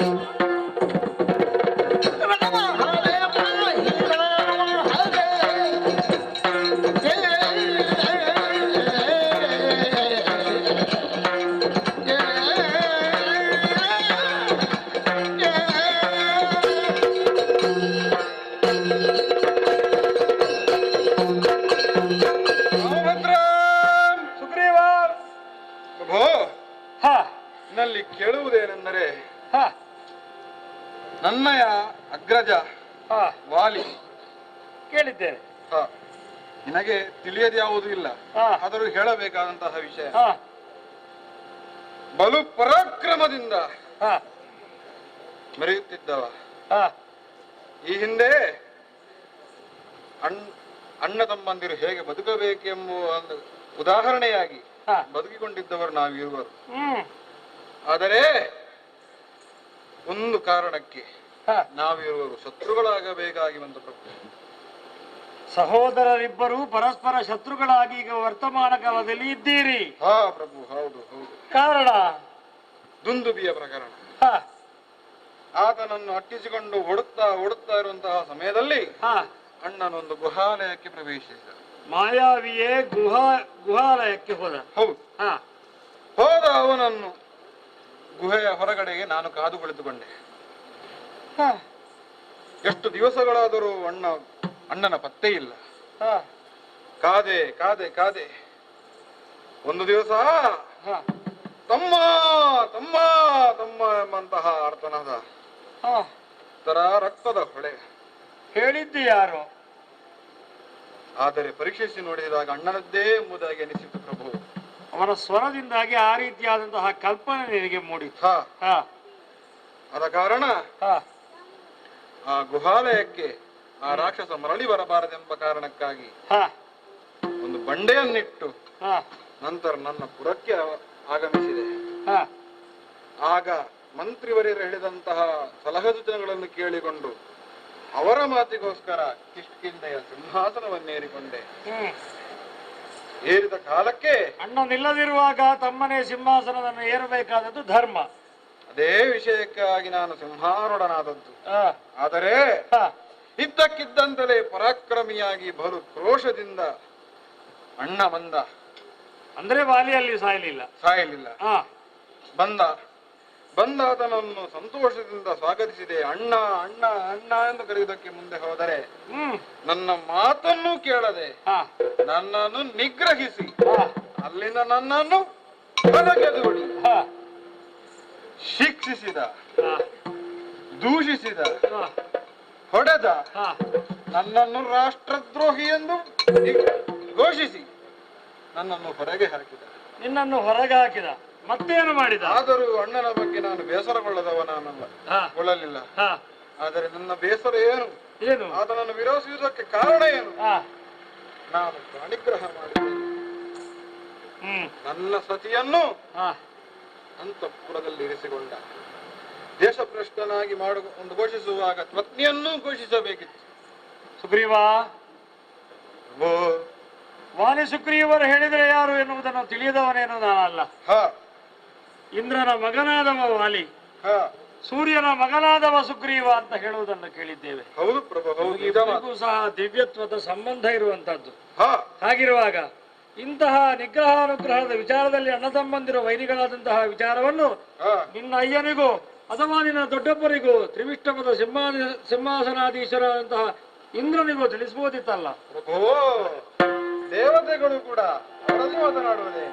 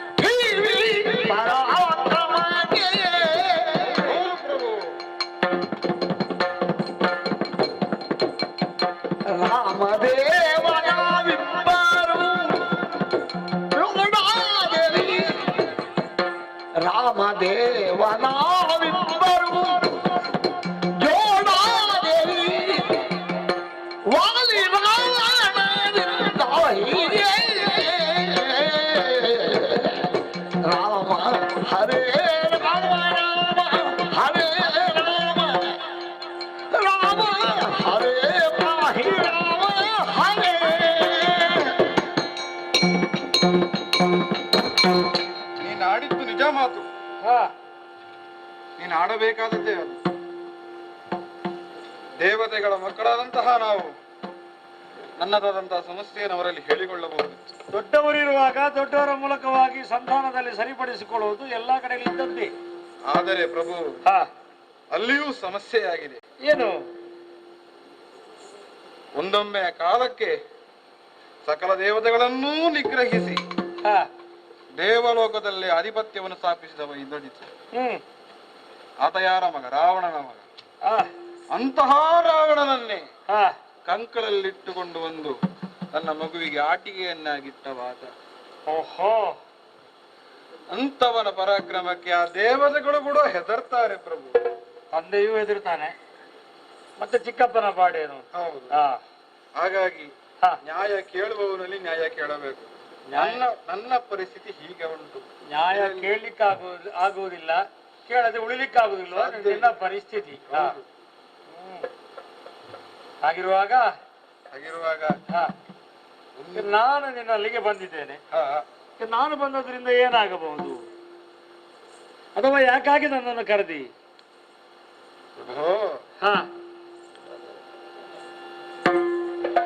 ನನ್ನ ಕಲ್ಪನೆ ನನಗೆ ಅರ್ಥ ಆಯ್ತು. ಈ ಕಲ್ಪನೆನೆಲ್ಲ ಮಾತಾಡೋದು ಏನೇ ಸುಗ್ರೀವ?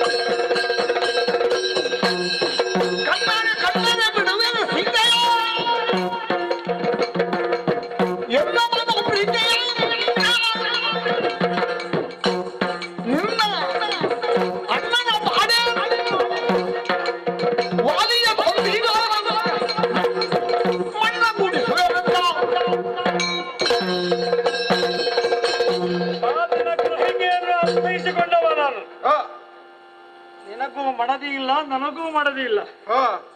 ಪರಸ್ಪರ ಇಬ್ಬರೂ ಸಹ ಹೆಂಡತಿ ಹೀನರಾದ ಕಾರಣ ನಾವಿಬ್ಬರೂ ಜೋಡಾದೆವು. ಉಪಮೆಯನ್ನು ಹೇಳುವುದರಲ್ಲಿ ಔಚಿತ್ಯ ಬೇಕು. ಹೇಗೆ? ಹೀನೋಪಮೆಯನ್ನು ಎಲ್ಲಿಯೂ ಸಹ ಉಪಯೋಗಿಸಬಾರದು ಅಂತ ಕಾವ್ಯಶಾಸ್ತ್ರಜ್ಞರು ಹೇಳುವುದು. ಅದನ್ನು ಬಿಟ್ಟು ನನಗೂ ನಿನಗೂ ಸಾಮ್ಯತೆಯನ್ನು ಹೇಳಲಿಕ್ಕೆ ಹೊರಟಿದ್ದಿ. ನೀನು ಹೇಳಿದ ಮಾತೇನು? ನಿನಗೂ ನನಗೂ ಅಗ್ರಜ ವಾಲಿ ಪರಾಕ್ರಮದಿಂದ ಅಲ್ವಾ? ಹೌದು. ಪರಾಕ್ರಮವೇ ಪರವಾಗಿಟ್ಟುಕೊಂಡು ನಿನ್ನವಳನ್ನು ಎನಿಸಿಕೊಂಡ. ನನ್ನದು ಹಾಗೋ? ಹೇಗೆ? ನಾನು ಇಲ್ಲದೇ ಇರುವಾಗ ಸೀತೆಯನ್ನು ಅಪಹರಿಸಿಕೊಂಡು ಹೋದದ್ದು. ನನ್ನ ಭಯ ಅವನಿಗೆ ಉಂಟು ಎನ್ನುವುದಕ್ಕೆ ಅದು ನಿದರ್ಶನ. ಆಗಿರುವಾಗ ನಂದು ವೇಳೆ ಅವ ಇರ್ತಿದ್ರೆ ಅಲ್ಲೇ ಕೊಂದು ಮುಗಿಸ್ತಿದ್ದೆ. ಹೋಗ್ಬಿಡು, ಇನ್ನ ಅಣ್ಣ ವಾಲಿ ಅಂತ ಹೇಳಿದಲ್ಲ, ಅವನೇ ಎದುರಾಗಿ ಬರಲಿ, ನನ್ನ ಪಾಡ್ ಏನಾಗ್ತಿತ್ತು ಗೊತ್ತಿತ್ತ? ಏನಾಗ್ತಿತ್ತು? ಅವನನ್ನು ಇದ್ದಲ್ಲೇ ಇಲ್ಲವಾಗಿಸ್ತಿದ್ದೆ. ಅಷ್ಟು ಯೋಗ್ಯತೆ, ಅಷ್ಟು ಸಾಮರ್ಥ್ಯ ಇರುವವ ಈ ವಾಲಿ, ಈ ರಾಮ. ಆದ್ದರಿಂದ ಪರಾಕ್ರಮದ ಮತ್ತಿಗೆ ಯಾವತ್ತಿಗೂ ಸುಗ್ರೀವನ ಹಾಗೆ ರಾಮನಲ್ಲ. ಅಂತಹ ಯೋಗ್ಯತೆ ನಾನಿದ್ದರಿಂದ ನಿನಗೆ ಹೇಳುವುದು. ನೀನೇ ಜಾಣನ ಹೌದು ಅಂತ ಆಗಿದ್ರೆ ಇದನ್ನು ಯೋಚಿಸಬೇಕಿತ್ತು. ಅದು ಇಲ್ಲ. ಈ ರೀತಿಯಾಗಿ ಮುಂದುವರಿತ ಅಂತ ಹೇಳಿದ್ರೆ, ಒಂದು ವೇಳೆ ನಿನ್ನ ಅಣ್ಣ ಎದುರಾಗಿ ಬಂದ್ರೆ ಕ್ಷಣ ಮಾತ್ರ ನೆಗ್ಗಿರಲಿ. ನಿನ್ನವಳನ್ನು ತಂದು ಕೊಡುವಂತಹ ಯೋಗ್ಯತೆ ನನಗೇನು? ಅರೇ ಅರೇ ಅಬ್ಬೋ,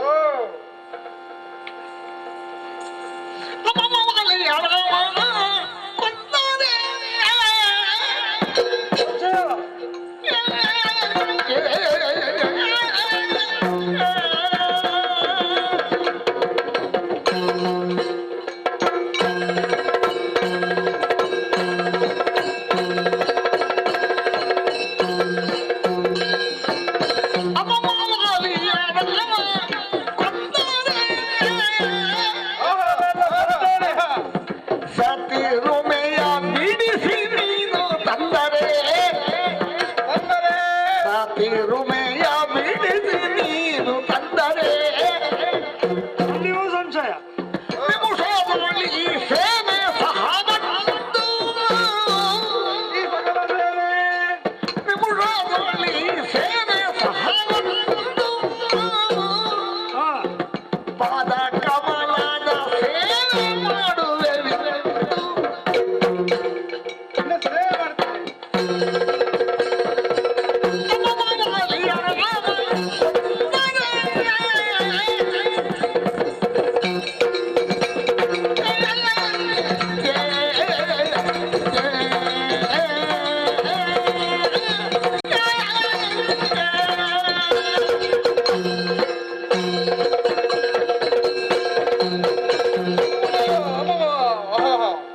ಎಂತಹ ಮಾತು, ಎಂತಹ ಮಾತು! ಈವರೆಗೆ ವಾಲಿಯನ್ನು ಎದುರಿಸುತ್ತೇನೆ ಎಂಬಂತಹ ಮಾತನ್ನಾಡಿದವರೇ ಬಹಳ ಕಡಿಮೆ. ಆದರೆ ಆತನನ್ನೇ ಇಲ್ಲವಾಗಿಸುತ್ತೇನೆ ಎಂಬಂತಹ ಮಾತುಗಳನ್ನು ಕೇಳಿ ಮನಸ್ಸಿಗೆ ಬಹಳ ಆನಂದವಾಯಿತು. ಅಬ್ಬೋ, ಏನೆಂದ್ರೆ ನೀನು ನಿನ್ನ ಅಣ್ಣ ಮುಂದೆ ಬಂದ್ರೆ ಅವನನ್ನು ನಿಗ್ರಹಿಸಿ ನಿನ್ನ ಪತ್ನಿಯನ್ನು ಹಿಂದೆ ಒದಗಿಸುವಂತಹ ಸಾಮರ್ಥ್ಯ ಈ ರಾಮನದ್ದು. ಹೌದು. ಒಂದೊಮ್ಮೆಗೆ ನೀನು ಆ ರೀತಿ ಮಾಡಿದೆ ಎಂದಾದರೆ ಕಾಣುತ್ತಿರುವ ಕಿಷ್ಕಿಂಧೆಯ ಸಕಲ ಸೈನ್ಯವು ನಿನ್ನ ಪಾದ ಕಮಲಕ್ಕೆರಗಿ ನಿನ್ನ ಸೇವೆಯನ್ನು ಮಾಡಿಕೊಂಡಿರುತ್ತೇವೆ ಪ್ರಭು, ಮಾಡಿಕೊಂಡಿರುತ್ತೇವೆ. ಸಂಶಯದ ಮಾತು ಅಂತ ಎನ್ನುವುದನ್ನು ತಂದರೆ ಎನ್ನುವುದನ್ನು ನೀನು ಹೇಳಿದ್ದೆ. ಹೌದು ಬಿಡು, ನಿನಗಿರತಕ್ಕಂತಹ ಸಂಶಯದ ಆಗಿರ್ಬೋದು. ಆದ್ರೆ ವಾಮನಾಗಿ ನಾನು ಏನು ಮಾಡಿ ಹೇಳು, ಇದರ ವಿಚಾರದಲ್ಲಿ ನನಗೆ ಬೇಕಾದಂತಹ ಸ್ವಸಾಮರ್ಥ್ಯದ ಜ್ಞಾನ ಸರಿಯಾಗುಂಟು. ಆ ಕಾರಣದಿಂದಾಗಿ ಹೇಳಿದ್ದೇನೆ. ಹೇಳುವಾಗ ನಿನ್ನ ಬಾಯಿಂದ ಬಂದ ಮಾತು ಮಾಡಿದ್ರೆ ಸೇನೆ ಸಹವಾಗಿ ಬಂದು ನಿನ್ನ ಪಾದ ಕಮಲಕ್ಕೆರಗಿ ನಿನ್ನ ಸೇವೆ ಮಾಡ್ತೇವೆ.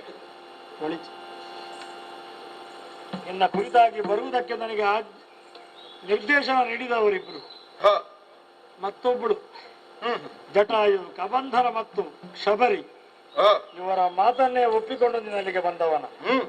ಆದ್ದರಿಂದ ಅವರೆಲ್ಲರ ಮಾತು ಸತ್ಯ ಎನ್ನುವುದನ್ನು ನಂಬಿದವನ. ಆ ಕಾರಣಕ್ಕಾಗಿ ಈ ಹೇಳಿದಂತಹ ಮಾತನ್ನು ನಾನು ಒಪ್ಪಿದ್ದೇನೆ. ಸಂಗಚ್ಛದ್ದಂ ಸಮ್ಮದಧ್ವಂ ಸಮೋ ಮನಾಂಸಿ ಜಾನತ.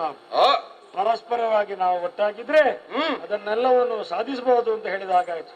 ಆದ್ದರಿಂದ ಕೊಡುಕೊಳ್ಳುವಿಕೆಯ ವ್ಯವಹಾರ ಉಂಟು ಅಂತ ಆಗುವಾಗ ಶ್ರೇಷ್ಠ ಕನಿಷ್ಠ ಭಾವ ಬರಬಾರದು ಎನ್ನುವಂತಹ ದೃಷ್ಟಿಯಿಂದ ಯೋಚಿಸ್ತಾ ಇರುವಾಗಲೇ ಹನುಮಂತ ತೆಗೆದುಕೊಂಡು ಬಂದಿದ್ದಾನೆ ಅಗ್ನಿಯನ್ನು. ಅದರ ಅರ್ಥ ಏನು? ಅಗ್ನಿಯ ಮೂಲಕವಾಗಿ ನಾವು ಪರಸ್ಪರ ತುಲ್ಯಾರ ಮೈತ್ರಿಯನ್ನು ಒಪ್ಪಿಕೊಳ್ಳಬೇಕು ಅಂತ ನೀನಾಡಿದಂತಹ ಮಾತು. ವಾಲಿ ಮತ್ತು ರಾವಣರು ತುಲ್ಯಾರಿ ಮೈತ್ರಿಯನ್ನು ಮಾಡಿಕೊಂಡಿದ್ದಾರೆ.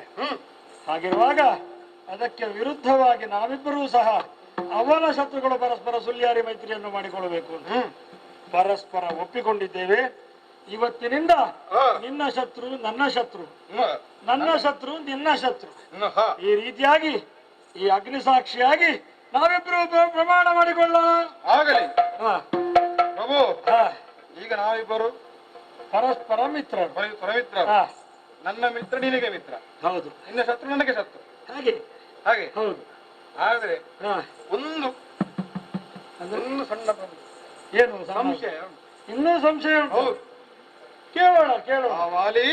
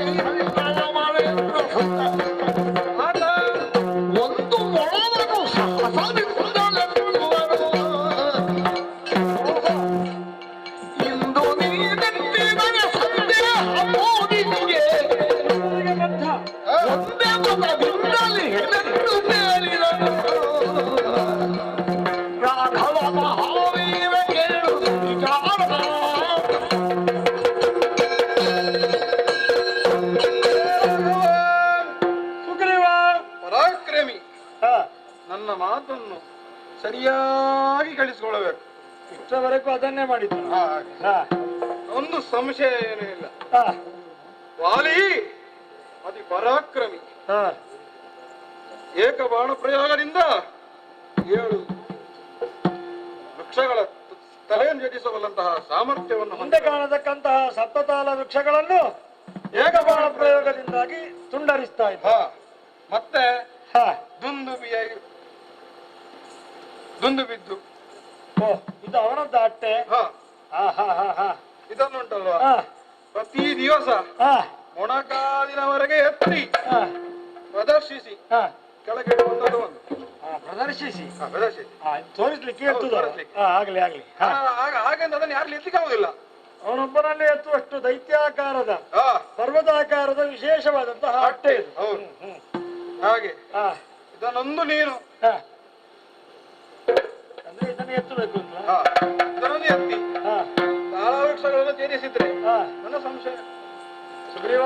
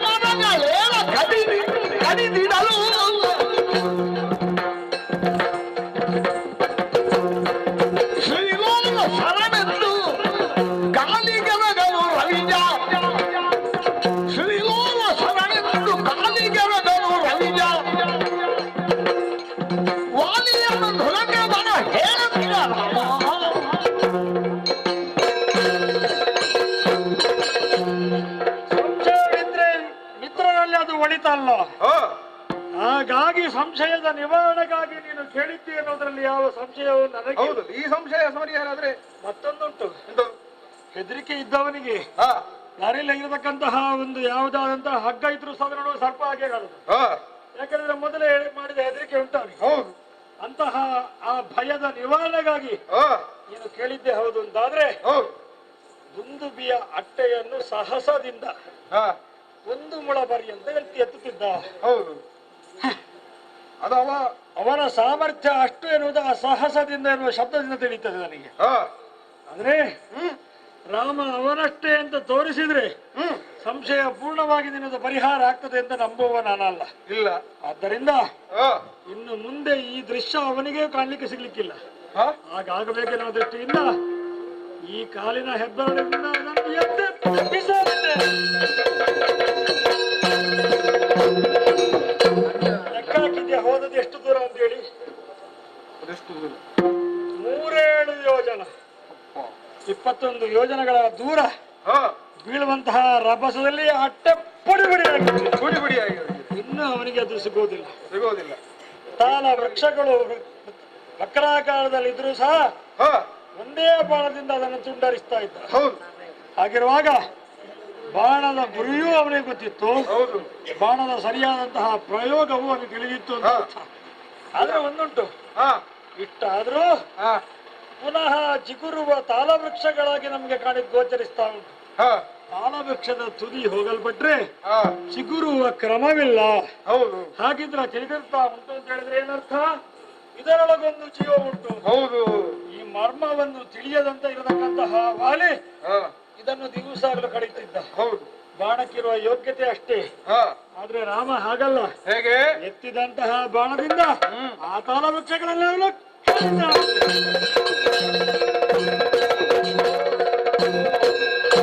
ಬೀಳುವಂತಹ ತಾಲವೃಕ್ಷದಲ್ಲಿ ಇನ್ನು ಪುನಃ ಅದು ಚಿಗುರುವುದಿಲ್ಲ ಎನ್ನುವುದು ತೋರಿಸಿದ ಹಾಗಾಯಿತು.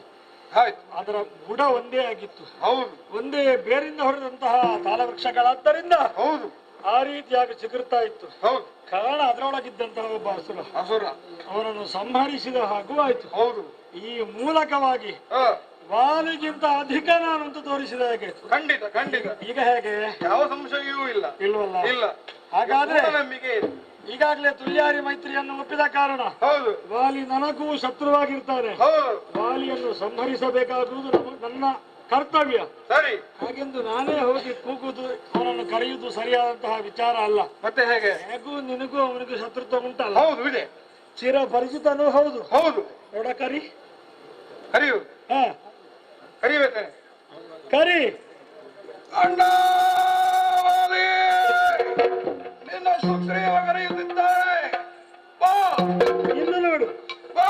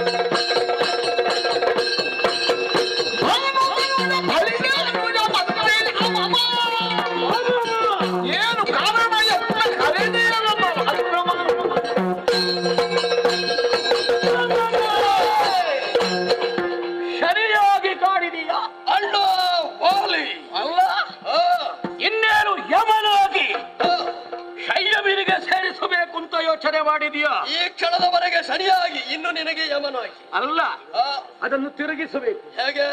ಶನಿಯೂ ನಾನೇ ಆಗುತ್ತೇನೆ, ನಿನ್ನ ಪಾಲಿನ ಯಮನೂ ನಾನಾಗುತ್ತೇನೆ. ಯಾಕೆ ಗೊತ್ತೇನೋ? ಯಾಕೆ? ಇಲ್ಲಿಯವರೆಗೆ ನಮ್ಮ ಮುಂದೆ ಎಷ್ಟು ಬಾರಿ ಹೋರಾಟವಾದರೂ ಕೂಡ ಯಾವ ಶನಿಯನ್ನೂ ನೋಡಿದ್ದಿಲ್ಲ, ಯಾವ ಯಮನನ್ನೂ ಕಂಡದ್ದಿಲ್ಲ. ಆದ್ರೆ ಮತ್ತು ಮತ್ತು ಕಾಡ್ತಾ ಇದ್ದೀಯಲ್ಲ, ಹೌದೇನೋ? ಅಮಾಮ ಅಂದದ್ದು ಸುಮ್ಮನಲ್ಲ. ಏನು ಧೈರ್ಯ? ಧೈರ್ಯ ಬರಬೇಕು ಅಂತಾದ್ರೆ ಹಿನ್ನೆಲೆಯಲ್ಲಿ ಯಾವುದೋ ಒಂದು ಪ್ರಚೋದಕ ಶಕ್ತಿ ಇರಬೇಕು. ಉಂಟೋ ನಿನ್ನಲ್ಲಿ? ಅಲ್ಲ, ಯಾವನ ಸಹಾಯವನ್ನು ಯಾಚಿಸಿಯಾದರೂ ನೀನು ಬಂದಿದ್ದೀಯೋ?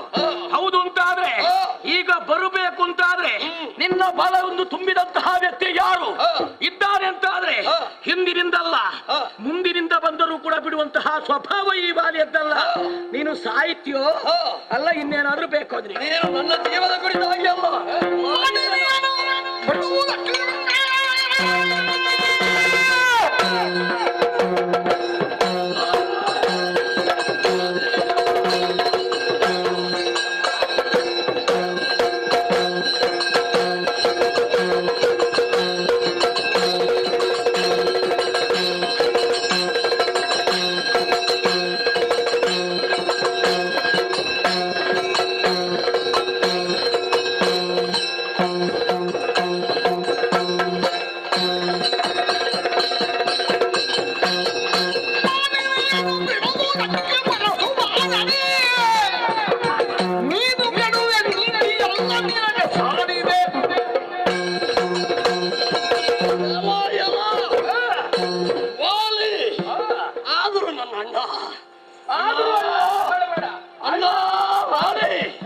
ನಿರಂತರವಾದಂತಹ ದ್ವೇಷ ನಮ್ಮಲ್ಲಿದ್ದರೂ ಕೂಡ ಅಣ್ಣ ಎನ್ನುವುದು ಮರೆಯಲಿಕ್ಕಾಗುವುದಿಲ್ಲ. ಅಲ್ಲ, ನೀನು ಅಣ್ಣ ಅಂತದ್ದಕ್ಕೆ ನಿನ್ನ ಪ್ರಾಣ ಬಿಟ್ಟದ್ದು. ಅಣ್ಣ ವಾಲಿ, ವಾಲಿ ಅಣ್ಣ, ಮಾಲಿ ಅಣ್ಣ ಅಲ್ವಾ? ಮಾಲಿನಿಯನ್ನ ಬಿಡುವುದಕ್ಕೆ ಮನಸ್ಸು ಬರುವುದಿಲ್ಲವೇನೋ?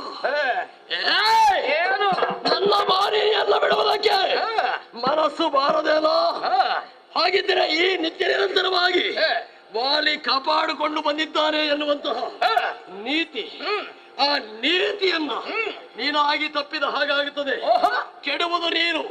ತಂದೆಯ ಸ್ಥಾನದಲ್ಲಿ ನಿಂತು ನನಗೆ ಮದುವೆ ಮಾಡಿಸಿದಂತಹ ಕನ್ಯೆಯನ್ನ, ನನ್ನ ಸತ್ಯನ್ನ ಇಟ್ಟುಕೊಂಡಿದ್ಯಲ್ಲೋ, ಸತ್ಯನ್ನ ಬಿಡು.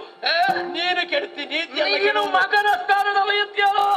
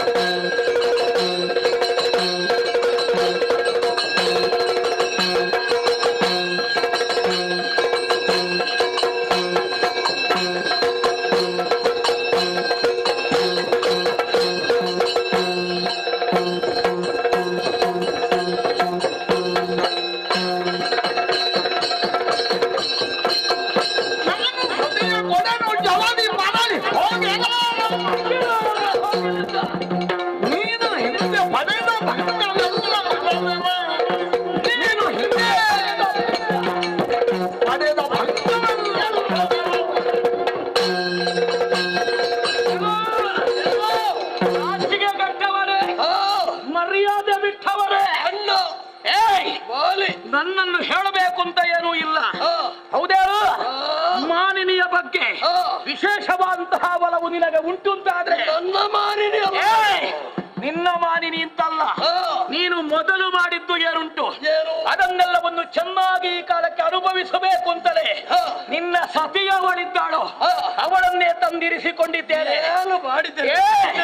ಅಲ್ಲ, ನಿನ್ನ ಹೆಂಡತಿ ಕೇಳುವ ಅಧಿಕಾರವೇ ಇಲ್ಲ. ಯಾಕೆ? ಹೆಂಡತಿಯನ್ನು ಕಸಿದಿಟ್ಟುಕೊಂಡದ್ದು ಯಾಕೆ? ಯಾಕೆ? ನೀನು ಜೀವಚ್ಚ ಶವವಾಗಿ ಅಲ್ಲಿಯೇ ಜೀವ ಇದ್ದು ಸತ್ತವನಾಗಿ ಕಾಣಿಸಿಕೊಳ್ಳಬೇಕು. ನೀನು ತಮ್ಮನಾಗಿ ಉಳಿದದ್ದಿಲ್ಲ, ನನಗೆ ಮಗನಾಗಿ ನೀನು ಕಾಣಿಸಿಕೊಂಡದ್ದಿಲ್ಲ. ಏನಿದ್ರು ಕೂಡ ನಯ ವಂಚಕನೇ. ನಿನ್ನ ವಂಚನೆಯ ಬೀಜ ಎಲ್ಲುಂಟು ಅದನ್ನೆಲ್ಲವನ್ನು ಬಲವಾಗಿ ತಿಳಿದವರಿದ್ದೇನೆ. ಹಿಂದೆ ಯಾವ ಘಟನೆಗಳೆಲ್ಲ ನಡೆದಿತ್ತು ಅದಕ್ಕೆಲ್ಲ ಸರಿಯಾದ ಮತ್ತನ್ನು ಬರೆದವರಿದ್ದೇನೆ. ಈಗ ಕುಡಿಸುವುದಕ್ಕೆ ಹೊರಟಿದ್ದೇನೆ. ಕುಡಿದು ಆಯ್ತಲ್ಲ, ಅನುಭವಿಸಿ ಆಯ್ತಲ್ಲ, ಕೇಳ್ತಾ ಅಲ್ಲ ನೀನು ಪುನಃ ಅಲ್ಲ. ಎಷ್ಟು ಬಾರಿ ಕೇಳಿದ್ರು ಮಾನಿನಿಯನ್ನು ಬಿಡುವುದಕ್ಕೆ ಯಾವ ಕಾಲಕ್ಕೂ ಮನಸ್ಸಿಲ್ಲ. ಬಂದ ದಾರಿಯಿಂದ ಹೋದ್ರೆ ಒಳ್ಳೆಯದು. ಹಾಗಲ್ಲ.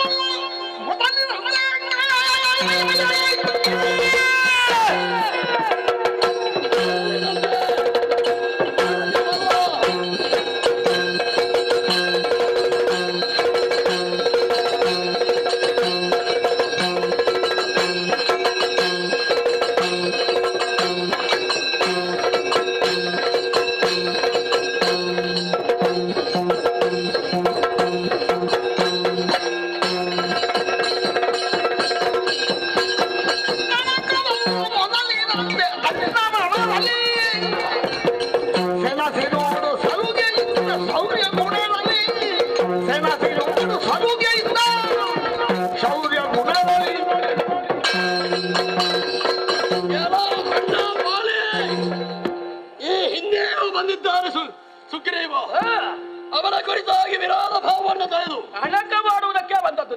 ಒಂದು 4 ಗುದ್ದಿದ್ದಿ, ತಿಂದಿದ್ದಿ, ನನ್ನ ಅಣ್ಣ ಸಾಯದೆ ಹೋಗಿದ್ದಿ. ನನ್ನ ಅಣ್ಣನ ನೀನು ಅಣ್ಣ ಅಣ್ಣ ಅಂತ ಗೋಗರದ ಕಾರಣಕ್ಕೆ ಬೇಕಾಗಿ ಅಷ್ಟಾದದ್ದು.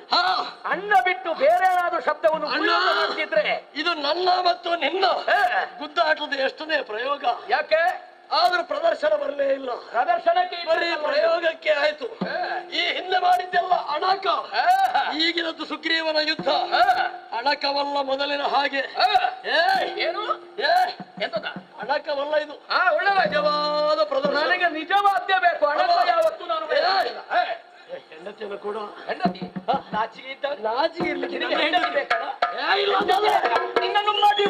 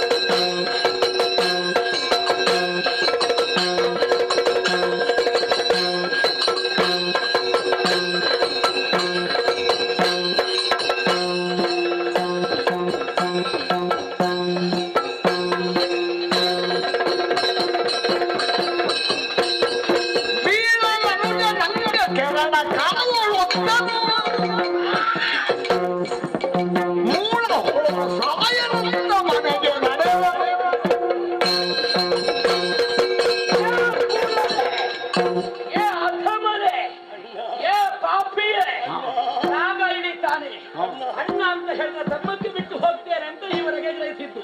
ಈಗಲೂ ಬಿದ್ದಾಗ ಅವರಿಗೆ ಅಣ್ಣನ ನೆನಪಾಗುತ್ತದಲ್ವಾ? ಇನ್ನು ಮುಂದಕ್ಕೆ ಇವನ ಜನ್ಮದಲ್ಲಿ ಅಣ್ಣನ ನೆನಪಾಗಬಾರ್ದು. ನಾನೇನಿದ್ದು ಇವನ ಬದ್ಧ ದ್ವೇಷಿ. ಅದಕ್ಕೆ ಬೇಕಾಗಿ ಮಡದಿ ಬೇಕು.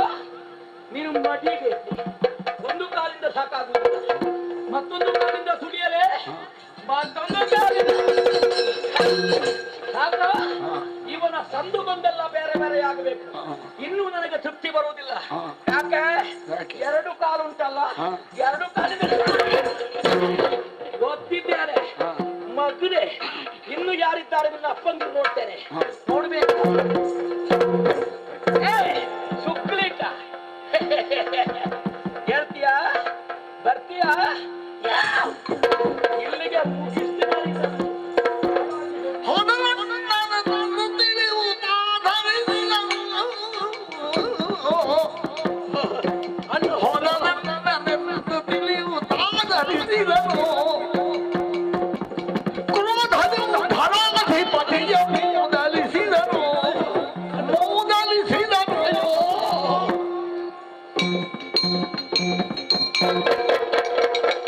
ಹೌದು ಅಣ್ಣ, ನಾನೆಲ್ಲಿಯಾದರೂ ಎದ್ದ ಮೇಲೆ ಪುನರಪಿ ಅಣ್ಣವನ್ನು ತಾಡದಕ್ಕೊಳಪಡಿಸ್ತಾನೆ ಅಂತ ಭಯಭೀತನಾದವ.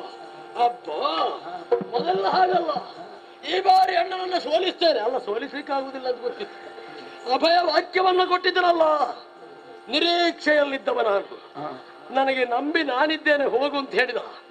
ಅವರಲ್ಲಿ ದೊಡ್ಡ ದೇವರು ಇಲ್ಲ. ಹಾಗಿದ್ರೆ ನನ್ನನ್ನು ನಂಬಿ ಇಲ್ಲಿವರೆಗಾಗಿ ಕಳಿಸಿದಂತ ಆ ದೇವರ ಪಾದಾರ ಬಿಂದುದಲ್ಲಿ ನಮ್ಮ ನಾಯಕರಲ್ಲಿಗೆ ಹೋಗಿ ಕೇಳಬೇಕು.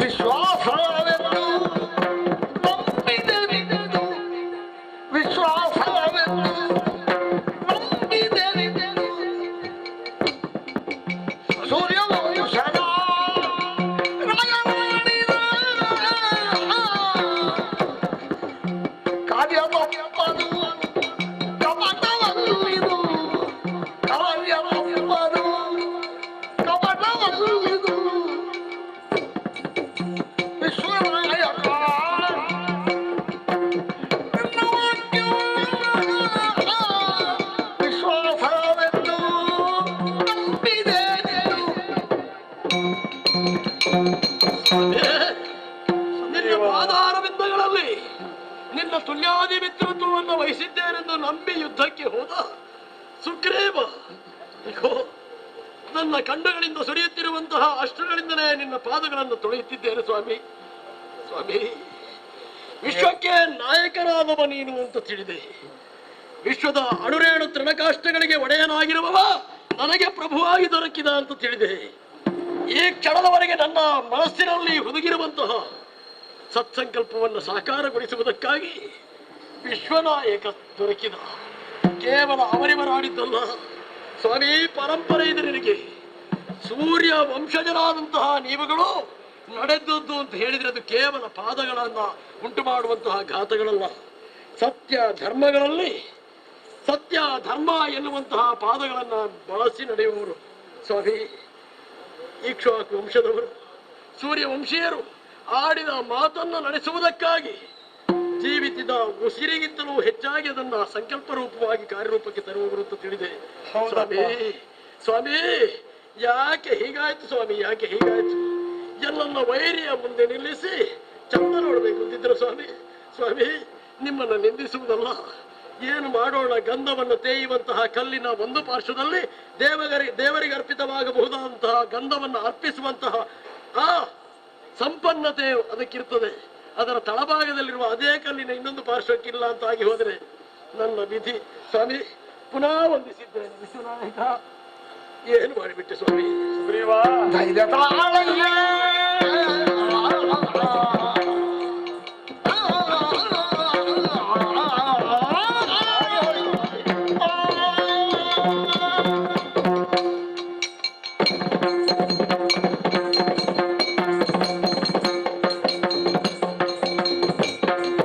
ಧೈರ್ಯ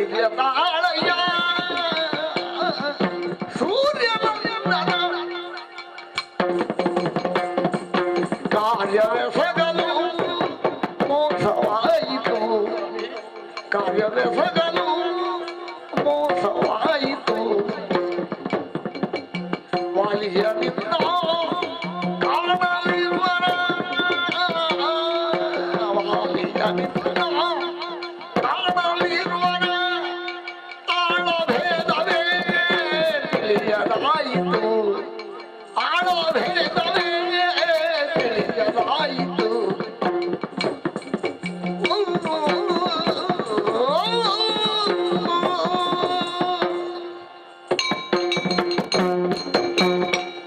ಸೂರ್ಯನಂದನ ಸ್ವಾಮಿ ರಾಮದೇವರೇ, ಲೋಕಕ್ಕೆ ಚಕ್ಷುವಾಗಿರತಕ್ಕವ ಸೂರ್ಯ.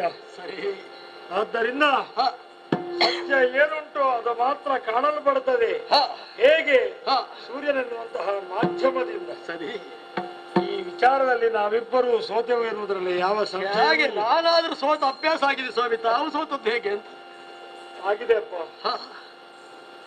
ಈ ವಿಚಾರದಲ್ಲಿ ಕಾರ್ಯವೆಸಗಲಿಕ್ಕಾಗಿ ನಾನು ಮುಂಬರಿಯುವಾಗ ಆದದ್ದು ಮೋಸವೇ. ಹೇಗೋ ಸ್ವಾಮಿ? ಆದ್ರೆ ಆ ಮೋಸಕ್ಕೆ ಕಾರಣ ನಾನು ಅಂತ ಒಪ್ಪಲಿಕ್ಕೆ ಆಗುವುದಿಲ್ಲ. ಮತ್ತೆ ಸೂರ್ಯನಂದನ ಸ್ವಾಮಿ, ಧೈರ್ಯದಿಂದ ನಾನು ಆಲಿಸುವಂತಹ ಮಾತನ್ನು ಕೇಳು. ಏನು ಸ್ವಾಮಿ ಅದು? ವಾರಿಗೂ ಸುಗ್ರೀವನಿಗೂ ಕಾರಣವಾಗ ಆಗುತ್ತದೆ. ಆ ಸಂದರ್ಭದಲ್ಲಿ ಸುಗ್ರೀವನನ್ನು ರಕ್ಷಿಸಿ ವಾಲಿಯನ್ನು ನಿಗ್ರಹಿಸಬೇಕು ಅಂತ ಸಂಕಲ್ಪಿಸಿದವ ನಾನು. ಹೌದು, ನಾನು ನಿರೀಕ್ಷೆಯಲ್ಲೇ ಸ್ವಲ್ಪ ಯುದ್ಧ ಮಾಡಿದ್ದು ಸ್ವಾಮಿ. ಇವತ್ತು ಸತ್ಯಾಯ ಮಿತಭಾಷಿಣ ನಮಗಿರತಕ್ಕಂತಹ ಬಿರುದು, ಆಡತಕ್ಕಂತಹ ಮಾತು ಕಡಿಮೆಯಾಗಿರ್ತದೆ. ಯಾಕೆ? ಮಾತು ಆಡುವುದರಲ್ಲಿ ಯಾವತ್ತೂ ಸುಳ್ಳು ಆಗಕೂಡದು, ಅದರ ತೂಕ ಸತ್ಯವೇ ಇರಬೇಕು ಎನ್ನುವ ದೃಷ್ಟಿಯಿಂದಾಗಿ. ಸರಿ. ಅಂತಹ ಸೂರ್ಯವಂಶದಲ್ಲಿ ಹುಟ್ಟಿದಂತಹ ರಾಮನಲ್ಲೂ ಕೊರತೆ ಕಾಣುವ ಹಾಗೆ ಪರಿಸ್ಥಿತಿ ನಿರ್ಮಾಣ ಮಾಡಿ. ಏನಂತ ಪರಿಸ್ಥಿತಿ ಸ್ವಾಮಿ? ವಾಲಿಯ ಬಗ್ಗೆ ಎಲ್ಲವನ್ನು ವಿವರಿಸಿ ಹೇಳಿದ್ದೇನೆ. ಅವನದ್ದಾದ ಯೋಗ್ಯತೆ ಏನು, ಸಾಮರ್ಥ್ಯ ಏನು ಎನ್ನುವಂತಹ ವಿವರಣೆಯನ್ನು ಎಲ್ಲವೂ ಕೊಟ್ಟಿದ್ದು ಹೌದು ಅಂತಾದ್ರೂ ವಾಲಿ ಹೇಗಿದ್ದಾನೆ, ಅವನದ್ದಾದಂತಹ ರೂಪ ಏನು ಅನ್ನುವುದನ್ನು ವಿವರಿಸಲಿಲ್ಲ ನೀನು. ಎರಡು ತಂದೆಯ ಮಕ್ಕಳು, ಆದ್ದರಿಂದ ಅವರವರ ಆ ಛಾಯೆ ಎನ್ನುವುದು ಅವರಲ್ಲಿ ಇರ್ತದೆ ಎನ್ನುವಂತಹ ರೀತಿಯಲ್ಲಿ ಯೋಚಿಸಿದವ ನಾನು. ಹಾಗಾಗಿ ಕೇಳಬೇಕು ನನಗೂ ಅನ್ನಿಸ್ಲಿಲ್ಲ. ಸರಿ. ಆದ್ರೆ ಯುದ್ಧಕ್ಕಾಗಿ ನೀವಿಬ್ಬರು ಅಲ್ಲಿ ಒಟ್ಟಾಗುವಾಗ ನಿಮ್ಮಬ್ಬರ ಆಳ ಭೇದದಿಂದಾಗಿ, ಭೇದ ಇಲ್ಲದಿರುವುದರಿಂದಾಗಿ ಯಾರು ವಾಲಿ ಯಾರು ಸುಗ್ರೀವ ಅಂತ ನನಗೆ ಗೊತ್ತಾಗ್ಲಿ. ಸ್ವಾಮಿ ಸುಲಭ ಇತ್ತಲ್ಲ, ಯಾವಾಗಲೂ ಸೋಲುವವ ಪೆಟ್ಟು ತಿನ್ನುವವ ನಾನೇ. ಇವತ್ತು ಪೆಟ್ಟು ತಿನ್ನುತ್ತಾ ಇದ್ದವ ಸುಗ್ರೀವ ಅಂತ ತೀರ್ಮಾನ ಮಾಡಿ ತೀರ್ಮಾನಕ್ಕೆ ಬಂದೊಂದು ನಿರ್ಣಯ ಮಾಡಿಬಿಡ್ಬೋದಿತ್ತು. ದೃಷ್ಟಿಪೂತಂ ಯಸೇತ್ ಪಾದಂ ಇದು ಕೇಳು. ಯಾಕೆ ಕಾಲದಲ್ಲಿ ಯಾವತ್ತೂ ಸಹ ಸಿಕ್ಕಿಕೊಂಡಂತಹ ಒಬ್ಬ ವ್ಯಕ್ತಿ ಒಮ್ಮೆ ಜಯವನ್ನು ಗಳಿಸ್ತಾನೆ, ಆದ್ರೂ ಮತ್ತೊಮ್ಮೆ ಸೋಲನ್ನು ಅನುಭವಿಸ್ತಾನೆ ಎನ್ನುವುದು ನಾವು ಒಪ್ಪಿದಂತಹ ಸತ್ಯ. ಸರಿ.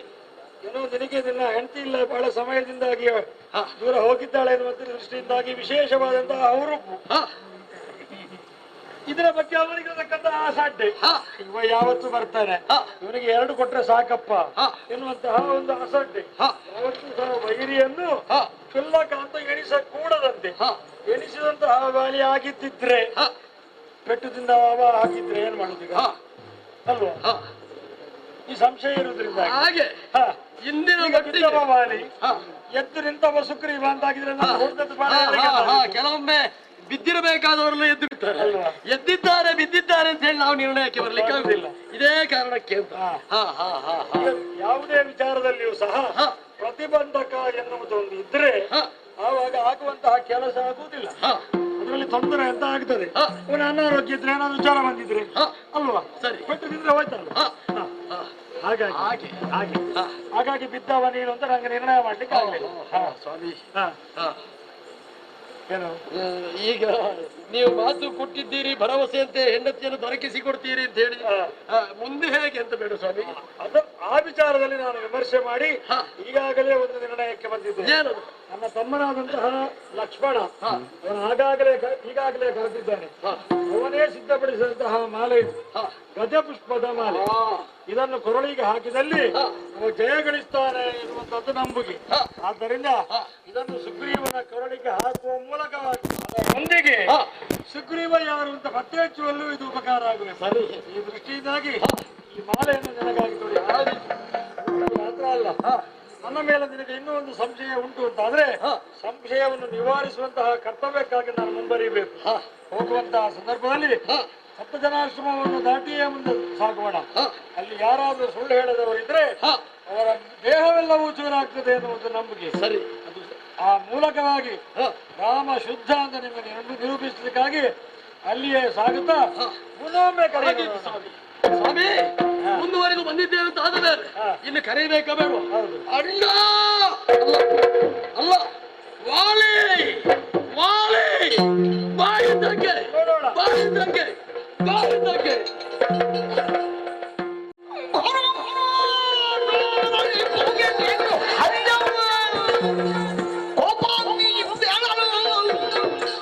ತಾರಾದೇವಿ ವಿವೇಕದಿಂದ ಪಡೆದ ಪ್ರಾಣೇಶ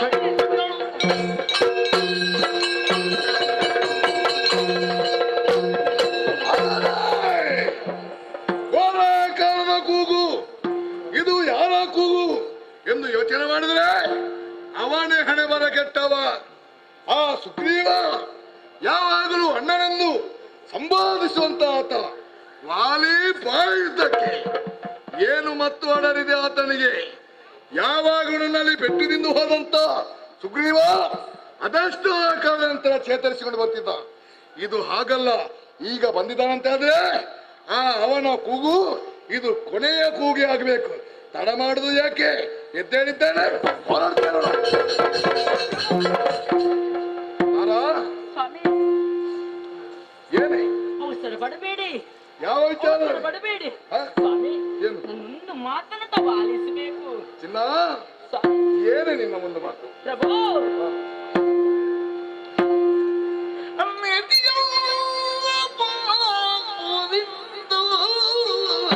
ಓ ರಮಣ,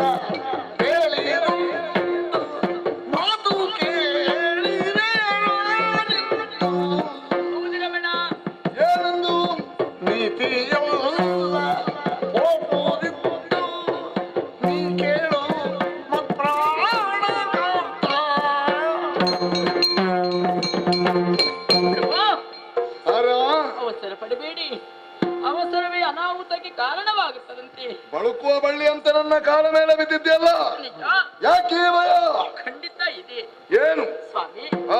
ವಾನರ ಕುಲವನ್ನು ಅಭ್ಯುದಯಗೊಳಿಸಿ ಆ. ನೀತಿ ಅನೀತಿ ಎಂಬುದನ್ನು ಆ. ಈ ವಾನರ ಕುಲಕ್ಕೆ ಬೋಧಿಸಿ ಆ. ಇವರನ್ನು ಉತ್ತುಂಗ ಶಿಖರಕ್ಕೆ ಏರಿಸಿದವರು ನೀವಲ್ವೇ ಸ್ವಾಮಿ. ಪ್ರಭು, ಏನು ಈ ಸಮಯದಲ್ಲಿ ಆ. ತಾವೇ ನೀತಿ ತಪ್ಪಿ ನಡೆದಿರಿ ಅಂತಾದ್ರೆ ಆ. ಉಳಿದವರಿಗೆ ಪಾಠ ಹೇಳುವವರಾದ್ರೂ ಯಾರಿದ್ದಾರೆ? ನೀತಿ ತಪ್ಪುವುದು ಹೌದು. ಈ ವಾಲಿ ಎಲ್ಲಿ ನೀತಿ ತಪ್ಪಿದ್ದಾನೆ? ಈಗ ನೀತಿ ತಪ್ಪಿ ಹೊರಟದ್ದಲ್ವೇ ಸ್ವಾಮಿ. ತಡೆಯುವುದಕ್ಕೂ ಬಲವಾದ ಕಾರಣ ಇದೆ ಸ್ವಾಮಿ. ನನ್ನ ವೈರಿಯಾದಂತ ಸುಗ್ರೀವ ನನ್ನನ್ನು ಕರೆಯುತ್ತಿರುವಾಗ ನಿಜ, ನಾನು ಹೊರಟು ನಿಂತದ್ದು ಅದು ಅನೀತಿ. ಖಂಡಿತ. ಹೇಗೆ? ಯಾಕೆ ಗೊತ್ತಾ? ಆ. ನಮ್ಮ ಮಗನಾದಂತ ಅಂಗದ ಆ. ಹೇಳಿದಂತ ಮಾತನ್ನು ನಾನು ಕೇಳಿ ಓಡೋಡಿಕೊಂಡು ಬಂದವಳಿದ್ದೇನೆ ಸ್ವಾಮಿ.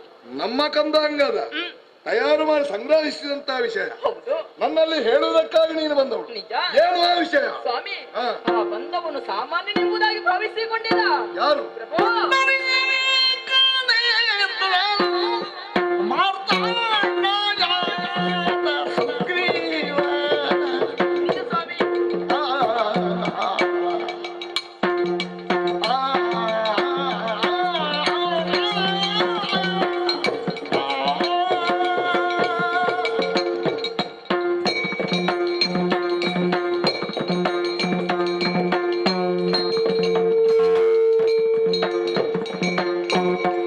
ಪುಂಡರೀಕ ನೇತ್ರ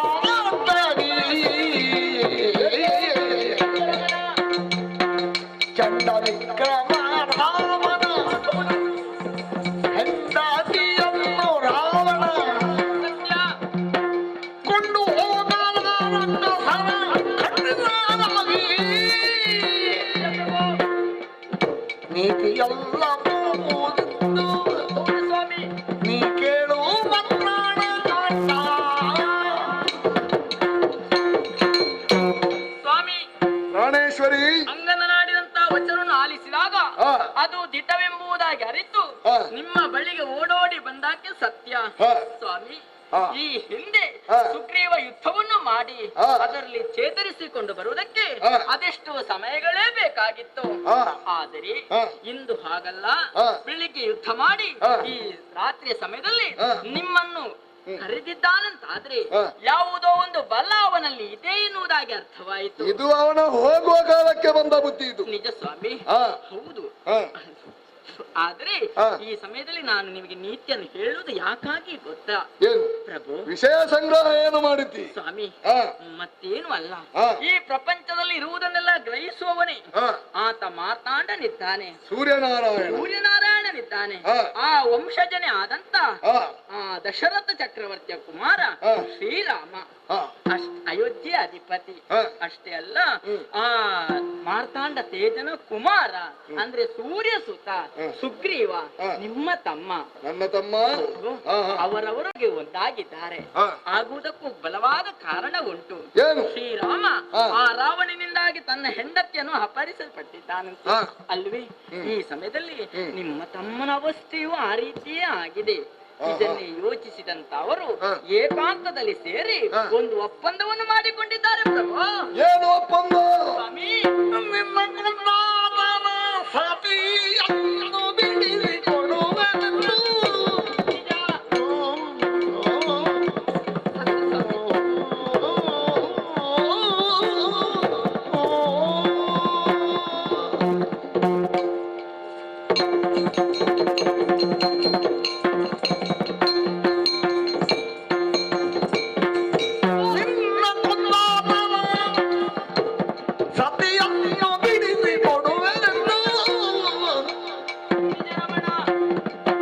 ಮನ್ನರಾಧಿಪತಿಯು ಸತ್ಯವನ್ನಿದ್ದರಂತೆ. ಮನ್ನರಾಧಿಪತಿಯು ಸತ್ಯವನ್ನಿದ್ದರಂತೆ. ನಿನ್ನ ತಮ್ಮ ಸೀತಾದೇವಿಯನ್ನು ತರುವ ಬಗೆಗಾಗಿ. ನಿನ್ನ ತಮ್ಮ ಸೀತಾದೇವಿಯನ್ನು ತರುವ ಬಗೆಗಾಗಿ ತನ್ನ ಕಪಿಸೇನೆ ಸಹಿತ ಸನ್ನಾಹವಾಗಿ ನೀತಿಯಲ್ಲ ಕೋಪುದಿಂದ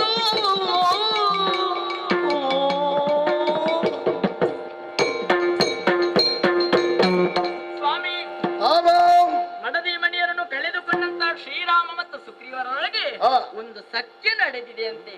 ಅದು ಒಪ್ಪಂದ. ಸಾಮಾನ್ಯವಾದ ಸಖ್ಯ ಅಲ್ಲ ಪ್ರಭು. ಮತ್ತೆ? ತುಲ್ಯಾಡಿ ಮಿತ್ರತ್ವ. ಹಾ, ಹಾ, ಹಾ. ಅಂದ್ರೆ? ತುಲ್ಯ ಅರಿವಿತ್ಯತ್ವ.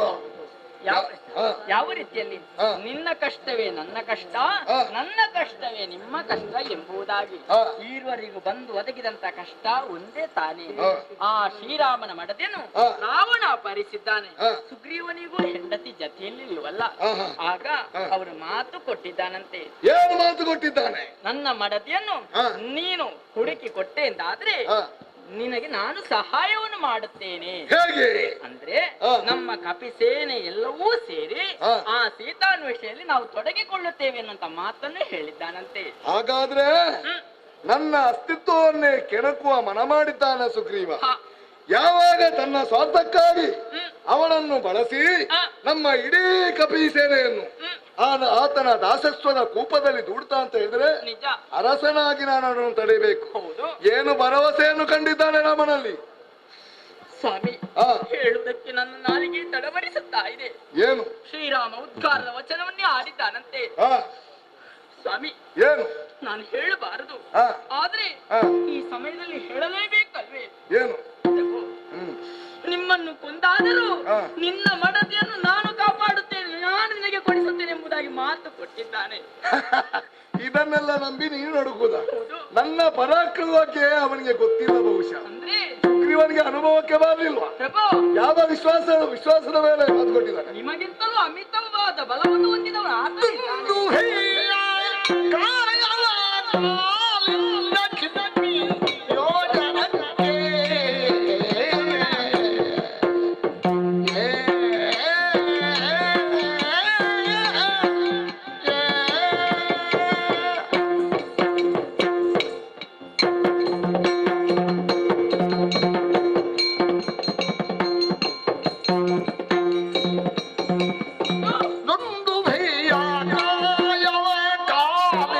ಚಿಮ್ಮಿಯೋಜನಕ್ಕೆ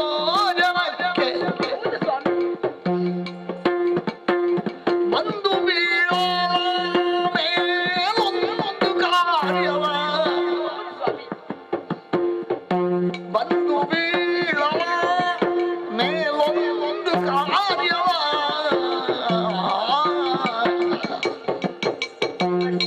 ಏಳು ಕಾಲ ವೃಕ್ಷಗಳನ್ನು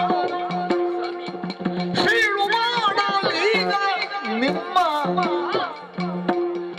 ಏಳು ಕಾಲ ವೃಕ್ಷಗಳನ್ನು ಸೀಳು ಮಾಡಲೀಗ ನಿಮ್ಮ ಮೇಲೆ ಮೂಡಿ ಬಂದರಂತೆ ಕಾಳಗ ಕಿನ್ನು ನೀತಿಯೆಲ್ಲ ಹೋಗುವುದಿತ್ತು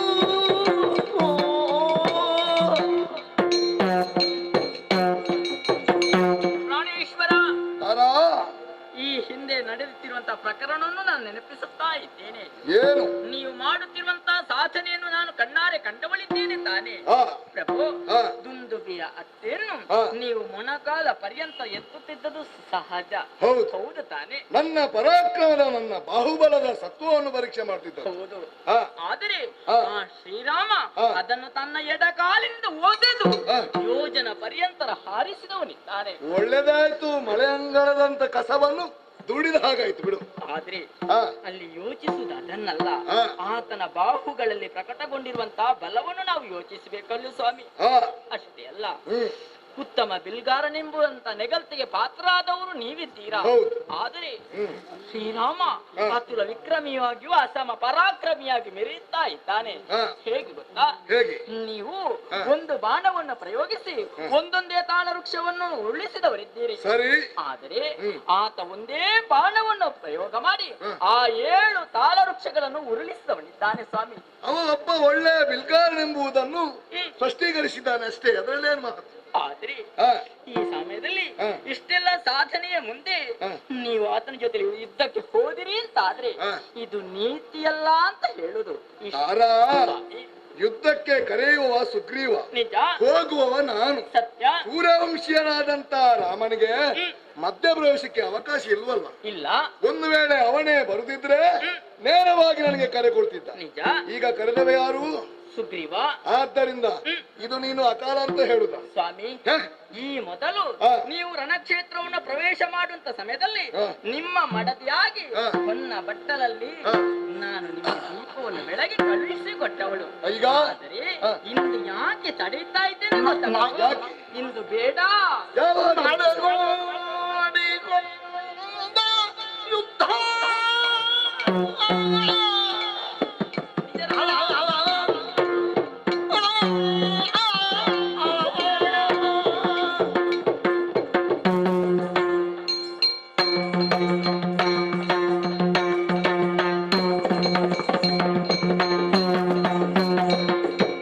ನಾಳೆ ನಾಳೆ ನೋಡಿಕೊಂಡ ಯುದ್ಧ ವೇಳೆಯಲ್ಲ ಹಿಂದೆ ನುಗ್ಗುತ್ತ ನಿಜ. ಕಾಲ ಮೇಲೆ ಬಿದ್ದುತ್ತಾರೆ. ಸ್ವಾಮಿ, ಕಾಲ ಮೇಲೆ ಬಿದ್ದುತ್ತಾರೆ ಹೇಳಿಕೊಂಡಳು. ಪ್ರಭು, ಏ, ವೀರ ಯೋಧನೋರ್ವ ಆ, ರಣಕ್ಷೇತ್ರವನ್ನು ಪ್ರವೇಶ ಮಾಡುವಂತ ಸಮಯದಲ್ಲಿ ಹ್ಮ್, ಆತನ ಮಡದಿಯಾಗಿ ಆ. ಸಂತೋಷದಿಂದ ಬೀಳ್ಕೊಡ್ಬೇಕಾಗಿದೆ. ಹ್ಮ್, ಅದೇ ರೀತಿಯಾದಂತ ವ್ಯವಹಾರ ಈ ಮೊದಲು ನಾನು ಗೃಹಿಣಿಯಾಗಿ ಮಾಡಿದ್ದೇನೆ. ಆ, ಆದ್ರೆ ಆ. ಇಂದು ತಡೆಯುವುದಕ್ಕೆ ಬಲವಾದ ಕಾರಣ ಉಂಟು. ಏನು ಕಾರಣ? ನಾನು ಆಡುತ್ತಿರುವಂತ ವಚನವನ್ನು ಕೇಳಿದಾಗ ಆ. ನಿಮಗೆ ಅದು ಕೇವಲವಾಗಿ ಕಾಣುತ್ತಾ ಇರಬಹುದು. ಏನು? ಆ. ತಡೆಯಬೇಡಿ. ಆ, ತಡೆಯುತ್ತಾ ಇದ್ದೇನೆ. ಆ. ಬೇಡಿ ಎಂಬುದಾಗಿ ಯಾಕೆ ಹೇಳಿದ್ದು? ಯಾವ ನಾನು ಹೇಳಿದಂತ ವಿಚಾರವನ್ನು ಆ. ನೀವು ನೋಡಿ ಆ. ಅಥವಾ ತಿಳಿದು ಆ. ಆಮೇಲೆ ಆ. ಅಂದ್ರೆ ನಾಳೆಯ ದಿನ ಆ. ನೀವು ಯುದ್ಧಕ್ಕೆ ಹೋದ್ರೆ ನಾನು ತಡೆಯುತ್ತಾ ಇಲ್ಲ. ವೀರನಾದವನಿಗೆ ಕಾಲದ ವೇಳೆ ಇಲ್ಲ, ನಿಜ ಭೇದ ಇಲ್ಲ.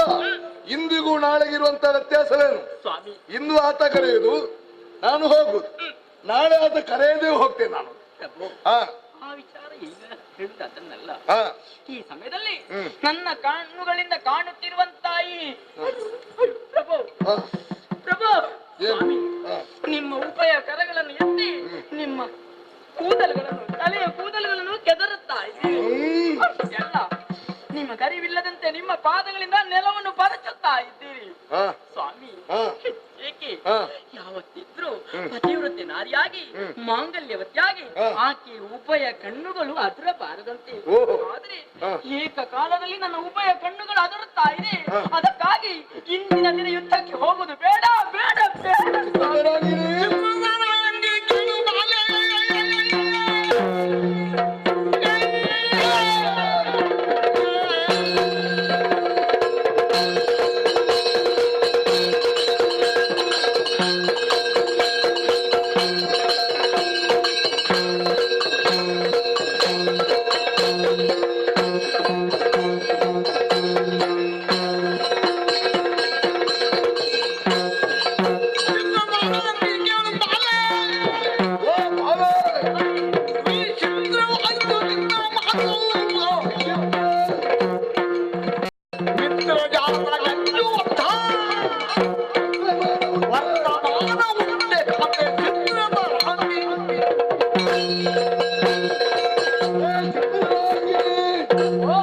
ನಿನ್ನ ಮಾತೆ ಇಂದು ವಿಚಿತ್ರವಾಗಿ ಕಾಣುತ್ತಾ ಇದೆ. ವಿಚಿತ್ರ ಗಂಡನಾದಂತ ನಾನು ಯುದ್ಧಕ್ಕೆ ಹೊಡುವಂತಹ ಸಂದರ್ಭ ಸದಾ ಪ್ರೋತ್ಸಾಹವನ್ನು ಕೊಟ್ಟು ಮಂಗಳಾರತಿಯನ್ನು ಎತ್ತಿ ಗಳಿಸುವಳು. ಈ ಮೊದಲು ಕಳುಹಿಸಿಕೊಟ್ಟಿದ್ದೇನಲ್ಲ, ಈ ಕಾಲಕ್ಕಾಗುವಾಗ ಇಂದು ಬೇಡ ನಾಳೆ ನೋಡಿಕೊಂಬೇನು ಸಿರಗೊಡ್ಡಿ ಬೇಡುತ್ತಾ ಇದ್ದೇನೆ. ಅಪಶಕುನ.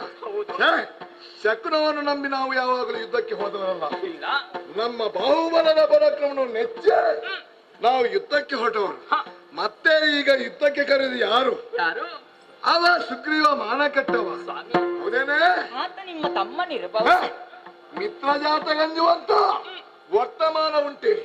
ಯಾವ ಕಾಲದಲ್ಲೂ ಕೂಡ ಯಾರಿಗೂ ಅಳುಕದಂತಹ ನಾನು ಆ ಸುಗ್ರೀವನಿಗೆ ಅಳುಕಿ ಮನೆಯ ಮೂಲೆಯಲ್ಲಿ ನಿಂತುಕೊಳ್ಬೇಕೆ? ಸ್ವಾಮಿ, ನಿಮ್ಮ ಪ್ರಶ್ನೆಗೆ ಉತ್ತರವಾಗಿ ಆತನಲ್ಲಿ ಆ ಬಲ ಇದೆಯಲ್ಲ, ಅದಕ್ಕಾಗಿ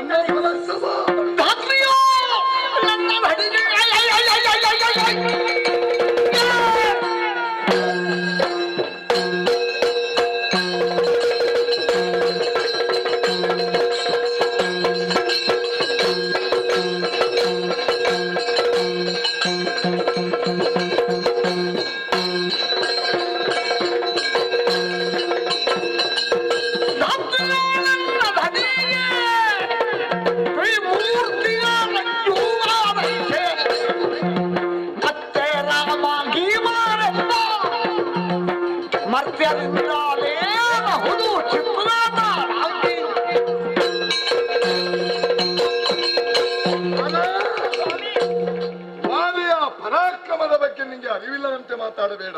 ಅರಿವು ಚೆನ್ನಾಗಿ ಇದೆ. ಲೋಕದಲ್ಲಿ ಈ ವಾಲಿಯನ್ನು ಎದುರಿಸುವಂತಹ ವ್ಯಕ್ತಿ ಬಿಡು, ಶಕ್ತಿಯೇ ಇಲ್ಲ. ಮೂರು ಮೂರ್ತಿಗಳು ಕೂಡ ನನ್ನ ಪರಾಕ್ರಮವನ್ನು ಕಂಡು ಅದಟ್ಟನ್ನು ಕಂಡು ನಡುಗುತ್ತಾ ಇರುವಾಗ ಸಾಮಾನ್ಯನಾದಂತಹ ಮರ್ತ್ಯನ ಪಾಡೇನು ಬಿಡು, ರಾಮ ಗೀಮ ಎಂಬವರನ್ನು ನಾನು ಲಂಘನೆ ಮಾಡಿದ್ದಾರೆ. ಆದುದರಿಂದ ಚಿತ್ತದ ಶಂಕೆಯನ್ನು ಬಿಡು. ಚಿತ್ತದಲ್ಲಿ ಶಂಕೆ ಬೇಡ, ಮತ್ತೆ ನೋಡನ್ನ ಕೈವಾಡ.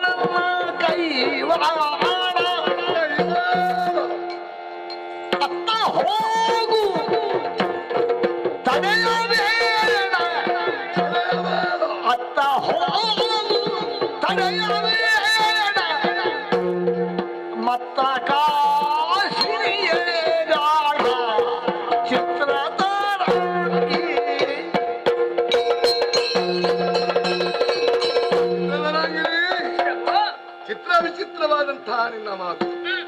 ಇದನ್ನೆಲ್ಲ ಕಾಣುವಾಗ ನಗುಬೇಕು ಅಳಬೇಕು ಎಂದು ಅರ್ಥವಾಗುತ್ತಾ ಇಲ್ಲ. ಯಾಕೆ ಸ್ವಾಮಿ? ನನ್ನ ಬಗ್ಗೆ ಪರಿಪೂರ್ಣವಾದಂತಹ ಪರಿಚಯವಿದ್ದಂತಹ ನೀನು ಅಲ್ಲ, ನಿನ್ನ ಮೈಯಲ್ಲಿ ನಡುಕ, ಕಣ್ಣಲ್ಲಿ ಕಣ್ಣೀರು, ಅದು ಇದಕ್ಕೆ ಕಾರಣವೇನು?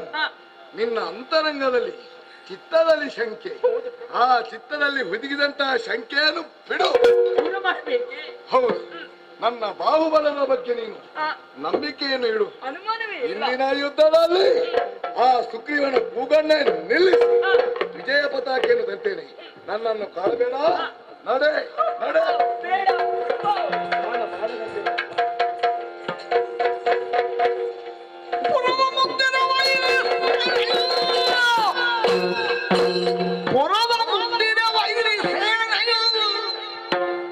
ಶರಭ ಶತದಲ್ಲಿ ಗಜ ಗಮಯ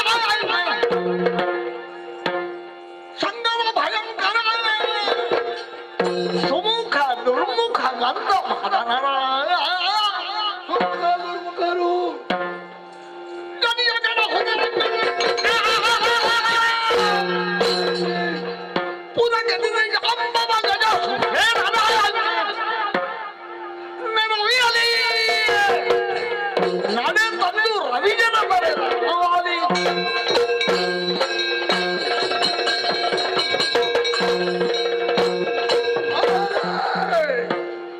ನನ್ನ ಶತ್ರುಗಳು ನನ್ನ ಪುರವನ್ನು ಮುತ್ತಿದ್ದಾರೆ. ಹಾಗಿರುವಾಗ ಇಲ್ಲಿನ ದೊರೆಯಾಗಿ ಅದನ್ನು ನಾನು ರಕ್ಷಣೆ ಮಾಡುವುದು ನನ್ನ ಹೊಣೆಗಾರಿಕೆ ಆಗಿದೆ. ಆದ್ದರಿಂದ ಪುರದ ಸುತ್ತಲೂ ಶರಭ ಶತವಲಿ ಮತ್ತೆ ಸಂಗದ ವೀರರಾದಂತಹ ಸುಸೇನ ಜಾಂಬವನ್ನಳ ನೀಲಾದಿಗಳನ್ನು ನಿಲ್ಲಿಸಿದ್ದೇನೆ. ಇಲ್ಲಿ ನನ್ನ ಮಗನನ್ನು ನಿಲ್ಲಿಸಿದ್ದೇನೆ. ಜಾಂಬವಾದಿಗಳನ್ನು ಜೊತೆ ಸೇರಿಸಿಕೊಂಡು ಸುಗ್ರೀವನಲ್ಲಿ ಕಾಲಾದೂಡಕ್ಕಾಗಿ ಹೊಡೆದ.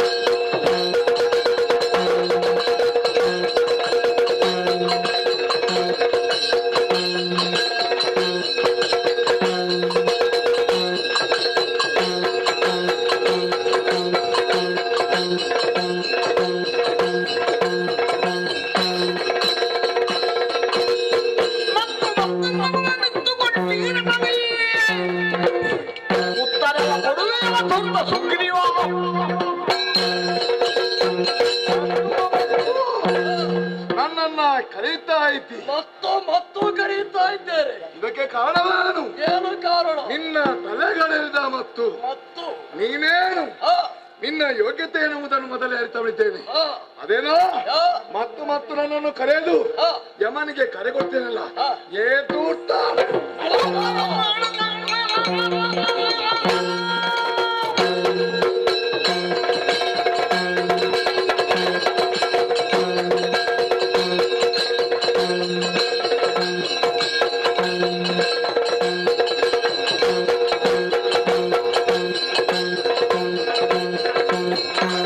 ನಾನು ಓಡಿಸುವುದು ದೊಡ್ಡ ವಿಚಾರ ಅಲ್ಲ, ನೀನು ಓಡುವುದು ದೊಡ್ಡ ವಿಚಾರ.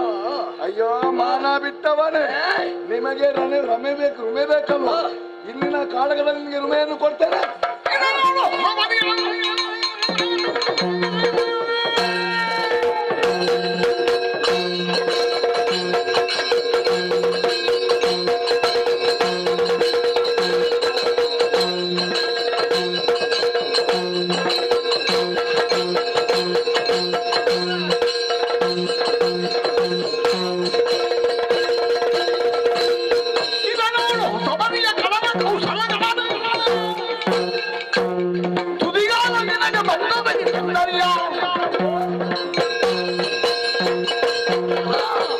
ಏನು 5 ಬಾರಿ ನಿನಗೆ ಗೆಲ್ಲಕ್ಕಾಗಲಿಲ್ಲ ಎನ್ನುವುದೇ ಸತ್ಯ.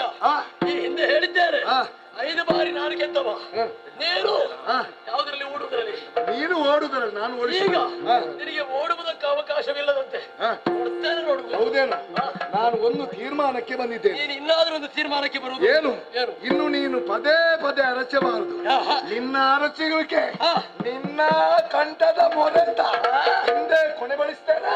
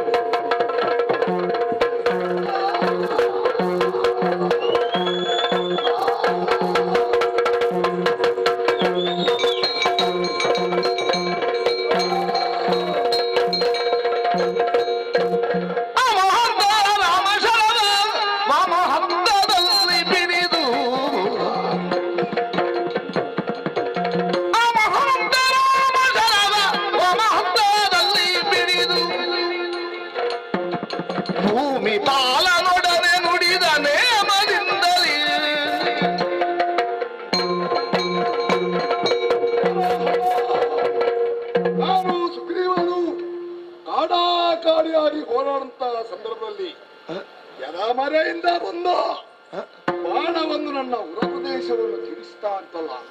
ಶಿವ ಶಿವ, ದಂಡಧರನಾದಂತ ಯಮನ ಪಾಶದಿಂದಲಾದ್ರೂ ಬದುಕಿಕೊಳ್ಳಬಹುದು, ಅಲ್ಲ ಇಂದ್ರನ ವಜ್ರಾಯುಧದ ಬೆಟ್ಟನ್ನಾದ್ರೂ ಒಮ್ಮೆ ಸಹಿಸಿಕೊಳ್ಳಬಹುದು.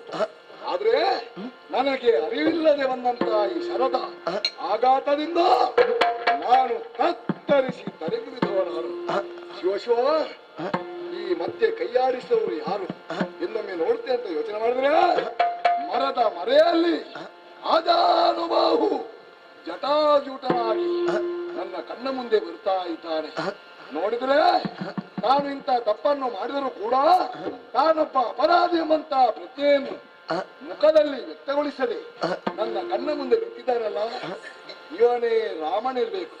ಇವ ಸಾಮಾನ್ಯ ಜನನಲ್ಲ, ಮಹಾಜನ. ರಾಮ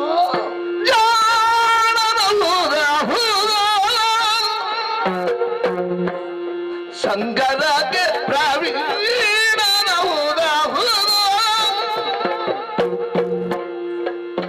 ಚುಣಿಯೊಳ್ ನಿನಗೆ ದೋಣಿ ಪರಾಕ್ರಮಿ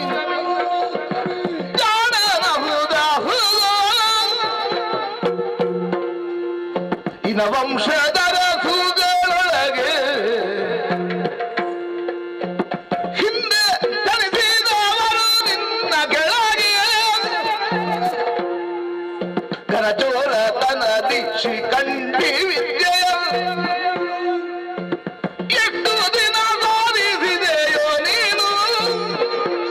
ಲಂಡಿಗಳ ದುರ್ಗುಣವ ಕೈಗೊಂಡೇನು ರಾಘವ ಬಾಲು ಜಾಣನವುದಾವುದೋ.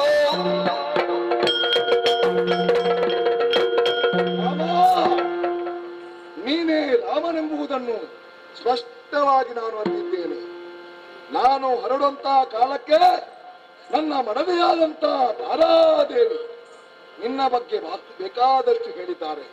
ಆದ್ರೆ ನಿನ್ನ ಮೇಲಿಟ್ಟಂತಹ ಅತೀವಾದಂತಹ ಯಾವ ಅಭಿಮಾನ ಉಂಟು, ಅದೇ ಇಂದು ನನ್ನ ಸೋಲಿಗೆ ಕಾರಣವಾಯಿತು. ಇನ್ನೊಂದು ಪವಿತ್ರವಾದಂತ ಇನ್ನವಂಶದಲ್ಲಿ ನೀನು ಹುಟ್ಟಿದವನಿದ್ದಿ. ಅಜ ಮಾಂಗಾತ ಸಗರ ಭಗೀರಥ ಮೊದಲಾದವರಿಗೆ ನೀನು ಉತ್ತರಾಧಿಕಾರಿ. ನಿನ್ನಂತ ಒಬ್ಬ ಯೋಗ್ಯತಾವಂತ ಈ ರೀತಿಯಾಗಿ ವರ್ತಿಸ್ತಾನೆಂಬುದನ್ನು ನಾನು ಕನಸಿನಲ್ಲೂ ಕೂಡ ನಾನು ಕಲ್ಪನೆ ಮಾಡಲಿಲ್ಲ. ನನ್ನ ಅಭಿಮಾನಕ್ಕೆ ವಿರೋಧವಾಗಿ ನೀನು ಕೈಗೊಂಡಂತಹ ಕೈಂಕರ್ಯವನ್ನು ಕಂಡಾಗ ನೀನು ಜಾಣನು ಸಂಗರದಲ್ಲಿ ಅತಿ ಪ್ರವೀಣನೆಂಬುದನ್ನು ಈಗ ತೋರಿಸಿಕೊಟ್ಟೆ. ಹೇಳುವವರು ಹೇಳಿದ್ದಾರೆ, ಸೂರ್ಯವಂಶದಲ್ಲಿ ಹುಟ್ಟ ಎಲ್ಲ ಸತ್ಕುಣಿಯ ಅರಸುಗಳ ಸತ್ಕುಣವೇ ಒಂದಾಗಿ ರಾಮನೆಂಬಂತ ಅಭಿಧಾನದಿಂದ ಉದ್ಭವವಾಗಿದೆ. ಮನು ಮುನಿಗಳ ಮನೋಮತಿಯನ್ನು ಪೂರೈಸಬಲ್ಲಂತಹ ಮಹಾಬಲ ನೀತ ಎಂಬುದನ್ನು ನಾನು ಅರಿತಿದ್ದೇನೆ. ನಾನು ಕೇಳಿದಂತಹ ಸತ್ಯ. ಆದ್ರೆ ನೀನು ನನ್ನ ಕಣ್ಣ ಮುಂದೆ ನಿಂತು ಮಾಡಿದ ಕೃತ್ಯವನ್ನು ಕಂಡಾಗ ನನ್ನ ಕನಸಿನ ಗೋಪುರವೆಲ್ಲ ನುಚ್ಚು ನೂರಾಯ್ತು ಹೋಯ್ತು. ರಾಮ, ಇದ ಯಾವ ಉದ್ದೇಶದಿಂದ ಈ ರೀತಿಯಾಗಿ ನೀನು ಮಾಡಿದೆ? ವಶಿಷ್ಠ ವಿಶ್ವಾಮಿತ್ರನ ಕರಗಮಲ ಸಂಜಾತನಾದಂತ ನೀನು ಯಾವ ಕಾಲದಲ್ಲೂ ಕೂಡ ದುರ್ಮಾರ್ಗದಲ್ಲಿ ವರ್ತಿಸಕ್ಕೆ ಸಾಧ್ಯವಿಲ್ಲ. ಹಾಗಾದ್ರೆ ಇಂತಹ ದುರ್ಮಾರ್ಗದಲ್ಲಿ ನೀನು ವರ್ತಿಸಿದೆ ಅಂದ್ರೆ ಇದಕ್ಕೆ ಕಾರಣ ಎಲ್ಲೋ ಅವರಿಗೆಲ್ಲ ಅರಿವಿಲ್ಲದಂತೆ ಯಾವನೋ ಒಬ್ಬ ಕಟುಕನಿಂದಲೋ ವ್ಯಾಧನಿಂದಲೋ ಈ ಗಣತರ ಚೋರ ವಿದ್ಯೆಯನ್ನು ಕಲಿತಿದ್ದು. ನಿಮಗೆ ಚೋರ ವಿದ್ಯೆಯನ್ನು ಕಲಿಸಿಕೊಟ್ಟಂತ ಗುರುಗಳು ಯಾರು? ನಿನ್ನಂತ ಒಬ್ಬ ಸಂಸ್ಕಾರವಂತ ಇಂತಹ ಈ ರೀತಿಯಾದಂತಹ ಲಂಡಿಗಳ ವಿದ್ಯೆಯನ್ನು ಕಲಿಬೇಕಾದ್ರೆ ನೀನು ಏನು ಮಹಾ ಸಾಧನೆ ಮಾಡಬೇಕು. ನಿನ್ನ ಸಾಧನೆಯ ಪ್ರತೀಕವಾಗಿ ನಿನಗೆ ಕಲಿಸಿಕೊಟ್ಟಂತಹ ಗುರುವಿನ ಜನ್ಮವೇ ಪಾವನವಾಯಿತು. ಒಬ್ಬ ಸಾಮಾನ್ಯ ವ್ಯಾಧನಾದರೂ ಕೂಡ ಒಂದು ಪ್ರಾಣಿಯನ್ನು ಬೇಟೆಯಾಡುವಾಗ ಅದನ್ನು ಎಪ್ಪಿಸಿಯೇ ಮಾಡ್ತಾನಂತೆ. ನನ್ನನ್ನೇನು ಕಾಡ ಕೋತಿಯನ್ನು ಬಗೆದೆಯ? ರಾಜಕುಮಾರನಾದಂತ ನೀನು ಬೇಟೆಯಾಡುವುದು ತಪ್ಪಂತ ನಾನು ಹೇಳುವುದಿಲ್ಲ. ರಾಜನಾದವರಿಗೆ ಯಾವುದು ನಿಷಿದ್ಧವೋ ಅದನ್ನು ಭಕ್ಷಿಸುವವರಲ್ಲ. ಕ್ಷತ್ರಿಯ ಕುಲದಲ್ಲಿ ಹುಟ್ಟಿದಂತ ನೀನು 5 ಬೆರಳುವಂತಹ ಪ್ರಾಣಿಗಳಲ್ಲಿ 5 ಮಾತ್ರ ಸ್ವೀಕಾರ ಮಾಡುವಂತೆ. ಹಾಗಿರುವಾಗ ಈ ಕೋತಿಯ ಮಾಂಸ ನಿನಗೆ ಬೇಕಿದ್ದೆ ಅಲ್ಲ. ಕೋತಿಯ ಮೈಯಲ್ಲಿರುವಂತಹ ಈ ಚರ್ಮ ನೆರಳಲ್ಲಿರುವಂತ ಉಗುರ ಅಲ್ಲ ಮತ್ತೊಂದೋದು ನಿನ್ನ ಉಪಯೋಗಕ್ಕೆ ಬೀಳುವಂತದ್ದಲ್ಲ. ಹಾಗಾದ್ರೆ ನೀನು ಸುಗ್ರೀವನ ಸಖ್ಯವನ್ನು ಕೈಗೊಂಡೇ ಅಲ್ಲ. ನಾನು ಹೇಳುದು ಗಣಚೋರತನದ ಶಿಖಂಡಿ ವಿದ್ಯೆಯನ್ನು ಎಷ್ಟು ದಿವಸ ಸಾಧಿಸಿದೆ. ಇದು ನಿನ್ನಂತವನಿಗೆ ಭೂಷಣವು. ಅರಗುಳಿಯ ಬಾಣಕ್ಕೆ ಬೀಳುವ ಹದ್ದಿನಂತೆ ನಾನು ಧರಾಶಾಹಿಯಾದೆ. ನಾನು ಕೇಳಿದ ಮಾತು ನಿಂತು ರಾಮನ ಬಾಣಕ್ಕೆ ಎನೆ ಇಲ್ಲ. ಈವರೆಗೆ ವಾಲಿಯ ಮೈಯಲ್ಲಿ ಕಲೆ ಇಲ್ಲ. ಓಹೋ, ಎಣೆ ಇಲ್ಲದೆ ಬಾಣವನ್ನು ನೀನೇ ಎದುರು ಏನಾದ್ರೂ ಬಿಟ್ಟೆ. ಆದ್ರೆ ಈ ವಾಲಿಯ ಮೈಗೆ ಕಲೆ ಮಾಡಿ ಬಿಟ್ಟೆಯಲ್ಲ. ಏನು ಘನ ಸಾಧನೆಯನ್ನು ಮಾಡಿದಿ. ಪವಿತ್ರವಾದಂತಹ ವಂಶಕ್ಕೆ ಅಪಚಾರವಾಗುವಂತಹ ಕೆಲಸವನ್ನು ಮಾಡುವಾಗ ನಿನ್ನಲ್ಲಿರುವಂತಹ ಆತ್ಮ ಅಂತರಾತ್ಮ ಇದು ಸರಿಯಲ್ಲ ಎಂದು ನುಡಿಸಿಲ್ವೇ? ಅಲ್ಲ, ನಿನ್ನ ಪ್ರಜಾಜನರು ನೀನು ಮಾಡಿದಂತಹ ಕೃತ್ಯವನ್ನು ಒಪ್ಪಿಕೊಂಡರೆ ಯಾವ ಉದ್ದೇಶದಿಂದ ನೀನು ಮಾಡಿದೆ ಎಲ್ಲವೂ ಗೊತ್ತಾಯ್ತು. ನೀನು ಮಾಡಿದಂತಹ ಕೃತ್ಯ ಹೇಗಾಯ್ತು ಗೊತ್ತಾ? ಗಂಡನಿಲ್ಲದ ಹೆಂಗಳಂತೆ ನಾಚಿಕೊಂಡು ನೀ ಮರೆಯಲ್ಲಿ ನಿಂತೆ, ಹೆಂಡತಿಗಾಗಿ ಕಂಡವರ ಮಾತಿನ ಮೇಲೆ ಪಂಡಾಟಗಳ ಮಾಡಿದೆ, ಹತ್ತದಲ್ಲಿ ಬಿಲ್ಕೊಂಡು ಬಾಣವ ಹೂಡಿದೆ.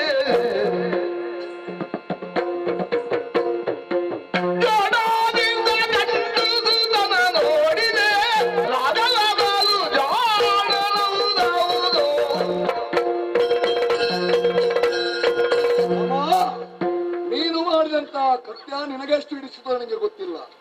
ಆದ್ರೆ ನೀವೆಲ್ಲ ಆರ್ಯ ಪುರುಷೋತ್ತಮನೆಂದು ನೆಗಳ್ತೆಯನ್ನು ಪಡೆದವ. ನಿನ್ನಂತವನ ಮನಸ್ಸಿಗೆ ಇದು ನೆಚ್ಚಿ ಹೋಯ್ತಲ್ಲ. ಇದಕ್ಕೆ ಕಾರಣ ಏನಂತ ಯೋಚನೆ ಮಾಡಿದೆ. ಪರಿಸರ ನಾಡನ್ನು ಬಿಟ್ಟು ಕಾಡನ್ನು ಸೇರಿದೆ. ಕೈ ಹಿಡಿದ ಧರ್ಮವತ್ತೆಯನ್ನು ಕಳಕೊಂಡೆ. ಒಂದು ರೀತಿಯ ಮನೋವೈಫಲ್ಯವನ್ನು ನೀನು ಕಂಡುಕೊಂಡೆ. ನಿನ್ನಲ್ಲಿರುವಂತಹ ಯಾವ ಸಂಸ್ಕಾರ ಉಂಟೋ ಇವರೆಲ್ಲರ ಸಂಸರ್ಗದಿಂದ ಹಾಳಾಗಿ ಹೋಯಿತು. ಹೆಂಡತಿಯ ವಿರಹ ವೇದನೆಯನ್ನು ತಡೆಯಲು ಅಸಾಧ್ಯನಾಗಿ, ಒಂದು ರೀತಿಯ ಮಾನಸಿಕವಾಗಿ ಖಿನ್ನನಾಗಿ, ಏನಾದರೂ ಸಾಧನೆ ಮಾಡಬೇಕೆಂಬಂತಹ ಉದ್ದೇಶದಿಂದ ದುರ್ಬಲನಾದಂತಹ ಸುಗ್ರೀವನ ಸಖ್ಯವನ್ನು ಮಾಡಿದೆ. ಅದು ಕೂಡ ನೀನು ನನ್ನಲ್ಲಿ ಮಾಡಿದ್ದೆ ಹೇಗೆ? ಯೋಗ್ಯತಾವಂತ ಪುರುಷರಾಗ್ತಿದ್ರೆ ಅಣ್ಣ ತಮ್ಮಂದಿರಾದಂತಹ ನಮ್ಮ ಈ ಕಲಹವನ್ನು ಸರಿಯಾಗಿ ಅರ್ಥೈಸಿಕೊಂಡು ಇನ್ನಂತ ಉತ್ತಮೋತ್ತಮನ ಮಧ್ಯಸ್ಥಿಕೆಯಿಂದ ಅದು ಸರಿ ಮಾಡಬಹುದಿತ್ತು. ಅದನ್ನುಳಿದು ಗಂಡ ಸತ್ತ ಹೆಂಗಳಂತೆ, ಗಂಡನಿಲ್ಲದ ಹೆಂಗಳಂತೆ ನಾಚಿಕೊಂಡು ನೀ ಮರೆಯಲ್ಲಿ ನಿಂತೆ, ಹಸ್ತದಲ್ಲಿ ಬಿಲ್ಕೊಂಡು ಬಾಣವ ಹೂಡಿದೆ. ನಿಮ್ಮ ಜೋಡಾಗಿದ್ದಂತಹ ಗಂಡುಸುತನ ನೋಡಿದೆ. ರಾಮ, ಇದ ನನ್ನಲ್ಲಿ ಒಂದು ಮಾತನ್ನು ಹೇಳ್ತಿದ್ರೆ ಈಗಾಗಲೇ ನಿನ್ನ ಹೆಂಡತಿಯನ್ನು ತಂದು ನಿನ್ನ ಕಾಲುಮುದಲ್ಲಿ ಅರ್ಪಿಸ್ತಿದ್ದೆ. ನೀನು ಹಾಗೆ ಮಾಡಲಿಲ್ಲ. ಯಾವ ಪೂರ್ವ ದೇಶವನ್ನು ಇರಿಸಿಕೊಂಡು ನೀನು ಈ ರೀತಿಯಾಗಿ ಮಾಡಿದ್ದೀನಿ. ನಮ್ಮ ಈ ಕಿಷ್ಕಿಂಧಾಧಿಪತಿ ಅಂತ ನಾನು ಬೇರೆಯವರ ಕಳ್ಳಿಗೆ ಹೋಗದೆ ನಮ್ಮಷ್ಟಕ್ಕೆ ನಾವು ರಾಜ್ಯವಾಳಿದವರು. ನಿಮ್ಮ ವಂಶದವರನ್ನು ಕೊಲ್ಲಿಲ್ಲ, ಹೆಚ್ಚು ಯಾಗಾದಿಗಳನ್ನು ಹಾಳು ಮಾಡಲಿಲ್ಲ. ಹಾಗಿರುವಾಗ ದೇವತೆಗಳಿಗೆ ಉಪದ್ರ ಕೊಡಲಿಲ್ಲ. ಹಾಗಿರುವಾಗ ನಿಜವಾಗಿಯೂ ಸಂಸ್ಥಾಪನೆಗೆಂದೇ ಬಂದಂತಹ ನೀನಿರ್ತಿದ್ರೆ ನನ್ನನ್ನು ಕೊಂದದ್ದು ನೀನು ಈ ರೀತಿಯಾಗಿ ಬೆಳೆಸಿದ್ದು ಅದು ಅಕ್ಷಮ್ಯ ಅಪರಾಧವಾಯಿತು. ಆದ್ದರಿಂದ ರಾಮ, ಲೇಸಾಯ್ತು. ಇದು ಬದುಕಿದಾಗ ಒಳ್ಳೆಯ ಹೆಸರನ್ನು ಗಳಿಸಿಕೊಂಡು ಬದುಕುವ ಯೋಗ ನಿನಗಿಲ್ಲ. ಗಂಡುಗಳಿಗ ರಕ್ತದಿಂದ ಅಭಿಷೇಚನಗೊಂಡು ಪ್ರಾಣ ಬಿಡುವಂತ ಯೋಗ್ಯವನ್ನು ನಾನು ಕಟ್ಟಿಕೊಳ್ಳಿಲ್ಲ. ನಾನು ಹೇಗೋ ಸಾಯ್ತೇನೆ, ಬದುಕಿದ್ದು ನೀನು ಸಾಯ್ತಿಲ್ಲ. ರಾಮ, ನಿನ್ನ ವಂಶದ ಬಗ್ಗೆ ಅಪಾರವಾದಂತಹ ಗೌರವವಿದ್ದಂತಹ ನನಗೆ ಒಂದು ರೀತಿಯ ಖೇದವೇ ಆಗುತ್ತಿದೆ. ರಾಮ, ಯಾಕೆ ಹೀಗೆ ಮಾಡಿದೆ? ಬಾ, ನಮ್ಮವರಿಂದ ಏನು ತೊಂದರೆ ಆಗಿಲ್ಲ.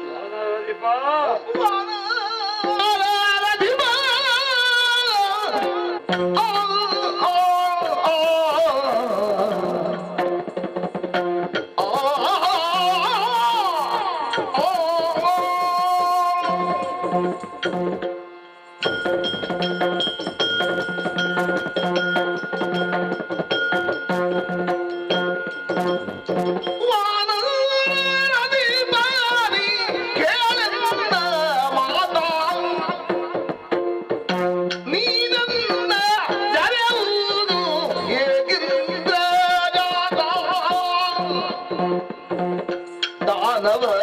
ಶತ್ರುಗಳು ದುಷ್ಟರ ತಲೆಯರಿದು ಚೋಡಿ ಭಾರವ ಇಳುಹುವುದೆಂಬ ಬಿರುದು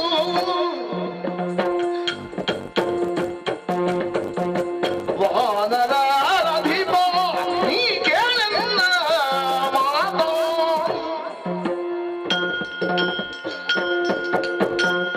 ಓ ವಾನರದ ದೀಪ, ರಾಮ. ನಿನಗೆ ಈ ಬಿರುದನ್ನು ನಾನು ಒಪ್ಪಿಯೇ ಹೇಳಿದ್ದು. ಓಹೋ, ನರರಾಗಿ ಲೋಕದಲ್ಲಿ ಬದುಕುವವರು ಸುಸಂಸ್ಕೃತವಂತರು ಅಂತ ಲೋಕದಲ್ಲಿ ಹೇಳಲ್ಪಡುವವರು. ನರರಿಗಿಂತ ಹೊರತಾಗಿ ಸಂಸ್ಕೃತರು ಅಂತ ಹೇಳುವಂತಹ ಬೇರೆ ಜಾತಿಯೇ ಇಲ್ಲ ಎನ್ನುವಂತಹ ವಿಚಾರವು ಕಾಣುವಾಗ ನರರ ಹಾಗೆ ನಾವು ಇದ್ದೇವೆ ಅಂತ ಮೀಸೆಯನ್ನು ತಿರುಗಿಸಿ ಹೇಳತಕ್ಕಂತಹ ಯೋಗ್ಯತೆ ಉಂಟು ಅಂತಾದ್ರೆ ಇದು ಮಾನವರಿಗೆ ಅಂತ ತೋರಿಸಿಕೊಟ್ಟವರ ಅಧಿಪತಿ ನೀನು. ನರೋ ವಾ ಎನ್ನುವಂತಹ ಸಂಶಯ ನಿನ್ನಿಂದಾಗಿ ಹುಟ್ಟಿತು. ಆದ್ದರಿಂದಲೇ ಸುಸಂಸ್ಕೃತರಾಗಿ ನಿನಗೆ ನರರ ಎಲ್ಲಾ ನ್ಯಾಯಗಳು ಅನ್ವಯವಾಗ್ತದೆ ಅಂತ ನೀನೇ ಆರೋಪಿಸಿಕೊಂಡದ್ದು. ಅಂತಹ ವಿಶೇಷವಾದಂತಹ ವ್ಯಕ್ತಿಯುಳ್ಳಂತಹ ಓವಾಲಿ ನನ್ನ ಮಾತನ್ನು ಆಲಿಸಬೇಕು. ನೀನು ನನ್ನನ್ನು ಆ ಹೊತ್ತಿನಿಂದ ಇಷ್ಟರವರೆಗೂ ಜರೀತಾ ಬಂದಿದ್ದಿ. ಜರೆಯುವ ಒಂದೊಂದು ವಾಕ್ಯವನ್ನು ನೆನಪಿಟ್ಟುಕೊಂಡ್ರಾದ್ರೂ ಇಷ್ಟರವರೆಗೆ ಚಕಾರವನ್ನು ನಿನಗಾಗಿ ನಾನು ಉಪಯೋಗಿಸಲಿಲ್ಲ. ಯಾಕೆ? ನಿನ್ನ ಮನಸ್ಸಿನ ನೋವು ಪೂರ್ಣವಾಗಿ ಮಾಸಿ ಹೋಗುವ ತನಕ ಜರೈತಾ ಇರು. ಆ ಜರೈತಾ ಇರುವಾಗ ಒಂದು ಸತ್ಯ ನಿನಗಾಗಿಯೇ ಕಾಣಬಹುದು ಅಂತ ಯೋಚಿಸಿದ್ದೆ. ಅದು ಆಗಲಿಲ್ಲ ಅಂತ ಆಗುವಾಗ ವಿವರಿಸುವುದು ನನ್ನದಾದಂತಹ ಧರ್ಮವಾಗಿ ಮುಂದೆ ಬಂದಿದ್ದೇನೆ. ಜಾಗಾಯ ಸಂಹೃತಾರ್ಥಾನಾಂ ಸತ್ಯಾಯ ಮಿತಭಾಷಿಣಾಂ ಯಶಸ್ಸೇ ವಿಜಿಗೀಷೂಣಾಂ ಪ್ರಜಾಯೈ ಗ್ರಹಮೇಧಿನಾಂ. ಇದು ನಮಗಿರತಕ್ಕಂತಹ ಬಿರುದು. ಯಾವತ್ತೂ ನಮಗಾಗಿ ಸಂಪಾದನೆ ಎನ್ನುವುದು ಬೇಕು, ಅರ್ಥ ಬರಬೇಕು. ಯಾತಕ್ಕಾಗಿ? ಮತ್ತೊಬ್ಬನಿಗೆ ದಾನ ಮಾಡ್ಲಿಕ್ಕಾಗಿ, ತ್ಯಾಗಕ್ಕಾಗಿ ಬೇಕು. ಸತ್ಯವನ್ನೇ ಆಡುವುದಕ್ಕಾಗಿ ಮಿತಭಾಷಿಗಳಾಗಿ ನಾವಿರ್ತೇವೆ. ಲೋಕದಲ್ಲಿ ಯಶಸ್ಸನ್ನು ಕೀರ್ತಿಯನ್ನು ಸಂಪಾದಿಸಬೇಕೆನ್ನುವ ದೃಷ್ಟಿಯಿಂದಾಗಿ ನಮ್ಮದಂತಹ ರಾಜ್ಯವನ್ನು ವಿಸ್ತರಿಸುವಲ್ಲಿ ಹಂಬಲವನ್ನು ಕಾಣುತ್ತೇವೆ. ಅದಲ್ಲದೆ ಲೋಕದಲ್ಲಿ ನನ್ನ ಮುಂದಿನ ಉತ್ತರಾಧಿಕಾರಿ ಬೇಕು ಎನ್ನುವಂತಹ ಒಂದೇ ವಿಷಯದಲ್ಲಿ ಆಸಕ್ತಿ ಉಳ್ಳವರಾಗಿರ್ತೇವೆ. ಇಂತಹ ಬಿರುದನ್ನು ಪಡೆದುಕೊಂಡಂತಹ ಈ ಸೂರ್ಯವಂಶದಲ್ಲಿ ರಾಮನಾಗಿ ಲೋಕದಲ್ಲಿ ಪ್ರತೀತಿಯನ್ನು ಕಂಡು ಪ್ರಜಾವತ್ಸಲನಾಗಿ ಇರುವಂತಹ ಪ್ರತೀತಿಯು ಪ್ರಚಾರವಾಗಿರುವಾಗ ಈ ರೀತಿಯಾಗಿ ಜರೆಯುವುದು ಯಾಕೆ ಎನ್ನುವುದರಲ್ಲಿ ಪ್ರಶ್ನೆ. ಯಾಕೆ? ಅಂತಹ ಯೋಗ್ಯತೆ ಉಳ್ಳವನಾಗಿದ್ದರಿಂದಲೇ ಎಲ್ಲರಲ್ಲಿಯೂ ತ್ಯಾಗವನ್ನು ಮಾಡಬೇಕು ಅಂತ ಕಾಡಿಗೆ ಬಂದವ ಎನ್ನುವುದು ಎಲ್ಲರಿಗೂ ತಿಳಿದಂತಹ ವಿಚಾರವೇ. ಹಾಗಿರುವಾಗ ನೀನು ನಿಂದಿಸಬಾರದು. ಕಾರಣ ಉಂಟು. ನೀನು ಬರೀ ವಾನರ ಅಧಿಪನು ಮಾತ್ರ ಅಲ್ಲ, ಇಂದ್ರಜಾತ. ತ್ರಿವಿಷ್ಟಪದ ಸಿಂಹಾಸನಾಧೀಶರಾದಂತಹ ಧರ್ಮಕ್ಕೆ ಅಧಿಪತಿಯಾದಂತಹ ಇಂದ್ರನೆನ್ನುವವ ನಿನ್ನ ತಂದೆ. ಲೋಕದಲ್ಲಿ ನ್ಯಾಯಾನ್ಯಾಯ ವಿಮರ್ಶನೆಗಾಗಿ ಹೊರಡತಕ್ಕಂತಹ ಪ್ರಧಾನವಾದಂತಹ ವ್ಯಕ್ತಿ ಅಂತ ಅವರಲ್ಲಿ ಗುರುತಿಸಲ್ಪಡುತ್ತದೆ. ಆದ್ದರಿಂದಲೇ ಅವರ ಸಭೆ ಸುಧರ್ಮ ಎನ್ನುವುದಾಗಿ ಕರೆಯಲ್ಪಡುತ್ತದೆ. ಅಂತಹ ಇಂದ್ರನ ಮಗನಾಗಿದ್ದುಕೊಂಡು ನೀನು ಈ ರೀತಿಯಾಗಿ ಆರೋಪವನ್ನು ಮಾಡ್ತಾ ಇದೆಯಲ್ಲ, ಏನು ಮಾಂಸಕ್ಕಾಗಿ ಒಂದು ಪಶುವನ್ನು ನಾಶ ಮಾಡತಕ್ಕಂತಹ ವ್ಯಕ್ತಿಯು ನಾವು ಅಲ್ಲ. ಯಾಕೆ? ಪಶು ಪಕ್ಷಿ ಮೃಗಾದೀನ ನಿಗ್ರಹ ಅನುಗ್ರಹವಪಿ. ಇದು ಇಕ್ಷಾಕು ವಂಶದವರಿಗೆ ಕಾನನದಲ್ಲಿ, ಶೈಲದಲ್ಲಿ, ಅದೇ ರೀತಿಯಾಗಿ ಭೂಮಿಯಲ್ಲಿ ಭಗವಂತನಿಂದ ಕೊಡಲ್ಪಡತಕ್ಕಂತಹ ವಿಶೇಷವಾದಂತಹ ಅಧಿಕಾರ. ನಿಮ್ಮ ನ್ಯಾಯ ವಿಮರ್ಶೆಗೂ ನಾವೇ, ಪಕ್ಷಿಗಳ ನ್ಯಾಯ ವಿಮರ್ಶೆಗೂ ನಾವೇ, ಎಲ್ಲರ ನ್ಯಾಯ ವಿಮರ್ಶೆ ಮಾಡತಕ್ಕಂತಹ ವಿಶೇಷ ಅಧಿಕಾರ ನಮಗುಂಟು. ಶಿಬಿಯ ಪ್ರಕರಣವನ್ನು ಇನ್ನೊಮ್ಮೆ ನೆನಪಿಸಬೇಕಾಗ್ತದೆ ಅಷ್ಟೇ ನಿಮಗೆ. ಅಂತಹ ನ್ಯಾಯಾನ್ಯಾಯ ವಿಮರ್ಶೆ ಅಧಿಕಾರ ಇರುವಂತಹ ಸಂದರ್ಭದಲ್ಲಿ ಕ್ಷುಲ್ಲಕವಾದಂತಹ ಒಂದು ಪ್ರಾಣಿ ಎನ್ನುವ ದೃಷ್ಟಿಯಿಂದಾಗಿ ಬಾಣ ಹೊಡೆದಕ್ಕಂತಹ ಮನಸ್ಸು ಮಾಡತಕ್ಕಂತಹ ವ್ಯಕ್ತಿಯೇ ರಾಮನಲ್ಲ. ಆದ್ದರಿಂದ ನ್ಯಾಯಾನ್ಯಾಯ ವಿಮರ್ಶನೆಗಾಗಿಯೇ ಈ ಬಾಣವನ್ನು ಪ್ರಯೋಗಿಸಿದ್ದೇನೆ ಅಂತ ಅರ್ಥೈಸಿತು. ಆವಾಗ ನ್ಯಾಯ ಅನ್ಯಾಯದಲ್ಲಿ ನಾನು ಎಲ್ಲಿ ತಪ್ಪಿದ್ದೇನೆ ಅಂತ ನಿನಗೆ ಯೋಚನೆ ಬರ್ತದೆ. ನನ್ನ ತಪ್ಪು ಎಲ್ಲಿ ಉಂಟು ಹೇಳು. ನೀನು ಮಾಡಿದ್ದು ಸರಿಯಾ? ಯಾವುದು? ನ್ಯಾಯವೇ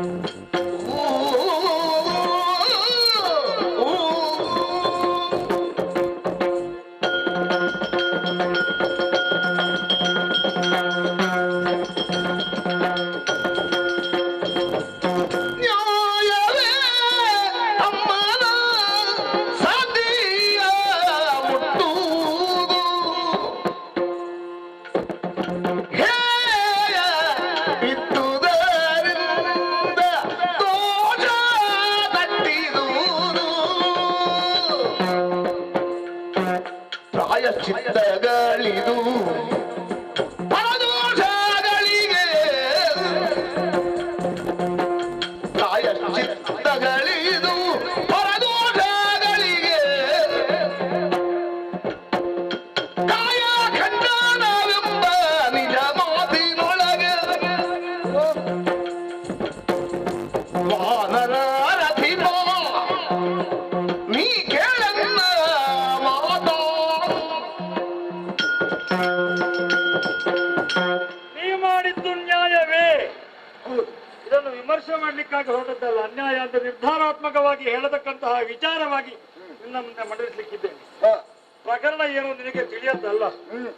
ಭೂಮಿಯನ್ನು ಇರಿಸಿಕೊಂಡಿದ್ದಿ ಅಂತ ನೆನಪಲ್ಲಿಟ್ಟುಕೋ. ಒಂದು ಕಾಲದಲ್ಲಿ ಗೋಲನಾಮಕಾದಂತಹ ಗಂಧರ್ವ ರುಮೆ ಎಂಬ ಒಬ್ಬಾಕೆಯನ್ನು ಅಪಹರಿಸ್ತಾ ಆಕಾಶ ಮಾರ್ಗದಲ್ಲಿ ಸಾಗ್ತಾ ಇರುವಾಗ ಅವನನ್ನು ಎದುರಿಸಿ ರುಮೆಯನ್ನು ಬಿಡಿಸಿ ತನ್ನ ಮಗಳು ಎನ್ನುವಂತಹ ದೃಷ್ಟಿಯಿಂದಾಗಿ ತನ್ನ ಮಗನಿಗೆ ಮದುವೆ ಮಾಡಿಸಿಕೊಟ್ಟವನಿನು, ತಮ್ಮನಿಗೆ ಮದುವೆ ಮಾಡಿಸಿಕೊಟ್ಟವನಿನು. ತಮ್ಮನಿಗೂ ರುಮೆಗೂ ತಂದೆಯಾಗಿ ವ್ಯವಹರಿಸಿದವ ನೀನೆ. ಆದ್ದರಿಂದ ನ್ಯಾಯವೇ ತಮ್ಮನ ಸತಿಯ ಮುಟ್ಟುವುದು. ಇದು ಹೇಯವಾಯ್ತು. ಬೇರೆ ಯಾವ ದೃಷ್ಟಿಯೊಂದಲ್ಲ ಅಲ್ಲ. ನೀನು ಹೇಳಬಹುದು, ಅದಕ್ಕೆ ಬೇಕಾದಷ್ಟು ಕಾರಣ. ಮಾಯಾವಿ ಎನ್ನುವಂತಹ ರಾಕ್ಷಸನನ್ನು ಅಟ್ಟಾಡಿಕೊಂಡು ಹೋದಂತಹ ಸಂದರ್ಭದಲ್ಲಿ ನಾನು ಹೊರಬಾರದೆನ್ನುವ ದೃಷ್ಟಿಯಿಂದಾಗಿ ಗುಹೆಯನ್ನು ಮುಚ್ಚಿದವ ಇವ. ಆ ಅಪರಾಧಕ್ಕಾಗಿ ನಾನು ಕೊಟ್ಟಂತಹ ಶಿಕ್ಷೆ ಅದು. ನಿಮ್ಮಿಬ್ಬರ ಈ ವಿಚಾರದಲ್ಲಿ ಸಾಕ್ಷಿ ಎನ್ನುವುದನ್ನು ನಾವು ಯೋಚಿಸಬೇಕಾದ್ರೆ ಇದ್ದಂತಹ ಸಾಕ್ಷಿಗಳಿಬ್ಬರೇ, ಒಂದು ನೀನು ಮತ್ತೊಬ್ಬ ಸುಗ್ರೀವ. ಆದ್ದರಿಂದ ಈ ವಿಚಾರದಲ್ಲಿ ಯಾವ ರೀತಿಯಾಗಿ ಯೋಚಿಸಬೇಕು ಎನ್ನುವುದನ್ನು ನಾನು ಯೋಚಿಸಿದ್ದೇನೆ. ಅಡ್ಡವಾಗಿ ಇಟ್ಟದ್ದು ಹೌದು ಎನ್ನುವುದನ್ನು ಸುಗ್ರೀವನು ಒಪ್ಪುತ್ತಾನೆ. ಕಾರಣ ಏನು ಎನ್ನುವ ದೃಷ್ಟಿಯಾಗಿ ಯೋಚಿಸುವಾಗ ತಮ್ಮ ಸುಗ್ರೀವ ಅಂತ ಕರೆದಿದ್ದಾನಂತೆ. ಆ ಕಾರಣಕ್ಕಾಗಿ ನಾನು ಬಾಗಿಲನ್ನು ಮುಚ್ಚಿದ್ದೇನೆ ಅಂತ. ಈ ವಿಚಾರದಲ್ಲಿ ಸಾಕ್ಷಿ ಅವನೊಬ್ಬನೇ. ಆ ರೀತಿಯಾಗಿ ಸ್ವರ ಬಂದದ್ದು ಅವನಿಗೆ ಮಾತ್ರ. ಆದ್ದರಿಂದ ಅವ ಹೇಳಿದ್ದನ್ನು ಒಪ್ಪಬೇಕು. ಅವ ಆ ದೃಷ್ಟಿಯಿಂದ ಅಡ್ಡಲಾಗಿ ಇಟ್ಟಂತಹ ಆ ಕಲ್ಲು ಹೊರಬರಲಿಕ್ಕೆ ನಿನಗೆ ಅಂತರಾಯವಾಗಿ ಬಿಟ್ಟಿತ್ತು. ಆದ್ರೆ ಒಂದು ಯೋಚಿಸು, ಸುಗ್ರೀವನ ಸಾಮರ್ಥ್ಯ ಏನು ನನ್ನದೇನು ಅಂತ. ಆ ರೀತಿಯಾಗಿ ಯೋಚಿಸುವಾಗ ಅವ ಹೀಗೆ ಯೋಚಿಸಿದ್ದಿರಬಹುದು, ನನ್ನ ಸಾಮರ್ಥ್ಯಕ್ಕಿಂತ ಹೆಚ್ಚಿನ ಸಾಮರ್ಥ್ಯ ನನ್ನ ಅಣ್ಣನದ್ದಾದ್ದರಿಂದ ನಾನು ಇಟ್ಟದ್ದನ್ನು ಅವಬಿಡಿಸಿಕೊಂಡು ಬಂದಾನು ಎನ್ನುವಂತಹ ವಿಶೇಷವಾದಂತಹ ನಂಬುಗೆಯಿಂದ ಹಾಗೆ ಮಾಡಿದ್ದಿರಬಹುದು. ಆಮೇಲೆ ಬಿದ್ದದ್ದು ಅದು ಹಾಲು ರಕ್ತವೋ ಅದೆಲ್ಲ ಬೇಡ, ಅದೆಲ್ಲ ಹಾಗಿರಿಸಿ ಯೋಚಿಸಿದ್ರೆ ನೇರವಾಗಿ ಬಂದಂತಹ ಸುಗ್ರೀವ ಆಮೇಲೆ ಉಳಿದುಕೊಂಡದ್ದು ಕಿಷ್ಕಿಂಧೆಯಲ್ಲಿ ಹೌದು ಅಂತಾದ್ರೂ ಬಹಳಷ್ಟು ಕಾಲ ಬರೀ ಮೌನವನ್ನೇ ಆಚರಿಸಿಕೊಂಡು ಬದುಕಿದ್ದ. ಆ ಸಂದರ್ಭದಲ್ಲಿ ಜಾಂಬವಾದಿಗಳೆಲ್ಲ ಮತ್ತೆ ಮತ್ತು ಕೇಳಿದಾಗ ಅಣ್ಣ ಸತ್ತಿದ್ದಾನೆ ಎನ್ನುವಂತಹ ಒಂದು ಅಭಿಪ್ರಾಯವನ್ನು ನಾವು ಹೇಳಿದ. ದೀರ್ಘಕಾಲೀನವಾಗಿ ನೀನು ಇಲ್ಲದೆ ಇರುವುದರಿಂದಾಗಿ ನೀನು ಸತ್ತಿದ್ದಿ ಅಂತ ಅವ ಯೋಚಿಸುವುದರಲ್ಲಿ ಯಾವ ದೃಷ್ಟಿಯಿಂದಲೂ ತಪ್ಪಿದೆ ಅಂತ ನನಗೆ ಅನಿಸುವುದಿಲ್ಲ. ಆ ದೃಷ್ಟಿಯಿಂದಾಗಿ ಅವ ಹೇಳಿದ್ದನ್ನು ನಾನು ಬಿಡು, ಜಾಂಬವಾದಿಗಳೇ ನಂಬಿ ಅವರಿಗೆ ರಾಜ್ಯವನ್ನು ಕೊಟ್ಟರು. ಕೊಟ್ಟಂತಹ ರಾಜ್ಯದ ಸಂದರ್ಭಕ್ಕಾದ್ರೂ ನೀನು ಬಂದಿದ್ಯಾ? ಇಲ್ಲ, ಬಹಳ ಎಷ್ಟೋ ಸಮಯದ ನಂತರ ನೀನು ಬಂದದ್ದು. ಆ ದೃಷ್ಟಿಯಿಂದಾಗಿ ಅವ ಮಾಡಿದ್ದು ಸರಿ ಅಂತ ನಾವು ಹೇಳಬೇಕು. ಆ ಸಂದರ್ಭದಲ್ಲಿ ನಿನಗೊಂದು ಯೋಚನೆ ಬರಬಹುದು, ತಾರೆಯನ್ನು ಅವ ಉಪಭೋಗಿಸಿದ್ದು ಸರಿಯೇ? ಈ ಪ್ರಶ್ನೆ ಹುಟ್ಟುತ್ತದೆ. ಆದ್ರೆ ತಾರೆಗೂ ಇದ್ದಂತಹ ಜ್ಞಾನ ಏನು? ತನ್ನ ಗಂಡ ಸತ್ತಿದ್ದಾನೆ ಎನ್ನುವುದೇ. ಮೃತೆ ನಷ್ಟೇ ಪ್ರವ್ರಜಿತೆ ಕ್ಲೀಬೇಜ ಪತಿತೆ ಪತೌ ಪಂಚಸ್ವಾಪಸ್ಸು ನಾರೀಣಾಂ ಪತಿರನ್ಯೋ ವಿಧೀಯತೆ ಎನ್ನುವುದು ಶಾಸ್ತ್ರದ ವಾಕ್ಯ. ಒಬ್ಬಾತ ಸತ್ರೆ, ಒಬ್ಬಾತ ನಷ್ಟವಾಗಿ 12 ವರ್ಷಗಳ ಕಾಲ ಅವನದ್ದಾದಂತಹ ಕುರುಹು ಸಿಗದೇ ಇದ್ದರೆ, ಅವ ಸನ್ಯಾಸಿಯಾಗಿದ್ರೆ ಅಥವಾ ಶಿಖಂಡಿಯಾಗಿದ್ರೆ, ಅದು ಅಲ್ಲ ಅವ ಪತಿತನಾಗಿದ್ರೆ, ಆ ಸಂದರ್ಭದಲ್ಲಿ ಗಂಡನನ್ನು ಬಿಟ್ಟು ಅಥವಾ ಗಂಡನಿಲ್ಲ ಅಂತ ಎಣಿಸಿಕೊಂಡು ಮತ್ತೊಂದು ಮದುವೆಯ ಒಬ್ಬಳು ಆಗಬಹುದಂತೆ. ಆ ದೃಷ್ಟಿಯಿಂದಾಗಿ ತಾರೆಯನ್ನು ಉಪಭೋಗಿಸಿದ್ದು ಸರಿ ಅಂತ ಹೇಳ್ಬೋದು. ಅತ್ತಿಗೆ ಅನ್ನುವ ದೃಷ್ಟಿಯಿಂದಾಗಿ ಯೋಚಿಸಬಹುದು. ಅತ್ತಿಗೆ ಅಂತಿದ್ರು ಸಹ ಅಶ್ವಾಲಂಬಂ ಗವಾಲಂಬಂ ನೃಮೇಧಂ ಫಲ ಪೈತೃಕಂ ದೇವರೇಣ ಸುತೋತ್ಪತ್ತಿ ಕಲವು ಪಂಚ ವಿವರ್ಜಿತ. ಈ 5 ಅಶ್ವಮೇಧಾದಿ ಯಾಗಗಳು ಮತ್ತು ಮೈದುನನಿಂದಾಗಿ ಸಂತಾನವನ್ನು ಮುಂದುವರಿಸುವುದು, ಇದೆಲ್ಲವೂ ಕಲಿಯುಗದಲ್ಲಿ ಮಾತ್ರ ವರ್ಜ್ಯ. ಆದ್ದರಿಂದ ತ್ರೇತಾಯುಗದ ಈ ಸಂದರ್ಭದಲ್ಲಿ ಅದು ವರ್ಜ್ಯವಲ್ಲದ ಕಾರಣ ಆ ದೃಷ್ಟಿಯಿಂದಾಗಿ ಅವನ ಉಪಭೋಗ ಎನ್ನುವುದು ಸರಿ. ಹಾಗೆ ಅಂತೇಳಿ ಅದು ಮೈದುನನಿಗೆ ಆ ಅವಕಾಶವನ್ನು ಕೊಟ್ಟಿದೆ ಅಂತಾದ್ರೂ ಸಹ ನಾದಿನಿಗನ್ನು ಉಪಯೋಗಿಸುವಂತಹ ಅವಕಾಶ ಎನ್ನುವುದು ಶಾಸ್ತ್ರದಲ್ಲಿ ಹೇಳಲ್ಪಡಲಿಲ್ಲ. ಔರಸೀಂ ಭಗಿನೀಂ ವಾಪಿ ಭಾರ್ಯಾಂಚಾಪಿ ಯವೀಯಸಃ ಪ್ರಚರ್ಯತ ನರಃ ಕಾಮಾತ್ ತಸ್ಯ ದಂಡಃ ವಧ ಸ್ಮೃತಃ. ತನ್ನದಾದಂತಹ ಮಗನೆನ್ನುವವ ಯಾವ ದೃಷ್ಟಿಯಿಂದ ಯೋಚಿಸಿದ್ರು ಸಹ ದೊಡ್ಡ ತನಗೆ ಮಗ ಅಂತ ಹೇಳಲ್ಪಡ್ತಾನೆ. ಅದಲ್ಲ, ತಮ್ಮನೂ ಮಗನಾಗಿರ್ತಾನೆ, ತನ್ನ ಒಳ್ಳೆಯ ವಿದ್ಯಾರ್ಥಿಯೂ ಮಗನಾಗಿರ್ತಾನೆ. ಯವೀಯಾನ ಆತ್ಮನೋ ಜಾತಃ ಶಿಷ್ಯಶ್ಚಾಪಿ ಗುಣೋದಿತಃ ತ್ರಯಸ್ಥೆ ಪುತ್ರವಚ್ಚಿಂತ್ಯ. ಈ ಮೂವರು ಪುತ್ರರಿರುವಂತಹ ಒಂದು ಶಾಸ್ತ್ರದ ನಿರ್ಣಯ ಇದ್ದ ಕಾರಣ ನಿನ್ನ ಮಗನಾದಂತಹ ಸುಗ್ರೀವ ಅವ ನಿನ್ನ ಮಡದಿಯನ್ನು ಉಪಯೋಗಿಸ್ತಾನೆ ಎನ್ನುವಂತಹ ದೃಷ್ಟಿಯನ್ನು ಇಟ್ಟುಕೊಂಡೋ ಇಲ್ಲದೆಯೋ ಏನು ಅವನಿಗಾಗಿ ಶಿಕ್ಷಿಸಬಹುದಿತ್ತು. ಬದಲಾಗಿ ಅವನ ಹೆಂಡತಿಯನ್ನು ಶಿಕ್ಷೆಗಾಗಿ ನೀನು ಉಪಯೋಗಿಸಿಕೊಂಡಿದ್ದಿ. ಪರೋಕ್ಷವಾಗಿ ನಾನು ಅವನಿಗೆ ಕೊಡುವಂತಹ ಶಿಕ್ಷೆ ಅದು. ಹೇಳಿದ್ದೆ ಅಂತ ನೀನು ಶಿಕ್ಷೆ ಅಂತ ಹೇಳಿದ್ರು ಸಹ ತನ್ನ ಮಗಳನ್ನು, ತನ್ನ ತಂಗಿಯನ್ನು ಅಥವಾ ಅಕ್ಕನನ್ನು, ಅದಲ್ಲದೆ ತನ್ನ ತಮ್ಮನ ಮಡದಿಯನ್ನು ಯಾರಾದ್ರೂ ಉಪಭೋಗಿಸಿದ್ರೆ ಆ ಸಂದರ್ಭದಲ್ಲಿ ಅವನಿಗೆ ಶಿಕ್ಷೆ ಹೇಳಿದ್ರೆ ಏನು ಕೇಳಿದ್ರೆ ಮರಣದಂಡನೆ ಅಂತ ನಮ್ಮ ಆದಿಪುರುಷನಾದಂತಹ ಮನುಚಕ್ರವರ್ತಿಯ ಸ್ಮೃತಿಯಲ್ಲಿ ನಿರ್ಣಯ ಮಾಡಿಬಿಟ್ಟಿದ್ದಾನೆ. ಆದ್ದರಿಂದ ಉಭಯನ್ನು ಉಪಭೋಗಿಸಿದಂತಹ ಪಾಪಕೃತ್ಯವನ್ನು ನೀನು ಎಸಗಿದ ಕಾರಣ ತಮ್ಮನ ಹೆಂಡತಿಯನ್ನು ಉಪಭೋಗಿಸಿದಂತಹ ತಪ್ಪಿಗಾಗಿ ಶರೀರ ಖಂಡನ ಕಾಯಖಂಡನವೆಂಬುದೇ ಶಿಕ್ಷೆ ಅಂತ ಹೇಳಲ್ಪಡ್ತದೆ. ಆಗ ನೀನು ಹೇಳ್ಬೋದು, ನಮ್ಮನ್ನು ವಿಚಾರಿಸಬಹುದಿತ್ತಲ್ಲ, ನೇರವಾಗಿ ನೀನು ಹೇಳಬಹುದಿತ್ತಲ್ಲ, ಕೇಳಬಹುದಿತ್ತು, ಇಲ್ಲ ಅಂತ ನಾನು ಬರಬಹುದಿತ್ತಲ್ಲ. ಆದ್ರೆ ಯಾಕೆ ಕೇಳಲಿಲ್ಲ? ಯಾಕೆ? ಯಾವುದೇ ವಿಚಾರದಲ್ಲಿ ಸಂಶಯ ಇದ್ರೆ ವಿಚಾರಣೆಗಾಗಿ ನಾವು ಕೇಳತಕ್ಕಂತಹ ಒಂದು ಕ್ರಮವನ್ನು ಇಟ್ಟುಕೊಳ್ಳಬೇಕು ಅಂತ ಶಾಸ್ತ್ರದಲ್ಲಿ ಹೇಳುವಂತಹ ಮಾತು. ನನಗೆ ನಿಶ್ಚಯಾತ್ಮಕವಾದಂತಹ ಬುದ್ಧಿ, ನೀನು ಮಾಡಿದ್ದು ತಪ್ಪು ಅಂತ ಇಷ್ಟರವರೆಗೆ ಹೇಳಿದಂತಹ ಒಂದು ವಾಕ್ಯವನ್ನು ಅಲ್ಲ ಅಂತ ಹೇಳಿದವ ನೀನು ಅಲ್ಲ. ಯೋಚಿಸು, ಈ ಹಿಂದೆ ಕಬಂಧನಿಂದ ಹೇಳಲ್ಪಟ್ಟಂತಹ ಮಾತು ತನ್ನದ್ದಾದಂತಹ ಶಾಪ ವಿಮೋಚನೆಗಾಗುವಾಗ ಸುಗ್ರೀವನಿಗಾದಂತಹ ಅನ್ಯಾಯವನ್ನು ವಿವರಿಸಿ ಅವನ ಕುರಿತಾಗಿ ಹೋಗು ಅಂತ ಹೇಳಿದ್ದು. ಋಷಿ ಸದೃಶಳಾದಂತಹ ಶಬರಿಯು ಹೇಳಿದ ಮಾತಾದು ಸುಗ್ರೀವಂ ಶರಣಂ ಪ್ರಜಾ.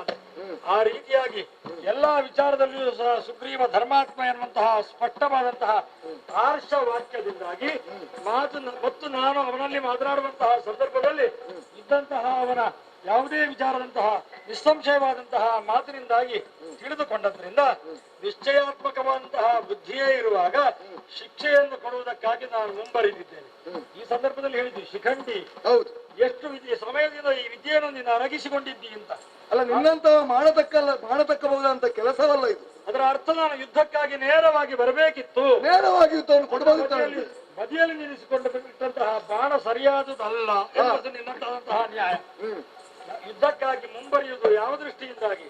ಪರಸ್ಪರ ಶತ್ರುತ್ವ ಎನ್ನುವುದು ಇರಲ್ಪಟ್ರೆ ನನಗೆ ನೀನು ಶತ್ರು ಅಲ್ಲ, ನಿನಗೆ ನಾನು ಶತ್ರು ಅಲ್ಲ. ಯಾವ ದೃಷ್ಟಿಯಿಂದ ನಮಗಿಬ್ಬರಿಗೂ ಶತ್ರುತ್ವ ಎನ್ನುವುದಿಲ್ಲ. ಆ ಸಂದರ್ಭದಲ್ಲಿ ಯುದ್ಧ ಎನ್ನುವುದು ಅನಿವಾರ್ಯವೇ ಅಲ್ಲ. ಶತ್ರುತ್ವ ಅಲ್ಲದೆ ಇರತಕ್ಕಂತಹ ಶಿಕ್ಷೆಯನ್ನು ನೀವು ಕೊಡುವಾಗ ನೇರವಾಗಿ ಯುದ್ಧ ಮಾಡುವ ಮೂಲಕವಾಗಿ ಶಿಕ್ಷೆ ಅಂತ ಕೊಟ್ರೆ ಅದು ನಿನಗೆ ಕೊಡತಕ್ಕಂತಹ ಪುರಸ್ಕಾರ ಅಂತ ಹೇಳಲ್ಪಡ್ತದೆ. ಯಾಕೆ ಹೇಳಿದ್ರೆ ಸೂರ್ಯಮಂಡಲ ಭೇದಿಗಾಗಿ ಭೇದವನ್ನು ಮಾಡಿ ಮುಂದೆ ಸಾಗತಕ್ಕಂತಹ ವ್ಯಕ್ತಿಯಲ್ಲಿ ರಣದಲ್ಲಿ ಅಭಿಮುಖನಾಗಿ ಸಾಯಲ್ಪಡುವವನು ಆಗಿರ್ತಾನೆ. ಆದ್ದರಿಂದ ನೇರವಾಗಿ ನಿನ್ನನ್ನು ಯುದ್ಧದಲ್ಲಿ ಕೊಂದೆ ಅಂತಾದ್ರೆ ಆ ಸಂದರ್ಭದಲ್ಲಿ ನಿನಗೆ ನೇರವಾಗಿ ಮೋಕ್ಷವೋ ಅಥವಾ ಸ್ವರ್ಗವೋ ಸಿಕ್ಕಿತ್ತು. ಶಿಕ್ಷೆ ಎನ್ನುವುದು ಆಗುವುದಿಲ್ಲ. ಶಿಕ್ಷೆಯೇ ಆಗಬೇಕೆನ್ನುವ ದೃಷ್ಟಿಯಿಂದಾಗಿ ಈ ರೀತಿಯಾದಂತಹ ಕ್ರಮವನ್ನು ನಾನು ಕೈಗೊಂಡಿದ್ದೇನೆ. ಶಿಕ್ಷೆಗೆ ಎದುರಾಗಿ ನಿಲ್ಲಬೇಕೆನ್ನುವುದು ಶಾಸ್ತ್ರ ಇಲ್ಲವಲ್ಲ. ಆ ದೃಷ್ಟಿಯಿಂದಾಗಿ ಈ ಕ್ರಮವನ್ನು ನಾನು ಒಪ್ಪಿಕೊಂಡಿದ್ದೇನೆ. ಈಗ ಸೂರ್ಯವಂಶದವರಿಗೆ ಇಂಥದ್ದನ್ನು ವಿರೋಧಿಸುವುದು ಭೂಷಣವೇ ಆಗಿದ್ರೆ, ಅಲ್ಲ ನಾನು ಮಾಡಿದ್ದು ಅಪರಾಧವಾಗಿದ್ರೆ, ಇದು ನಮ್ಮ ಇಬ್ಬರ ಕಲಹ ಎಂಬುದು ಇಂದು ನಿನ್ನೆಯದಲ್ವಲ್ಲ. ಅದೆಷ್ಟೋ ಕಾಲದಿಂದ ನಿನ್ನ ಸೂರ್ಯವಂಶೀಯರು ಇದ್ರು, ದಶರಥ ಚಕ್ರವರ್ತಿ ಇದ್ದ. ಇದನ್ನು ಯಾಕೆ ಇತ್ಯರ್ಥ ಮಾಡಲಿಲ್ಲ? ದಶರಥ ಚಕ್ರವರ್ತಿಗೆ ಈ ವಿಚಾರದಲ್ಲಿ ತಿಳಿಯದೇ ಇದ್ದಿರಬಹುದು, ಅವನಿಗೆ ಬಿಡು. ನನಗೆ ಈ ವಿಚಾರ ಗೊತ್ತಾಗಲಿಲ್ಲ. ತಿಳಿದುಕೊಳ್ಳಿಕ್ಕೆ ಶಬರಿಯೇ ನನಗೆ ಮಾಧ್ಯಮವಾಗಿ ಬಿಟ್ಲು. ಆದ್ರಿಂದ ಇತ್ಯರ್ಥಗೊಳಿಸಲಿಕ್ಕೆ ಹೋಗ್ಲಿಲ್ಲ. ಬೇಡ, ಸುಗ್ರೀವನು ಸಹ ದಶರಥ ಚಕ್ರವರ್ತಿಯಲ್ಲಿ ಈ ವಿಚಾರದಲ್ಲಿ ಯಾವುದೇ ದೂರನ್ನು ನೀಡಲಿಲ್ಲ.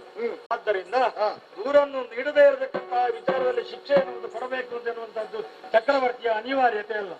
ಆದ್ರೆ ಈಗ ಸುಗ್ರೀವ ನೇರವಾಗಿ ನನ್ನಲ್ಲಿ ದೂರನ್ನು ಕೊಟ್ಟ ಕಾರಣ ಶಿಕ್ಷೆಯನ್ನು ಕೊಡಬೇಕಾದಂತಹ ಅನಿವಾರ್ಯತೆ ಬಂತು. ಮತ್ತೊಂದು ವಿಚಾರ ಉಂಟು. ಏನು? ನೇರವಾಗಿ ನಿನ್ನಲ್ಲಿ ಯುದ್ಧ ಮಾಡದೇ ಇರಲಿಕ್ಕೆ ಅದು ಒಂದು ಕಾರಣ. ಏನು? ನಿನ್ನಲ್ಲಿ ಇರತಕ್ಕಂತಹ ಅಕ್ಷಮಾಲಿ ಸಮುದ್ರ ಮಂಥನ ಕಾಲದಲ್ಲಿ ನೀನು ಮಾಡಿದಂತಹ ವಿಶೇಷವಾದಂತಹ ಕಾರ್ಯಕ್ಕೆ ದೇವೇಂದ್ರರಿಂದ ಕೊಡಲ್ಪಟ್ಟಂತಹ ಹಾರ ಅದು. ಆವಾಗ ಅವ ವರವನ್ನು ಕೊಟ್ಟಿದ್ದಾನಂತೆ. ಪ್ರತೀಪ ವರ್ತಿನೋ ಭೂಯಾದ ಅರ್ಧ ಬಲಂ ಹರಿಂ ಧಾಮ ಅಂತ. ಇದರಲ್ಲಿ ಇರತಕ್ಕಂತಹ ಯಾವನೇ ಒಬ್ಬ ಇರಲಿ ಅವನ ಅರ್ಧ ಬಲ ನಿನಗಾಗಿ ಬರ್ತದೆ. ಆದ್ದರಿಂದ ನಿನಗೆ ಶಿಕ್ಷೆ ಆಗದು. ಅದಲ್ಲ, ನನ್ನ ಅರ್ಧ ಬಲ ನಿನಗಾಗಿ ಹೋಗುವುದರಿಂದಾಗಿ ರಾಮರ ನಡುವೆ ಯುದ್ಧ ಆಗ್ತದೆ. ಆ ಸಂದರ್ಭ ಧರ್ಮಾಧರ್ಮದಲ್ಲಿ ರಾಮ ಧರ್ಮ ಪಕ್ಷಪಾತಿಯಾಗಿದ್ರು ಸಹ ಅಧರ್ಮದ ಪಕ್ಷಪಾತಿಯಾಗಿದ್ದಾನೆ ಅಂತ ಲೋಕ ಹೇಳಬಾರದು. ಆ ದೃಷ್ಟಿಯಿಂದಾಗಿ ಮರೆಯಲ್ಲೇ ಬಾಣವನ್ನು ಬಿಟ್ಟಿದ್ದೇನೆ. ಬಾಣವನ್ನು ಬಿಟ್ಟದ್ದು ತಪ್ಪು, ನನಗೆ ನೋವಾಯ್ತು ಅಂತ ನೀವು ಹೇಳಬಹುದು. ಆದ್ರೆ ಒಂದುಂಟು, ಇದನ್ನ ಮಾಡ್ಲಿಕ್ಕೆ ಕಾರಣ ಉಂಟು. ಒಂದು ಮಾತುಂಟು, ಪ್ರಾಯಶ್ಚಿತ್ತಗಳಿಗೆ ಪರದೋಷಗಳಿಗೆ ಒಬ್ಬನಿಗೆ ಶಿಕ್ಷೆಯನ್ನು ನಾನು ಕೊಟ್ರೆ ಆಮೇಲೆ ಪುನಃ ನೀನು ನರಕಕ್ಕೆ ಹೋಗತಕ್ಕಂತಹ ವ್ಯಕ್ತಿ ಆಗಿರುವುದಿಲ್ಲ, ನೇರವಾಗಿ ಸ್ವರ್ಗಕ್ಕೆ ಹೋಗ್ತೀಯಂತೆ. ರಾಜಾಭಿಹಿ ಕೃತ ದಂಡಾಸ್ತು ಕೃತ್ವಾ ಪಾಪಾನಿ ಮಾನವಾಹ ನಿರ್ಮಲಾಹ ಸ್ವರ್ಗಮಾಯಾಂತಿ ಸಂತಹ ಸುಕೃತಿನೋ ಯಥ. ಒಂದು ವೇಳೆ ನಾವು ಶಿಕ್ಷೆ ಕೊಡದೇ ಇದ್ರೆ ಇಷ್ಟು ತಪ್ಪು ಮಾಡಿದ್ದಾನೆ ಅನ್ನುವಂತಹ ವಿಚಾರದಲ್ಲಿ ತಿಳಿಯಲ್ಪಟ್ಟಂತಹ ಯಮ ನಿನಗಾಗಿ ಶಿಕ್ಷೆಯನ್ನು ನರಕದಲ್ಲಿ ಕಾದಿರಿಸ್ತಾನೆ. ಒಂದು ವೇಳೆ ದಂಡಧರನಾದಂತಹ ರಾಜ ಈ ಶಿಕ್ಷೆಯನ್ನು ಕೊಟ್ಟ ಅಂತಾದ್ರೆ ಆ ಸಂದರ್ಭದಲ್ಲಿ ಪುನಃ ಯಮ ನಿನಗಾಗಿ ಶಿಕ್ಷೆ ಕೊಡುವುದಿಲ್ಲ. ಎಲ್ಲಾ ದೋಷಗಳಿಂದ ಮುಕ್ತನಾಗಿ ನೇರವಾಗಿ ಸ್ವರ್ಗಕ್ಕೆ ಹೋಗುತ್ತಾನೆ ಅನ್ನುವಂತಹ ಮಾತದ್ರಿಂದ ಒಂದು ಲೆಕ್ಕದಲ್ಲಿ ನಿನಗೆ ನಾನು ಮಾಡಿದ ಸಮ್ಮಾನ. ನೀನು ತೊಟ್ಟಂತ ಮಾರ್ಗಗಳಿಗೆ ಲೋಕದಲ್ಲಿ ಎಣೆ ಇಲ್ಲ ಅಂತೆ. ಇದ ನೋಡು, ಕೊರೆದು ಒಳಗೆ ನುಸುಳುವಂತಹ ಈ ಬಾಣವನ್ನು ಬಲಿಷ್ಠವಾದಂತ ನನ್ನ ವಾಮಾಸ್ತ್ರಲ್ಲಿ ಹಿಡಿದು ತಡೆದಿದ್ದರು. ಇದು ನಿನ್ನ ಭ್ರಮೆ.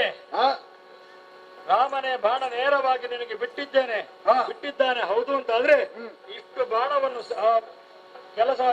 ಇಷ್ಟು ಕೆಲಸವನ್ನು ಆ ಬಾಣ ಮಾಡಬೇಕು ಅಂತ ನಿರ್ಣಯ ಮಾಡಿ ರಾಮನಿಂದ ಪ್ರಯೋಗಿಸಲ್ಪಟ್ಟದ್ದೇ ಹೌದು ಅಂತಾದ್ರೆ ಆ ಕೆಲಸವನ್ನು ಅದು ಪೂರ್ಣವಾಗಿ ಮಾಡಿಯೇ ಹಿಂದಿರುಗುತ್ತವೆ. ರಾಮಬಾಣ ಹುಸಿಯಾಗುವುದಿಲ್ಲ ಎನ್ನುವಂತಹ ಮಾತು ಇವತ್ತಿಗೂ ಸತ್ಯವಾದ ವಿಚಾರ. ನನ್ನಂತವರ ಮುಂದೆ ಹುಸಿ ಆಯ್ತಲ್ಲ ಅಲ್ವೇ ಇಲ್ಲ. ಬಾಣ ಎಷ್ಟು ತಾಗಬೇಕು ಅಂತ ನಾನು ಸಂಕಲ್ಪಿಸಿದ್ದೇನೋ ಅಷ್ಟು ಬಾಣ ಸಂಕಲ್ಪ ಎನ್ನುವುದು ಈಡೇರಿದೆ.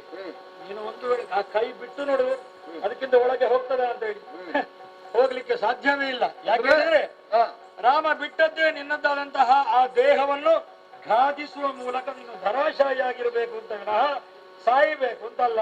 ಹಾಗಾದ್ರೆ ಕೊಲ್ಲುವುದಕ್ಕಾಗಿ ಬಿಟ್ಟ ಬಾಣವಲ್ಲ, ಬದುಕಬೇಕು ಅಂತ ಆಸೆ ಉಂಟಾ? ಬದುಕಬೇಕೆಂಬುಂಟೆ ಹಿಂದೆ ಕಲವೇ ಬಾಣ ಬದುಕೋಯದಂತೆ ಒಂದೇ ಬುದ್ಧಿಯೋಳೆಲ್ಲ ಸತ್ಯವೇ ಬಿಡದೆ ಚಂದವಾಗಿರುವುದು ಸರ್ವರು ಕಡೆಗೆ ಮುಂದಿನ್ನು ಬದುಕಬೇಕೆಂಬುದೇ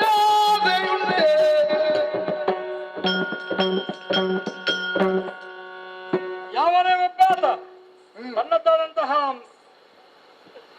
ಯೋಗ್ಯತೆಯನ್ನು ಮರ್ಯಾದೆಯನ್ನು ಉಳಿಸಿಕೊಳ್ಳಬೇಕೆನ್ನುವಂತಹ ರೀತಿಯಲ್ಲಿ ಹಾತೊರೆಯುವಂತಹ ವ್ಯಕ್ತಿ ಇದ್ರೆ ಅವನದ್ದಾದಂತಹ ಮಾನ ಖಂಡನ ಎನ್ನುವುದೇ ಅವನಿಗೆ ಮರಣ ಅಂತ ಹೇಳುತ್ತದೆ. ಒಂದರ್ಥದಲ್ಲಿ ಮರಣಕ್ಕಿಂತಲೂ ಮರಣ ಅತಿರಿಚ್ಛತೆ. ಆ ದೃಷ್ಟಿಯಿಂದಾಗಿ ಮಾನಿಯಾದಂತಹ ವಾಲಿ, ಯಾರಲ್ಲೂ ಸೋಲದಂತಹ ವಾಲಿ ತನ್ನದಾದಂತಹ ತಪ್ಪನ್ನು ಒಪ್ಪಿಕೊಂಡು ಮುಂದೆ ತಪ್ಪಾಗದಂತೆ ವ್ಯವಹರಿಸ್ತಾನೆ ಅಂತಾದ್ರೆ ಸುಗ್ರೀವನೊಂದಿಗೆ ಚೆನ್ನಾಗಿ ಬಾಳ್ತಾನೆ, ಸುಗ್ರೀವನಿಗೆ ರುಮೆಯನ್ನು ಬಿಟ್ಟುಕೊಡ್ತಾನೆ ಅಂತಾದ್ರೆ ಆ ಸಂದರ್ಭದಲ್ಲಿ ಒಂದರ್ಥದಲ್ಲಿ ಶಿಕ್ಷೆಯನ್ನು ಅನುಭವಿಸಿದಂತಹ ಸಾವನ್ನು ಅನುಭವಿಸಿದಂತಹ ವಾಲಿಗೆ ಮರುಜನ್ಮವನ್ನು ಕೊಡ್ಲಿಕ್ಕೆ ಬದ್ಧನೂ ನಾನಾಗಿದ್ದೇನೆ. ನೀನು ಎಣಿಸಿದ ಹಾಗಲ್ಲ, ಬಿಟ್ಟಂತಹ ಬಾಣವನ್ನು ಆಜ್ಞಾ ಪಾಲಕನಾಗಿರತಕ್ಕಂತಹ ಬಾಣವನ್ನು ಆಜ್ಞೆಯಿಂದಲೇ ಹಿಂದಕ್ಕೆ ಪಡೆಯತಕ್ಕಂತಹ ಯೋಗ್ಯತೆ ನನಗಿದ್ದ ಕಾರಣ ನಿನಗೆ ನೋವಾಗದಂತೆ ಆ ಬಾಣವನ್ನು ಹಿಂಪಡೆಯಿರಿ. ಆ ಮೂಲಕವಾಗಿ ಬದುಕಬೇಕು ಅಂತ ಆಸೆ ಇದ್ರೆ ನೋವನ್ನು ನಿವಾರಿಸಿ ಇಬ್ಬರು ಚೆನ್ನಾಗಿ ಬದುಕುವ ಹಾಗೆ ನಾನು ಮಾಡ್ತೇನೆ. ರಮಾ ರಮಾ ಕರುಣ ಬಿದ್ದರೆ ಸಾಕು ರಾಮ ರಾಮ ನಿನ್ನ ಪಾದದ ಕರುಣ ಬಿದ್ದರೆ ಸಾಕು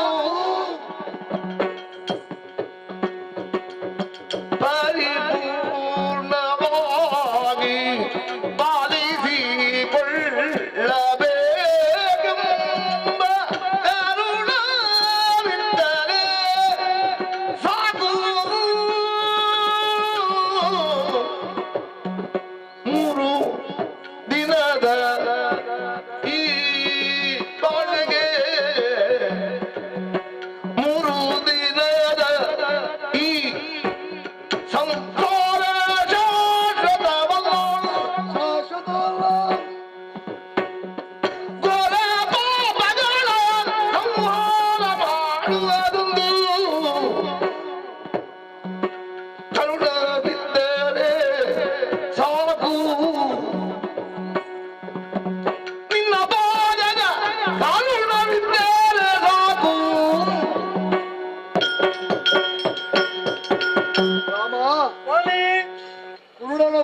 ನಾನೇನು ಕಂಡ ಹಾಗೆ ನಿನ್ನ ಬಗ್ಗೆ ತಿಳಿಯದೆ ನಾನು ಯಾವುದನ್ನು ಹೇಳಬಾರದು, ಯಾವುದನ್ನು ದೂಷಿಸಬಾರದು. ಅಲ್ಲ, ಯಾವ ತಪ್ಪನ್ನು ಮಾಡಿದಂತ ನಿನ್ನನ್ನು ಆರೋಪಿಸಿ ಬಿಟ್ಟಿರಲ್ಲ ಎಂಬಂತ ಪಾಪ ಪ್ರಜ್ಞೆ ಈ ಕಾಲಕ್ಕೆ ನನ್ನನ್ನು ಕಾಡುತ್ತಾ ಇದೆ. ನಾನು ಮಾಡಿದಂತ ಘನಾಪರಾಧಕ್ಕಾಗಿ ನನ್ನನ್ನು ಸರಿಯಾಗಿ ತಿದ್ದಬೇಕೆಂಬಂತ ಉದ್ದೇಶದಿಂದ ನನ್ನ ತಪ್ಪನ್ನೇ ನನ್ನ ಮುಂದೆ ಎತ್ತಿಕೊಂಡು ನನ್ನ ತಪ್ಪಿಗೆ ಕನ್ನಡಿಟ್ಟು ನಾನೇನು ನೀನೇನೆಂಬುದನ್ನು ತೋರಿಸಿಕೊಟ್ಟೆ ದೇವ. ನೀನು ಕರುಣಾವಾರಿದೆಂಬುದರಲ್ಲಿ ಸಂಶಯವಿಲ್ಲ. ಇಷ್ಟು ನಿನ್ನನ್ನು ಹೀಗದು ಚಿಗದರೂ ಕೂಡ ತಾಳ್ಮೆಯೇ ಗುಣವಾಗಿ ಮೀಯುತ್ತಂತಹ ನೀನು ಕರುಣಾಪೂರ್ವಕವಾಗಿ ನನ್ನನ್ನು ಕಂಡು ನನ್ನ ತಪ್ಪನ್ನೆಲ್ಲ ತೋರಿಸಿ ಮುಂದಿನ್ನು ಬದುಕಬೇಕೆಂಬ ಆಸೆ ನಿನಗಿದ್ದರೆ ಬದುಕಲು ಅನುಕೂಲ ಮಾಡಿಕೊಡು ಎಂದು ಹೇಳಿಬಿಟ್ಟಿರಲ್ಲ. ಹೌದೇ ಹೌದು. ನೀನು ಯಾರು, ನೀನು ಏನು ಎಂಬುದನ್ನು ಸಂಪೂರ್ಣವಾಗಿ ಎತ್ತಿದ್ದೇನೆ. ನಿನ್ನ ಶರರ ಆ ಆಘಾತದ ಸ್ಪರ್ಶದಿಂದ ಕಲುಷಿತವಾದಂತಹ ನನ್ನ ಶರೀರ ಈಗ ಪಾವನವಾಯಿತು ಎಂದು ತಿಳಿದೆ. ನನ್ನಲ್ಲಿರುವಂತಹ ಪಾಪವೆಲ್ಲವೂ ಹರಿದು ಹೋಗಿ ಪುಣ್ಯ ಸಂಚಯನದಿಂದಾಗಿ ನಿನ್ನಲ್ಲಿ ಮಾತಾಡುವಂತಹ ಚೈತನ್ಯವು ಈಗ ಮೂಡಿಬರುತ್ತಾ ಉಂಟು. ರಾಮ, ಲೋಕದಲ್ಲಿ ಧರ್ಮವನ್ನು ಕಾಪಾಡುವುದಕ್ಕಾಗಿ ಯುಗ ಯುಗಗಳಲ್ಲಿ ಬಗೆ ಬಗೆಯ ಅವತಾರವನ್ನು ಎತ್ತಿದವನಂತೆ ನೀನು ಬರುವ ಪೂರ್ವದಲ್ಲೇ ಮನುಮುನಿಗಳ ಮನೋಮತಿಗಳಲ್ಲಿ ಮೂಡಿ ಬಂದವನಂತೆ ದುಷ್ಟರ ಅಟ್ಟಹಾಸ ಹೆಚ್ಚಿರುವಂತಹ ಸಂದರ್ಭದಲ್ಲಿ ದೇವತೆಗಳೆಲ್ಲ ತತ್ತರಿಸಿ ಹೋಗುವಂತಹ ಸಂದರ್ಭದಲ್ಲಿ ಎಲ್ಲರೂ ಒಂದಾಗಿ ದೂರಿತ್ತಾದಾಗ ಅವರೆಲ್ಲರ ಮನೋವಾಂಛೆಯನ್ನು ಪೂರೈಸುವುದಕ್ಕಾಗಿ ಧರೆಯಲ್ಲಿ ಧರ್ಮವನ್ನು ರಕ್ಷಿಸುವುದಕ್ಕಾಗಿ ಮಹಾಮುನಿಗಳ ಮಂತ್ರಣವೇ ರಾಮನೆಂಬಂತಹ ತಾರಕ ಮಂತ್ರವೇ ರಾಮನೆಂಬಂತಹ ಆವಿರ್ಭಾವಗೊಂಡು ದಾಶರಥೆಯಾಗಿ ಜನ್ಮವನಿದ್ದಂತೆ. ಆದ್ರೆ ದುಷ್ಟ ಸ್ವಭಾವದಿಂದ ಅಹಂಕಾರಯುಕ್ತರಾಗಿರುವಂತಹ ನನಗೆ ನನ್ನ ಈ ಕಣ್ಣುಗಳಿಗೆ ಗೋಚರಿಸದೆ ಹೋಯಿತು. ಆದ್ರೆ ಈಗ ಪುಟದಿತ್ತಂತಹ ಚಿನ್ನದಂತಾಯಿತು ನನ್ನ ಹೃದಯ. ಪರಿಶುದ್ಧನಾಗಿದ್ದಾನೆ, ಇನ್ನು ಬದುಕಬೇಕೆಂಬಂತ ಆಸೆ ನನಗಿಲ್ಲ. ನೀನು ಅವಕಾಶ ಕೊಟ್ಟರೂ ಕೂಡ ಈ ಅವಕಾಶವನ್ನು ನಾನು ದುರುಪಯೋಗ ಮಾಡುವುದಿಲ್ಲ. ಹುಟ್ಟು ಸಾವಿನ ಸುಳಿಯಲ್ಲಿ ಸುತ್ತಬಾರದು. ಈ ಜನ್ಮದ ಸಂಬಂಧ ಏನಿದ್ರೂ ಕೂಡ ಅದು 3 ದಿನದ ಬಾಳುವೆ. ತಾನು ಮಾಡಿದಂತಹ ಕರ್ಮಕ್ಕೆ ಅನುಗುಣವಾಗಿ ಇಲ್ಲೇ ಕರ್ಮದ ಬಲವನ್ನು ಅನುಭವಿಸಿ ಮುಂದೆ ಬರತಕ್ಕಂತಹ ಪುಣ್ಯಯೋಗವನ್ನು ನಾನು ಯಾಕೆ ಕಳೆದುಕೊಳ್ಳಬೇಕು? ಈ ಜಗತ್ತೆಲ್ಲವೂ ಕರ್ಮಾಧೀನವಾಗಿದೆ. ಕರ್ಮಾಧೀನಂ ಜಗತ್ಸರ್ವಂ ವಿಷ್ಣುನಾ ನಿರ್ಮಿತಂ ಪುರಂ ತತ್ಕರ್ಮಂ ಕೇಶವಾಧೀನಂ ರಾಮನಾಮನೇಶ್ಯತಿ. ಈ ಪ್ರಪಂಚವೇ ನಿನ್ನ ನಾಟಕ ರಂಗಭೂಮಿ ಅಂತ ರಂಗಭೂಮಿಯಂತೆ ನೀನು ಕುಣಿಸಿದಂತೆ ನಾವು ಕುಣಿಯೋಣ. ಹಾಗಿರುವಾಗ ನಾವೆಲ್ಲ ಗೊಂಬೆ. ನಮ್ಮ ಜೀವನವೆಂಬಂತಹ ಹೊಳೆಯಲ್ಲಿ ನಮ್ಮನ್ನು ದಾಟಿಸುವಂತಹ ಅಂಬಿಗ ನೀನೆಂಬುದನ್ನೇ ನಂಬಿದ್ದೇನೆ. ಆದ್ದರಿಂದ ಹೆಂಡಿ ರೇತಕ್ಕೆ ಮಕ್ಕಳೇತಕ್ಕೆ ಬಂಡಿ ತುಂಬಿದಂತಹ ಹುಣ್ಣೇತಕ್ಕೆ ಚಂಡ ಯಮನ ಭಟರು ಪಾಶವನ್ನು ಹಾಕಿ ಕೊಂಡೊಯ್ಯುವಾಗ ತಡೆಯುವರು ಯಾರೂ ಇಲ್ಲ. ರಾಮನೆಂಬಂತಹ ದಿವ್ಯ ಮಂತ್ರವು ಬೇಡನೊಬ್ಬನನ್ನು ಬ್ರಹ್ಮತ್ವಕ್ಕೆ ಏರಿಸಬೇಕಾದರೆ ನಿನ್ನ ರಾಮ ಎಷ್ಟು ಪಾವನವಾದದ್ದು. ನಿನ್ನ ಸೇವೆ ಮಾಡುವಂತಹ ಭಾಗ್ಯ ನನಗಿಲ್ಲದೆ ಹೋಯಿತು. ಕಡೆಯ ಕಾಲಕ್ಕೆ ದೊರಕಿಸುವಂತೆ ಮಾಡಿದ್ದಾನೆ. ದೇವಾ, ನಿನ್ನ ಬಾಣ ತಾಗಿದ ಮೇಲೆ ಚೋಣಿಯಲ್ಲಿ ಬದುಕಬೇಕೆಂಬಂತ ಆಸೆ ನನಗಿಲ್ಲ. ಹುಟ್ಟು ಸಾವಿನ ಸುಳಿಯಲ್ಲಿ ನಾನು ಸುತ್ತಬಾರದು. ಹಾಗಿರುವಾಗ ಸಾವಿರದ ಪ್ರಪಂಚವನ್ನು ಪಡೆಯಬೇಕೆಂಬಂತ ಆಸೆ ಉಂಟು. ಲೌಕಿಕ ಪ್ರಪಂಚದಲ್ಲಿ ನಾವು ಎಷ್ಟೋ ಸಾಧನೆ ಮಾಡಿ ಸಂತೋಷವನ್ನು ಪಡೆದರೂ ಕೂಡ ಅದೆಲ್ಲ ಕ್ಷಣಭಂಗುರವೆಂದು ಹೇಳಿದ್ದಾರೆ. ಆ ಕ್ಷಣಭಂಗುರವಾದಂತಹ ಸಂತೋಷಕ್ಕಾಗಿ ಆಶಿಸುವವರಲ್ಲ, ಶಾಶ್ವತವಾದಂತಹ ಸತ್ಕೀರ್ತಿಯ ಜೊತೆಗೆ ಮೋಕ್ಷ ಪದವಿಯನ್ನು ಪರಮ ಪದವಿಗೆ ಪಾತ್ರನಾಗಬೇಕೆಂಬಂತ ಹೆಬ್ಬಯಕೆಯನ್ನು ಹೊಂದವನಿದ್ದೇನೆ. ನಿನ್ನಂತಹ ಮಾತನ್ನು ಕೇಳುವಾಗ ಸಾವಿನ ಸಂದರ್ಭದಲ್ಲಿ ಒಬ್ಬನಿಗೆ ಯಾವುದು ಶೋಭೆ ಅಂತ ಕೇಳಿದಾಗ ವೈರಾಗ್ಯವೇ ಶೋಭೆ ಅಂತ ತಿಳಿದವರು ಹೇಳಿದ್ರಂತೆ. ವೈರಾಗ್ಯ ಮೂರ್ತಿಯಾಗಿ ನನ್ನ ಮುಂದೆ ಕಾಣ್ತಾ ಸಾವಬೇಕು ಅಂತ ಹೇಳುವಾಗ ಅಂತ್ಯಕಾಲದಲ್ಲಿ ವಿಶೇಷವಾಗಿ ನನ್ನನ್ನು ಸ್ಮರಿಸಿದಂತಹ ನಿನಗೆ ತಥಾಸ್ತು ಅಂತ ಹೇಳದೆ ಬೇರೆ ವಿಧಿಯೇ ಇಲ್ಲ. ಸುಗ್ರೀವ ಇದ್ದವಾದಮ್ಮ ಸುಗ್ರೀವ ಕಿಷ್ಕಿಂದ ಬಾರು ಮಧ್ಯ ಪಾಲಿಸಯ್ಯ ಸತ್ಯವಂತೆ ಬಾಳೆಯವ ಮಾನವ ಕಾಯ್ದು ಸತ್ತಲಿ ರಕ್ಷಿಸಯ್ಯ. ಸುಗ್ರೀವ ಇದ್ದವ ನಿನ್ನನ್ನು ತಮ್ಮ ಎಂದು ಕರೆಯುವಂತಹ ನೈತಿಕ ಹಕ್ಕನ್ನು ನಾನು ಎಂದೋ ಕಳೆದುಕೊಂಡಿದ್ದೇನೆ. ಆದರೆ ದೌರ್ಭಾಗ್ಯದಿಂದ ಇಂದು ದೊರಕಿದೆ ನನಗೆ. ತಮ್ಮ, ನಾನು ಮಾಡಿದಂತಹ ಶತಾಪರಾಧಗಳನ್ನು ಕ್ಷಮಿಸು. ಇದೋ ನಾನು ನಿನಗೆಂತಹ ಶಿಕ್ಷೆಯನ್ನು ಕೊಟ್ಟರೂ ಕೂಡ ಕಡೇ ಕಾಲದಲ್ಲಿ ಈ ದಿವ್ಯ ಮಂಗಳ ಮೂರ್ತಿಯ ದರ್ಶನವನ್ನು ಮಾಡಿಸಿದವ ನೀನು. ಇವನ ಸೇವಾ ಕೈಂಕರ್ಯವನ್ನು ಕೈಗೊಳ್ಳುವಂತಹ ಯೋಗ್ಯತೆ ನನಗೆ ಇಲ್ಲದಿದ್ದರೂ ನನ್ನ ತಮ್ಮನಾಗಿ ಹುಟ್ಟಿದಂತ ನಿನಗೆ ಆ ಭಾಗ್ಯ ಲಭ್ಯವಾಯಿತಲ್ಲ. ನಮ್ಮ ವಾನರ ಕುಲಕ್ಕೆ ಏಳಿಗೆಯ ದಿನ ಬಂದೊದಗಿತಲ್ಲ ಎಂದು ಈ ಸಾಯೋ ಕಾಲದಲ್ಲೂ ಕೂಡ ನಾನು ದೋಷಮಾನಸ್ಕನಾಗಿದ್ದೇನೆ. ಇದು ಒಂದು ಕಾಲ ಇತ್ತು. ಲೋಕದಲ್ಲಿ ಅಣ್ಣ ತಮ್ಮಂದಿರು ಹೇಗಿರ್ಬೇಕೆಂದ್ರೆ ಅದು ವಾಲಿಸುತ್ರಿಯರ ಹಾಗೆ ಇರಬೇಕು. ಆ ಸಣ್ಣತನದ ಬಾಲಕರಿರುವಾಗ, ತಮ್ಮ ನಿನಗೊಂದು ಹಣ್ಣು ಸಿಕ್ಕಿದ್ರೆ ಸಾಕು, ಅಣ್ಣ ಅಣ್ಣ ನನಗೆ ಹಣ್ಣು ಸಿಕ್ಕಿದೆ, ಅದನ್ನಿಬ್ಬರು ಹಂಚಾಗಿ ತಿನ್ನೋಣವೆಂದು ನೀನು ಹೇಳಿದವು. ಆದ್ರೆ ನಿನ್ನ ಮೇಲೆ ಕನಿಕರನ್ನು ತೋರದೆ ಬಾರಿ ಬಾರಿ ನನ್ನ ಬಳಿಗೆ ಬಂದು ಕೃಮೆಯನ್ನು ಕಾಡಿ ಬೇಡಿದರೂ ಕೂಡ ನಿನ್ನ ಮೇಲೆ ಒಂದಿಷ್ಟು ಕನಿಕರನ್ನು ತೋರದೆ ಬೈದು ಒತ್ತು ಭಂಗಿಸಿ ಕಳಿಸಿದೆ ತಮ್ಮ. ಆದ್ರೆ ಈ ಕಾಲಕ್ಕಾಗುವಾಗ ನಾನು ಸಚ್ಚಾರಿತ್ಯವನ್ನು ಹೊಂದಿದ್ದೇನೆ ಎಂಬುದು ಈಗ ಸ್ಪಷ್ಟವಾಗ್ತಾ ಹೋಗ್ತದೆ. ಯಾಕಂತ ಹೇಳಿದ್ರೆ ರಾಮದರ್ಶನ ಆಗಿದೆ. ರಾಮದರ್ಶನವಾದ ಬಳಿಕ ನಮ್ಗೆ ಇನ್ನು ಪಾಪದ ಲೇಪ ಅಂಟುವುದಕ್ಕೆ ಸಾಧ್ಯವಿಲ್ಲ. ಈ ಕೊನೆ ಕಾಲದಲ್ಲಿ ಹೆಚ್ಚು ಮಾತಾಡೋದಕ್ಕೆ ನಾನು ಇಷ್ಟಪಡುವುದಿಲ್ಲ. ಇದು ಸತ್ಯವಂತನಾದಂತಹ ತಾರೆ ಇದ್ದಾಳೆ. ಸತಿ ಧರ್ಮ ಎನ್ನುವುದನ್ನು ಅರಿತುರಡೆ ಹೊಡಿದ್ದಾರೆ. ಮುಂದಕ್ಕೆ ಅವಳ ಜೀವನಕ್ಕೆ ಅವಳ ಜೀವನ ಅರ್ಥಹೀನ ಆಗಬಾರದು. ಅವರ ಜೀವನಕ್ಕೆ ಒಂದು ಬಲ ಬೇಕು. ಆದ್ದರಿಂದ ಅವಳನ್ನು ನೀನು ಮನ್ನಿಸು. ನನ್ನ ಮಗ ಅಂಗದನಿದ್ದಾನೆ, ಬಾಲ ಬುದ್ಧಿಯವ. ಇಂದಲ್ಲ ನಾಳೆ ಆದ್ರೂ ಏನು ಅರಿಯದೆ ಪ್ರಮಾದವಶಾತ್ ಏನಾದ್ರೂ ತಪ್ಪು ಮಾಡಿದ್ರೆ ಇವನ ಅಪ್ಪ ನನಗೆ ಹೀಗೆ ಮಾಡಿದ್ದ ಎಂಬಂತಹ ಸೇಡನ್ನು ನನ್ನ ಕರುಣ ಕುಡಿಯಲ್ಲಿ ತೋರಿಸಬೇಡ ತಮ್ಮ.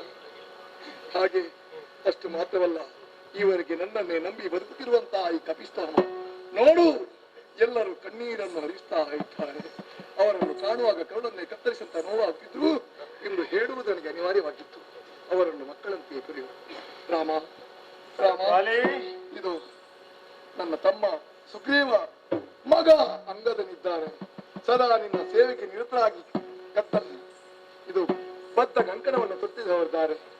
ಅವರನ್ನು ಯಾವ ತಪ್ಪು ಮಾಡಿದರೂ ಕೂಡ ನನ್ನ ಮಕ್ಕಳನ್ನು ನೋಡಿ ಕ್ಷಮಿಸಿ, ನಿನ್ನ ತಮ್ಮಂದಿರಾದಂತಹ ಭರತ ಲಕ್ಷ್ಮಣನು ಯಾವ ರೀತಿಯಾಗಿ ನೀನು ಪ್ರೀತಿಯಿಂದ ನೋಡಿಕೊಳ್ಳುವೆಯೋ ಅದೇ ರೀತಿ ಮುಂದೆ ಈ ಸುಗ್ರೀವ ಅಂಗದ ಹಾಗೂ ನನ್ನ ಮಡದಿಯಾದಂತಹ ತಾರೆ ಇವರು ನೋಡುವುದಲ್ಲದೆ ನಮ್ಮ ವಾನರ ಕುಲದ ಅಭ್ಯುದಕ್ಕೆ ನೀನು ಆಧಾರ ಸ್ತಂಭವಾಗಬೇಕು. ಜಗತ್ತಿಗೆ ಕಪಿಗಳು ಏನೆಂಬುದನ್ನು ನೀನು ತೋರಿಸಿಕೊಡ್ಬೇಕು ದೇವಾ. ಪ್ರಿಯರನ್ನು, ಇಷ್ಟರನ್ನು, ಭಾರ್ಯೆಯನ್ನು, ತಮ್ಮನನ್ನು, ಮಗನನ್ನು, ಅದೇ ರೀತಿಯಾಗಿ ತನ್ನ ಸಮಸ್ತ ಕೋಶಗಳನ್ನು ಒಪ್ಪಿಸಿ ಒಟ್ಟಿಗೆ ಭಗವಂತರಲ್ಲಿ ಸಾಹಿತ್ಯವನ್ನು ಪಡೆಯಬೇಕೆನ್ನುವ ದೃಷ್ಟಿಯಲ್ಲಿ ಹಂಬಲಿಸುವಂತಹ ಮೊದಲಿಗನಾಗಿ ವಾಲಿ ಲೋಕದಲ್ಲಿ ಕಾಣ್ತಾ ಇದ್ದಾನೆ. ಅಂತಹ ಮಾತು ಸತ್ಯವಾಗುತ್ತಾ ವಾಲಿಯ ಮೂಲಕವಾಗಿ ಲೋಕಕ್ಕೆ ನೀತಿ ಪಾಠ ಹಾಕುವುದರೊಳಗೆ ನಿನಗೆ ಮೋಕ್ಷವನ್ನು ಕರಗಿಸ್ತಾ ಇದ್ದಾನೆ.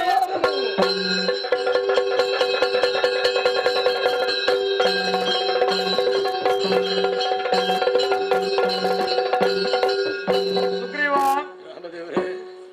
ಬೇಸರಿಸಬೇಡ. ಪಡೆದದ್ದೆಷ್ಟು ಕಳೆದುಕೊಂಡದ್ದೆಷ್ಟು ಅಂತ ಆಲೋಚಿಸ್ತಾ ಇದ್ದೇನೆ. ಏನಿದ್ರೂ ಸಹ ಕಿಷ್ಕಿಂಧೆಯ ರಾಜನಾಗಿ ನಿನ್ನಿಂದ ಆಗಬೇಕಾದದ್ದು ನಷ್ಟದ ಪ್ರಾಪ್ತಿ ಅಂತ ಎನಿಸಿಕೊಂಡು ಧರ್ಮದ ಆಚರಣೆ ಮೂಲಕವಾಗಿ ಆ ನಷ್ಟ ಎನ್ನುವುದು ಲಾಭಕ್ಕೆ ತಿರುಗುವಲ್ಲಿ ಯಾವ ಸಂಶಯವೂ ಇಲ್ಲ. ಧರ್ಮಿಷ್ಠನಾಗಿ ನೀನು ಬದುಕಿದ್ರೆ ಧರ್ಮವೇ ನಿನ್ನ ರಕ್ಷಿಸ್ತದೆ, ಕಿಷ್ಕಿಂಧೆಯನ್ನು ಮೇಲೆತ್ತುತ್ತದೆ. ಅದಕ್ಕಾಗಿ ಮುಂದುವರಿ. ರಾಮಾನುಗ್ರಹ.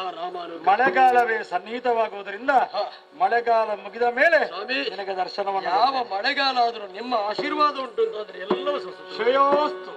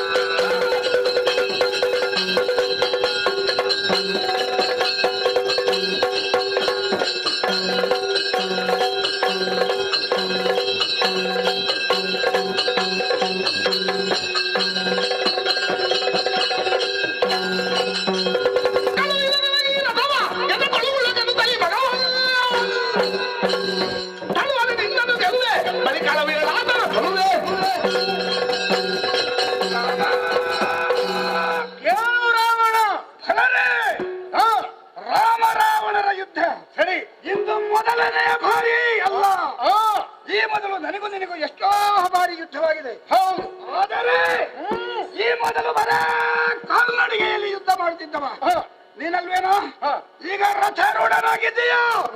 ಅರ್ಥವಾಯ್ತು ಯಾರು ರಥ ಪಟ್ಟದೆಂದು. ಆ ಮಗವನಲ್ಲೇ ಮೊದಲು ನಿನ್ನನ್ನು ಕೊಂದು ಆ ಬಳಿಕ ಅವನನ್ನು ಕೊಂದು.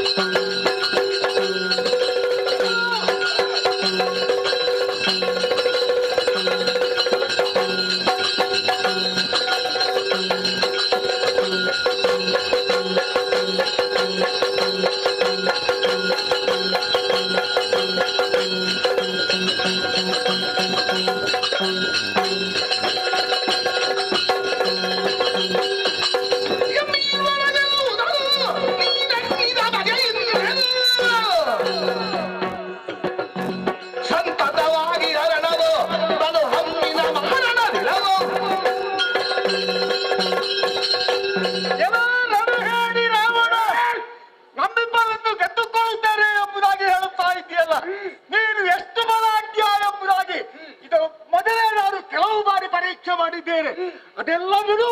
ರಾಮನ ತೇರಿದ್ದರಲ್ಲಿ ತಿರುಗೇನು ವಿಶೇಷ? ರಾಮ ಜೀವನದಲ್ಲಿ ಯಾವುದನ್ನು ಕಳೆದುಕೊಂಡವರಲ್ಲ. ನಾನಿಲ್ಲದ ವೇಳೆಯಲ್ಲಿ ಹೆಂಡತಿಯನ್ನು ಅಪಹರಿಸಿದಕ್ಕೆಲ್ಲ ನೀರು ನನ್ನ ಮುಂದೆ ಸಿಕ್ಕಿದ್ದು ಒಳ್ಳೆಯದಾಯಿತು. ಈಗ ಒಂದು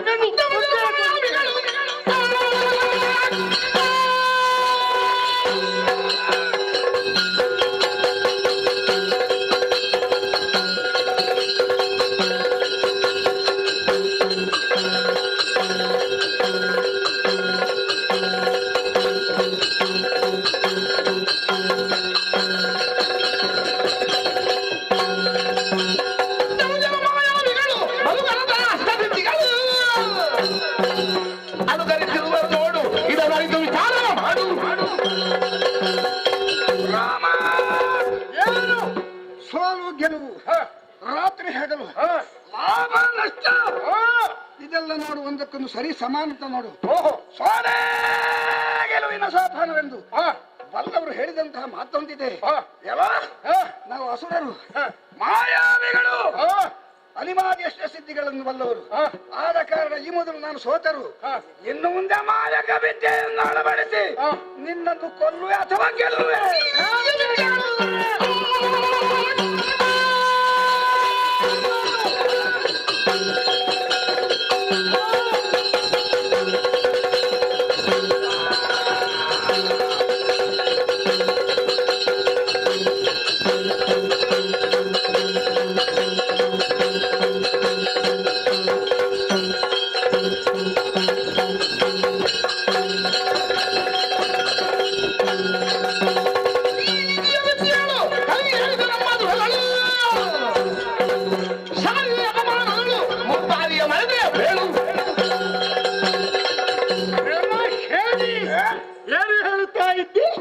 ನನ್ನ ಮುಂಭಾಗದಲ್ಲಿ ನಿನಗೆ ಯಾವಾಗಲೂ ಗೆಲ್ಲುವುದಕ್ಕಾಗಲಿಕ್ಕಿಲ್ಲ. ಮಾಯಾವಿದ್ಯೆಯಿಂದ ಗೆದ್ದುಕೊಳ್ಳುತ್ತೇವೆ. ಹೌದೇನೋ? ಇದು ಮೊದಲು ಯುದ್ಧ ಮಾಡಿದಾಗ ನಿನ್ನ ಶ್ವೇತ ಛತ್ರವನ್ನು ನಾನು ಖಂಡಿಸಿದ್ದೇನೆ. ಆಮೇಲೆ ನೀನು ಮಿಕಿಂಬಿಳ ಯಾಗವನ್ನು ಮಾಡುವಾಗ ನಿನ್ನನ್ನು ಬತ್ತಳೆಯಾಗಿ ನಿನ್ನ ಹೆಂಡತಿಯ ಮನೆಗೆ ಕಳುಹಿಸಿದ್ದೇನೆ. ಆವಾಗ ನಿನ್ನ ಮಾಯಾವಿದ್ಯೆ ತಡೆಯುತ್ತಿಲ್ಲ. ಈಗ ಏನು ಮಾಯಾವಿದ್ಯೆ?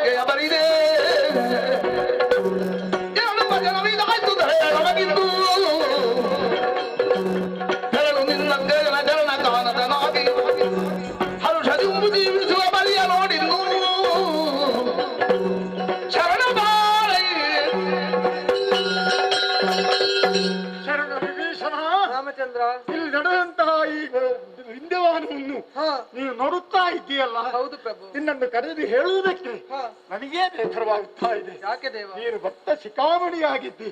ಓ ಸರಳ ಶ್ರೇಷ್ಠರೇ, ಆದರೆ ಏನು ಮಾಡೋಣ? ರಾಮನಿಗೆ ಹೇಳಲೇಬೇಕಾಗ್ತದೆ. ನೀನು ನಿನ್ನ ಅಣ್ಣನನ್ನು ಬಿಟ್ಟು ಬಂದವ, ನನ್ನ ಸೇವೆಯನ್ನು ಮಾಡಿದವ. ಇನ್ನು ಅಣ್ಣನಲ್ಲಿಗೆ ಹೋಗ್ಬೇಕು.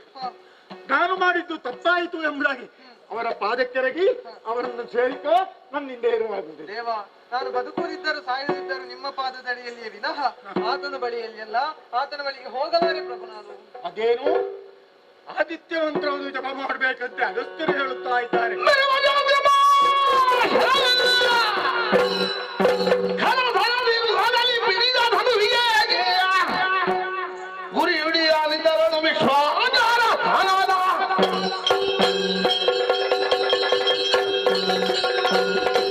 ಆದಿತ್ಯ ಮಂತ್ರವನ್ನು ಜಪಿಸಿ ಇವರಿಗೆ ವಿರಾಟ ಸ್ವರೂಪ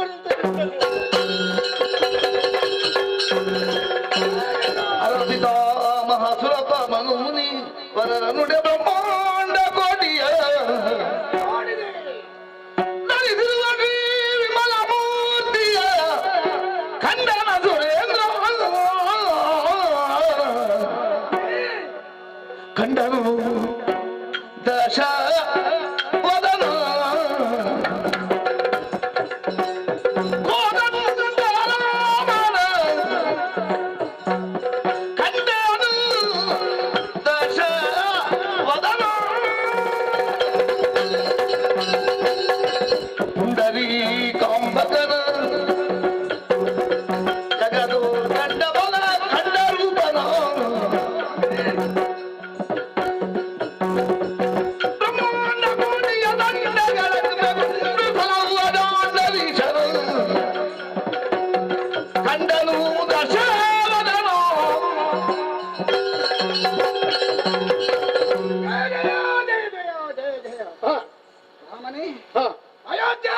ದಶರಥ ನಂದನ ರಾಮ, ಜಾನಕಿ ವಲ್ಲಭ ರಾಮ, ಕೋದಂಡ ರಾಮ, ವಿಶ್ವನಾಯಕನೇ, ಅನುರೇಣು ತೃಣಕಾಷ್ಟ ಸ್ಥಾವರ ಗಂಗಮಾದಿಗಳಲ್ಲಿ ವ್ಯಾಪಕವಾಗಿರುವ ಪರಂಜ್ಯೋತಿ ಸ್ವರೂಪನೇ ನೀನಾಗಿದ್ದಿ.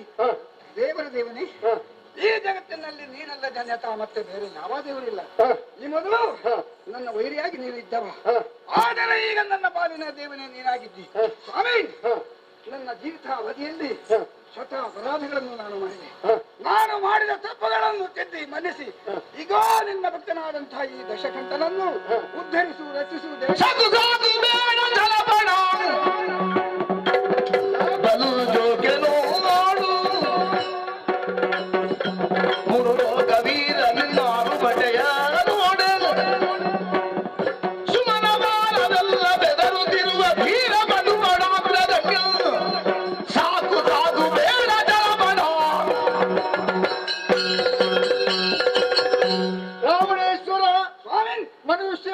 ಮನುಷ್ಯನಿಗೆ ಚಲನೆಂಬುದೇ ಸರ್ವನಾಶಕ್ಕೂ ಕೆಲವು ಸಂದರ್ಭದಲ್ಲಿ ಕಾರಣವಾಗಿರುತ್ತದೆ. ಪುರುಷೋತ್ತಮನ ಅಂತ ನಾನೇ ರಾಮ ಎಂಬುದಾಗಿ ಈಗ ನೀನು ಅರ್ಥ ಮಾಡಿಕೊಂಡೇ ಅಲ್ಲ. ಯಾವಾಗಲೂ ತಪ್ಪನ್ನು ಒಪ್ಪಿಕೊಂಡಾಗ ಅವರನ್ನು ಉದ್ಧರಿಸುವುದೇ ನಮ್ಮ ಧರ್ಮವಾಗಿದೆ. ಸೂರ್ಯ ವಂಶದಲ್ಲಿ ಹುಟ್ಟಿದಂತಹ ನಾನು ನಿನ್ನನ್ನು ವಿನಾಕಾರಣಕ್ಕಾಗಿ ದಂಡಿಸುವವನಲ್ಲ. ಒಂದು ವೇಳೆ ನೀನು ಅಪರಾಧಿ ಆದರೂ ಕೂಡ ನನ್ನ ಮಡದಿಯಾದಂತಹ ಸೀತೆಯನ್ನು ತಂದದ್ದು ನಿನ್ನದು ಅಪರಾಧವೇ. ಆದರೂ ಕೂಡ ಪುನರಪ್ಪಿ ಸೀತೆಯನ್ನು ಒಪ್ಪಿಸಿ ನಾನು ಮಾಡಿದ್ದು ತಪ್ಪಾಯಿತು ಎಂಬುದಾಗಿ ಕೇಳಿಕೊಂಡದ್ದಾದ್ರೆ ನಿನಗೆ ಜೀವದಾನ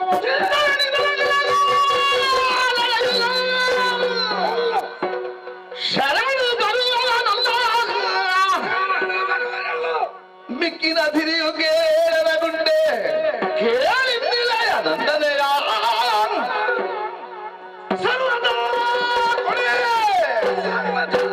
ನಿಂದೊಳ ಹವವಿರದಿಸಲಿ ಕಂಡಿದರೆ ಗಿರಿಜಾವರ ಬಂದರೆ ನಾನು ಒಪ್ಪಿಲ್ಲ ದಶಕಂಠ.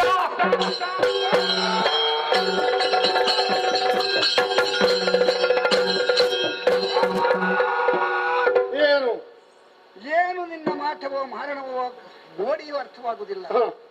ಈ ಮೊದಲು ನನ್ನ ವೈರಿ ಆಗಿದ್ದಲ್ಲ, ಒಮ್ಮೆ ನನ್ನ ಪಾಲಿನ ದೇವನಾಗಿ ಕಾಣುತ್ತಾ ಇದ್ದಿ. ತಕ್ಷಣವೇ ಈಗ ಮಾಡಿದರೆ ನನ್ನ ವೈರಿಯೇ ನೀನಾಗಿದ್ದಿ ಮೊದಲಿನಂತೆ. ರಾಮ, ಏನು ಹೇಳಿದ್ದೇನು ನೀನು? ಜಾನಕಿಯನ್ನು ಮರಳಿ ನಿನಗೆ ನಾನು ಕೊಡಬೇಕೆ? ಸರ್ವಥಾ ಸಾಧ್ಯವಿಲ್ಲ, ಸಾಧ್ಯವಿಲ್ಲ. ಅಂಬರವೇ ಕುಸಿದು ಈ ಜಗತ್ತಿಗೆ ಬಿದ್ದರು, ಸಪ್ತ ಶರದಿಯ ನೀರು ಒಂದಮ್ಮಗೆ ಮತ್ತೆ ಹೋದರು. ಮರಳಿ ಜಾನಕಿಯನ್ನು ನಿನಗೆ ಕೊಡಲಾರೆ. ಅದು ಶಂಕರ ಕೈಲಾಸವಾಸಿ, ಅವನ ಕಿಂಕರ ನಾನಾಗಿದ್ದೇನೆ. ಒಂದೆರಡಲ್ಲ 14 ಲೋಕದ ಪಾರುಪತ್ಯ ನನಗಿಂಟು. ಗಿರಿಜಾವಲ್ಲಭನಾದಂತ ಅವನ ಶಂಕರನ ಕಿಂಕರನಾದಂತ ನಾನು ನಿನಗೆ ಜಾನಕಿಯನ್ನು ಮರಳಿ ಕೊಡಲಾರ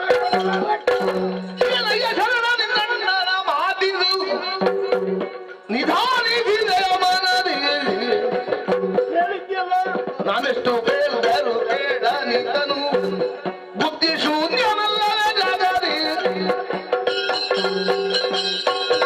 ವಿಭೀಷಣ ಮೂರ್ಖರಿಗೆ ನೂರ್ಕಾಲ ಬುದ್ಧಿ ಹೇಳಿದರು ಬೋರ್ಕಲ್ಲ ಮೇಲೆ ಮಳೆ ಸುರಿದಂತೆ ಎಂಬುದಾಗಿ ಹೇಳಿದ್ದಾರೆ. ಇವನಿಗೆ ಬುದ್ಧಿ ಹೇಳಿ ಪ್ರಯೋಜನವೇ ಇಲ್ಲ. ನಿನ್ನಲ್ಲಿ ಒಂದು ಮಾತನ್ನು ಕೇಳುತ್ತಾ ಇದ್ದೇನೆ. ಏನು ಪ್ರಭು?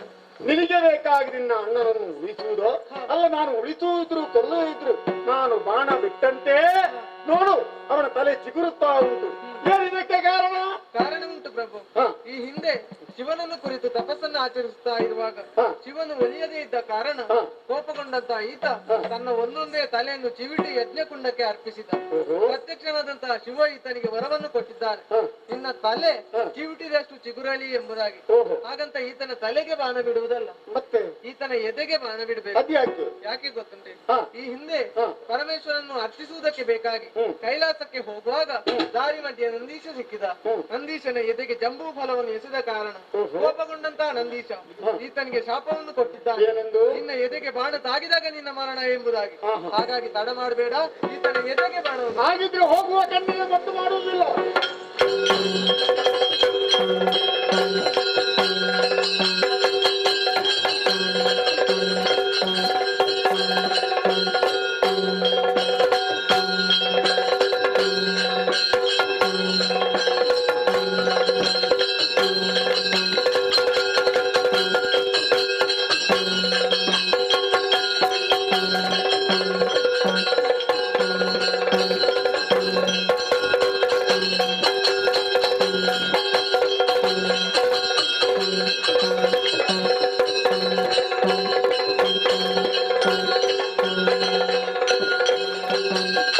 ಮಂಗಲೋತ್ಸವ ಮೆರೆದು ರಾಜಿಸಲು ಸುರಪುರದೋಳ್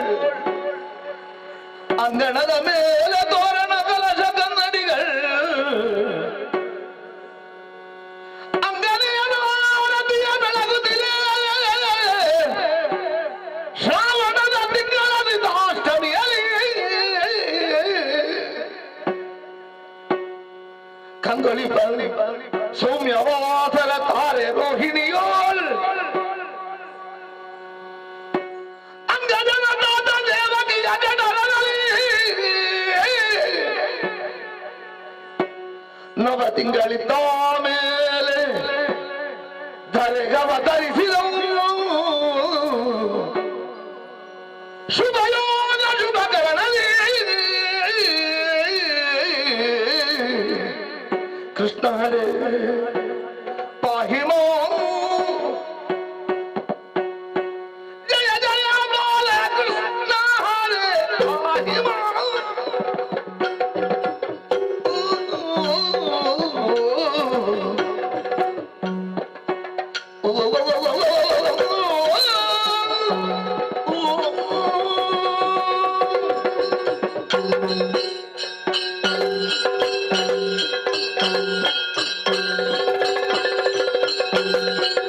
ಕೃಷ್ಣ ಹರೇ ಪಾಹಿ ಮಾಂ.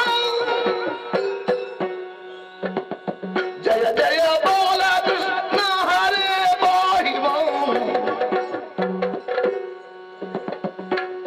ಜಿಷ್ಣು ಮುಖ್ಯ ಸೌರೌಘ ವಂದಿತ. ಜಿಷ್ಣು ಮುಖ್ಯ ಸೌರೌಘ ವಂದಿತ. ಪರಮೇತ್ರಿ ಪೂಜಿತ ಬಾಲ ವಿನೋದ. ಕೃಷ್ಣ ಹರೇ ಪಾಹಿ ಮಾಂ. ಜಯ ಜಯ ಬಾಲ ಕೃಷ್ಣ ಹರೇ ಪಾಹಿ ಮಾಂ.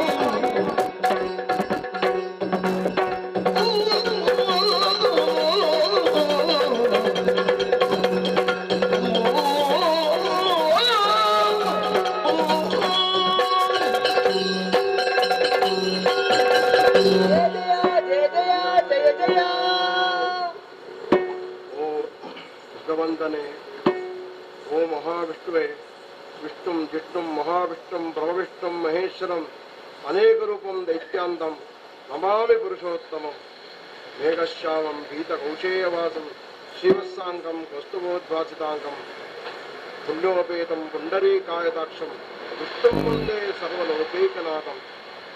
ಭಗವಂತ, ಯಾರಿಗೂ ಅಲಭ್ಯವಾದಂತಹ ಮಹಾಯೋಗವನ್ನೇ ನಮಗೆ ವಸುದೇವ ದೇವಕಿಯರಿಗೆ ನೀವು ಒದಗಿಸಿಕೊಟ್ಟಿದ್ದಿ. ಭಗವಂತನೇ ಸ್ವಯಂ ಪುತ್ರನಾಗಿ ಜನಿಸುವುದೇ ಅದು ಯಾವ ಜನ್ಮದ ಪುಣ್ಯದ ಫಲವೋ ಏನೋ ಅಸಾಧ್ಯ. ಆ ಭಗವಂತ ಇವತ್ತು ನಮ್ಮ ಈ ಅನುಗ್ರಹಕ್ಕಾಗಿ ಈ ನಮ್ಮ ಉದರದಲ್ಲಿ ಮಕ್ಕಳ ರೂಪದಲ್ಲಿ ಜನಿಸಿದ್ದಾನೆ. ಅಂತಹ ಆ ಮಹಾ ಸ್ವರೂಪನಾಗಿರತಕ್ಕಂತಹ ಆ ಮಹಾವಿಷ್ಣುವೇ ಸ್ವಯಂ ಆ ದೇವಕಿ ವಸುದೇವರ ಸುತನಾಗಿ ಜನಿಸಿದ್ದು ನಮಗೆ ಪರಮ ಪಾವನವನ್ನ ಈ ಜೀವನ ಸಾರ್ಥಕ್ಯವನ್ನ ಕೊಟ್ಟಿದೆ. ಆ ಭಗವಂತ ನೀನು ಈ ಕೃಷ್ಣಾಷ್ಟಮಿಯ ಶ್ರಾವಣ ಮಾಸದ ಕೃಷ್ಣಾಷ್ಟಮಿಯ ರೋಹಿಣಿ ನಕ್ಷತ್ರದಂದು ವಿಶಿಷ್ಟವಾಗಿರತಕ್ಕಂತಹ ದಿನದಂದು ನೀನು ಜನಿಸಿದ್ದಿ. ಲೋಕ ಪಾವನಕ್ಕೆ ಆ ನಮ್ಮನ್ನೆಲ್ಲ ಉದ್ಧರಿಸುವುದಕ್ಕೋಸ್ಕರ ನೀನು ಜನಿಸಿದ್ದಿ. ಆ ಭಗವಂತ ನೀನು ಭಕ್ತರ ಉದ್ಧಾರಕ್ಕಾಗಿ ಆ ಲೋಕ ಪರಿತ್ರಾಣಾಯ ಸಾಧೂನಾಂ ವಿನಾಶಾಯ ಚ ದುಷ್ಕೃತಾಂ ಧರ್ಮ ಸಂಸ್ಥಾಪನಾರ್ಥಾಯ ಸಂಭವಾಮಿ ಯುಗೇಗೆ ಅಂತ ಆ ಪರಿತ್ರಾಣ ಸಾಧುಗಳನ್ನ ರಕ್ಷಣೆ ಮಾಡುವುದಕ್ಕೋಸ್ಕರ, ದುಷ್ಟರನ್ನ ಸಂಹಾರ ಮಾಡುವುದಕ್ಕೋಸ್ಕರ, ಹಾಗೆ ಧರ್ಮ ಸಂಸ್ಥಾಪನೆ ಮಾಡುವುದಕ್ಕೋಸ್ಕರ ಪ್ರತಿ ಯುಗಗಳಲ್ಲಿ ನೀನು ಅವತಾರ ಎತ್ತಿದಂತಹ ಮಹಾತ್ಮ ನೀನು. ಆ ಮತ್ಸ್ಯಾವತಾರದಲ್ಲಿ ಜನಿಸಿ ವೇದೋದ್ಧರಣವನ್ನು ಮಾಡಿದೆ. ಕೂರ್ಮಾವತಾರದಲ್ಲಿ ಆ ಮಂದರ ಪರ್ವತ ಆ ಸಮುದ್ರದಲ್ಲಿ ಮುಳುಗುವ ಹೊತ್ತಿಗೆ ನೀನು ಅದನ್ನು ಉದ್ಧರಣೆ ಮಾಡಿ ಆ ಲೋಕವನ್ನ ಉದ್ಧರಿಸಿದೆ. ಹಾಗೆ ಆ ವರಾಹಾವತಾರವನ್ನು ಅವತರಿಸುವುದರ ಮುಖಾಂತರ ನೀನು ಭೂಮಿಯ ಆ ಉದ್ಧಾರವನ್ನು ಮಾಡಿದೆ. ಹಾಗೆ ನರಸಿಂಹಾವತಾರ ಮಾಡಿ ನೀನು ಪ್ರಹ್ಲಾದ ವರದನಾಗಿ ನೀನು ಮೆರೆದೆ. ಹಾಗೆ ಆ ಪರಶುರಾಮನಾಗಿ ದುಷ್ಟ ಕ್ಷತ್ರಿಯರನ್ನು ಸಂಹಾರ ಮಾಡುವುದರ ಮುಖಾಂತರ ನೀನು ಆ ಲೋಕವನ್ನು ಉದ್ಧಾರ ಮಾಡಿದೆ. ಹಾಗೆ ಆ ವಾಮನಾವತಾರ ಮಾಡಿ ಆ ಬಲಿಯನ್ನು ಸಂರಕ್ಷಿಸುವುದರ ಮುಖಾಂತರ ಆ ಲೋಕವನ್ನು ಉದ್ಧಾರ ಮಾಡಿದೆ. ಹಾಗೆ ಆ ರಾಮಾವತಾರ ಕಾಲದಲ್ಲಿ ನೀನು ಆದರ್ಶವನ್ನು ಮೆರೆಯುವುದರ ಮುಖಾಂತರ ಎಲ್ಲ ಯಾವ ಶಿಷ್ಟರನ್ನು ಸಂರಕ್ಷಣೆ ಮಾಡುವುದರ ಮುಖಾಂತರ ಲೋಕವನ್ನ ರಾವಣಮ್ಮ ಕುಂಭಕರ್ಣ ಎಂಬಂತಹ ದುಷ್ಟರನ್ನು ಸಂಹಾರ ಮಾಡುವುದರ ಮುಖಾಂತರ ಲೋಕವನ್ನ ಉದ್ಧಾರ ಮಾಡಿದೆ, ಧರ್ಮವನ್ನು ಸಂಸ್ಥಾಪನೆ ಮಾಡಿದೆ. ಅಂತಹ ಮಹಾಪುರುಷ ನೀನು. ಇವತ್ತು ಆ ದುಷ್ಟನಾಗಿರತಕ್ಕಂತಹ ಕಂಸ ದುಷ್ಟರಾದಂತಹ ಎಲ್ಲರೂ ಸಂಹಾರ ಮಾಡುವುದಕ್ಕೋಸ್ಕರ ಹಾಗೆ ಭಕ್ತರನ್ನು ದೇವೇ ಸ್ವಭಕ್ತ ಜನತಾನ ದೃಕ್ಷಯ ವಾದ ಅರ್ಚಃ ನಿಯತ ಸನ್ನಿಧಿಂ ಮಾತದಾನೆ ಅಂತ ದೇವರು ಸನ್ನಿಧಾನ ಹೊಂದುವುದೇ, ಆವಿರ್ಭಾವ ಆಗುವುದೇ ಭಕ್ತರ ಕೇಳಿಕೆಗೋಸ್ಕರ. ನಮ್ಮದ್ದಾದಂತಹ ಈ ಕೇಳಿಕೆಗೋಸ್ಕರ ನಿನ್ನ ಪುತ್ರನಾಗಿ ನೀನು ಜನಿಸಬೇಕು ಅಂತ ನಾವೆಲ್ಲ ತಪಸ್ಸು ಮಾಡಿದ ಕಾರಣ ಇವತ್ತು ನಮಗೆ ಪುತ್ರನಾಗಿ ಜನಿಸಿದ್ದೆ. ನಮ್ಮ ಜೀವನ ಸಾರ್ಥಕ್ಯವಾಗಿದೆ, ಪರಮ ಭಾವನವಾಗಿದೆ. ಭಗವಂತ ಎಂದು ಧರಿಸಿದೆ ನಿನ್ನ ನಾನು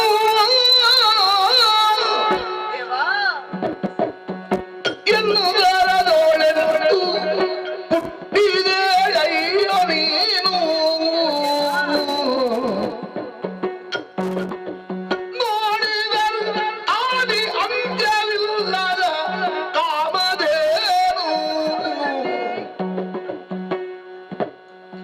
ಸತತ ಮನದಲ್ಲಿ ಚಿಂತಿಪ ಭಕ್ತರ ಸಂತತಿಗಳಿವಾನಂದ ಗುಣವಡ್ಯನೇ ಕೃಷ್ಣ ಹರೇ ಬಾಯಿ ಜಯ ಜಯ ಜಯ ಜಯ ಜಯ ಜಯ.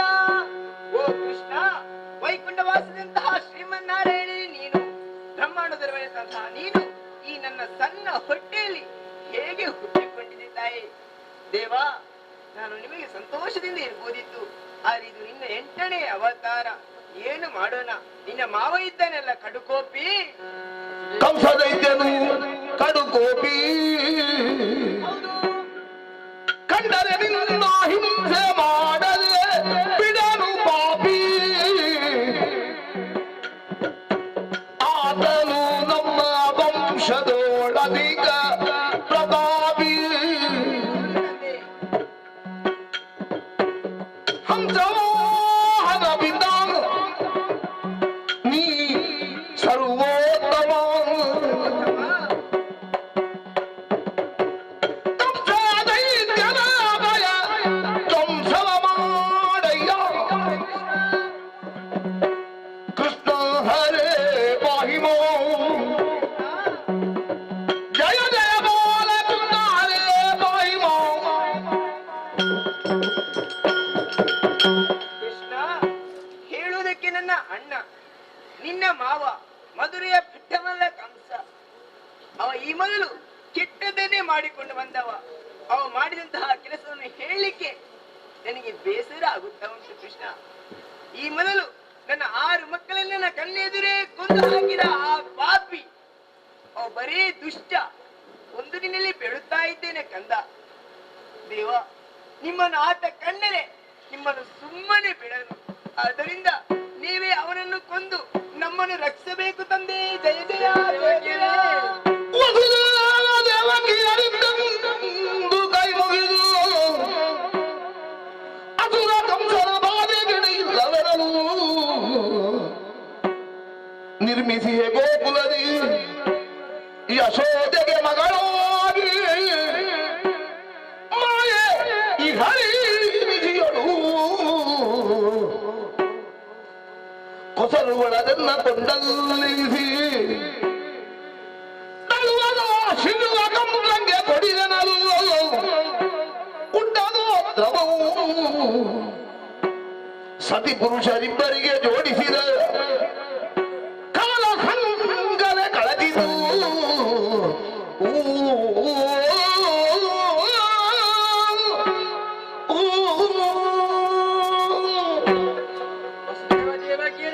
ದೇವಾ, ಚಿಂತಿಸಬೇಡಿ. ನನ್ನನ್ನು ನಂದಗೋಕುಲಕ್ಕೆ ಕರೆದುಕೊಂಡು ಹೋಗಿ ಅಲ್ಲಿನ ಶಿಶುವನ್ನು ಇಲ್ಲಿಗೆ ಕರೆದುಕೊಂಡು ಬನ್ನಿ. ನಿಮಗೆ ಶುಭವಾಗುತ್ತದೆ. ಜಯ ಜಯ ಜಯ ಜಯ ಜಯ. ಎದ್ದಿಕೊಂಡಿದ್ದ ಗೋವಿಂದನ ವಸುದೇವ ಹತ್ತುಕೊಳ್ಳುತ್ತ ತಗ್ಗಿಗಿರಿಸಿದ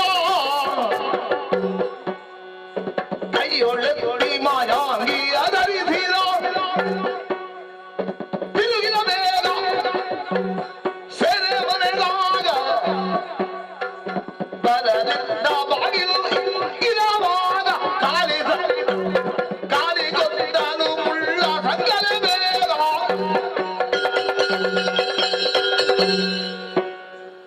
ಭಗವಂತನ ಆಣತಿಯಂತೆ ನಾನು ನಂದಗೋಕುಲಕ್ಕಾಗಿ ಹೊರಟು ನಿಂತಾಗ ಅತ್ತ ಕಡೆ ವರುಣನ ಆರ್ಭಟ, ಸ್ವಯಂ ಆದಿಶೇಷನೇ ಛತ್ರವಾಗಿ ಬಂದು ನಿಂತ. ದಾರಿಗೆ ದೀಪವಾಗಿ ಅವನ ಮಾಣಿಕ್ಯವೇ ಕಂಡು ಬಂತು. ದಾರಿ ಅತ್ಯಂತ ಸುಗಮವಾಗಿ ಕಾಣ್ತಾ ಇದೆ ಅಲ್ಲ. ಮುನ್ನಡೆಯುತ್ತಾ ಹೋದಾಗ ನಮಗೆ ಸಿಕ್ಕಿದಂತಹ ಯಮುನೆ, ಆ ಮಹಾನದಿ ಸ್ವಯಂ ಭಗವಂತನೇ ಬಂದಾಗ ಆಚೆ ಈಚೆ ದಾರಿ ಮಾಡುವುದರ ಮುಖಾಂತರ ನಮ್ಮನ್ನು ಈ ದಡದಿಂದ ಆ ದಡಕ್ಕೆ ಆ ಯಮುನೆ ದಾಡಿಸಿದಳು. ಹಾಗೆ ಆ ನಂದಗೋಕುಲಕ್ಕೆ ಹೋಗಿ ಆ ಭಗವಂತನನ್ನು ಅವನ ಅಣತಿಯಂತೆ ಅಲ್ಲಿಯೇ ಆ ಕೃಷ್ಣನನ್ನು ಅಲ್ಲಿ ಬಿಟ್ಟು ಅಲ್ಲಿಂದ ಅವನ ಅಣತಿಯಂತೆ ಆ ಮಾಯೆಯನ್ನು ನಾನು ಕರ್ಕೊಂಡು ಬಂದಿದ್ದೇನೆ. ಈ ಮಾಯೆಯನ್ನು ನಾನು ಕಾರಾಗೃಹಕ್ಕೆ ಕರ್ಕೊಂಡು ಹೋಗಿದ್ದೇನೆ. ಅವನ ಮುಂದೆ ಏನಾಗುತ್ತದೆ ಅಂತ ನಾವು ನಿರೀಕ್ಷಿಸೋಣ.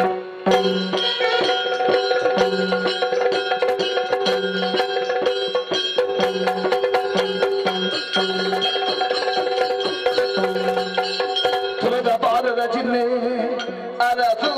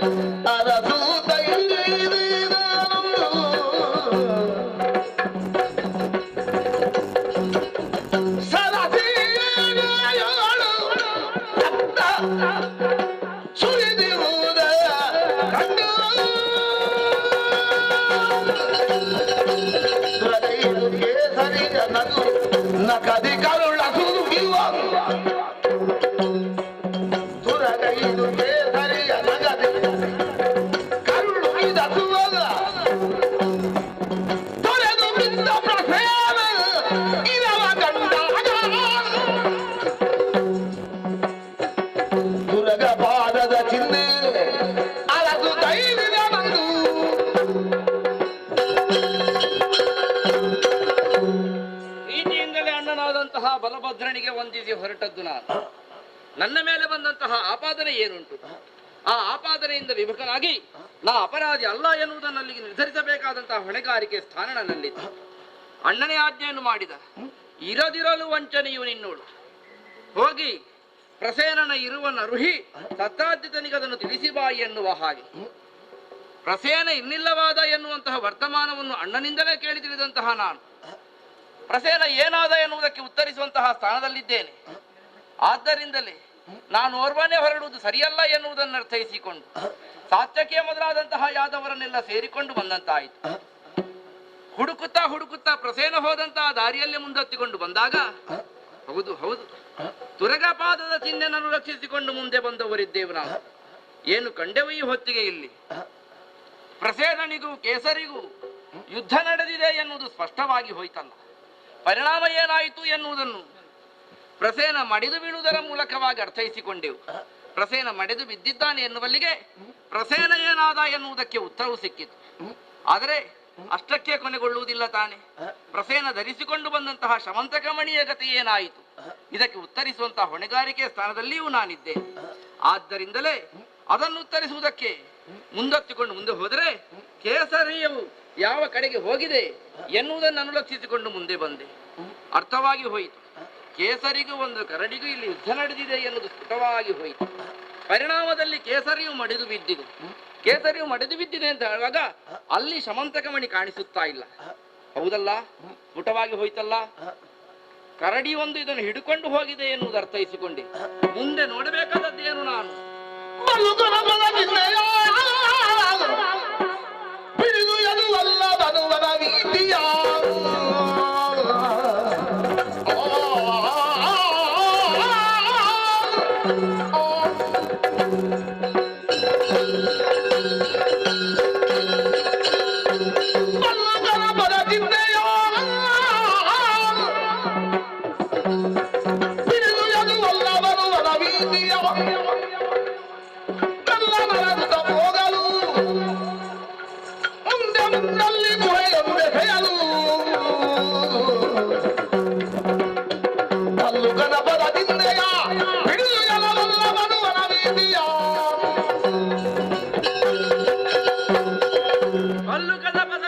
ಅನುಸರಿಸಿಕೊಂಡು ಮುಂದೆ ಬಂದ ಈ ಕಾಲಕ್ಕೆ ಅರ್ಥವಾಗಿ ಹೋಯಿತು. ಎಲ್ಲಿಗೆ ಬಂದಿದ್ದೇನೆ ಅಂತ ನೋಡಿದರೆ ಗುಹೆಯೊಂದು ಕಾಣಿಸುತ್ತಾ ಉಂಟಲ್ಲ. ಗುಹೆಯ ಒಳಗೆ ಬೆಳ್ಳಂಬೆಳಗಾದಂತಹ ಪ್ರಕಾಶವು ಕಾಣಿಸುತ್ತಾ ಉಂಟು. ಯಾವ ಪ್ರಶ್ನೆಗೆ ಉತ್ತರವನ್ನು ಹುಡುಕುತ್ತಾ ನಾ ಬಂದೇನು ಆ ಉತ್ತರವು ಗುಹಾಂತರ್ಗತವಾಗಿದೆ ಎನ್ನುವುದನ್ನು ಅರ್ಥೈಸಿಕೊಂಡೆ.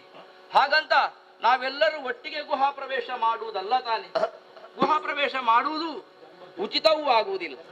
ಆದ್ದರಿಂದಲೇ ನನ್ನ ಜೊತೆ ಬಂದವರನ್ನೆಲ್ಲ ಹೇಳಿದ್ದೇನೆ, ನೀವಿಲ್ಲೇ ನಿಂತಿರಿ, ನಾನೋರ್ವನೇ ಒಳಪೊಕ್ಕು ಮಣಿ ಏನಾಗಿದೆ, ಗುಹೆಯ ಒಳಗೆ ಯಾರಿದ್ದಾರೆ ಎನ್ನುವುದನ್ನು ತಿಳಿದುಕೊಂಡು ಬರುತ್ತೇನೆ ಎನ್ನುವ ಹಾಗೆ ನನ್ನ ಮಾತನ್ನು ಒಪ್ಪಿ ಅವರು ಹೊರಗೆ ನಿಂತಿದ್ದಾರೆ.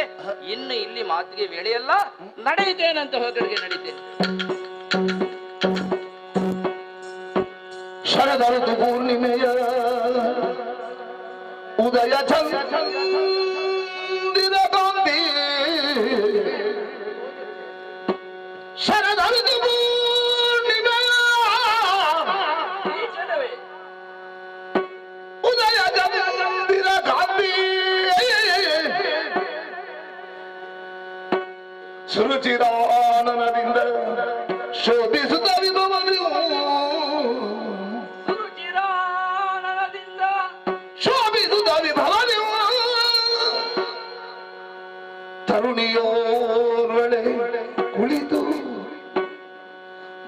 ಬಾಲಕನ ತೊಟ್ಟಿಲೋ ಕರುಣಿಯೋರ್ ಒಳ ಕುಳಿತು ಬಾಲಕನ ತೊಟ್ಟಿಲೋ ಹರುಡರಿಂದಲೇ ತೂಗುತ್ತೋ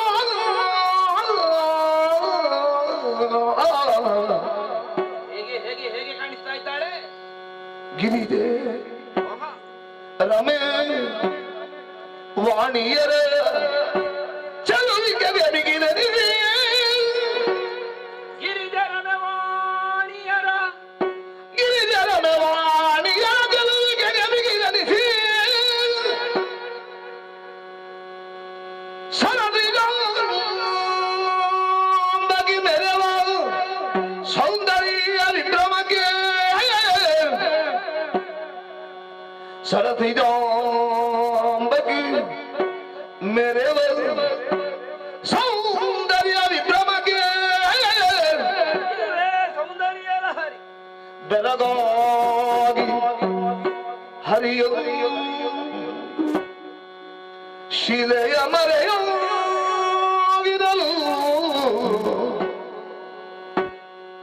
ಬೆಳಗಾಗಿ ಹರಿಯೊಂದು ಶಿಲೆಯ ಮರೆಯಾಗಿರಲು ತೂಗಿ ಪಾಡಿದ ರಾಗಲು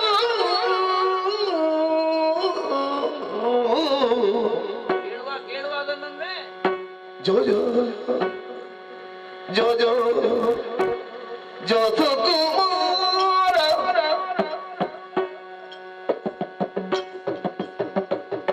ಜೋ ಜೋ ಸಂಗುಣ ಧೀರಲಿಂಗಾರ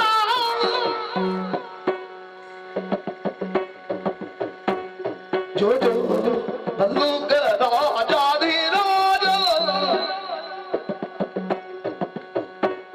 ಜೋ ಜೋ ಜೋ ನವ ತರಣ ಪ್ರವೀರ ತಂದೆಯಾಗಿ ಜಾಂಬವಂತ ಕೇಸರಿಯು ತಂದೆಯಾಗಿ ಜಾಂಬವಂತ ಕೇಸರಿಯು ಕೊಂದು ತಂದಿಲ್ಲ ಶಮಂತ ಗಮನಿಯು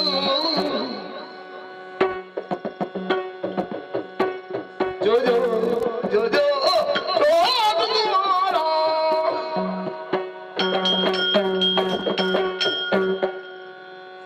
ಒಂದ ಕೆಲಸ ಅರ್ಧ ಪೂರ್ಣವಾಯಿತು. ಆಕೆ ಹಾಡುಗಳನ್ನು ಕೇಳುವುದರ ಮೂಲಕವಾಗಿ ಮನಮಂದೋಷದಲ್ಲಿ ಪಾಡುತ್ತ ತರಣನದು ತೂಗುತ್ತಲಿರಲದ ಅರಿತು ಶ್ರೀಹರಿ ಪಾಂಚಜನ್ಯವನಾಗ ಮುಳಗಿಸಲು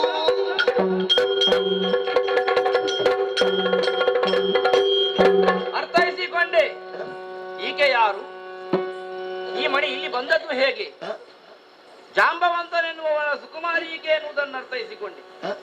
ಕೇಸರಡನೆ ಹೋರಾಟಿ ಈತ ಹೋರಾಟ ಮಾಡುವುದರ ಮೂಲಕವಾಗಿ ಮಣಿಯನ್ನು ಪಡೆದುಕೊಂಡಿಲ್ಲಿರಿಸಿದ್ದಾನೆ ಎನ್ನುವುದನ್ನು ಅರ್ಥೈಸಿಕೊಂಡೆ. ಇನ್ನು ಇವಳಲ್ಲೇನು ಕೆಲಸ? ಮಣಿಯನ್ನು ತಂದವನು ಜಾಂಬವೆನ್ನುವಂತ ನಾಮಕನಾದಂತಹ ಆ ಭಲ್ಲೂಕನನ್ನು ಎದುರುಗೊಳ್ಳುವಂತಹ ತವಕದಲ್ಲಿದ್ದೇನೆ. ಹಾಗಂತ ನಾ ಬಂದಂತಹ ಇರುವವನಿಗೆ ಅರಿವಿಗೆ ಬರಬೇಕು ಅಂತಾದರೆ ಹೇಗೇನು ಹಾಗೆ ಯೋಚಿಸಿದಾಗ ಉಂಟಲ್ಲ ಪಾಂಚಜನ್ಯ, ಅದನ್ನು ಒಳಗುವುದರೊಂದಿಗೆ ನಾನೇ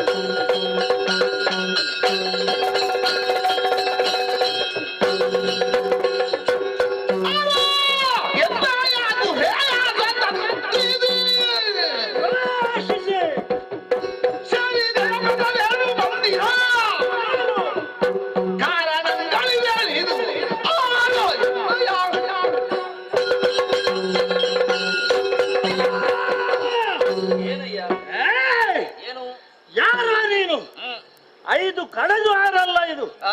ಯಾರು ಎಂಬ ಹಾಗೆ ನಿನ್ನ ಪರಿಚಯವನ್ನ ಕೇಳ್ತಾ ಇದ್ದೇನೆ. ಆಹಾರಕ್ಕಾಗಿ ಕಾಡಿನ ದಾರಿಯಲ್ಲಿ ಹೋಗುತ್ತಾ ಇದ್ದವನು ನಾನು. ನನ್ನದ್ದಾದಂತಹ ಕರ್ತವ್ಯವನ್ನು ಪೂರೈಸಿ ಇನ್ನೇನು ಹಿಂತಿರುಗಬೇಕೆನ್ನುವಂತ ಹೊತ್ತಿಗೆ ಒಂದು ವಿಶೇಷದ್ದಾದಂತಹ ಶಂಖಧ್ವಾನ ಕೇಳಿಸಿ ಓಡಾಡಿ ಬಂದಿದ್ದೇನೆ. ಓಂಕಾರ ರೂಪವಾದಂತಹ ಶಂಖಧ್ವನಿ ನನ್ನ ಶರೀರವೆಂಬಂತಹ ಗುಹೆಯನ್ನು ಹೊಕ್ಕು ನನ್ನಲ್ಲಿ ಒಂದು ರೀತಿಯಾದಂತಹ ವಿಶೇಷ ಭಾವನೆಯನ್ನೇ ಕೆರಳಿಸಿತು. ಯಾರು ಎಂಬ ಹಾಗೆ ಒಂದು ಓಡಾಡಿ ಬಂದು ನೋಡಿದ್ರೆ ಮನುಷ್ಯ ರೂಪದ ಸಂಸ್ಕಾರ ವಿಹೀನನೆ ಏನು ನನ್ನ ಈ ಮನೆ ಈ ಗುಹೆಯನ್ನು ಒಳಗೆ ಹೊಕ್ಕಿದ್ದು ಯಾರಲ್ಲಿ ಕೇಳಿ ಬಂದದ್ದು ನೀನು? ಸ್ವತಂತ್ರಿಸಿ ಅದರಲ್ಲೇ ಪ್ರವೇಶಿಸಿ ಈ ರೀತಿಯಾಗಿ ಬಂದು ನನ್ನನ್ನು ನೋಡಿ ಮುಸಿ ಮುಸಿ ನಗುತ್ತಾ ಇದೆಯಲ್ಲ. ಯಾರು ನೀನು? ಎಲ್ಲಿಂದ ಬಂದದ್ದು? ಯಾಕೆ ಬಂದದ್ದು? ಹೇಳು.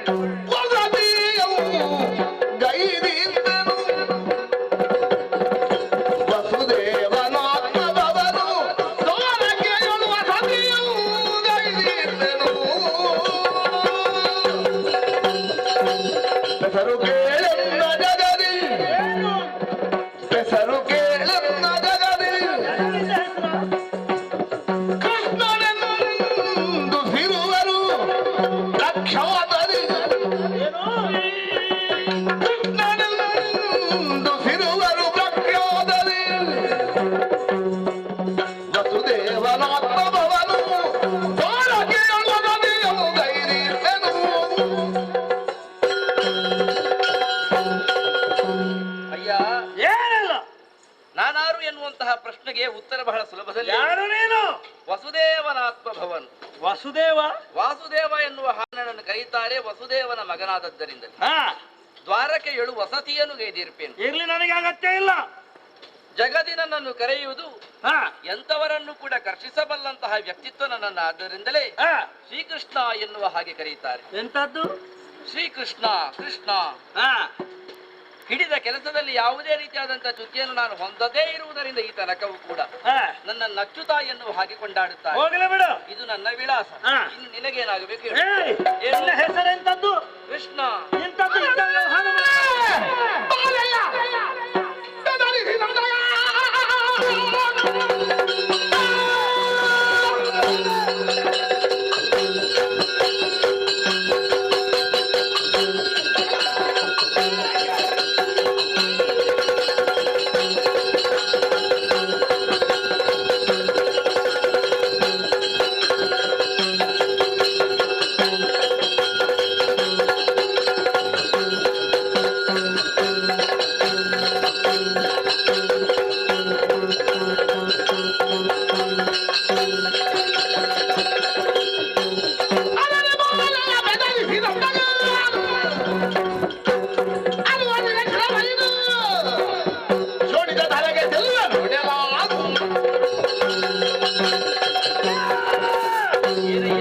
ಏನು ನಿನ್ನ ಹೆಸರು? ಕೃಷ್ಣ ಎನ್ನುವ. ಕಿಟ್ಟ, ತರಿಕಿಟ್ಟ, ತೋಂಕಿಟ್ಟ. ಏನು ನೀನು ನಿನ್ನ ಹೆಸರು ಎಂತದ್ದೇ ಇರಲಿ, ನಿನ್ನ ವಿಳಾಸ ಯಾವುದೇ ಇರಲಿ, ನನಗೆ ಅದರ ಅವಶ್ಯಕತೆ ಇಲ್ಲ. ಆದರೆ ನಿನ್ನ ಸ್ವರೂಪ ನೋಡುವಾಗ ಮನುಷ್ಯ ಎನ್ನುವಂತಹದ್ದು ಸ್ಪಷ್ಟ ಆಗುತ್ತದೆ. ಯಾಕೆ? ಪೂರ್ವದಲ್ಲಿ ನನಗೂ ಅವರ ಜೊತೆ ವ್ಯವಹಾರ ಇತ್ತು. ಆದರೆ ಈ ರೀತಿಯಾದಂತಹ ವ್ಯವಹಾರ ಅವರು ತೋರಿಸಿದ್ದಿಲ್ಲ. ಹೌದೇನೋ? ಇದು ನನ್ನ ಮನೆ. ನೇರವಾಗಿ ಪ್ರವೇಶಿಸಿದ್ದು ಮಾತ್ರ ಅಲ್ಲ, ಪ್ರವೇಶಿಸು. ಆದ್ರೆ ನಿಷಿದ್ಧವಾದಂತಹ ವ್ಯವಹಾರವನ್ನು ತೋರಿಸಿದೆ. ಏನು ಮಾಡಿದೆ? ನನ್ನ ಬಾಲೆ ಅಲ್ಲಿ ತೊಟ್ಟಿಯಲ್ಲಿ ಮಲಗಿದ್ದಾನೆ. ಅದನ್ನು ಆಡಿಸುವವಳು ನನ್ನ ಇನ್ನೋರ್ವಳು ಕುವರಿ ಇದ್ದಾಳೆ. ಅವರನ್ನು ಬೆದರಿಸುವ ರೀತಿಯಲ್ಲಿ ಆ ಭೀಕರವಾದಂತಹ ಶಂಖಧ್ವಾನವನ್ನು ಮಾಡಿದೆಯಲ್ಲ, ಅರ್ಥ ಆಗೋವರಿಗೆ ಆಗುತ್ತದೆ ಅದು ಕಲ್ಯಾಣಕಾರಕವಾದದ್ದು ಅಂತೇಳಿ. ಹಾಗೆ ಅಂತ ಸಣ್ಣ ಮಕ್ಕಳಿಗೆ ಅದು ಭೀತಿಯನ್ನು ತೋರಿಸುವಂತಹದ್ದು. ಆದ್ದರಿಂದ ಎಲ್ಲ ಈ ರೀತಿಯಾದಂತಹ ಭೀಕರ ಧ್ವನಿಯನ್ನ ಮಾಡಿದಂತಹ ನಿನ್ನನ್ನು ಬಿಡ್ಲಿಕ್ಕಿಲ್ಲ. ನಿನ್ನ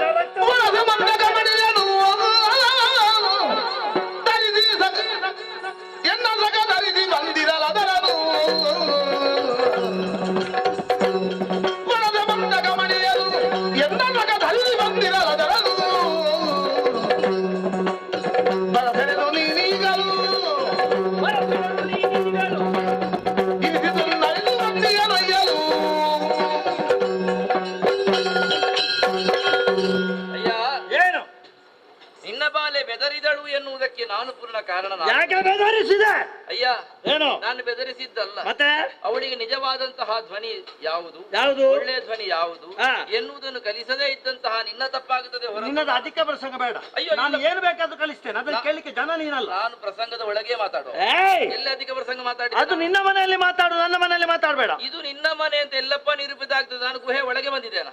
ಮತ್ತೆ ಎಂತದ್ದು ಇದು? ಗುಹೆಯ ಹೊರಭಾಗದಲ್ಲಿ ನಿಂತೆ ಶಂಖಧ್ವಾನ. ಏನಿತ್ತು ನನ್ನಕ್ಕೆ ಸಂಬಂಧಪಟ್ಟ ಪ್ರದೇಶ ಇದು. ಹೌದಪ್ಪ, ನಿನಗೆ ಸಂಬಂಧಪಟ್ಟದ್ದೆನ್ನುವುದು ಕಾಡಲ್ಲಿರುವುದಲ್ವಾ? ಕಾಡಲ್ಲಿರುವಾಗ ಶುಭ ಶಂಖ ಧ್ವನಿಯನ್ನು ಮಾಡಿದ್ದೆ ನಾನು. ನೋಡಿದೆಯಾ? ಪವಿತ್ರ ಮೌನದ ದಿಗಂತಗಳಲ್ಲಿ ಎಲ್ಲವೂ ಕೂಡ ಅನುರಣಿತಗೊಂಡಿದೆ. ಹೌದಾ? ಅವ್ರಿಗೆ ಅರ್ಥ ಆಗ್ತದ? ನಿಲ್ಲಪ್ಪ, ಏನು ಆಸ್ರ ಪಕ್ಷಿಗಳ ವಸಂತ ಗಾನ ನಿನಗೆ ಈ ಹೊತ್ತಿಗೆ ಕೇಳದೆ ಹೋಯ್ತು. ಒಂದು ವೇಳೆ ಅದು ಅಶುಭ ಸೂಚಕವೇ ಆಗಿದ್ರೆ ಈ ರೀತಿಯಾದಂತಹ ಧ್ವನಿ ಕೇಳಿ ಬರುವುದಕ್ಕೆ ಕಾರಣ ಉಂಟು. ಹೌದೇನೋ? ಅವಳು ಬೆದರಿದಳು. ಹೌದು. ಯಾಕೆ ಬೆದರಿದಳು ಅಂತ? ಅರೆ ಪಿತನ ಕೆಟ್ಟೆ ಅಂತ ಹೇಳಿದಳು. ಕೇಳಿದ್ದ ನಿನಗೆ? ಹೇಳಿದ್ದು ಕಾರಣ ಏನು ಅಂತ ನಾನು ಹೇಳ್ತೇನೆ. ಇಲ್ಲಿ ತನಕ ಸುಂದರ ರೂಪ ಅಂತ ಅವಳು ಕಂಡುಕೊಂಡದ್ದು ನಿನ್ನ ಮುಖವನ್ನು ಮಾತ್ರ. ಈಗ ಅತ್ಯಂತ ಸುಂದರನಾದಂತ ನನ್ನನ್ನು ಕಂಡ್ಲಾ? ಅಯ್ಯೋ, ಇಷ್ಟು ಸಮಯ ಈ ಕರಡಿಯ ಜೊತೆ ನಾನು ಇದ್ದೇನಲ್ಲ, ಅರೆ ಪಿತನ ಕೆಟ್ಟೆ ಹಾಗೆ ಅವಳು ಭೀತಿಯಿಂದ ಹೇಳಿದ್ದು. ಹಾಗೆ ಹೆದರಿಕೆ ವಿಚಿತ್ರ ಸ್ವರೂಪ ಎಂಬ ಸುಂದರ ರೂಪ, ಒಂದು ಇಷ್ಟು ಸುಂದರ ರೂಪ ಇರುವಾಗ ಈ ಕರಡಿ ಜೊತೆಯಲ್ಲಿ ಇಷ್ಟು ಸಮಯ ಇದ್ದೇನಲ್ಲ, ಹಾಗೆ ಅಪ್ಪಯ್ಯ ಅಂತ ಕರೀತಾಳ? ಹೌದೇ ಹೌದು. ಯಾಕೆ ಅಪ್ಪಯ್ಯ ಅಂತ ಕರೆದಲ್ಲ, ಕರಿಬೇಕಿತ್ತು. ಅಪ್ಪಯ್ಯ ಅಂತ ಕರೆದದ್ದಲ್ಲ. ಮತ್ತೆ ಹೇಳಿಸಿಕೊಂಡಿರಿ. ಅಪಾಯ ಅಂತ ಕರೆದದ್ದು. ನಿನಗೆ ಕಿವಿ ಸರಿ ಇಲ್ಲ ನಿನಗೆ? ಇಲ್ಲಪ್ಪ, ಅವಳು ಕರೆದದ್ದೇನುಂಟು ಅದನ್ನ ನೀನು ಅರ್ಥೈಸಿಕೊಳ್ಳಿಲ್ಲ ಅಂತ. ಅರೆ ಪಿತಾ ಅಂದ್ರೆ ನಿನ್ನ ಜೊತೆ ಇದ್ದು ಇಷ್ಟು ಸಮಯ ನಾ ಕೆಟ್ಟೆ. ಅದು ನಿಮ್ಮಂತ ಮನುಷ್ಯನಾಡುವಂತ ಸುಂದರ ರೂಪ ಇದು ಅಂತ. ಆದ್ರೆ ಒಂದುಂಟು, ಏನು? ಅವಳು ಮನುಷ್ಯರ ಜೊತೆ ಸಂಸ್ಕಾರವನ್ನು ಪಡೆದವಳು. ಮನುಷ್ಯರ ಜೊತೆ ಅಂತ ಆದ್ರೆ ಯಾವಾಗಲೂ ಕೂಡ ಕೃತಜ್ಞರಾಗಿ ಇರ್ತಿದ್ರು. ಅಯ್ಯೋ, ನನ್ನ ಜೊತೆ ಬೆಳೆದವರು. ನಿನ್ನ ಜೊತೆ ಬೆಳೆದಿದ್ದರಿಂದಲೇ ಆ ರೀತಿಯಾಗಿ ಬೊಬ್ಬೆ ಹಾಕುವಾಗಾಯ್ತು. ಮನುಷ್ಯರ ಜೊತೆ ಸಂಪರ್ಕ ಹೊಂದಿದ್ರೆ ಶಂಖಧ್ವನಿ ಅರಿವು ಏನು? ನಿನ್ನ ಹಾಗೆ ವಿಚಿತ್ರವಾದಂತಹ ವ್ಯವಹಾರ ತೋರಿಸ್ತಿದ್ರು. ಖಂಡಿತವಾಗಿ ವಿಚಿತ್ರವಾದದ್ದಲ್ಲ ಇದು. ಮತ್ತೇನು? ನೇರ ವ್ಯವಹಾರವನ್ನೇ ತೋರಿದ್ದೇನೆ. ನನ್ನ ವ್ಯವಹಾರ ಹಾಗೆ ನೇರ ದಿಟ್ಟ ನಿರಂತರ. ಹೌದಪ್ಪ, ಆಚೆ ವ್ಯವಹಾರವೇ ಇಲ್ಲ. ಆದ್ರೆ ಅಂತರ ಎಷ್ಟು ಅಂತ ಮತ್ತೆ ಬಂದಂತಹ ಕಾರಣ ಏನೆನ್ನುವುದನ್ನು ಹೇಳ್ತೇನೆ ಕೇಳಿಕೊ. ನನ್ನ ಸಖನಾದವರು ವರ ಶಮಂತಕ ಮಣಿಯನ್ನು ಧರಿಸಿಕೊಂಡು ಬಂದ ಕಾಲಕ್ಕೆ ಹೋರಾಟ ಮಾಡುವುದರ ಮೂಲಕವಾಗಿಯೋ ಇನ್ನೇನೋ ಯಾವ ರೀತಿಯಲ್ಲೂ ನೀ ಕಸಿದುಕೊಂಡಿರುವೆ ಅದನ್ನು ಎನ್ನುವುದಕ್ಕಾಗಿ ಆ ಶಮಂತಕ ಮಣಿಯನ್ನು ಇಲ್ಲಿ ಅದನ್ನು ಕಾಣುವುದರ ಮೂಲಕವಾಗಿ ಅರ್ಥೈಸಿಕೊಂಡಿದ್ದೆ. ಆದ್ದರಿಂದಲೇ ಅದನ್ನು ನನಗೆ ಮರಳಿ ನೀ ಕೊಟ್ಟೆ ಅಂತಾದರೆ ನನ್ನ ದಾರಿ ಹಿಡ್ಕೊಂಡು ಹೋಗ್ತೇನೆ. ನಿನಗೇನು ಬೇಕಾದ್ದು? ಶಮಂತಕ ಮಣಿ. ಅದು ನಾನು ಹಾಗೆ ಸಿಕ್ಕಿದ್ದು ಅಂತ ತಿಳ್ಕೊಂಡಿದ್ಯಾ?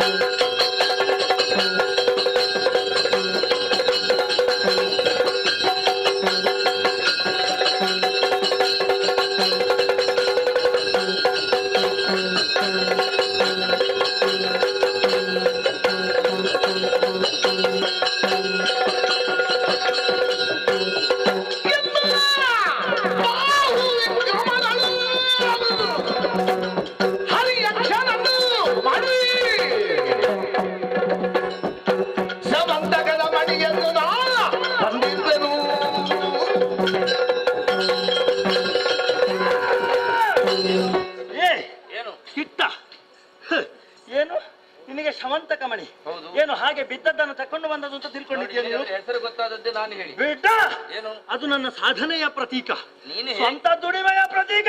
ತಂದಿಯಿಂದ ಮುಖ್ಯ ಅಲ್ಲ, ಅದು ನನ್ನದು ಅಂತ ಮುಖ್ಯ. ಹೇಗೆ ಪಡೆದ ಅಂತ ಕೇಳು. ಹೇಗೆ? ನನ್ನ ಬಾಹು ವಿಕ್ರಮದ ಮೂಲಕವಾಗಿ ಪಡೆದುಕೊಂಡಂತಹ ಶಮಂತಕಮಣಿ ಕಾಡಿನಲ್ಲಿ ಆಹಾರವನ್ನು ಸಂಗ್ರಹಿಸುವುದಕ್ಕಾಗಿ ಹೋಗ್ತಾ ಇದ್ದಂತಹ ಕಾಲಕ್ಕೆ ಒಂದು ಸಿಂಹ, ಆ ಸಿಂಹದ ಜೊತೆ ಈ ಮಣಿ ಇತ್ತು. ಬಹಳಷ್ಟು ಪರಿಶೋಭಿಸ್ತಾ ಇತ್ತು. ನನಗೆ ನೋಡಿ ಸಂತೋಷ ಆಯ್ತು. ನನ್ನ ಮನೆಯಲ್ಲಿ ಇಬ್ರು ಮಕ್ಕಳಿದ್ದಾರೆ, ಅವರಿಗೆ ಆಟ ಆಡ್ಲಿಕ್ಕೆ ಇದು ಆಯ್ತು ಎಂಬ ಹಾಗೆ ತಿಳಿದುಕೊಂಡು ಆ ಹರಿಯಕ್ಷ, ನನ್ನ ದಮನಿಯಲ್ಲಿ ಹರಿತಾ ಇರುವಂತಹದ್ದು ಆ ಹರಿ, ನನ್ನ ಒಳಗೆ ಇರುವಂತಹದ್ದು ಹರಿ, ಆ ಹರಿಯ ಬಲಹದಿಂದ ಆ ಹರಿಯಕ್ಷನನ್ನು ಅವನನ್ನು ಕೊಂದು ಆ ಮೂಲಕವಾಗಿ ಸಂಪಾದಿಸಿಕೊಂಡಂತಹ ಶಮಂತಕಮಣಿ, ಇದು ವರ ಶಮಂತಕಮಣಿ ಆಯ್ತಲ್ಲ. ಆದ್ದರಿಂದ ಇದು ನನ್ನ ದುಡಿಮೆಯ ಪ್ರತೀಕ. ಕೇಳಿದ್ದನ್ನ ನಾಳೆಗೆ ಸಿಲಿಯಲಿ.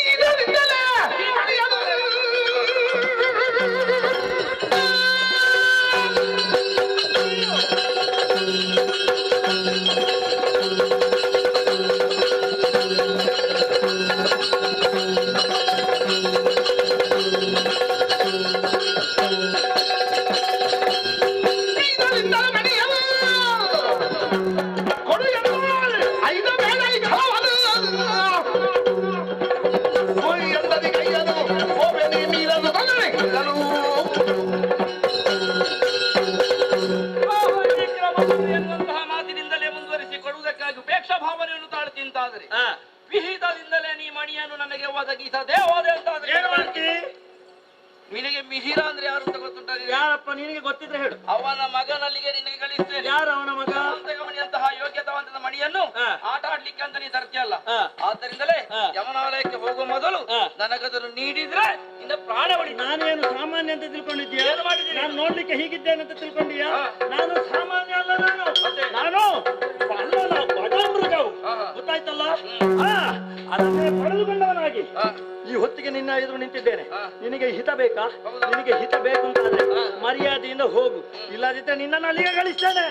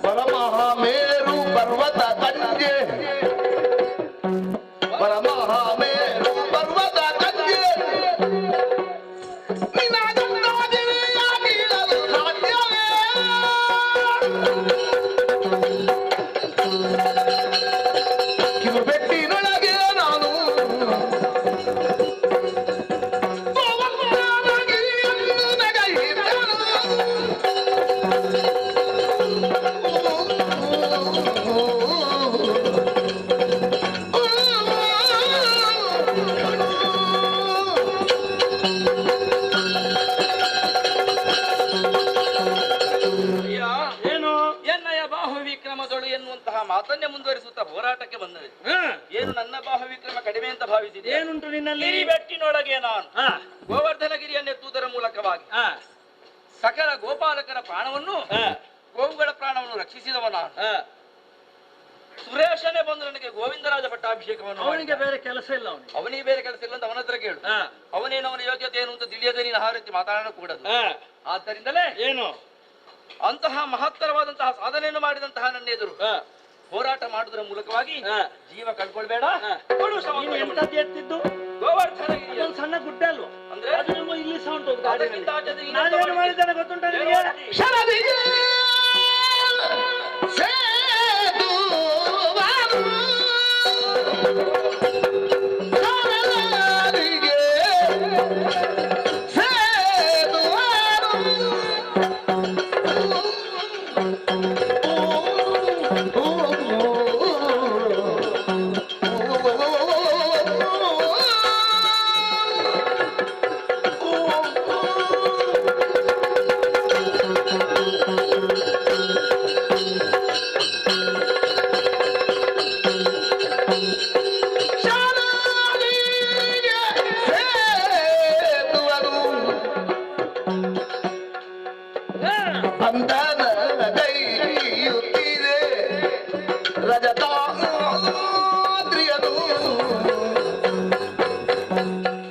ಬಂಧನ ಕೈಯುತ್ತೀರೆ ರಜತಾದ್ರಿಯನು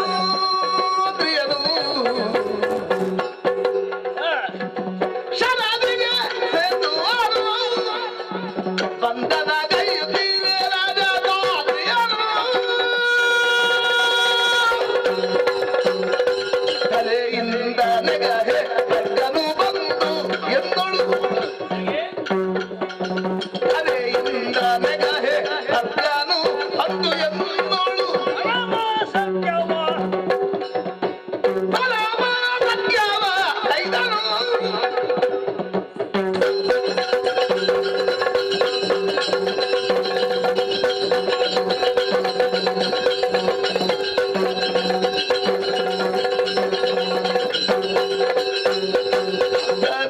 ಅಂದು ಎನ್ನೋಳು ಪರಮ ಸತ್ಯವ ಕೈದನು ಶರದಿಗೆ ಹೇದುವನು ಬಂಧನ ಕೈಯುತ್ತಿರೆ ರಜತಾದ್ರಿಯನು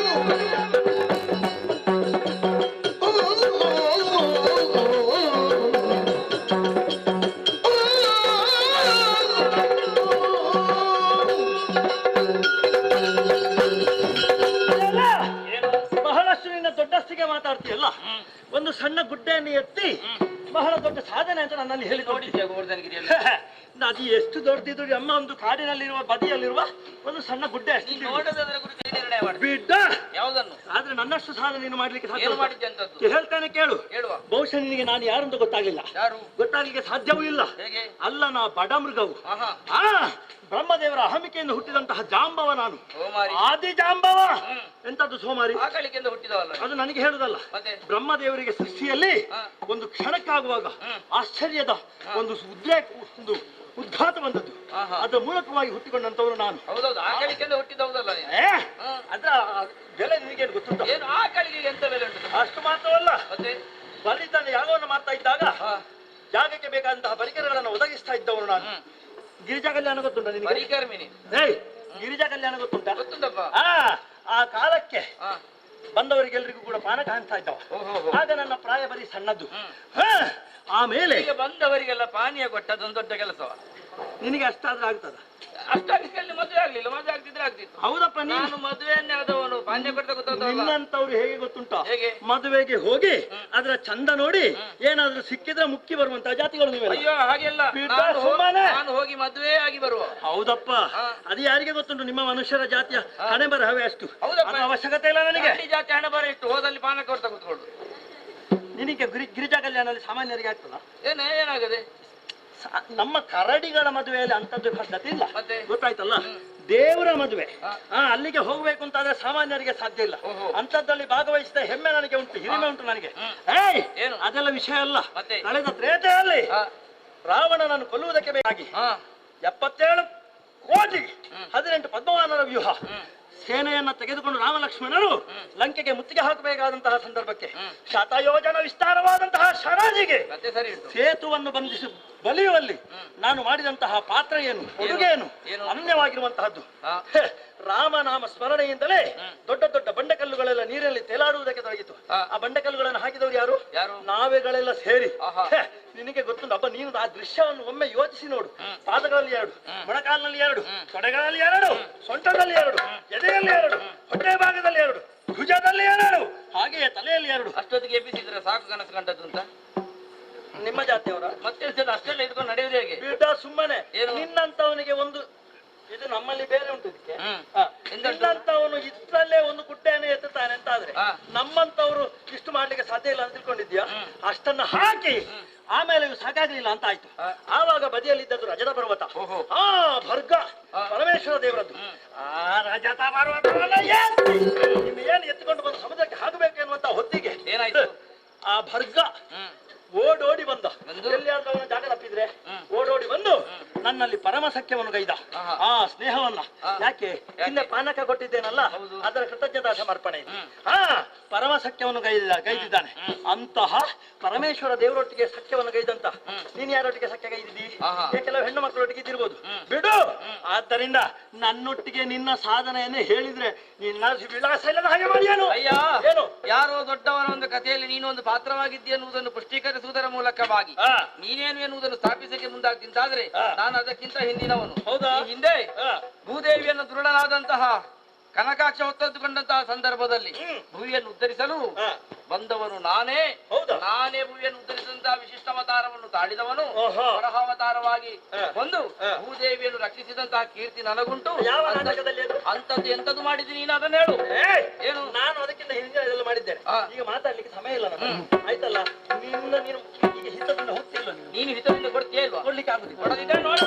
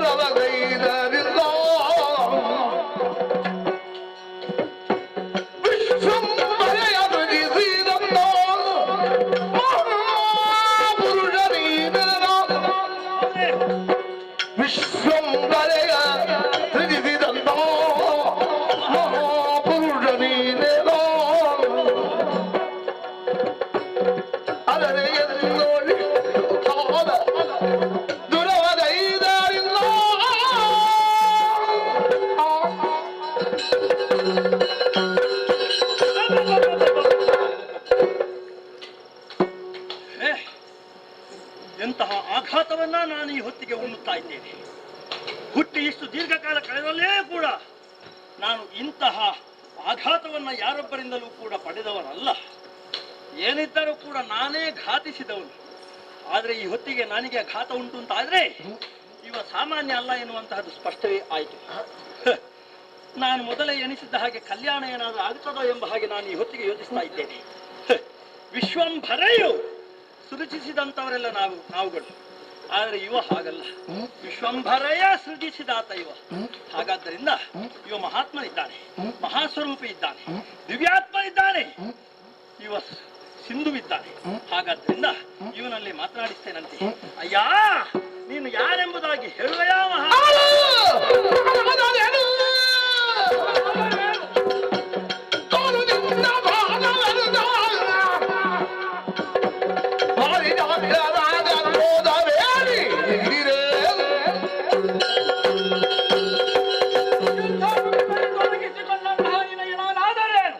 ನಿನ್ನ ನಿಜ ಬಲದ ಭುಜ ಸಿರಿ ಏನುಂಟು, ನಿನ್ನ ವಿಕ್ರಮದ ವಿಷಿಕೆ ವಿರಾಟ್ ರೂಪವೇನುಂಟು, ಅದನ್ನು ತೋರಿಸುವುದಕ್ಕೆ ಮುಂದಾಗು. ಶಿರಜರಾದಿ ಸಕಲ ಭೂತ ಪರಿತರಿನ್ನ ಶಿರಜರಾದಿ ಸಕಲ ಭೂತ ಭರಿತ ಬ್ರಹ್ಮಾಂಡದಿಂದ ನೋಡಿರುವುದೇ ನಿಜವಾದನುವುದು. ಭಗವಂತ, ನಿನ್ನನ್ನು ಮೊದಲು ಕಾಣುವಂತಹ ಹೊತ್ತಿಗೆ ನೀನೊಬ್ಬ ಸಾಮಾನ್ಯ ಮನುಷ್ಯ ಎಂಬ ಹಾಗೆ ನಾನು ತಿಳಿದುಕೊಂಡಿದ್ದೆ. ಆದ್ರೆ ಈಗ ನನಗೆ ಸ್ಪಷ್ಟವಾಗಿ ಅರಿವಿಗೆ ಬಂದಿದೆ, ನೀನು ಬ್ರಹ್ಮಾಂಡವಾದ ಬರಿತನಿದ್ದಿ. ಹಾಗಾದ್ದರಿಂದ ಸ್ವಾಮಿ, ನೀನು ಯಾರು ಎನ್ನುವಂತಹ ನಿಜ ಸ್ವರೂಪವನ್ನು, ನಿಜ ವಿಲಾಸವನ್ನು ನನಗೆ ತಿಳಿಸಿ ಅನುಗ್ರಹಿಸಬೇಕು ತಂದೆ. ಶರಣನಿಂದ ನಮಗ ಶ್ರೀಹರಿ ಕರುಣಗಳು ಕ್ಷಮೆಯಂತು ವೇಗದಿ ಧರಿಸಿದರು ಶ್ರೀರಾಮ ರೂಪವರತಿ ವಿಲಾಸದಲ್ಲಿ. ಅಯ್ಯ ಸ್ವಾಮಿ, ನಾನಾರು ಎನ್ನುವುದನ್ನು ತಿಳಿದುಕೊಳ್ಳುವಂತಹ ಕುತೂಹಲ ನಿನಗುಂಟುಂಟಾದ್ರೆ ಯಾವ ರೂಪವನ್ನು ಕಾಣುವುದಕ್ಕಾಗಿ ನಿನ್ನ ಅಕ್ಷಿದ್ವಯಗಳು ಕಾದರಿಸುತ್ತಾ ಇತ್ತು, ಯಾವುದನ್ನು ಕಾಣುವುದರಿಂದ ನಿನ್ನ ನೇತ್ರ ನಿರ್ಮಾಣೋತ್ಸವದ ಮಹಾ ಸೌಭಾಗ್ಯಕ್ಕಾಗಿ ನಿನ್ನ ಅಕ್ಷಿಗಳು ಕಾದರಿಸುತ್ತಾ ಇತ್ತು, ಅದು ನಿನ್ನ ಎದುರಿಗೆ ಶ್ರೀರಾಮನಾಗಿ ರಾಮರಾಘ ದಶರಥ ಕೋಲ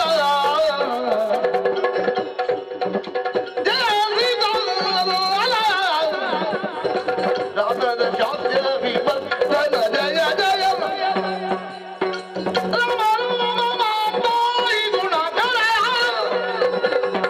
ರಾಮ ರಾಘವ ದಶರಥ ಬಾಲ ಜಯ ಶ್ರೀರಾಮ. ಜಯ ಜಯ ಜಯ ಜಯ ಜಯ ದಶರಥನಂದನ ಅಯೋಧ್ಯ ರಾಮ, ಸೀತಾರಾಮ, ರಾವಣ ಮರ್ದನ ರಾಮ, ಜಯ ಜಯ ಜಯ ಜಯ ಜಯ ಜಯ. ಸ್ವಾಮಿ, ಶರಣನೆ ಅವತರಿದು ಹಿಂದಕ್ಕೆ ಹೊರದು ಗಣದ ಹರಿದು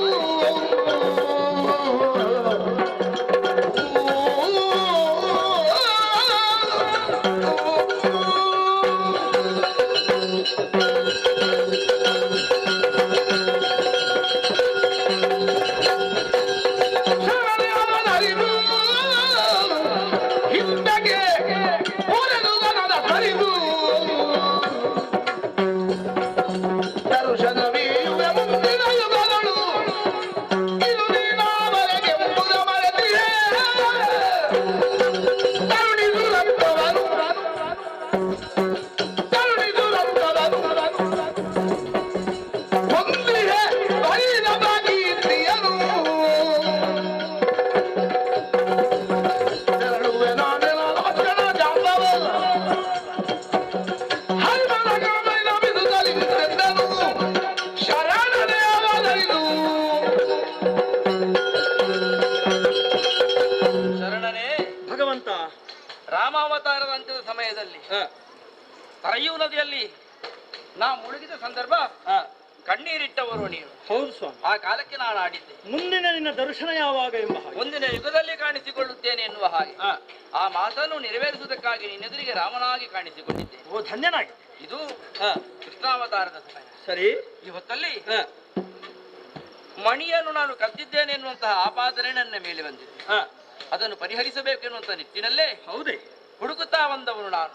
ಸಮಂತಕ ಮಣಿಯನ್ನು ನಿನ್ನ ಗುಹೆಯಲ್ಲಿ ಕಂಡಿದ್ದೇನೆ. ಸರಿ, ಆ ಮಣಿಯನ್ನು ನೀನು ಒದಗಿಸಿದೆ ಅಂತಾದರೆ ಆಪಾದನೆಯಿಂದ ಮುಕ್ತನಾಗ. ಸ್ವಾಮಿ, ಮೊದಲಾಗಿ ನಿನ್ನಲ್ಲಿ ನಾನು ಕ್ಷಮೆಯನ್ನು ಯಾಚಿಸ್ತಾ ಇದ್ದೇನೆ. ಬೇರೆ ಆದಿದೇವರ ದೇವ ಏನು? ನಿನ್ನೊಡನೆ ಮುಳಿದು ನಾನು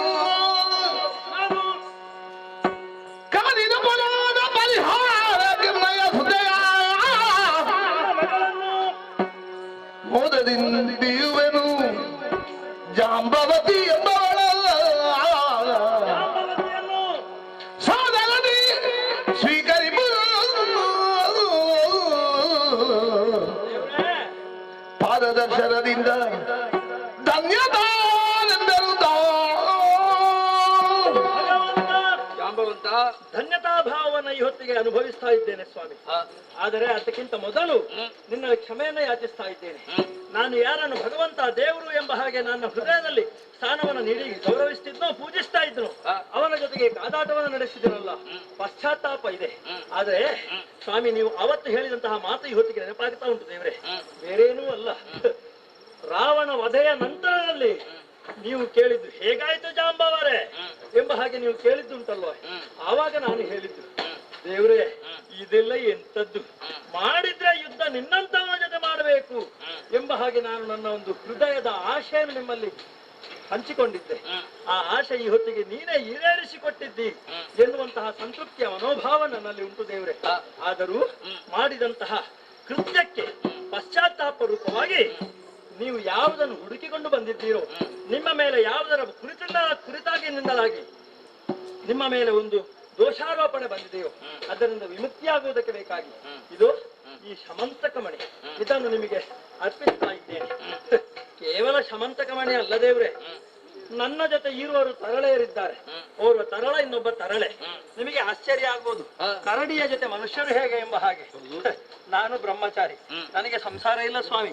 ಆದ್ರೆ ಏನು ಮಾಡೋಣ, ಕಾಡಿನಲ್ಲಿ ಹೀಗೆ ಆಹಾರವನ್ನು ಅರಸ್ತಾ ಹೋಗ್ತಾ ಇದ್ದಂತಹ ಕಾಲಕ್ಕೆ ಬೇರೆ ಬೇರೆ ಸಂದರ್ಭದಲ್ಲಿ ಈ ಇರುವರು ಮಕ್ಕಳು ನನಗೆ ಲಭಿಸಿದ್ರು. ಅನಾಥರಾಗಿ ಈ ಪ್ರಪಂಚದಲ್ಲಿ ಮಕ್ಕಳು ಬೇಕು ಎಂಬ ಹಾಗೆ ಪರಿತಪಿಸುವ ಎಷ್ಟೋ ಜನ ಇದ್ದಾರೆ. ನನಗೆ ದೇವರೇ ಕೊಟ್ಟ ವರ ಎಂಬ ಹಾಗೆ ತಿಳಿದು ಅದನ್ನು ಬಂದು ಅವರನ್ನು ಸಂರಕ್ಷಿಸಿದ್ದೇನೆ.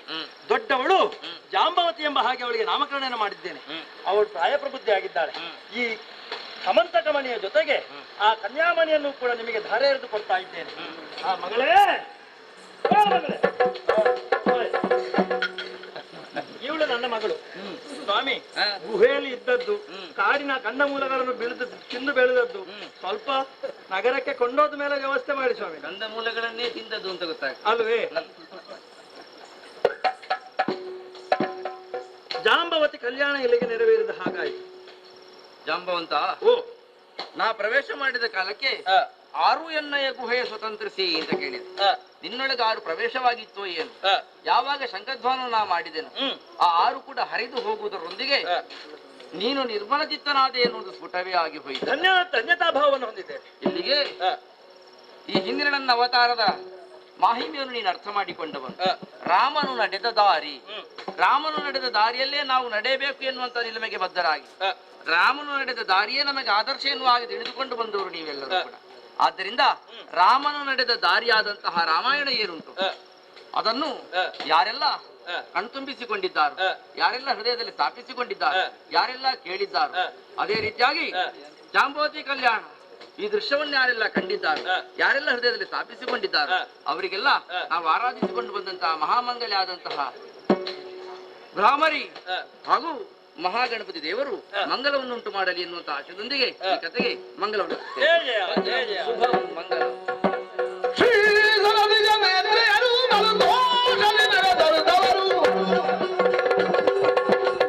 ಕುಸುರರೊಲಿದು ಮಂತ್ರಾಕ್ಷತೆಯಿಂದ ಅಭೇದಯದಳಿದು ಕೀರ್ತಿಸ ಮುದದಿಂದ ಮಸದ ಕೀರ್ತಿಯ ಪಡೆಯಿರೆನು ಸರ್ವೇಶ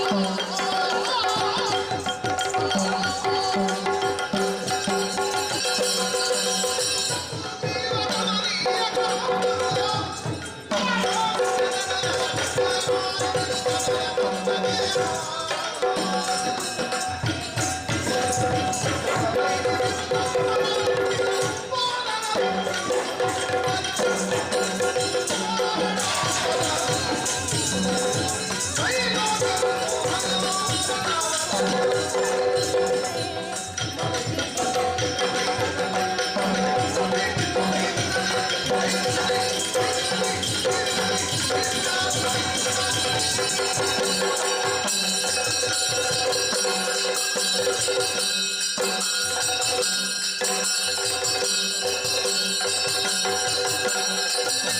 you.